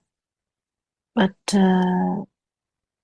don't keep the questions to you, just keep searching about these questions. If these questions have ever arisen in your mind, that is a sign to say that you actually have thought about it before as well.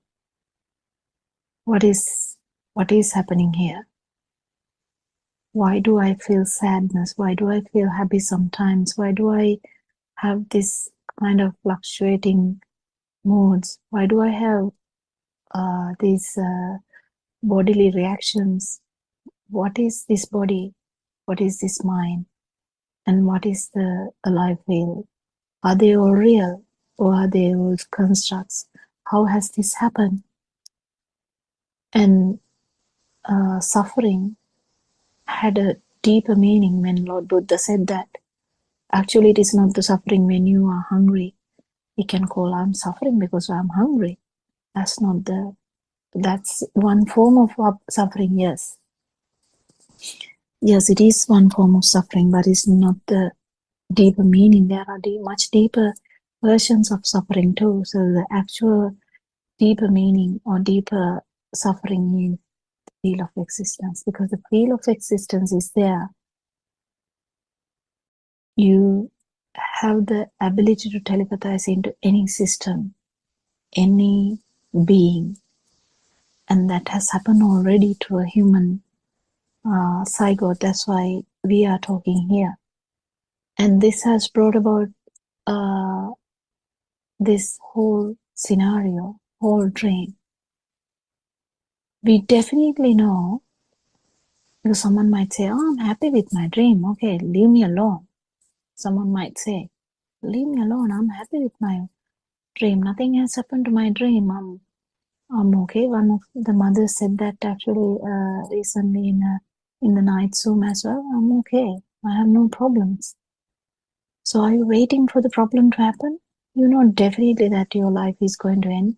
So are you prepared for that? You definitely know that your loved ones are not going to survive that long. And you definitely know that you are not going to survive that long. In that sense, when you take that you are there, there's definitely some suffering, and we have seen our parents go through that. We have seen our grandparents go through that.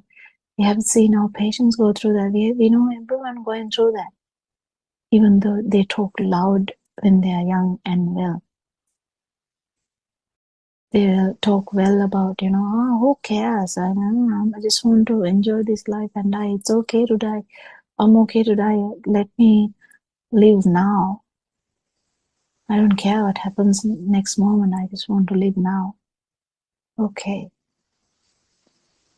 If that is the case, that is the case. But are you prepared?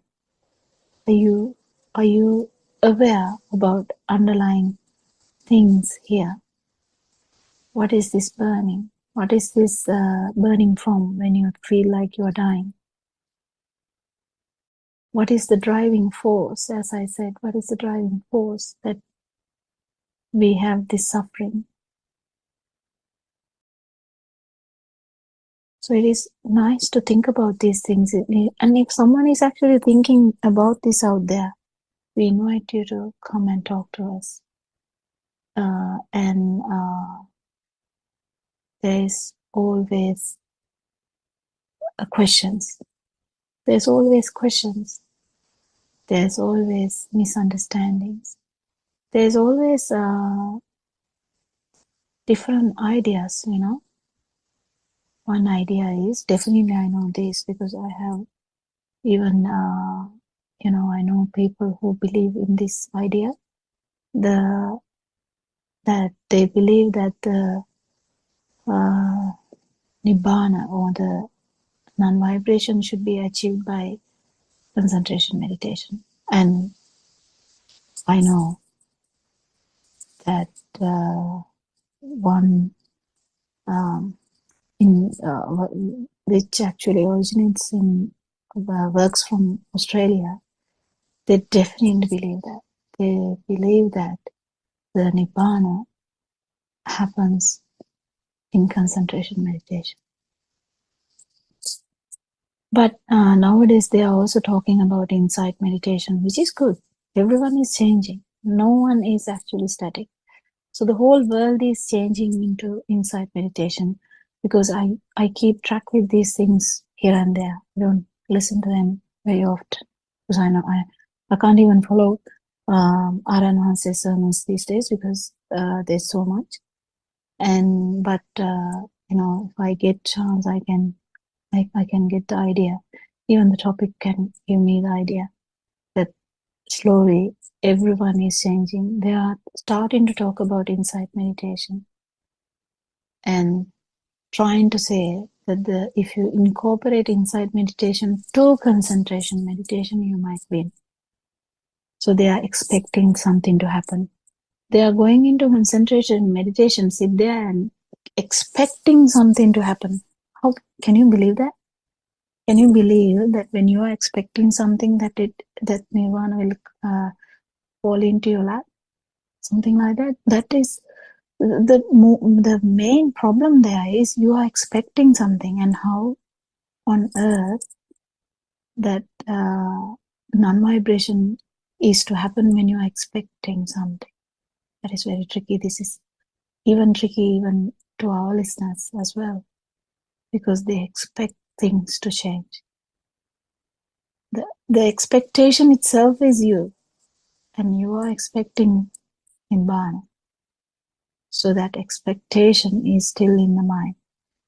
This mind is very tricky, as I told you. The mind is tricking us all the time. In the sense, mind is an illusion, which is beautifully there out there. So if you are in need of something, even imagine when this world, in the sense this dream, or this whatever, the 65 or 45 or whatever your age, in that time, that dream that you are thinking about, that dream that you have the parents, you have the family, you have this and that and all that, and your death, that is also in your dream when you think about it. So that dream is this world, isn't it? If you actually understand that this is your mind, you can liberate from mind. You can liberate from mind. But there is underlying kind of vibration too. That is very subtle. That's not like when you talk about vibration in sensual world. That's very subtle, but still it is there. So even that, we understand that's only due to speed. It's only due to speed that you feel anything like that, the consciousness. So that if you actually get that in one particular way, because Lord Buddha says this is an angle that you have to catch in one particular way, and which is very rare. So when you catch it, you feel it. You feel that you are not there. That is the breaking point. Breaking point of what? Breaking point of the will. It's a self-will. Self-will is broken. Self-will is shattered because you felt as continuous something forever. Now suddenly that self-will is broken. Because you know that the self is actually in this mind bubble. In this dream. But we have a field too, underline that. That field. Yeah, now you know what is that driving force, that driving force. This is all in one stimulus though. That is the best part of it. You get the chair is the dream. But underlying that chair is a field as well, which is very subtle.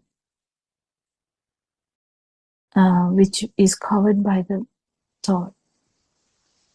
So when you feel that the thought, chair, is not real, even the perception of chair is not real. Why? Because it is just a formation from the sense faculties. It's just a mental production. Mind consciousness production. It's just mind consciousness. Is that true? No, it's not true. So if you understand the mind perceptions are not true, you actually get this feel and the feel of chair. Do you know the chair has a feel? It's weird, isn't it? Yeah, it is weird. And this feel is also, if you're touching the chair, it would be like the feel in the skin, or if you're looking at the chair, it will be the feel of the eye. It would be the if you're hearing about something about the chair, it would be the sound of the chair in that sense. Because even if you're in the other room, if the chair fell down, you know that, oh, chair fell down. Chair fell down. So all these things, if you keep understanding, it's a vibratory speed is why you felt the feel of existence. Feel of existence is the main culprit for a life field. A life field is the main culprit or the cause for self-will. Yeah, it's very nice to understand all this. Do you do any change while understanding this? No, you just keep understanding that this is how this drama is going on.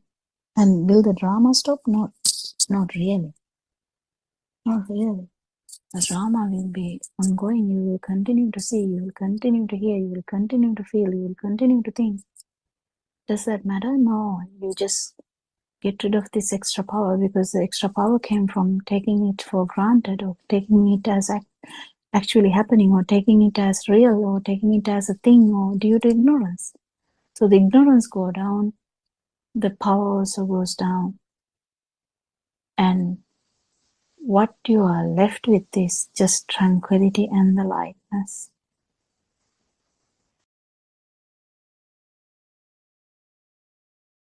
And even in a calamity or in a dangerous situation, you will be so calm. We have heard so much beautiful stories about arahants, so we can relate to that.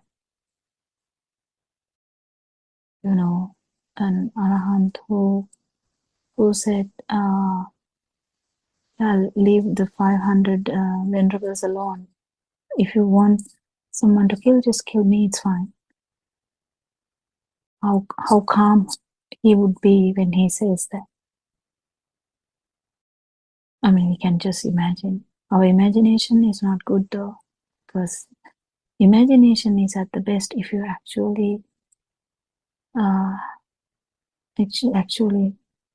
become this state, Buddha state, or the Arahant state. Life is can be so complicated to some, so okay for some, and very well for some. But at the end, everyone has to die in their own opinion. Death is actually happening in each stimuli, but in their opinions, in their idea, in the with the mundane world, that is how they feel. I have to die. Why do I have to die? My life is so good. I don't want to die. Or someone might actually feel so scared about death. They might feel like, oh, I don't want to die this year. I just want to finish my life. You know that it is a thing now? Yeah. If you don't want to suffer, you can. The 2 doctors has to sign it and they can just finish the life too if they want. So the things are like moving that fast that people are doing these things, you know. I don't want to suffer, okay? I am not here to suffer. I can control my life. So I'm going to die. You just have to sign. Someone has to sign and then I'm going to die. Yeah. And you feel happy about it? Maybe. And you might continue this vibration with that false idea of me, mine. And you can think about if you really feel it, definitely know there will be a rebirth and in some way or other. It's not because just there is someone to die and someone to be born. It's how this vibration works. Because this vibration, the self-vibration, is just a vibration. But it gets so complicated with this thinking process that I don't like suffering. That is the word that a lot of patients use. I don't want to suffer. But they have idea that I am not going to suffer, so I want to die this way. But they don't even go that far. Sometimes one might.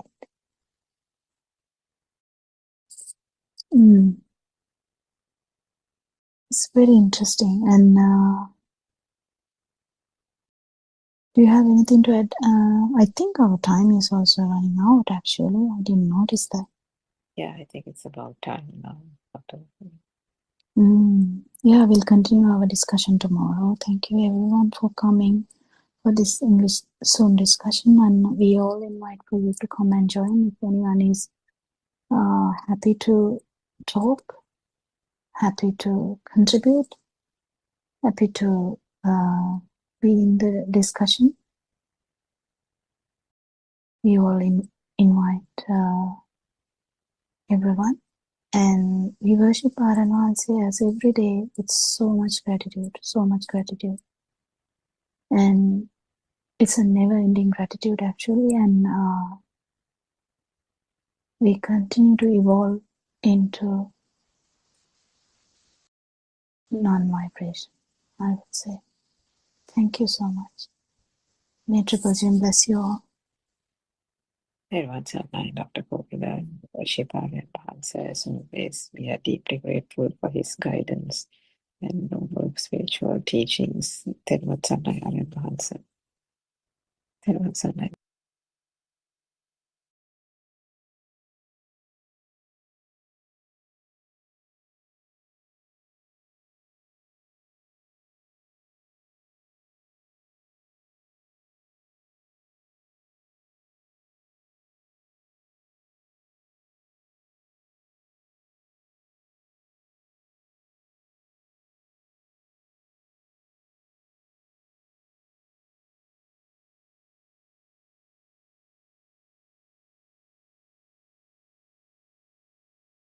Good afternoon, everybody. Teron Sarnai Aranse. Teron Sarnai, everybody. Let's continue with the book reading. The True Dhamma Has Awakened, Volume 2, page number 36. First, applying the wisdom of Buddha Nivasanusati Jnana means analyzing how the thoughts were formed right from the beginning of our birth. Second, Chutupati Jnana means understanding the arising and the cessation of a thought and knowing that a thought does not exist. The wisdom of the Asavakya Jnana means understanding and feeling your pains getting dissolved little by little. These pains are lobha, dvesha, and moha. You also realize that you get less affected by the six senses too. The shunyatavaya, the nothingness, can be realized or experienced by thoroughly studying and understand the teachings of the Buddha.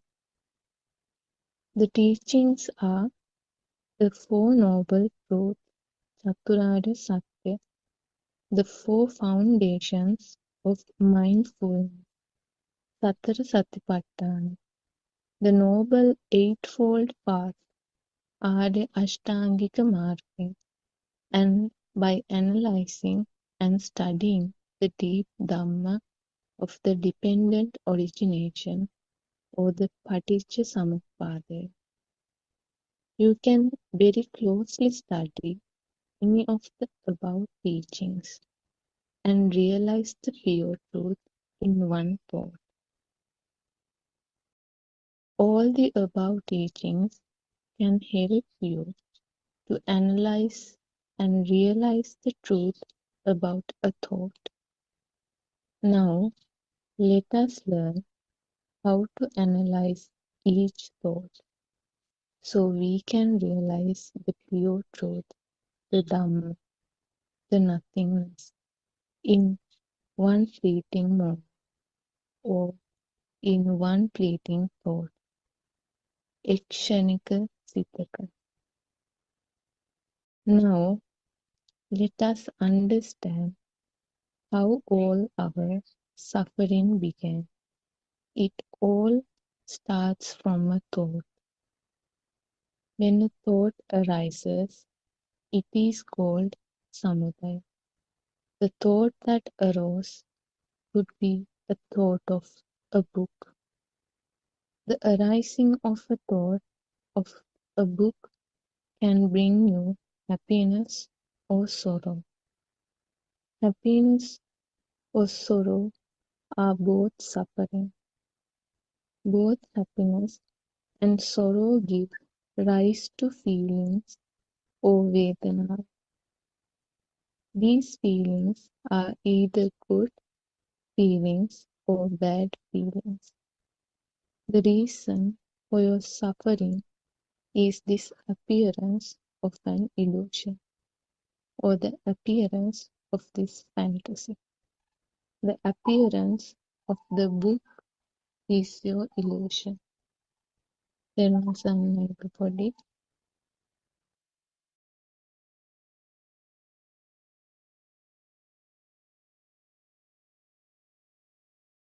Teruvan Sarnai.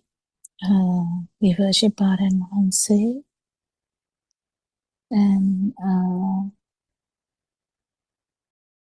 may Triple Gem bless you all Dhamma friends. And we will start the Dhamma discussion today as usual. I think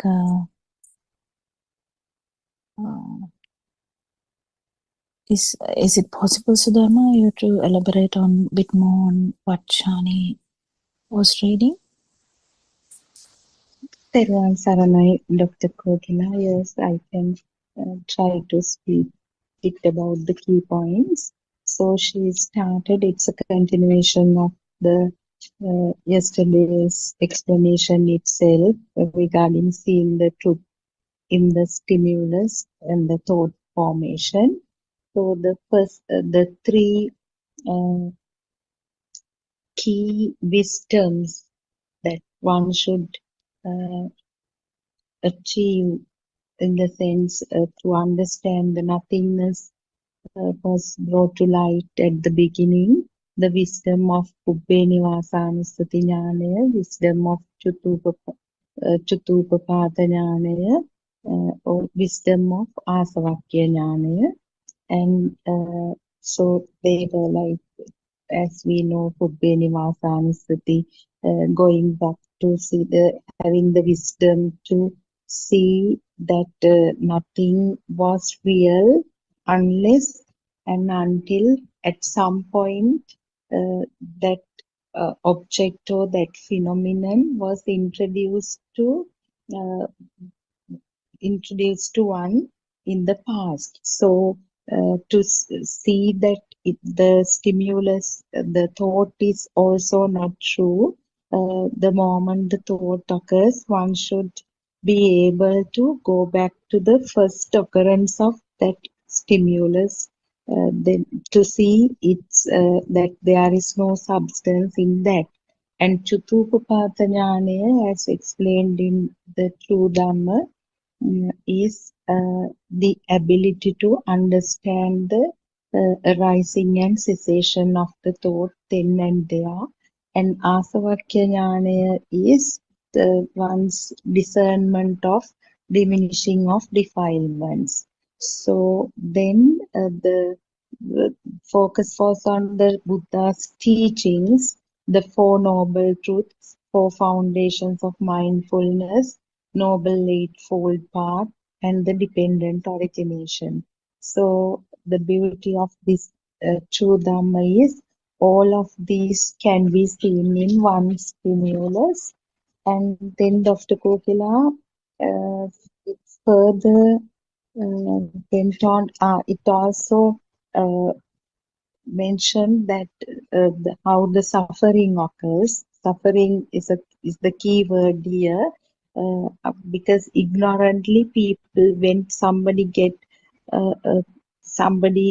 experiences certain sensory input, if it might create some happiness in the mind, but due to ignorance we take it as a positive thing.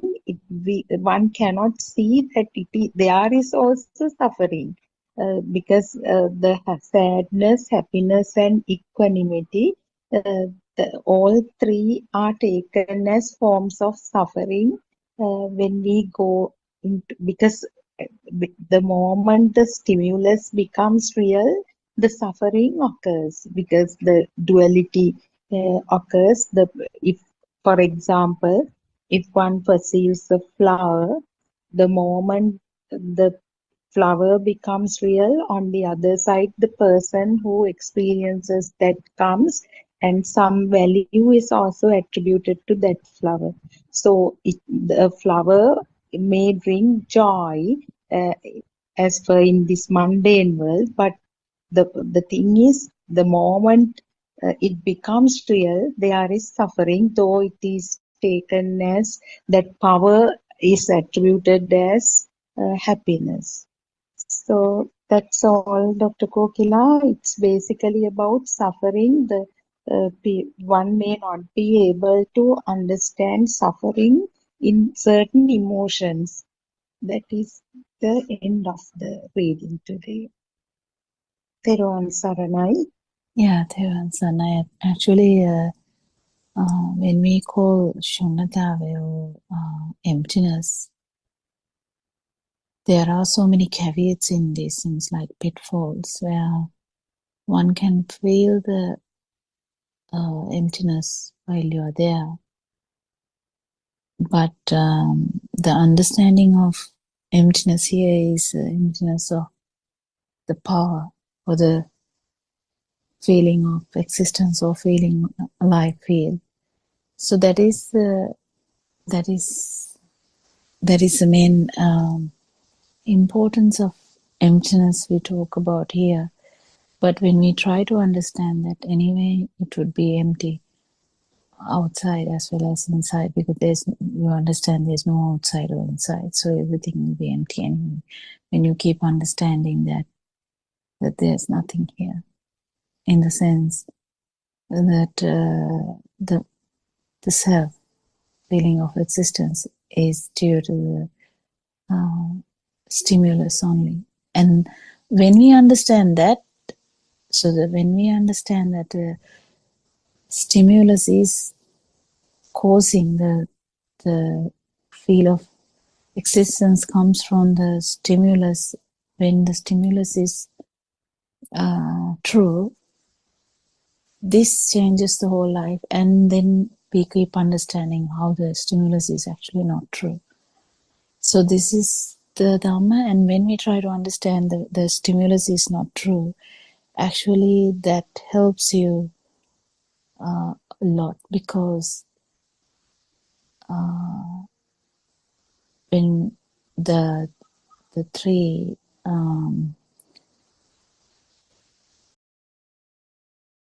Buddothpado Jnana and the Buddothpado Jnana and the I forgot that one. The Nivasanussati Jnana. Yeah, in that one we keep understanding how this stimuli became as a thing, and how this whole thing, this power, was augmented or magnified within this birth, or kind of within this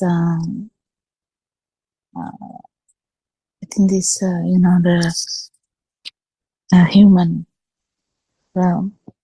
So when we keep understanding that stimulus is the reason, yes, but not just the stimulus, it's a stimulus taken as true, like existing, then the feel of existence will be there. So when we understand how the stimulus has occurred, that is the Nivasanussati Jnana, how the stimulus has occurred. And that has the Buddothpado Jnana as well, because that is how it is happening now. And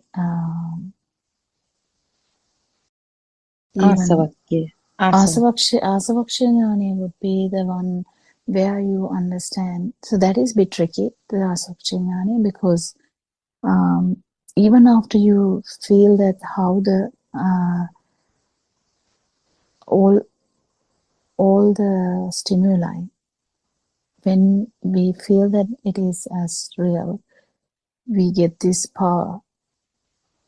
And this has to be distinguished properly to understand this power, feel this power, actually feel this power, not understand this power. Understanding is okay, but you have to understand that first, and then you have to feel that too. If you feel that power, which happens when the stimulus is taken for granted or taken as true, then we know that what power we are actually getting rid of.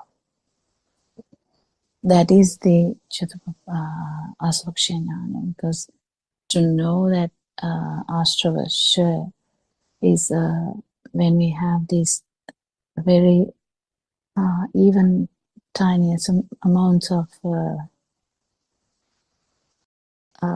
the defilements, they should go to zero. So this is that kind of Dhamma we are listening.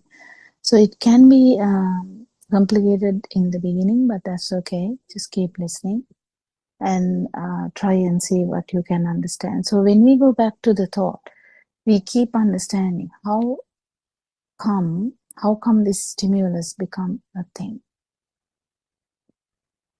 how come the stimulus has done this damage throughout the samsara journey.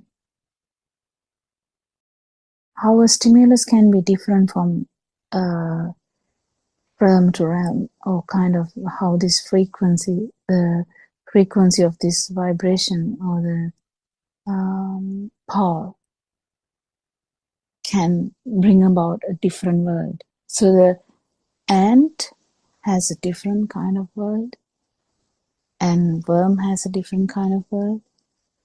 These are very easy examples we take. If we take a dog, it has a different kind of world, and human has a different kind of world. And we don't know what kind of world one cell organism would have, but that would be a field. Definitely it's a field. It's a field of vibration. So that field, can you even imagine how that would be? So that is the thing. The worlds are different when the vibration frequency is different. But does the actual vibration differ? Not really. It just changes the frequency. So this samsari journey we were talking about, first the baby would have like a vibration which will be the force which will make the baby to grow up, fetus to grow up as a baby. That power, and that power is going to maintain or augment that in that system. If the system has enough power, because sometimes we can't even imagine how this kept happening. But if you understand through Dhamma, you can understand how I became the you. This is about the actual alive field, or the beginning of this world.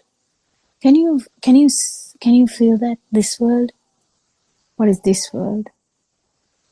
This world is full of your mother, father, siblings, family, husband or wife, or partner, or kids, or job. What else?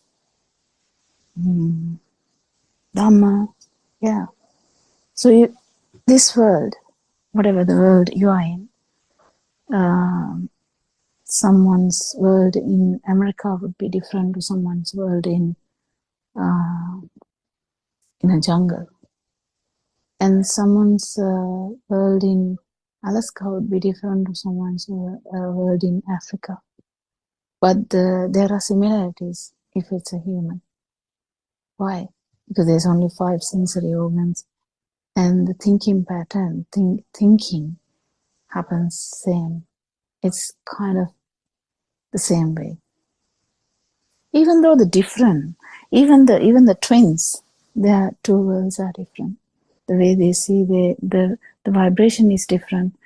The patterns are different.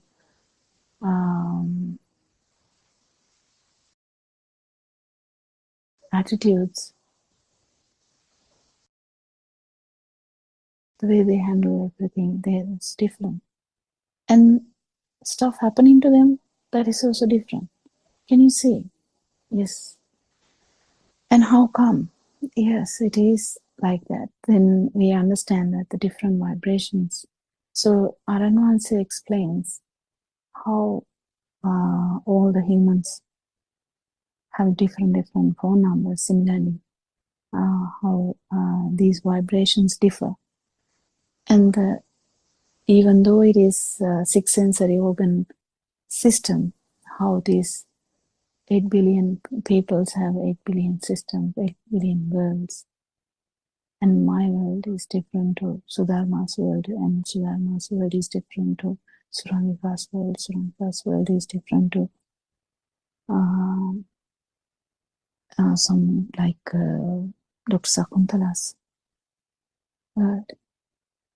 So everyone was the outlook or the way they look at the life. Everything is different. The way they feel is different. That is the main important thing. But when you hear Dhamma, what you understand is, yes, the worlds look different, but there's one thing that is not different. What is that? That is Nibbana. So what is everything? If it is a construct, that can differ. But if there is a non-construct, that is only Nibbana, or the emptiness that we talk about. When there is no that power, when the power is not there, in the sense when you are not there, that is emptiness. And that is the main thing about this Dhamma. How do you become that? How do you get rid of that power? Can you get rid of that power? That's a good question, actually. Can you get rid of that power? Well, I think we discussed this yesterday. You can't get rid of that power. You can only understand how this happens. And if you try to do something, it is just you. What does that mean? This power has that unique ability to survive. And this has happened for kalpas, according to Lord Buddha. He has explained how this power has come a long way. In different worlds, in different it can be, we were talking about the humans, 8 billion humans, but it can be in different perspectives, like it can be an animal, it can be a deva, it can be anything. But this vibration has changed its manifestation. The vibration itself hasn't changed. And this when you are born, and in a modern day, when we talk about birthday, we talk about the day the baby comes out of mother's womb. But is that the day that you are born? Actually, no. The day that you are born, what Lord Buddha says is when your sensory organs start to live. How does the sensory organs start to live? That is when you get this new world, new perception. Eye starts to work. It has a perception. Ear has a perception. How does the perception happen? And then you have a new perception, mind perception. So this world, when we keep understanding how this power was evolving, there was evolution of that power, keep changing, and keep changing in such a way that your vibration, when your system stops working, when your sensory organ stops working, this additional power is not going to go away. Why? It was additional from the beginning. It was a power which comes not from the actual sensory organs, but when it is taken as real. It's that power, and that power was the one which made you to think that or have a perception of self, and have a thought view, which we discussed partially yesterday. And this view fuels this perception fuels this vibration, and this goes on. If someone hears Dhamma or truth, they just understand, oh my, this is how this happened. This is how the I, myself notion has come. How? It came because of the stimulus. It came because of the stimulus as being felt as real. When it is felt as real, you feel as existent, and then that power makes you to keep looking for that stimuli, or try to maintain that level of existence. So the feel of existence is there, and you try to maintain that feel of existence too. So that's how the evolution begins. We talk about evolution here in the this evolution of this self vibration. So yeah, it is interesting, and how this kept us going. Why? We kept going because we believe that there's something to go on. So we don't want to die. We want to maintain this film, and we are scared to die because this film will stop. That is a feel of existence we have, the alive feel we have, which has evoluting into that alive feel, and that gives you the problem of being scared to die. So when we understand this additional power, which tries to maintain the existence, we actually lose the interest in that. Lose the interest in the stimulus as well, but mainly what you lose interest is in this self-existence or self-perception or the life feel. That is what is happening, isn't it? Anything else to add? Sanai?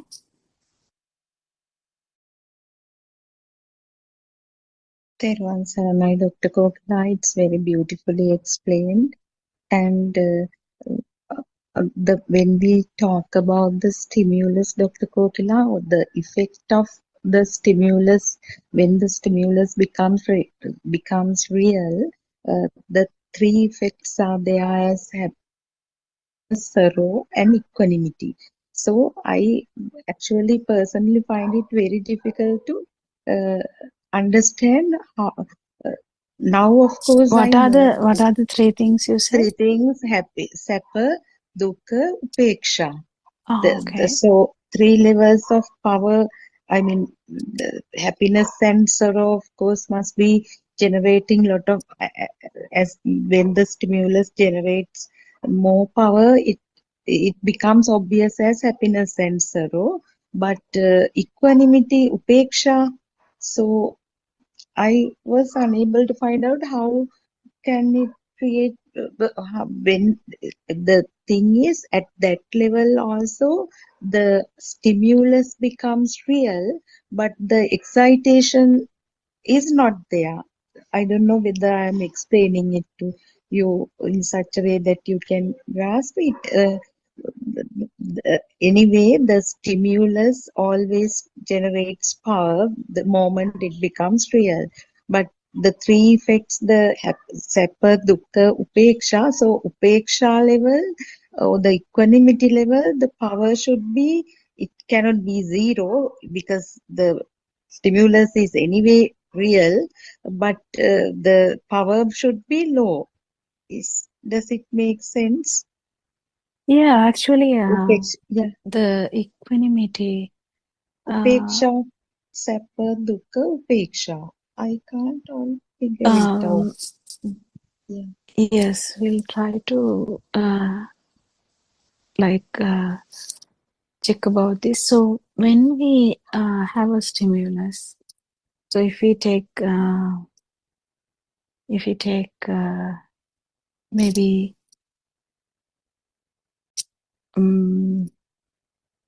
a tree. No one feels that you want to have it, or you're not gaining anything from that, or you have no problem with that either. But still the tree is there. So the dream is felt. So the dream is ongoing. That is where mothers get a bit, when we try to talk about this, Dhamma gets complicated, because now mothers would say, I don't have any problem with anything anymore. But then if they don't know that there are deeper levels, they would get confused. When Aranhanse says you're still thinking, because this even to have a kind of equanimity, if you have a dream in the sense perception, the perception may not invoke anything, but still the dream is felt as true. So that underlying power is still there. That's all. So it is kind of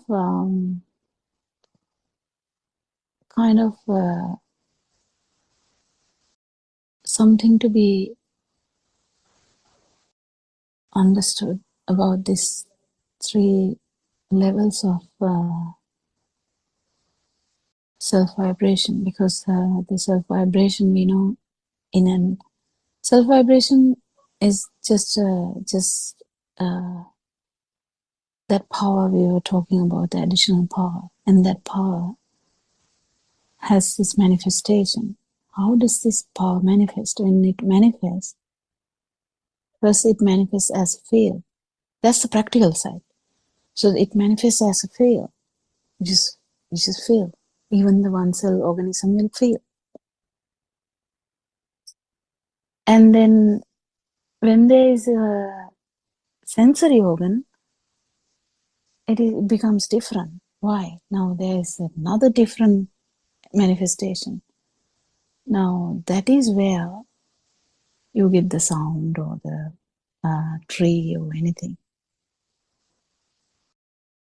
So if you talk about the tree as we discuss, how does the tree come? Tree come from sensory organ, collection of the sensory organ, like the core vibration brought about a new vibration kind of. But it has all the aspects of all the core vibrations as well. So how did this happen, and how did this is felt as a thing? Whether it's effect is the equanimity, or effect is the happiness, or effect is the sound. So the mind sensor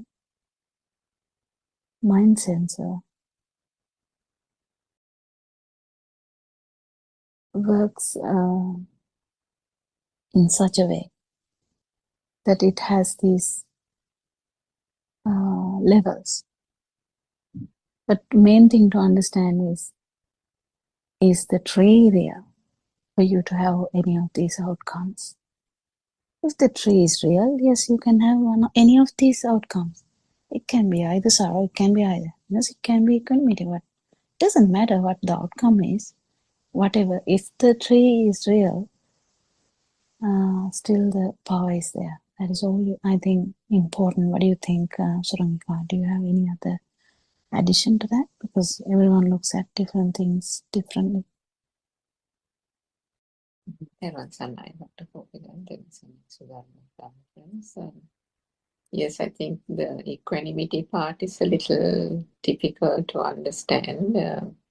I mean, as you said, Sudharma, happiness and sorrow is pretty well defined, isn't it? It's quite straightforward in terms of understanding the two. It's almost like 2 opposite ends of the spectrum. But when you say equanimity, it kind of denotes a sense of it denotes a sense of indifference. So there are two ways of looking at it. There is that Sankaropeksha Jnana, which is wisdom, but we'll come to that. That's right at the very end of the path to realization. But in the sense of the three aspects where there is deception, equanimity is the place where one can, in relation to an object, one can remain indifferent or maybe aloof and say that, I'm not really, there's nothing that I'm being happy about that thing, or it doesn't give me grief. So I'm not happy about it, therefore I'm not attached to it, or there is no craving for it. And, whether it's there or not there, I don't care. I'm not overly concerned about it, or I'm not sorry if it's there, or I'm not sorry if it's not there, type of thing.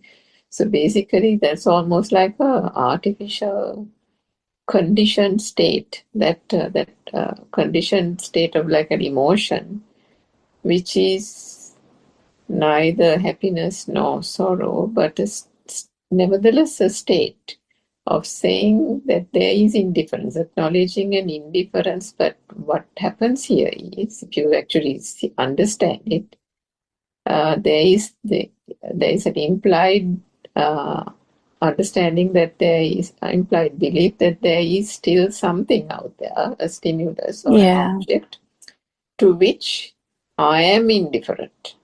So the object is also still real, and the I who is indifferent towards that object is also real. So in that sense, that person or whoever who's thinking like that is very much a Pruthakjana, very much a lay person without any access to the Dhamma. So those three realms of conditioned states of mind are still very much prevalent, and it is all those three states that one transcends through the true Dhamma teachings and going through the mechanisms of the practical program, and then gradually seeing the fading of the defilements, the asavakka jnana, which you spoke of before. So even before fading of defilements, the first step of this Dhamma is Sakkaya Ditthi, Sammaditthi. So the Sammaditthi means correct view, isn't it? Correct view or right view? Right view, yeah. Yeah. So the truth starts from right view, or the path starts from right view. So what happens there is, so Dharma's question. So what happens there is the notion about this self is the one which is going to change. And when it changes, you understand that there's no self. At the same time, you understand there's nothing as well, because you can't have a thing and then you can't say, oh, I have a thing but I don't have self. That's actually useless, because they are the same thing.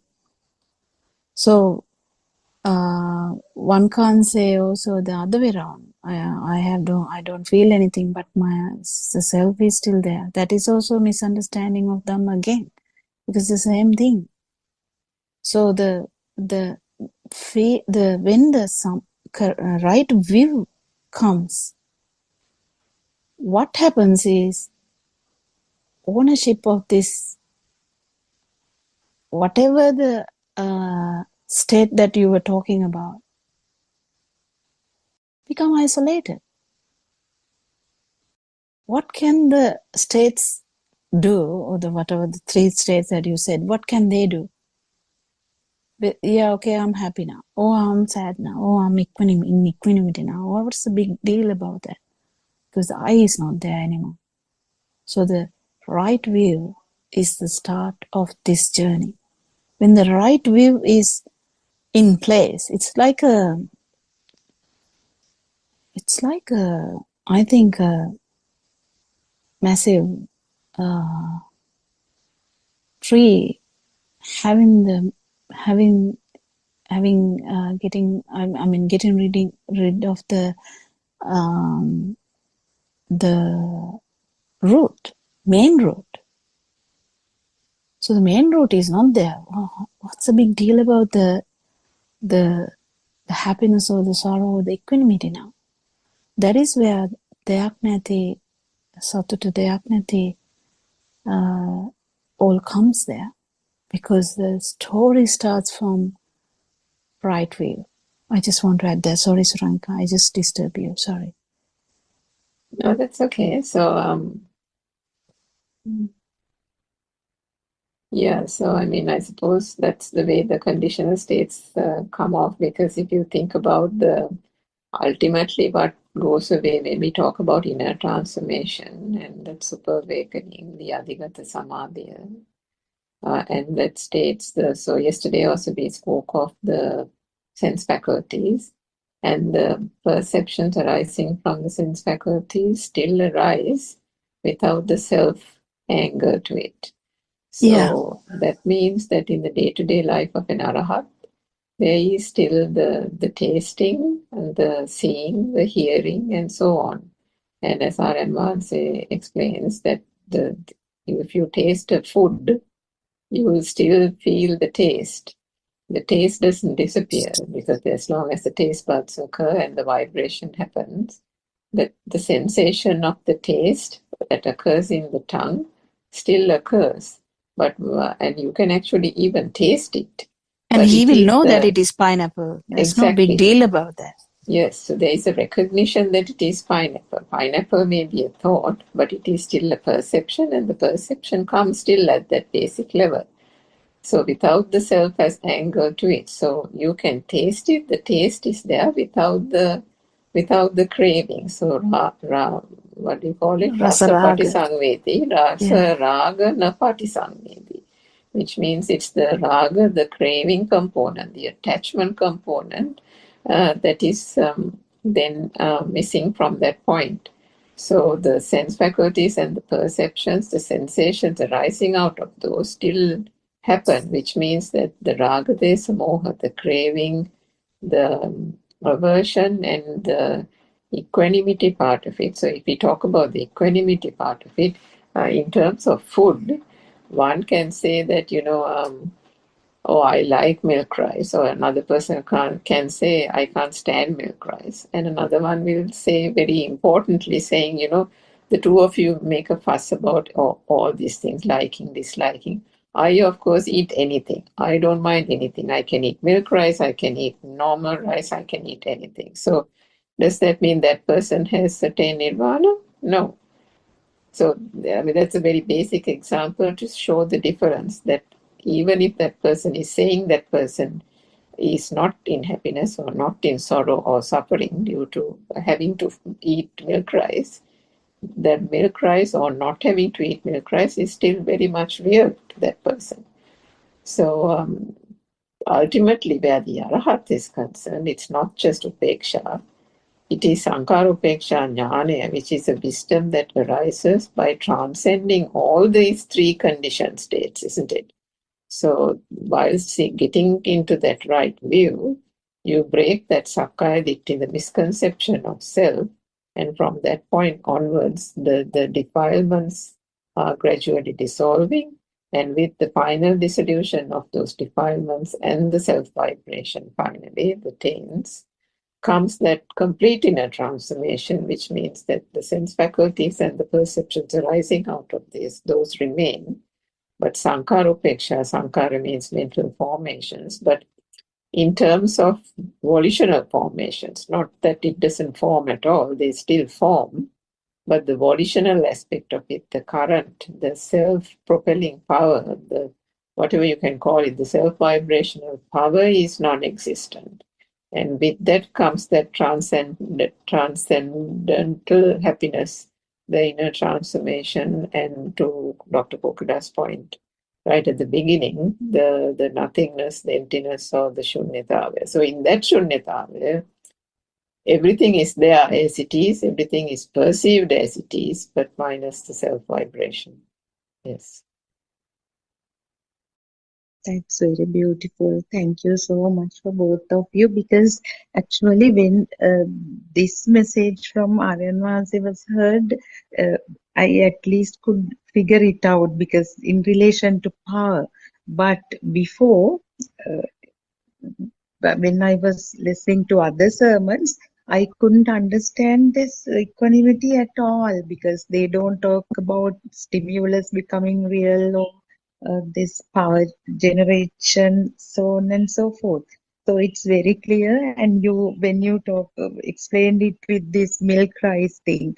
So it is, and then when Dr. Kokila said the angle, this non-soul angle, without the non-soul angle, we can't talk about, I mean, anything because when the self angle is there, although it is equanimity, happiness, sorrow, or whatever, we are still in the wrong view. Wrong view, yes, and that's very clear. Thank you very much for that beautiful explanation. Anything else, Sudharma? Actually, it is. And Dr. Kokila, they are actually, one might mistakenly take it as liberating from the sensual world also, because one doesn't feel happy No, or no. sad. Even that. Yeah, that is not. No, Yeah, that it's still in the doesn't sensual happen. world. Yeah. No, that doesn't happen if someone has Yeah. felt the non-vibration. That is the thing. Yeah. That is the thing. So that we talked about that this starts from the right view. So the right view, the doubts and the silapata paramasa, the three things that we talk about, these fetters are they fetters or Self-view, I think so that's belief. rites and Yeah. rituals, getting stuck Yeah. in those things, isn't it? This Yeah. Sila Buddha Paramasa, there is no Paramarshane, means the self doesn't kind of propagate into various habits and rituals, isn't it? Yeah. So what happens there is when you experience this non-vibration for shana or just in one stimulus for I think Shani told a word, I can't remember now, but in the book also she told that word for instance or one stimulus. If you felt this non-vibration, Ekshanika. yeah, but I don't know how she said in English, but in that instance or in that that one moment thing, and when you feel the non-vibration, you definitely have that idea of that power that taints that underlying power. It is very evident, and you would know how much power it would have, what kind of power it has, and then the difference between this non-vibration and the vibration. So with this change, it's a change. It's a change as well. With this change, misunderstandings are less because the power is still there, even in subtle ways. It doesn't matter. It's still there. If it is even in the feel level, it is still there. So there's nothing to to boast about. And also, even Lord Buddha said, even after attaining the Buddha status in the sense of an Arahant state or a non-vibrational state, he said in a discussion with Maravi, he said, but I think it is just an explanation to see how this is. And he has explained that you haven't lost anything because you feel everything as normal. And have you gained anything? No, you haven't gained anything either. But then he added, I have lost the self-anger. Oh, what was the actual word? Yeah, I think so. I think I have lost only the feeling I am there and ඉන්නවා තියනවා කියන හැඟීම ඕන. yeah, නැති වුණා නම් නැති වුණේ ඉන්නවා තියනවා කියන හැඟීම. That's how we answered, I think. yeah. So the only thing that disappeared was the feel of Feeling. existence Yes. or feel of life feel. Feel of existence is the innawa. No, the thianawa, and the alive feel is the innawa. So this that's the only thing that happened, and that's the vision. That's actually the wish, like a view, but underlying that view, there's a perception too, and underlying that perception, there's a vibration too, which is as a feel. So when someone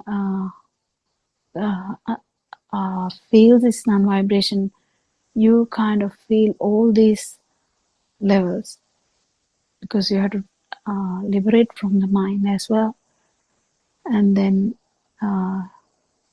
that's the thing. So the misunderstandings are less if someone is aware about these levels, and actually that is the problem in Dhamma discourses done in open Zoom discussions, I would say. But that has helped so much people out there who are seeking Dhamma. If not for that platform, we'll never hear this Dhamma. We'll never have the ability to go near the teacher. So there's always caveats in everything, isn't it? Because if you halfway understand, there's a risk of more misunderstanding and more getting trapped in several levels and still having the self vibration. And so that is a risk. So if someone has not felt the non-vibration,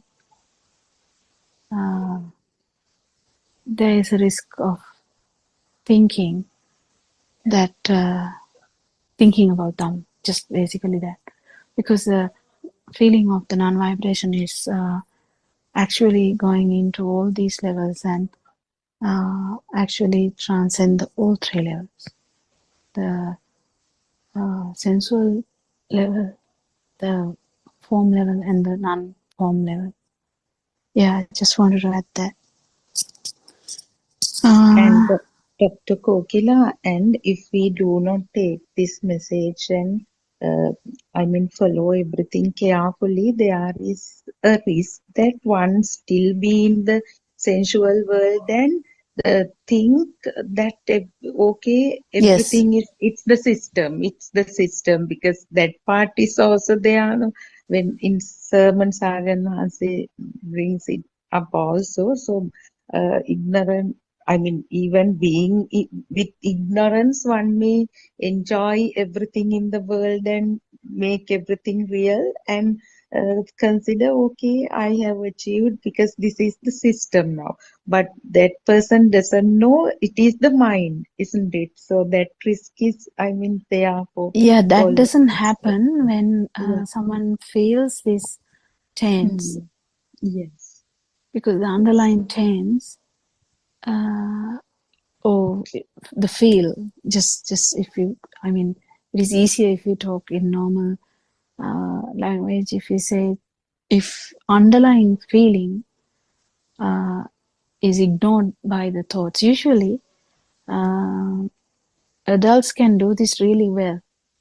A child, when angry, child will be like, I'm angry. And adults will be like, hi, how are you? But still very angry inside. So the adults have this ability to mask everything. And the same way, if you keep thinking in one pattern, there's a possibility that the emptiness will come as a thought. and no self will come as a thought. But if you at least felt it once, you know that you haven't become that. So the misunderstandings would be less, and boasting will be less, because you know that you haven't become that. And the more you become aware about the self vibration, actually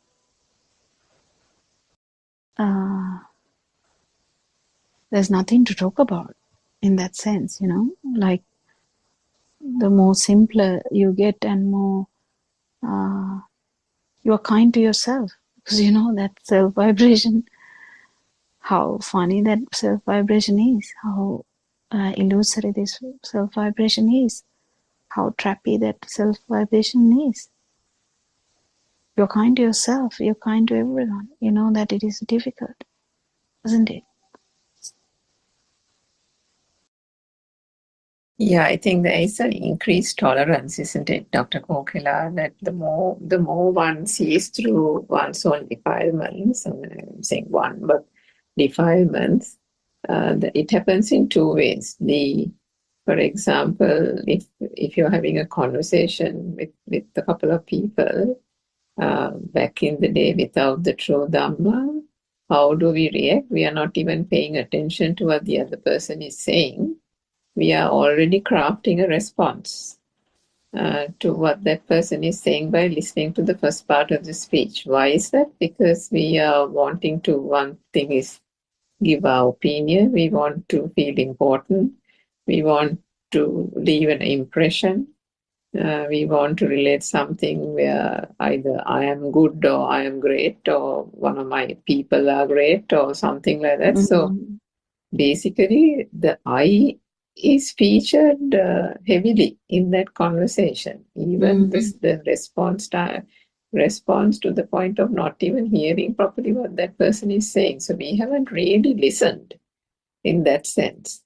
So then through the true Dhamma, even you're still having a conversation, sometimes that, you know, based on what that other person is saying, the Perasanya, Navasanya, the past perceptions and becomes present perceptions, and various thoughts spring to mind connected to what that other person is saying. But the urge to actually put it into words is not there.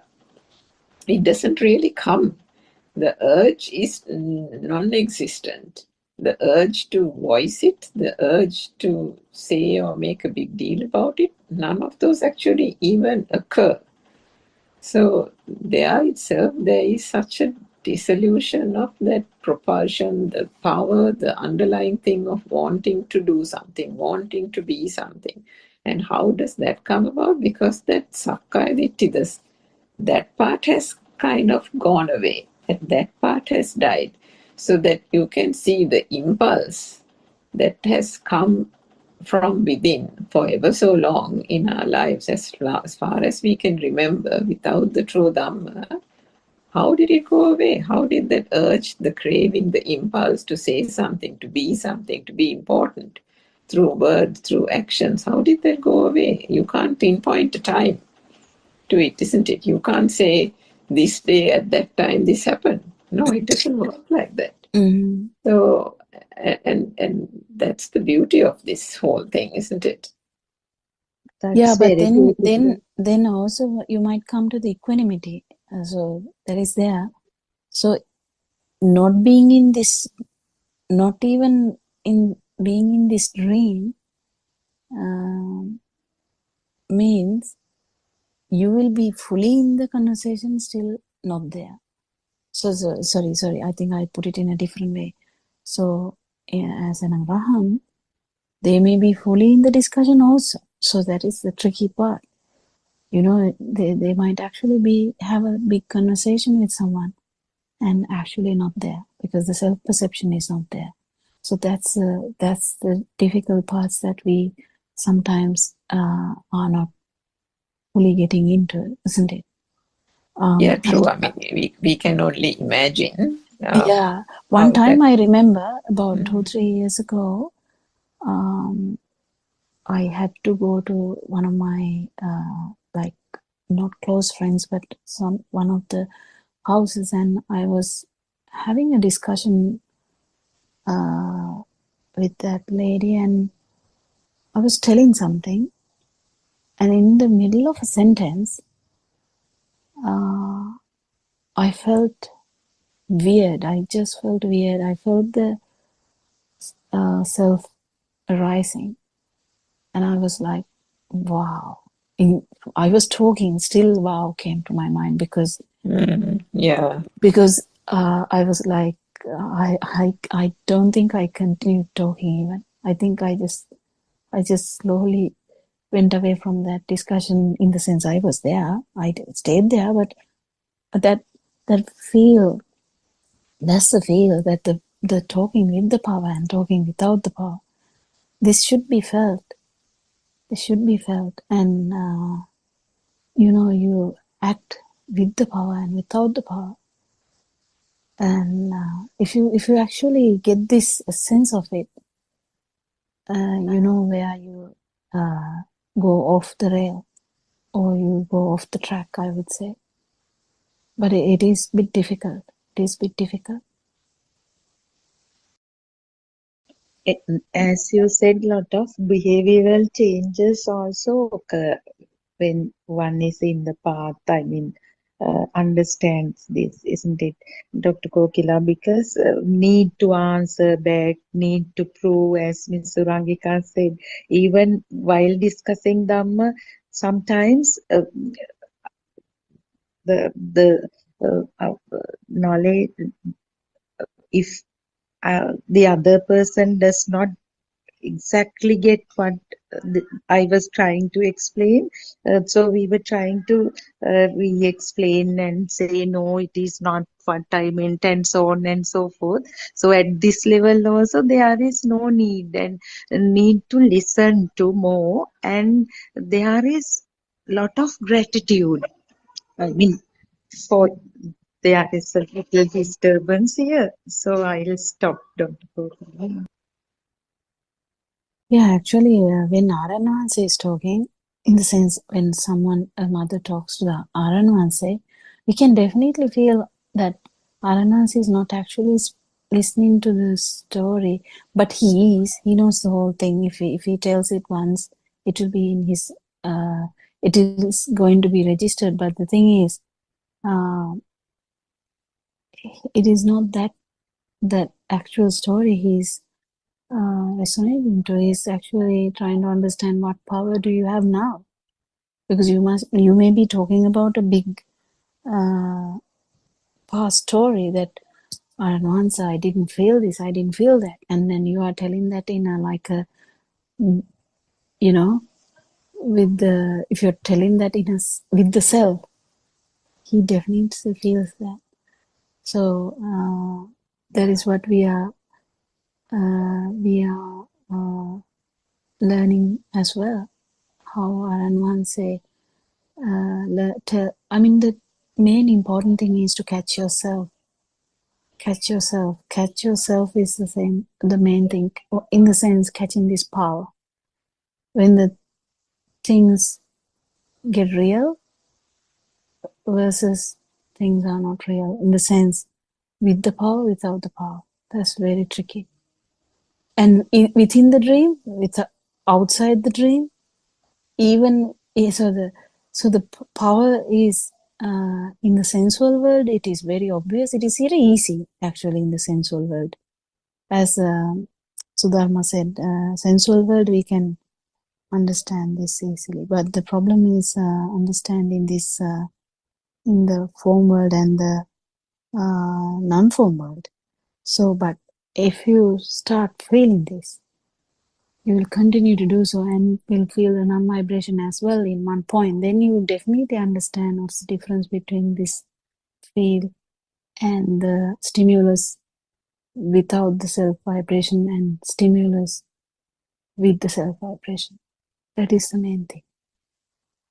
So then misunderstandings are very, very, very low. But still, Still, according to Aramahanse, now we keep understanding that evolving of this non-self vibration is also slightly different from level to level.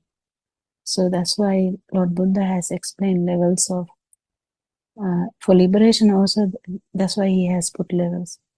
Because in some teachings, they didn't talk about a level, they just talked about the non-vibration. But in some teachings, they highlighted more about these levels. So whatever, it's all one non-self or one non-vibration. There can't be multiple non-vibrations. There can't be multiple non-self perceptions. There's only one non-self perception and one form of non-vibration. And everyone, if you have felt the non-vibration, it is the same non-vibration which Lord Buddha has felt, or the all the Arahants have felt. Anything else to add? I can see that is, are we running out of time? Yeah, we have about 7 minutes more.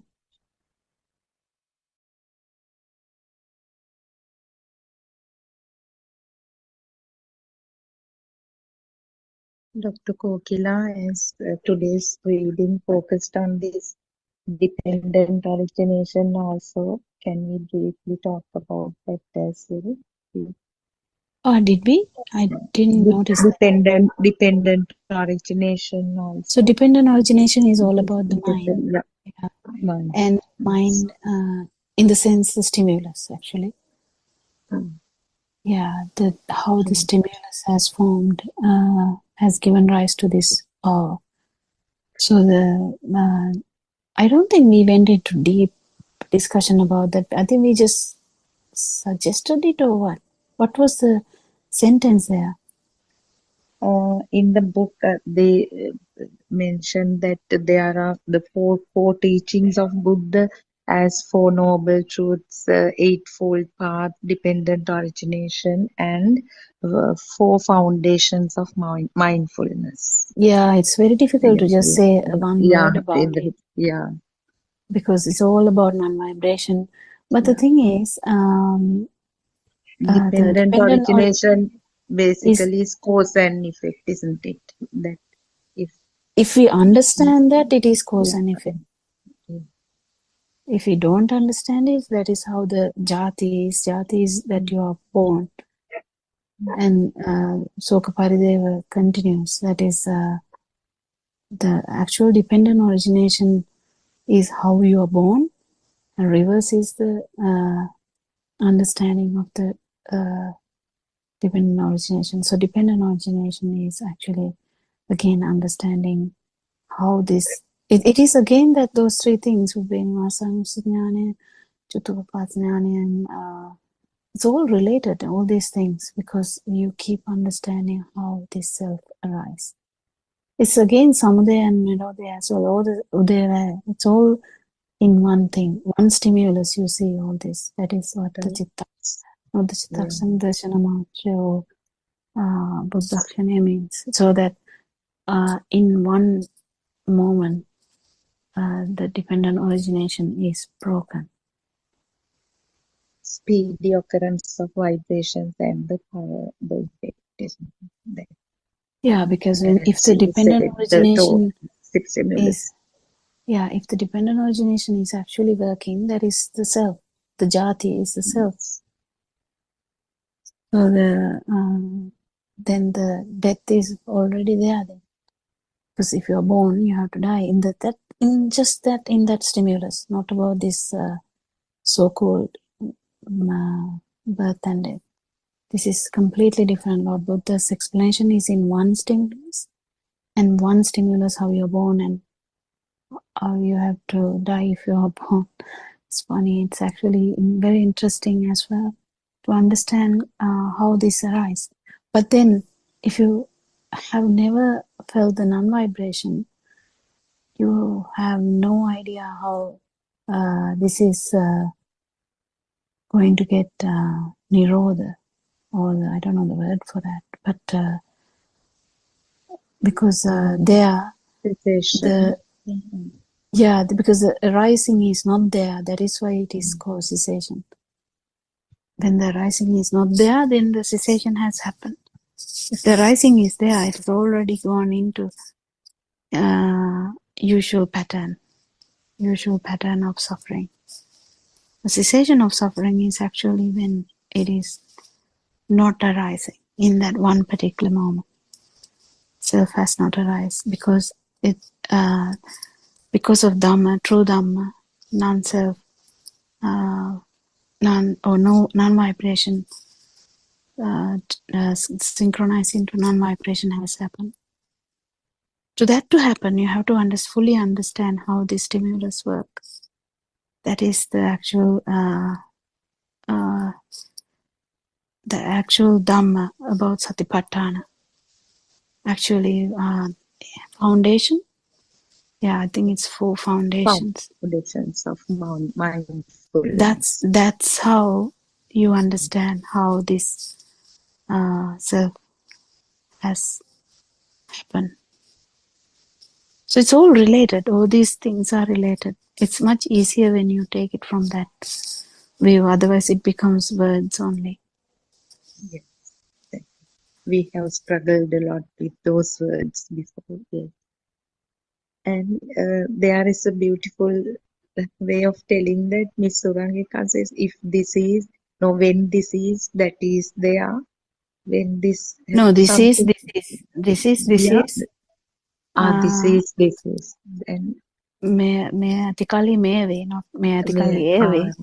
මේ අතිකල්ලි right, මේ වේ. maybe. Yeah. I think we are running into the Zoom meeting now. So we will stop for today and we worship Paran Wahanse at his feet as every day. We have so much gratitude for him. And thank you so much for participating to this English Zoom discussion. And we invite everyone who can handle this language to come and join us. Thank you so much. May Triple Gem bless you. Teruvan Saranai, Dr. Kokila, Teruvan Saranai, Namaskar, Deva.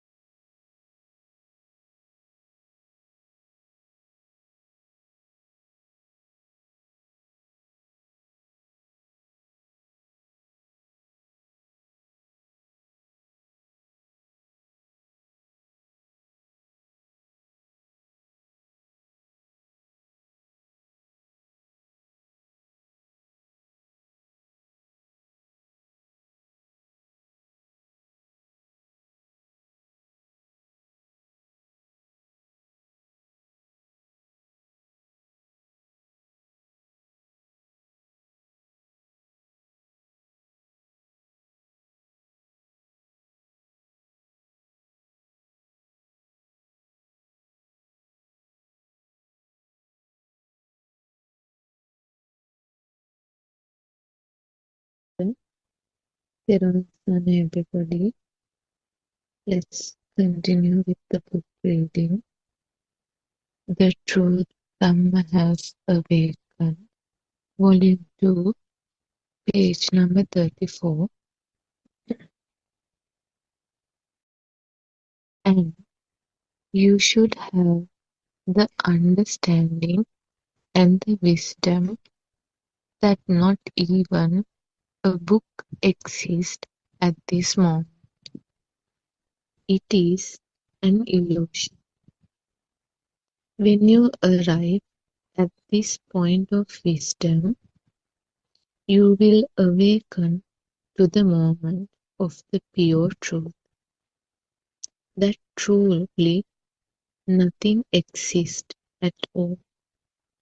When you awaken to the moment, you will experience the nothingness, the shunyatavaya.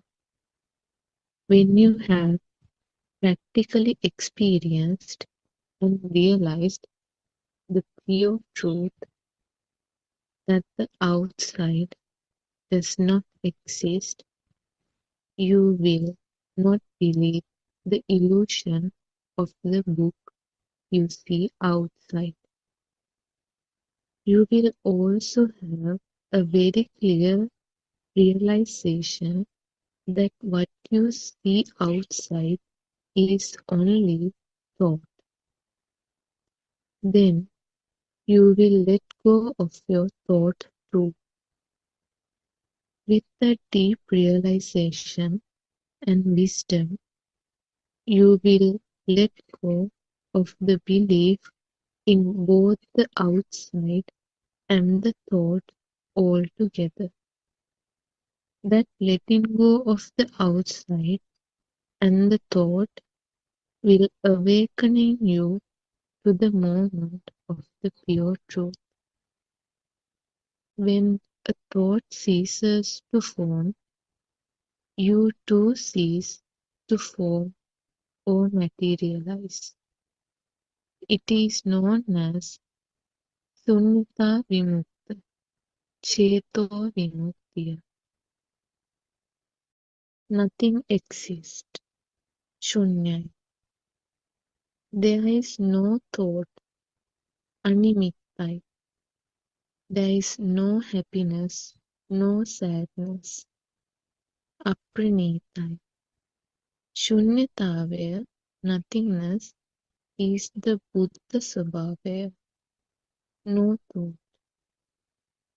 When you realize the pure truth that nothing exists, there is nothing for you to get attached to or to develop a dislike to. You realize that you don't generate or create kills or taints such as lobha, dvesha, and moha. This realization is wisdom. This realization is called asavakya jnana. Being conscious of each aramana and using the trividyava to analyze each sense input aramana leads to cheto vimukti. Trividyava means applying the three types of wisdom to analyze a thought, and they are Upanivasanasati jnana, Chutupati jnana, and Asavakya jnana. තෙරුවන් සරණයි everybody.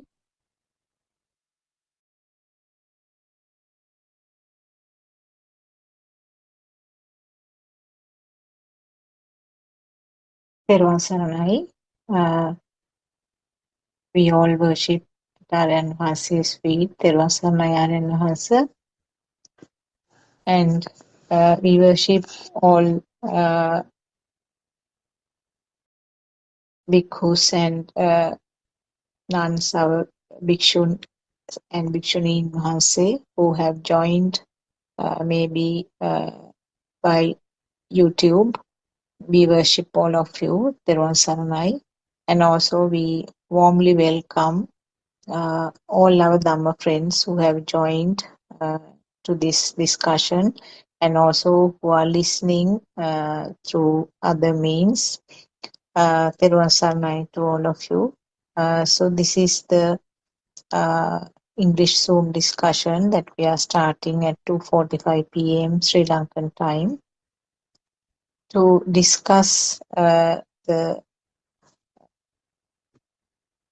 sermons and disclosures made by our noble friend R.N. Mahanse actually the true Dhamma, which has been preached long ago, 2600 years ago, by Lord Buddha, and the true facts that revealed during that time was concealed and covered for some time, and due to the influence of various other religions, there were some actually alterations in the teachings.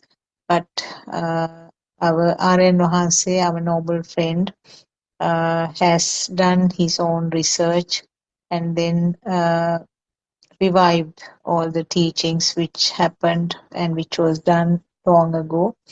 And now we, all of us, are very lucky, extremely lucky to hear the true Dhamma facts. And the beauty is that when you listen more and more, and then when you try to understand these facts in these sermons, it automatically gets applied to the day-to-day life, and the self-perception, or the how the thoughts are formed, how the mind is formed, how this self-feeling occurs, all these facts become clearer and clearer. So, Shani, first of all, thank you very much for reading the 2 pages for us. And Dr. Kokila and Sudharma also have joined. Theruvan Sarnai for both of you. So we can start the discussion. And the main facts that I could gather from the 2 pages that Shani read is actually it was trying to explain that there is nothing permanent outside. There is no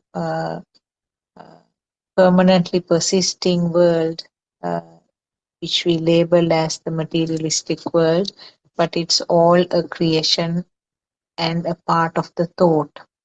And to understand how this world is created by the thoughts, there are 3 wisdoms or jnanayas which described by Lord Buddha.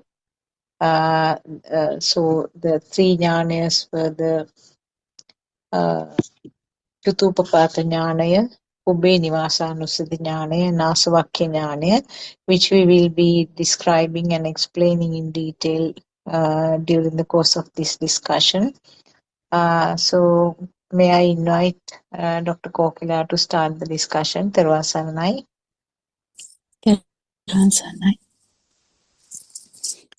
I'm talking in, I was going to talk in Sinhala. We worship Paranwanse as usual, and yes, we will start the discussion. I think Shani read the book, and it was mainly still about the thought, isn't it? Yeah, it's still about the thought, yes. And how knowing fully about a thought. So when we talk about a thought, I think actually it is the stimuli. So, because chair has all these layers, when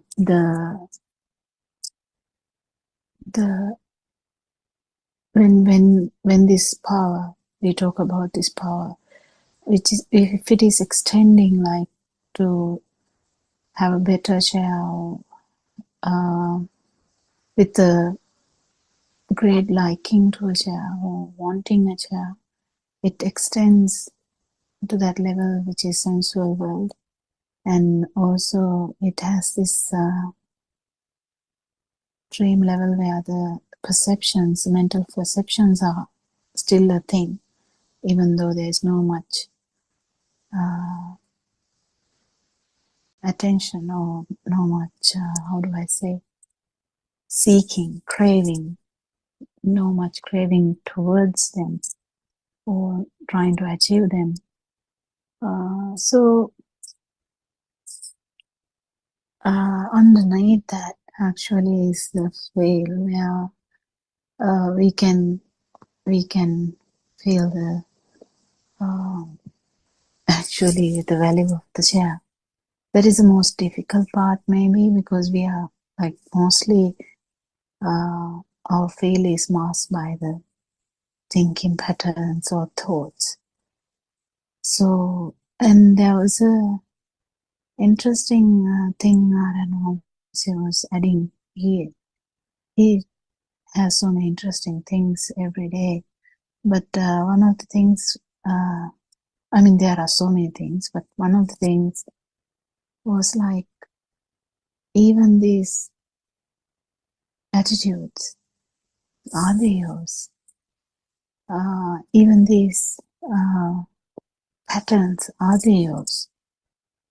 So in such a way, you can understand how when one actually get rid of this self notion or idea of self or Atma Drushti or the thinking pattern that there is me and everything else is not me, in the sense I'm here and everyone else, everything else is outside.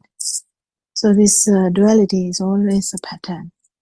And with an experience, if you feel that this is not the truth, actually the value of if the value of the stimulus is not felt, it is the main important thing. If it is not felt, then the actual this duality is not there. So for that reason, to feel to come to the feel, or to feel the part, to feel anything, the value, the mask of this mind, or the mind power should become zero at that point to actually feel this change. So that is the important thing that we struggle every day. Which one is us? Which one is not us? Which one is me? Which one is not me? Oh, what is this power? So it is something that you have to feel. So that power, when you actually feel it again, you can see how it has reduced. So within the mind, you can't actually judge this. So it is 100% need that it should be felt. We can start the discussion. Yes, anything on the book or anything on the anything to discuss, you can start the discussion and we can develop on that. Dr. Kokila. Sorry, Dr. Sakuntala, please. No, please go ahead. Please go ahead. Therwan Saranai to both of you, and Ms. Surangika too has joined. Therwan Saranai, all Dhamma friends. And Dr. Kokila, it's very beautiful. Nothing can be, realized through mind. Only knowledge can be gained through mind. So even the self-perception is felt, isn't it? It is also a feel. And I think now there are two concepts as self-perception and self-view. Yesterday in the reading, it was mentioned this Sakkaya, this Drushti, how to become at the point of stream enterer, one would get rid of this self-view. So Dr. Kokila, self-perception is something that automatically arises with the existent feel, and self-view, in other words, happens mostly due to ignorance, and environmental factors also aggravate or establish the self-view. So please, can you please elaborate on that and help us to clarify it further? Self-view is a natural phenomenon actually, because self-view, if the self-perception is there or self-vibration is there, and if the perception occurs in a human mind, this is about the human mind. I'm not talking about any other realms, because any other realms, it's not easy to describe the mind, because the most developed mind is in these humans, and humans have this beautiful natural way of forming a mind, and this is a natural phenomena actually. What is happening here, what is a natural phenomena? Actually, what happens is the formation of the mind. That's the Chitta Niyama. So the formation of mind is like if you happen to have a one particular time you get a taste and someone says this is pineapple, and you get the smell also.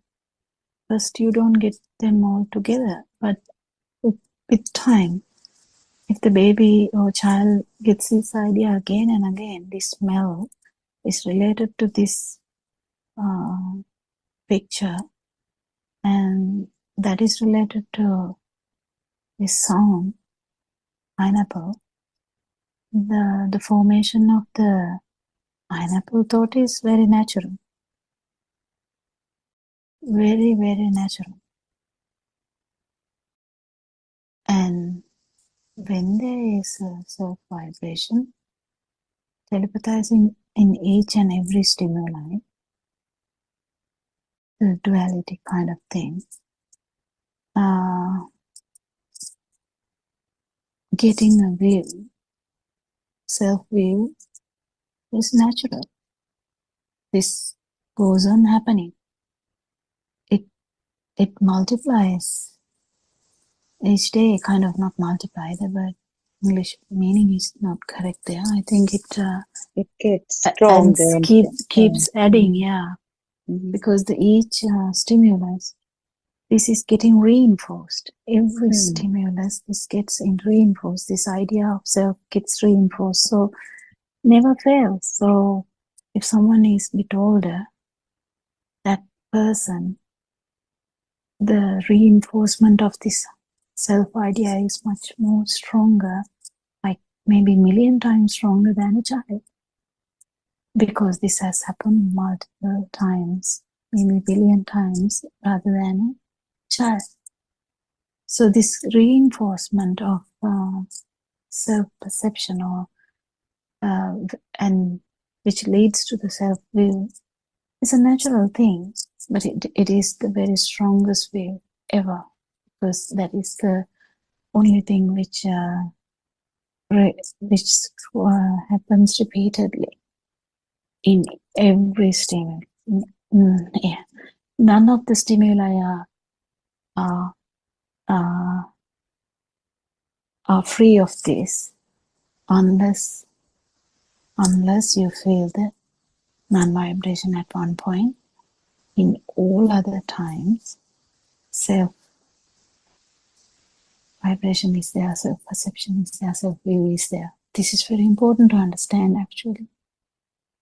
So, because sometimes you can't even understand that the self-view is there, but it is there. Because no one is actually thinking when you go to the bed, do you think, I am here, I am here. No one is doing that mantra. But it is there. The self-view is there. So it is very important to understand how this goes on happening. And when you get this understanding, the most important thing is, yes, this is a natural thing. But what happens with that? That is the augmentation of this vibration, which telepathizes into a human level. Now, this is one vibration, and this one vibration keeps, the frequency can change, and it can get really different. Lord Buddha has once said that times you have been buried in this place in this same name is countless. It was an example told to someone. I think it is an example to say that numerous times this repetition of these things has happened. And how did that happen? Because it keeps changing. So the number of times that you have gone to lower realms or the Satrapaya is also countless, isn't it? So you understand that this cycle never ends. And Lord Buddha once thought, how can we actually get rid of this issue? How can we end this suffering? And then the answer comes, okay, ending of this suffering, like what I don't know, I was thinking. It is very important to understand how this suffering works. So yes, it was a natural phenomena, but there was a additional part which is happening, because the arising of the mind is normal, but this additional power thing was coming from the beginning because of the chains, basically the chains or the self vibration in the zygote. So from the beginning, we have this additional problem, like a virus in a computer system. It has an additional problem. What is the additional problem? Yes, the mind is formed, it's fine. Senses are working, that is fine too. There are thoughts, it's okay. But what's the difference? Difference is that the self vibration is active too. How does this self vibration work? It works very illusory way, because it gives you the sense of existence, and it keep evolving to a sense of living as well, like a life feel as well. So this evolving thing makes you to have an idea that is self-view. So this kind of additional virus thing, but it is kind of attached to this system, which is normal. So the senses working is normal, but being born into this system is actually not normal, but it has happened already. We are in this system now, talking, all of us, in a Zoom discussion, yeah. But if someone understands this Dhamma, or actually become Dhamma, then everything changes, because there's non-vibration, or there's no self-vibration if someone is like an arahant, I'm talking. And then there is no that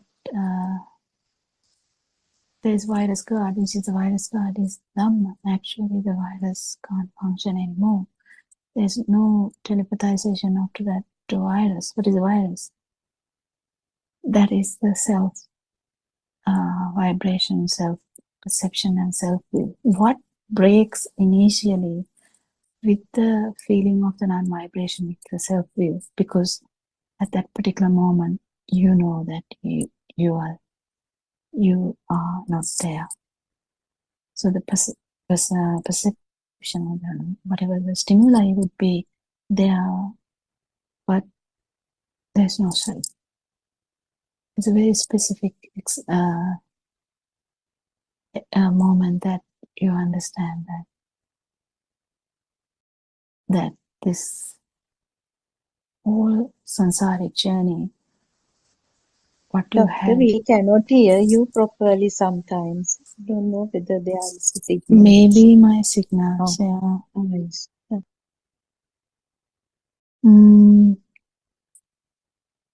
Do you think I have to go out? Or can you hear me now? Maybe my mic wasn't working well. Yeah. Now you are audible. Yes. Sorry. So this self-perception works as an additional power. So the self-view, even that looks normal when we think in that way, but that is an additional virus in this system, because that is the reason why there is suffering throughout. So the actual self view is never going to be broken until you feel the non-vibration.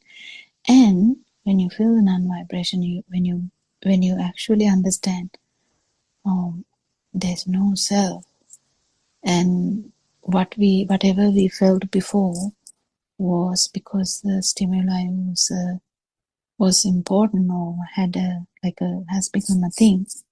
Then the doubts about Dhamma is gone.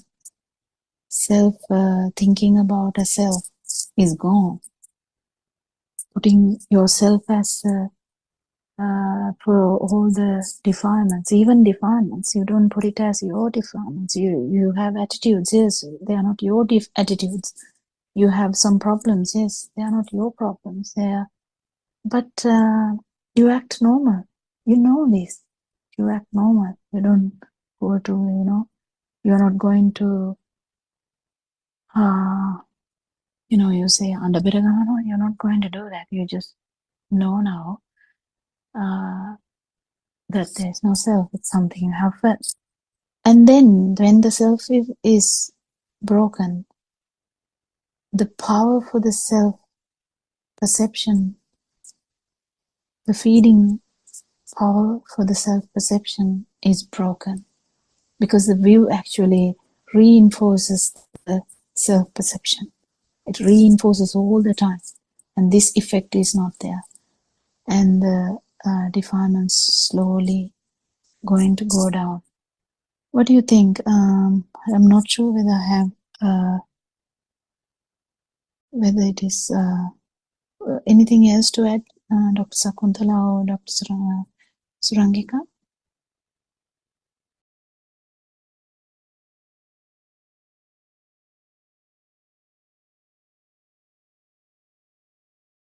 Yes, maybe Surangika is busy with something.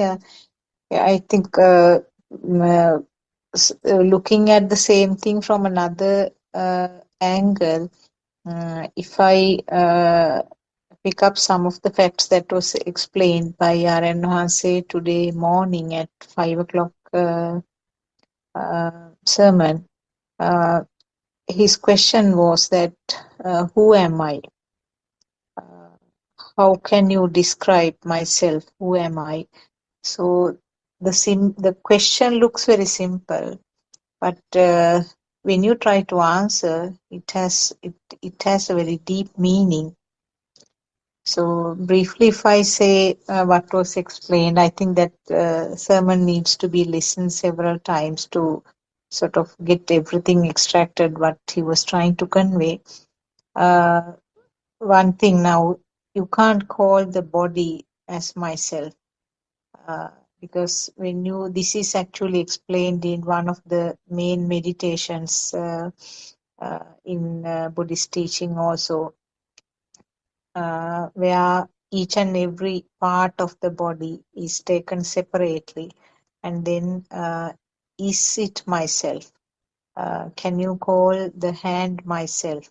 Can you call the leg myself? Or maybe the tiny, tiny parts of the body. Each and every part is, the whole body is divided into several long list of pieces, parts, and then trying to sort of see whether you can call any of them as myself. You can call them as mine. You can call my body, my leg, my hand, my head. But you can't call the head is me. You can't call the hand is me, leg is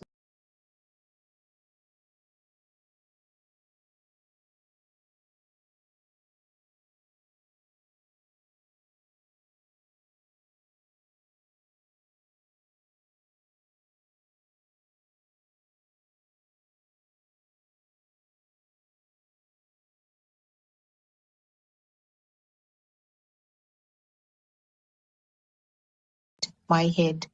but you can't call the head is me. You can't call the hand is me, leg is me. So in other words, it becomes a part of the so-called world, the materialistic world, like you saying my house, my plate, my cup, my car. Like you saying that, you call the body parts also as mine. Then you can't call the body as me. So then you have to further research, and you have to further experiment and see where this myself, who am I, and where is this myself. Then talking about the mind. Now, if the body is not me, then you have to consider the mind. Can the mind be called me or myself? Now, how it was explained was that if the mind is you, then mind should be under control of myself. So that means I should be able to control my mind. Can you do it? No. Because during, this concentration meditation, it's very clear that thoughts are flowing, and the person is struggling to control the thoughts and want to keep the concentration to one point, to one thought, but you cannot do it.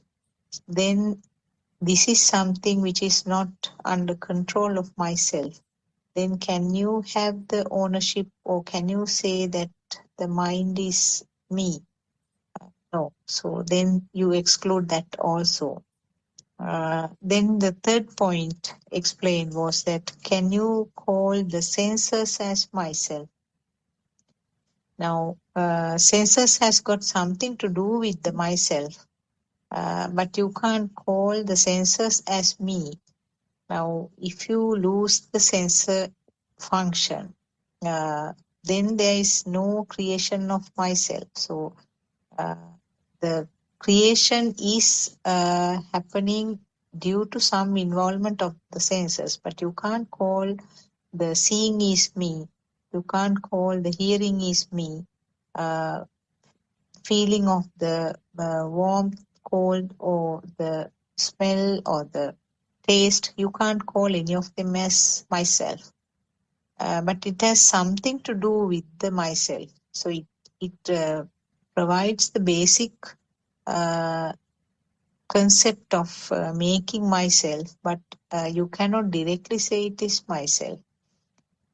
So in other words, none of these can be labeled as myself. So again, the question comes, who am I and where am I? Can you locate or pinpoint and say, this is where I am? So these were the facts that was described.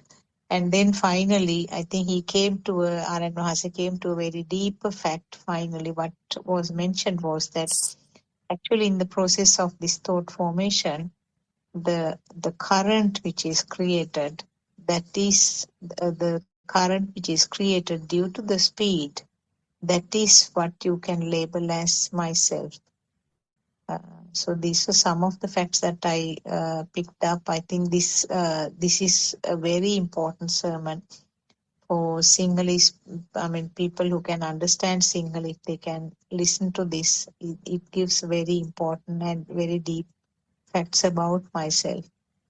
Theruvan Saranai. Maybe somebody else can add something to that. Yeah, it's very, very nice actually. Looking at in a different perspective when we try to question how this view,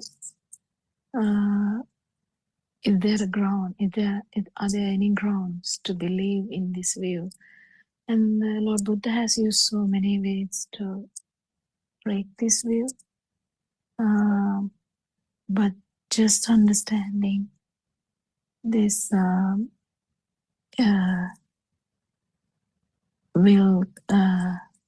happen, but it will consolidate if you feel this as well. That is how it would be. Anything else to add to that question, Surangika?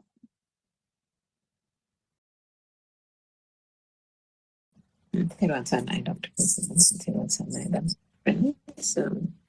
think that last point is the one that was emphasized a bit in the, I think, today's talks as well as yesterday's groundbreaking revolutionary talk as well in the night Zoom.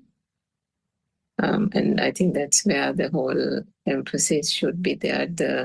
The skill, I think, lies in truly realizing the function of the sense faculties and clearly distinguishing that and separating it from the way the self forms and the self view, how it properly propels itself into the self view and the self vibration as well. So the issue is, like you said, Dr. Sakuntala, it's not as if the senses are separate and the thought is separate. The senses and the vibrations and the manifestations occurring through the senses contribute to the construct of the thought, the second cycle. So we know that there are two cycles in the way the vibrations happen and the mind consciousness works. The first cycle is the basic sensory perceptions arising, the light consciousness, sound consciousness, touch, taste, and smell. And together, those then form the next cycle, which is called the mind consciousness. We spoke about the stimulus, so the mind consciousness, i.e. the stimulus or mind object, whatever you call it, that is the consciousness, and that is basically everything that is known in this conventional world that is associated as the so-called external world, whether it is mother, father, chair, table, bank, house, children, grandparents, whoever it is. Everything, every facet, every action, every task, every act, activity, and so on, animate, inanimate, is the mind object. Anything that we have named, which we can, the feeling that exists is the next stage in which the self vibration occurs or the existent field occurs. But that for that to happen, the self view occurs as well, because once the external world becomes a reality and there is a belief that that is there, then the self view automatically forms on this side. But the skill here is to be able to discern the self vibration and understand that there are innate features in the functions of the senses which are unique to those different senses, and to be able to recognize that is the skill, and that can be obtained only through the real deep understanding of the Dhamma, because the issue here, and the issue that has always been there for living beings to be in this samsaric cycle, is ignorance. And ignorance as to what? Ignorance as to the fact that there has been a belief that there is a thing, the itta sanyava, the sense of existence, the feel of existence, that has been the driving force due to ignorance for this so-called self-vibration to keep on continuing to maintain itself from through this samsaric cycle of birth and death. So understanding that and separating that from the functions of the sense faculties, I think is the most challenging, and the way the discussion is going these days. And the more there is even if the self view has kind of been understood, getting to the real understanding of the self vibration and distinguishing that from the sense faculties, I think, is becoming so fine that it is, I think Aranwasi used the example that Lord Buddha had used as well about the 100 hairs of a horse, or one hair of a horse's tail or something being split into 100 times or something. And even that is easy compared to being able to understand or distinguish or discern this so-called self-vibration. Because the common mistake is that there is jumping to the conclusion that any kind of burning sensation, any kind of weight being given to a thought, any kind of value being given to something is there. That's me. I have put myself into that equation. That's the self-vibration. I am there. So that's the automatic thing that we come to. Whereas the more advanced on the path to realization, and that also comes only through the understanding of the true Dhamma, that it's the faculties. And I think that the most challenging of the faculties is also the mind consciousness itself, which has the emotions, the sense of happiness, the sense of elation, depression, fatigue, stress, all these kind of things, which are various types of emotions and types of even anger and things like that, which, I mean, there was an experience that I had yesterday or today also that was trying to, I said something to my mother because she doesn't take her medicine on time, but, and I was quite firm with her, but, and then for a fraction of a second, you wonder as if, where did that, the slight kind of annoyance came from, because it's not there for a long, long time, and it appears at a moment, a word is said, and then it goes away. But then for a fraction of a second, there is the kind of clicking that was there anything there, and then it takes time. It takes understanding of the Dhamma. There's no other way to put it. Whether if there is no understanding, or if there is a less understanding, there can be the notion that or the conclusion that there is a self there, and you can jump to that conclusion. You can worry about it. You can stress about it, and that means there is a mind. The mind component is coming into that. So it is quite difficult, and just because in one instance like that it doesn't occur, that doesn't mean in the next instance it doesn't occur, because that confidence that we have spoken of in the past Zoom discussions, the confidence of being able to really understand 100% that there is no self view and that there is no self here, leads to that the ability to be able to discern that self vibration and how that whole thing works. I think I'll leave it there, but it is quite difficult, and it is challenging even to pose a question. It has been quite challenging, I think. So I've been listening to a lot of this morning's talk, I think twice, but it's becoming very, very refined now to be able to understand as well as be on the path. Yes, Dr. Kokila. Yeah, it is.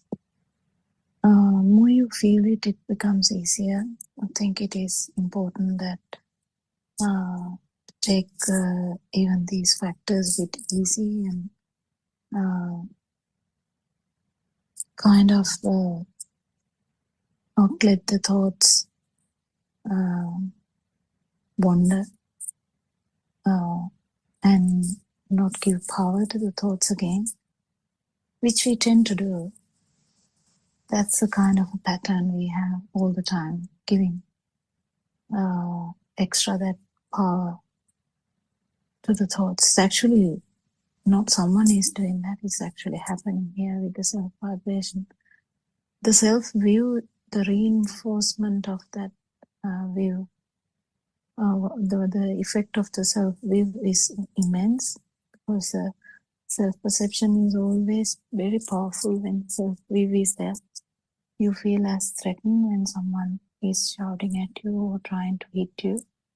You feel threatened. When someone is appreciating you, you feel happy.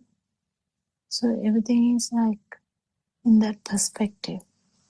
If someone is going to hit you, if you feel threatened, that's because of the self vibration. Even in a person who self view has broken, it can happen. Yeah.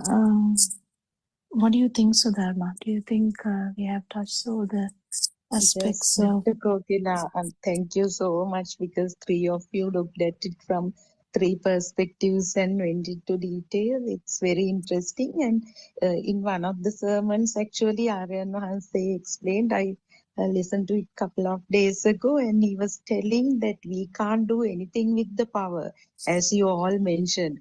Only thing, we can see the truth of the stimulus when we listen to the message of this spiritual teacher.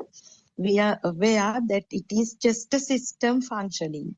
There is no self, so that helps to dwindle the self view. So when we get more and more confident in that, to see that it as a system, this alleviates, this power goes down.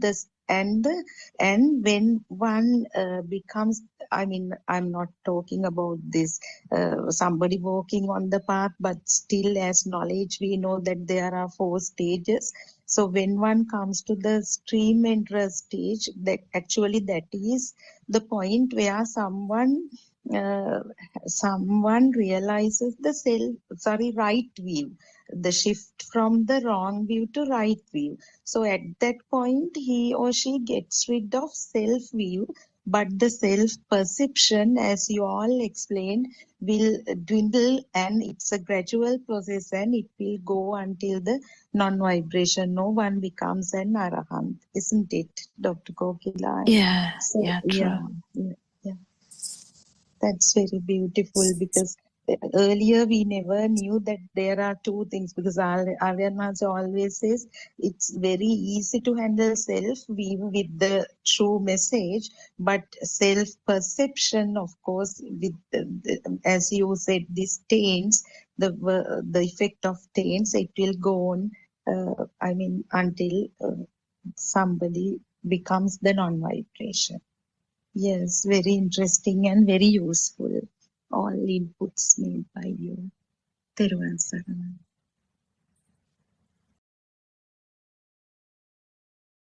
Anything else?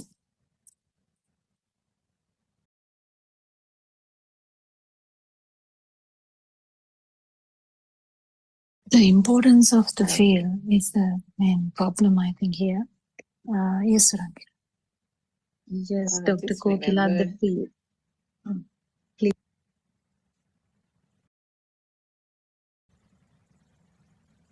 Sorry, Sudharma, you go ahead.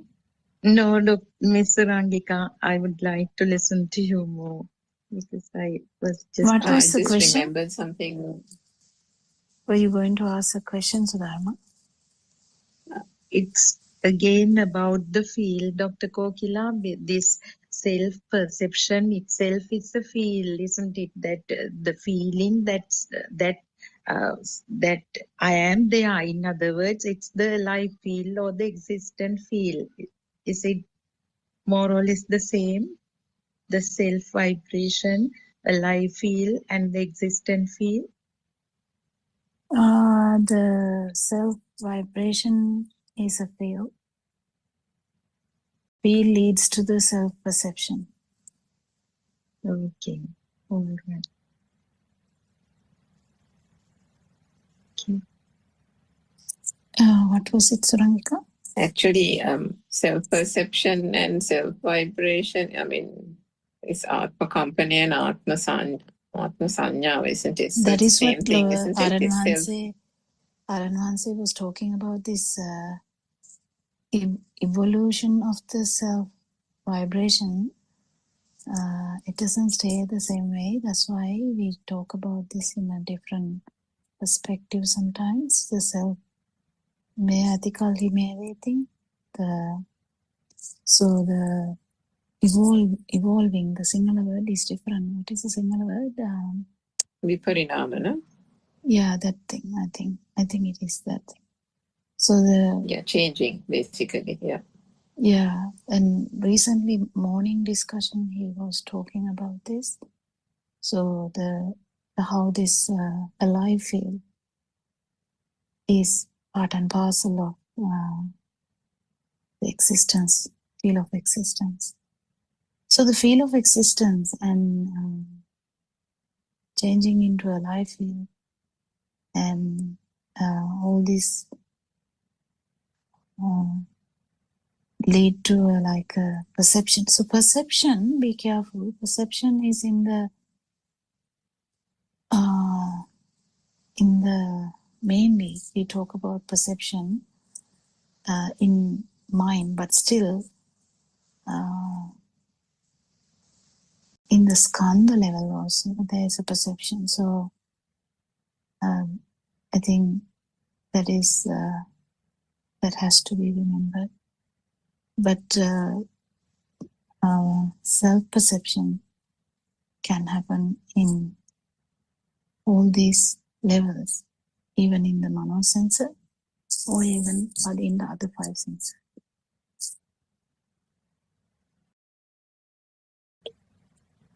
That's self-vibration, isn't it, Dr. Gopika? Yeah. What I'm saying is, perception word, I'm talking about the word actually here. You know, the perception word. Yeah, perception is there in the aggregates, but that's what you're trying to say, but isn't it? No, but even it is there in the self, in the mind also.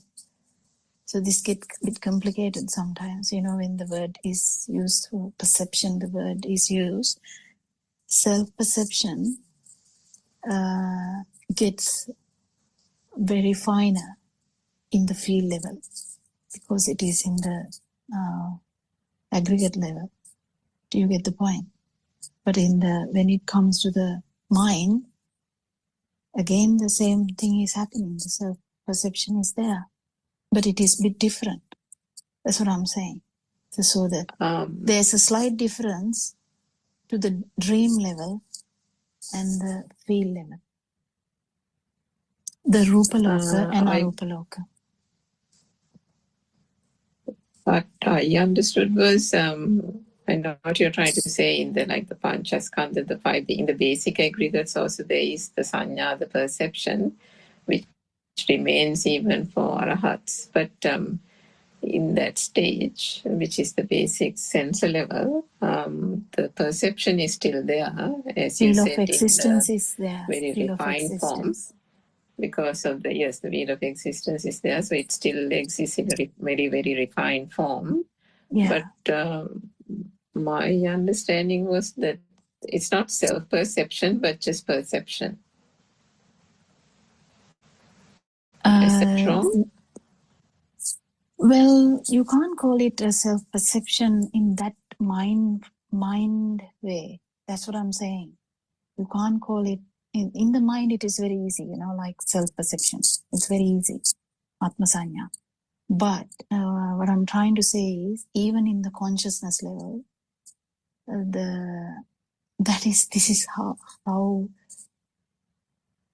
difficult it becomes when you have the experience. Only you can say that what is the difference between consciousness and the perception, if I can say in that way. I don't know that you can use the word self at all at that stage, isn't it? In anything, whether it's perception. No, it is kind of difficult. I think the vibration would be the better way of saying that, because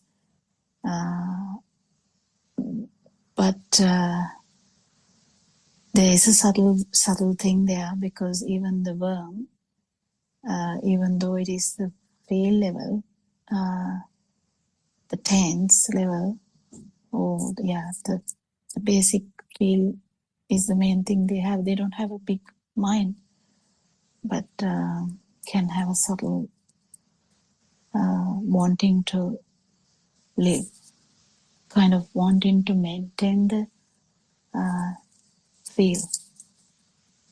So kind of that is the thing. So this wanting, in contrast to the actual feel, is the main problem that we have, that we were talking. Rangifa was highlighting that how it becomes a bit confusing. That is the main thing that is difficult to explain also, because it's a feel. So what I'm trying to say is, the baby or the zygotic level, there's a vibration, yes. If you go to that level, it is a bit easy. So the zygote level has a vibration, has no idea what it is. But there's no mind at all. But still, when it comes to the 5 sensory organs, even though the mind has not formed yet, there is a feel of existence. And if there is a feel of existence, there is always a chance of feeling alive. That is the consciousness. That is kind of the GV. GV is about it, isn't it? When you feel, how do you say that? alive. How do you say that? Yeah, alive. That one. The sense of feeling alive, yeah. Yeah, that one is the problem. But you can't get rid of that without getting rid of that vibration.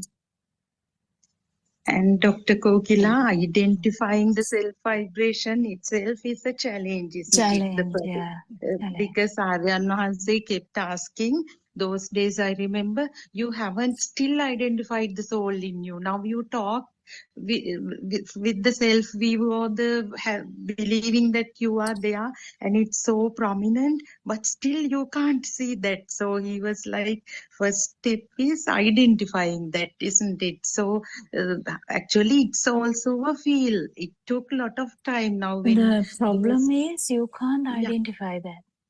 Because when you are there, you can't identify that. Yes. True. So if you let it go and you understand all these things, you let it go and you start to actually live in the kind of, normally, this might happen. But if you want to identify, it and will get definitely rid of it. hide. Definitely hide. It will hide. That's one reason that Ananda Thero had the problem. Because whenever you try to do something, it hides. And then you also come to the mind, isn't it? That's the other problem. Yeah. Yeah, true. Because that searching, the getting frustrated kind of thing is the mind. It's nothing else, isn't it? Mm. The trying to find. Now, when we feel angry, happy, excited, proud, those emotions are different forms of self-vibration, or what? How can we define it? So that's again the self-view. So imagine someone's self-view is shattered without a doubt. Whatever happens after that is a sensory effect. Sensory effect, yes. Or it will be that power. So that again, if someone identified that difference in that particular moment, that moment that they talk about, whatever that moment, whatever they talk in a Sinhala way, the moment. Shana Matre or something? Yeah, Buddhakshanaya. Yeah. Yeah, that's right. So that itself gives you the idea of this vibration and the non-vibration. That's the thing. It all depends on these things. So it's a catch-22. So until you feel this, you have this problem, and you don't let it go. But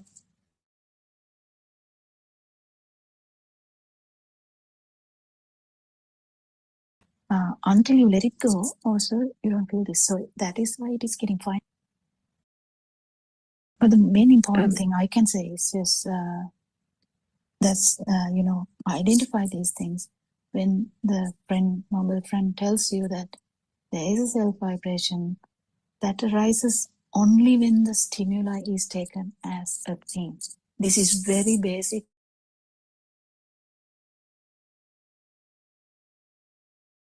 And then no problem. And reversal is the truth. Reversal would be, you would feel the reverse part. Yes. Yes, Dr. Kokila, and when we were working with Aryan Mahase, last few weeks, several times he pointed out, it's you there. Can you see now? Like that. It was so beautiful, actually. Then and there he pointed out how we work with self-view. It is a bit difficult, actually. It takes some time. Doesn't matter though. It doesn't matter. What matters is whether you really feel this Dhamma. And if you start feeling Dhamma, definitely you will end that. But not because you want it. Because it's actually a phenomena. If you start feeling this, it will happen. It just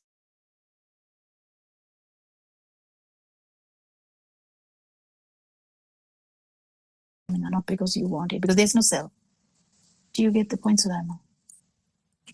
Even Dhamma is another. Yes, Dr. Kokila, that reminds me that there has never been a self too, no? When you said there is no self, so yeah, only thing we have to try to convince that it is a system only, so that can be done by maintaining the awareness, basically. I mean, living in the present moment. So that is the only thing we can do to, see the truth in the stimulus. We must be,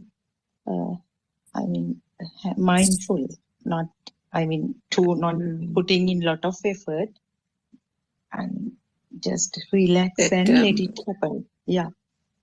So Dharma, last night, if you listened to the 7 p.m. Zoom, Renwansi gave this example about, I think Nikini asked the question, and Renwansi was explaining and saying, how Lord Buddha's, when he met somebody, he knew he like Satutuvadan Yotniyadi. That means, he engaged in preliminary chit chat and, greeted the friend with happiness. So, in that sense, you can't say the Buddha had self-vibration, right? So there is, when you meet a friend after a long time, there is an initial sense of happiness. And that is the feature, that is the inherent feature of the mind consciousness.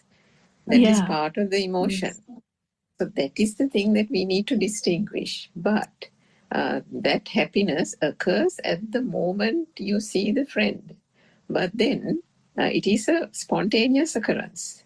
And you go with the spontaneous occurrence and that's it. But later, if you continue to think about, I saw that friend, that was really nice. We went down memory lane. It was a good time. She has really changed but the now. thing is, I would like to add there, Surangika. The thing is, when you understand that your power in this within this mind is zero, that is where you understand that that person will never be born in these realms. And then the field level is completely the lower. So the mellow midila, in the sense when that happens, whatever happens after that is the sensor level. That is the thing. But when we try to give an example without that field, it can become an issue. So imagine,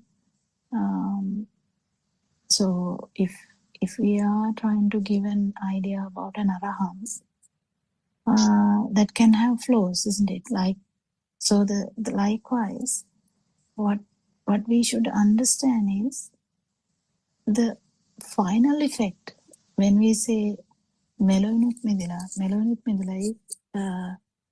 getting rid of this whole mind thing. And Elonut Midila means getting rid of this tense. So and then after that you live as normal. Completely, there is a problem of survival though. There's a problem of survival because there's no interest in surviving here. That is the main thing. But what I'm trying to say is the actions, you can't judge by actions. Any action at all. So when Lord Buddha shouted at that Swaminathan and to go behind him and say 7 times to go out of Jetvanarama, that looks a bit suspicious if he was saying that very lightly. Can we even think about that? Like, it can't, because if you have to say it 7 times, once maybe, yeah, it is fine. Go out. Oh my goodness, becomes very, very tricky when we say it multiple times, isn't it? So but the main thing is lack of self-vibration. That is the problem that Aranwan is highlighting every morning, I think, because identifying this feel of non-existence. This is the trick, I think, because that is the important thing, feel of non-existence. And no self-perception. And Arahantism has completely become the non-self-perception, or in the sense, it is the new norm. So that even in that system works normal, it completely under the power of the non-self-perception now. Isn't it? Did you get the point I was trying to say? Exactly. Yeah, sorry, Sudama, you go ahead.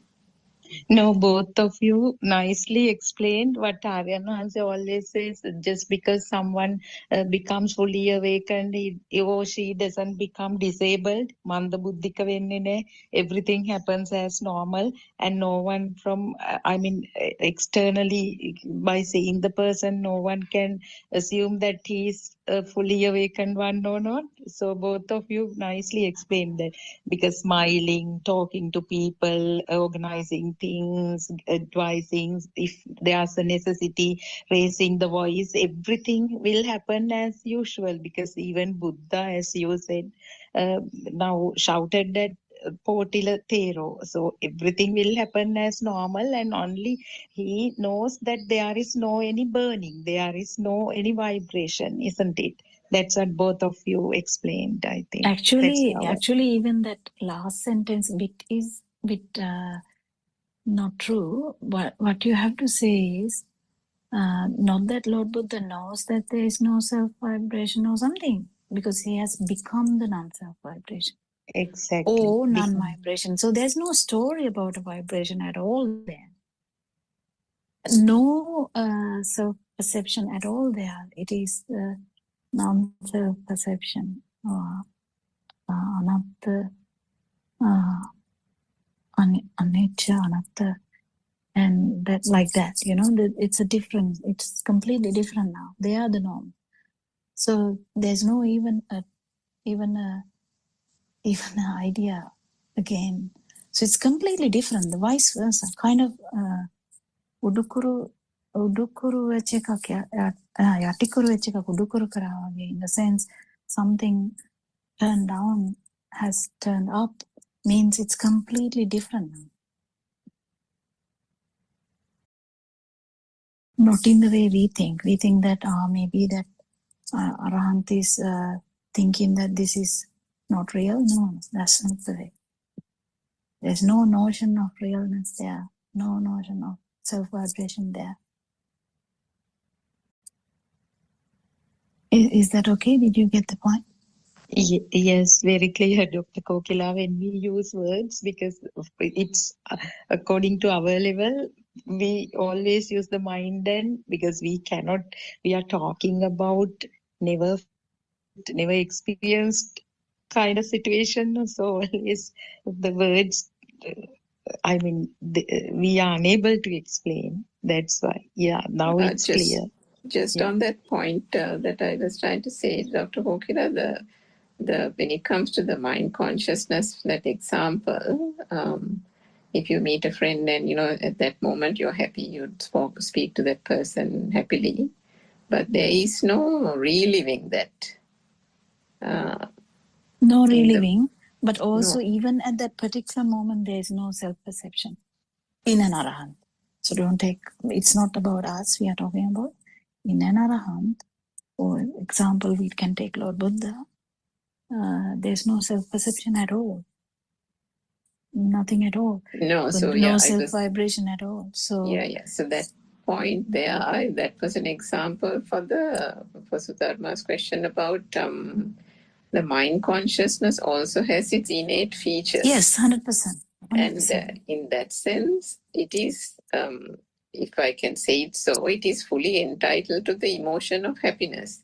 100%. Those things arise spontaneously. That's why Aranwansi says deyak nathi satuta deyak nathi. That's right. Yes. So if that happens and then that happens and that it's an incident, but then if later on you're reliving it and trying to, what is the word in Sinhalese, bindinawa, that is the mind. So that doesn't actually happen.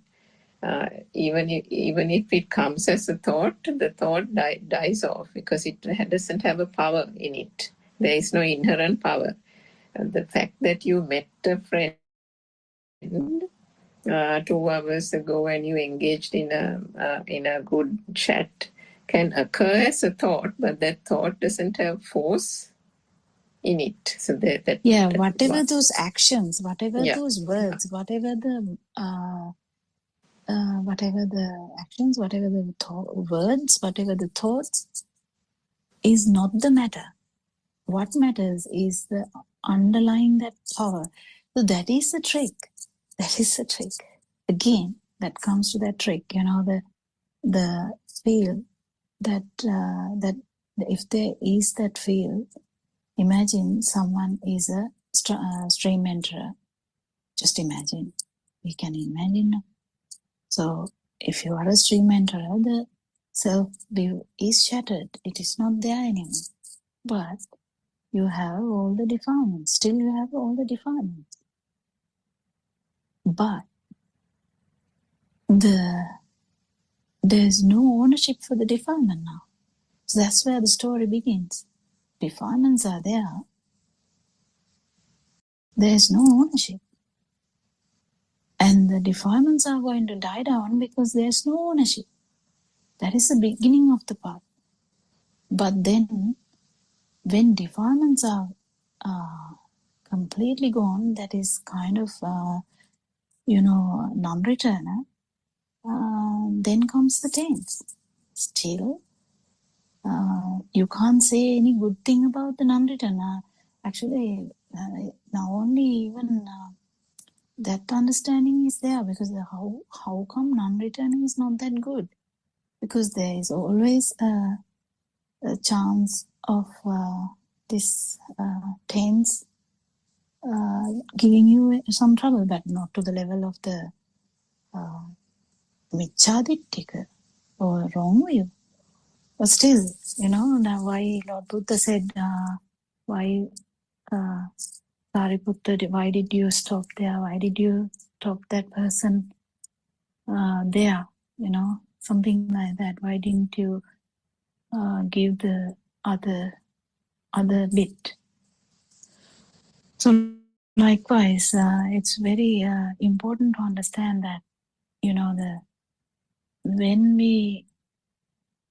there is always a gap in the field and in the mind. So we need to understand that, and we need to actually understand this. That's all you can do. You can't do anything other than that, because you have come this far and you understand fully about that the thought has nothing to do. Thought is useless, in the sense thought is there.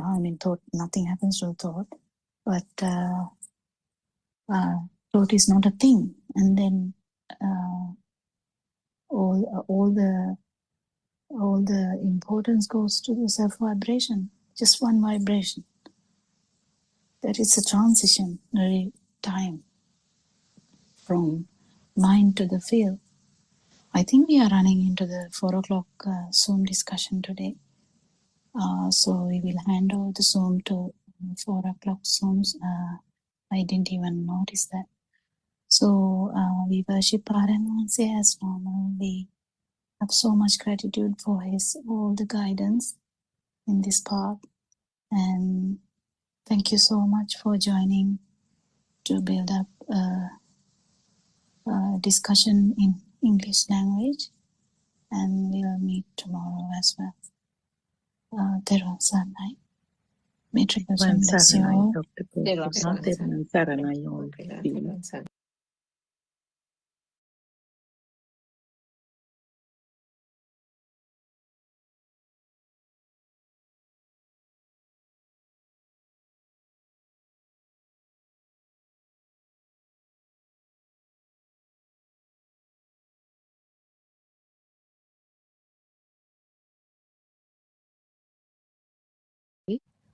Let's continue with the book reading. The True Dhamma Has Awakened, Volume 2, page number 32. When you have the wisdom, the Kruta Jnana, you just don't do anything. The seeing of the illusion automatically happens. Automatically happens means you don't think that there is no outside. You already feel that there is no outside. At the stage of Krutajnana, the moment you receive an aramana from any one of your senses, you will immediately be able to realize that the book which you see outside is only a thought, and that it does not exist outside. And then you let go of that thought. When you let go of one thought, it is similar to letting go of a long string of consecutive thoughts that arise in the mind consciousness. To come to this stage of Krutajnana, you should be a Sotapanna. Only a person who has developed the wisdom of a Sotapanna and an Anagami could come to this point of Krutajnana. If we explain it even further, we could say that only a person who has practically experienced the pure truth, a person who has dropped off his concept of self, and a person who is on the path to nirvana can be at this stage of Krutajnana or at this stage of wisdom.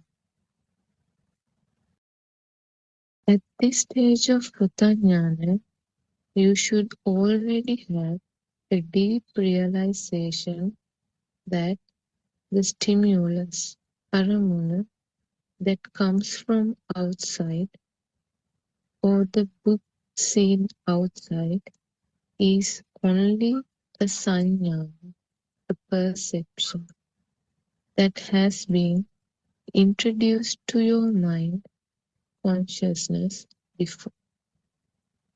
You should also know very well that perception of a book is something that was not introduced to you at this moment. The perception of a book was something that was introduced to you before. Also, you must have a very clear understanding that except for the thought that was formed at this moment, there is no other thought. You always have only one thought, and you should also know that the thought is formed only in this moment. You should also have a very clear understanding that there is nothing as the moment either. Perusan, everybody.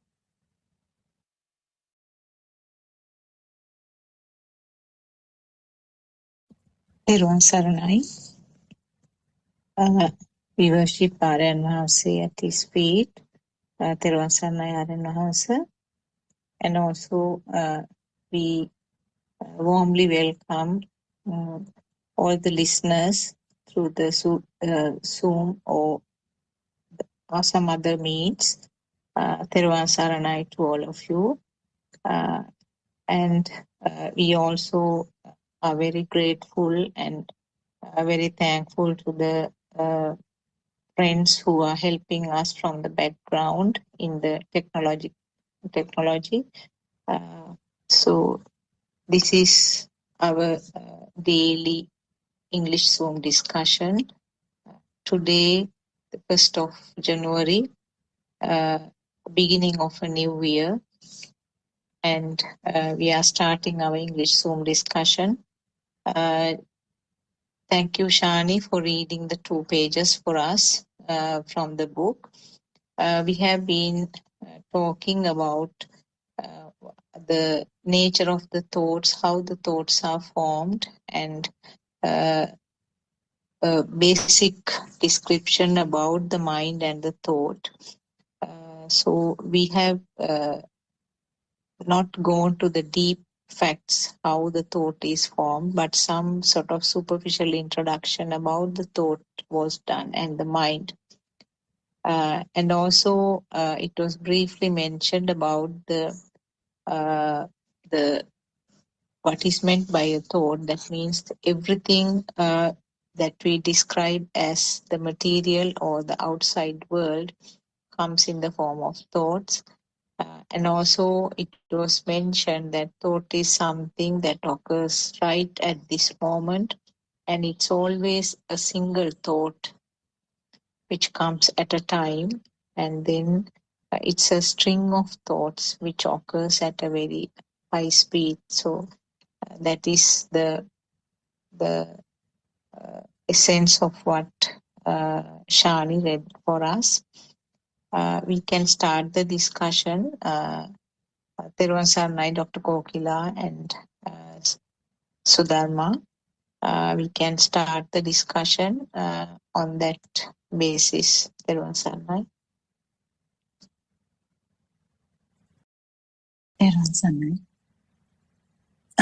Yeah, we can start the discussion. It's kind of the similar things that we discuss on this line. So, to add to yesterday, what was the main point other than yesterday in the book? What was the main point? So I think it is the continuation, isn't it? Yeah.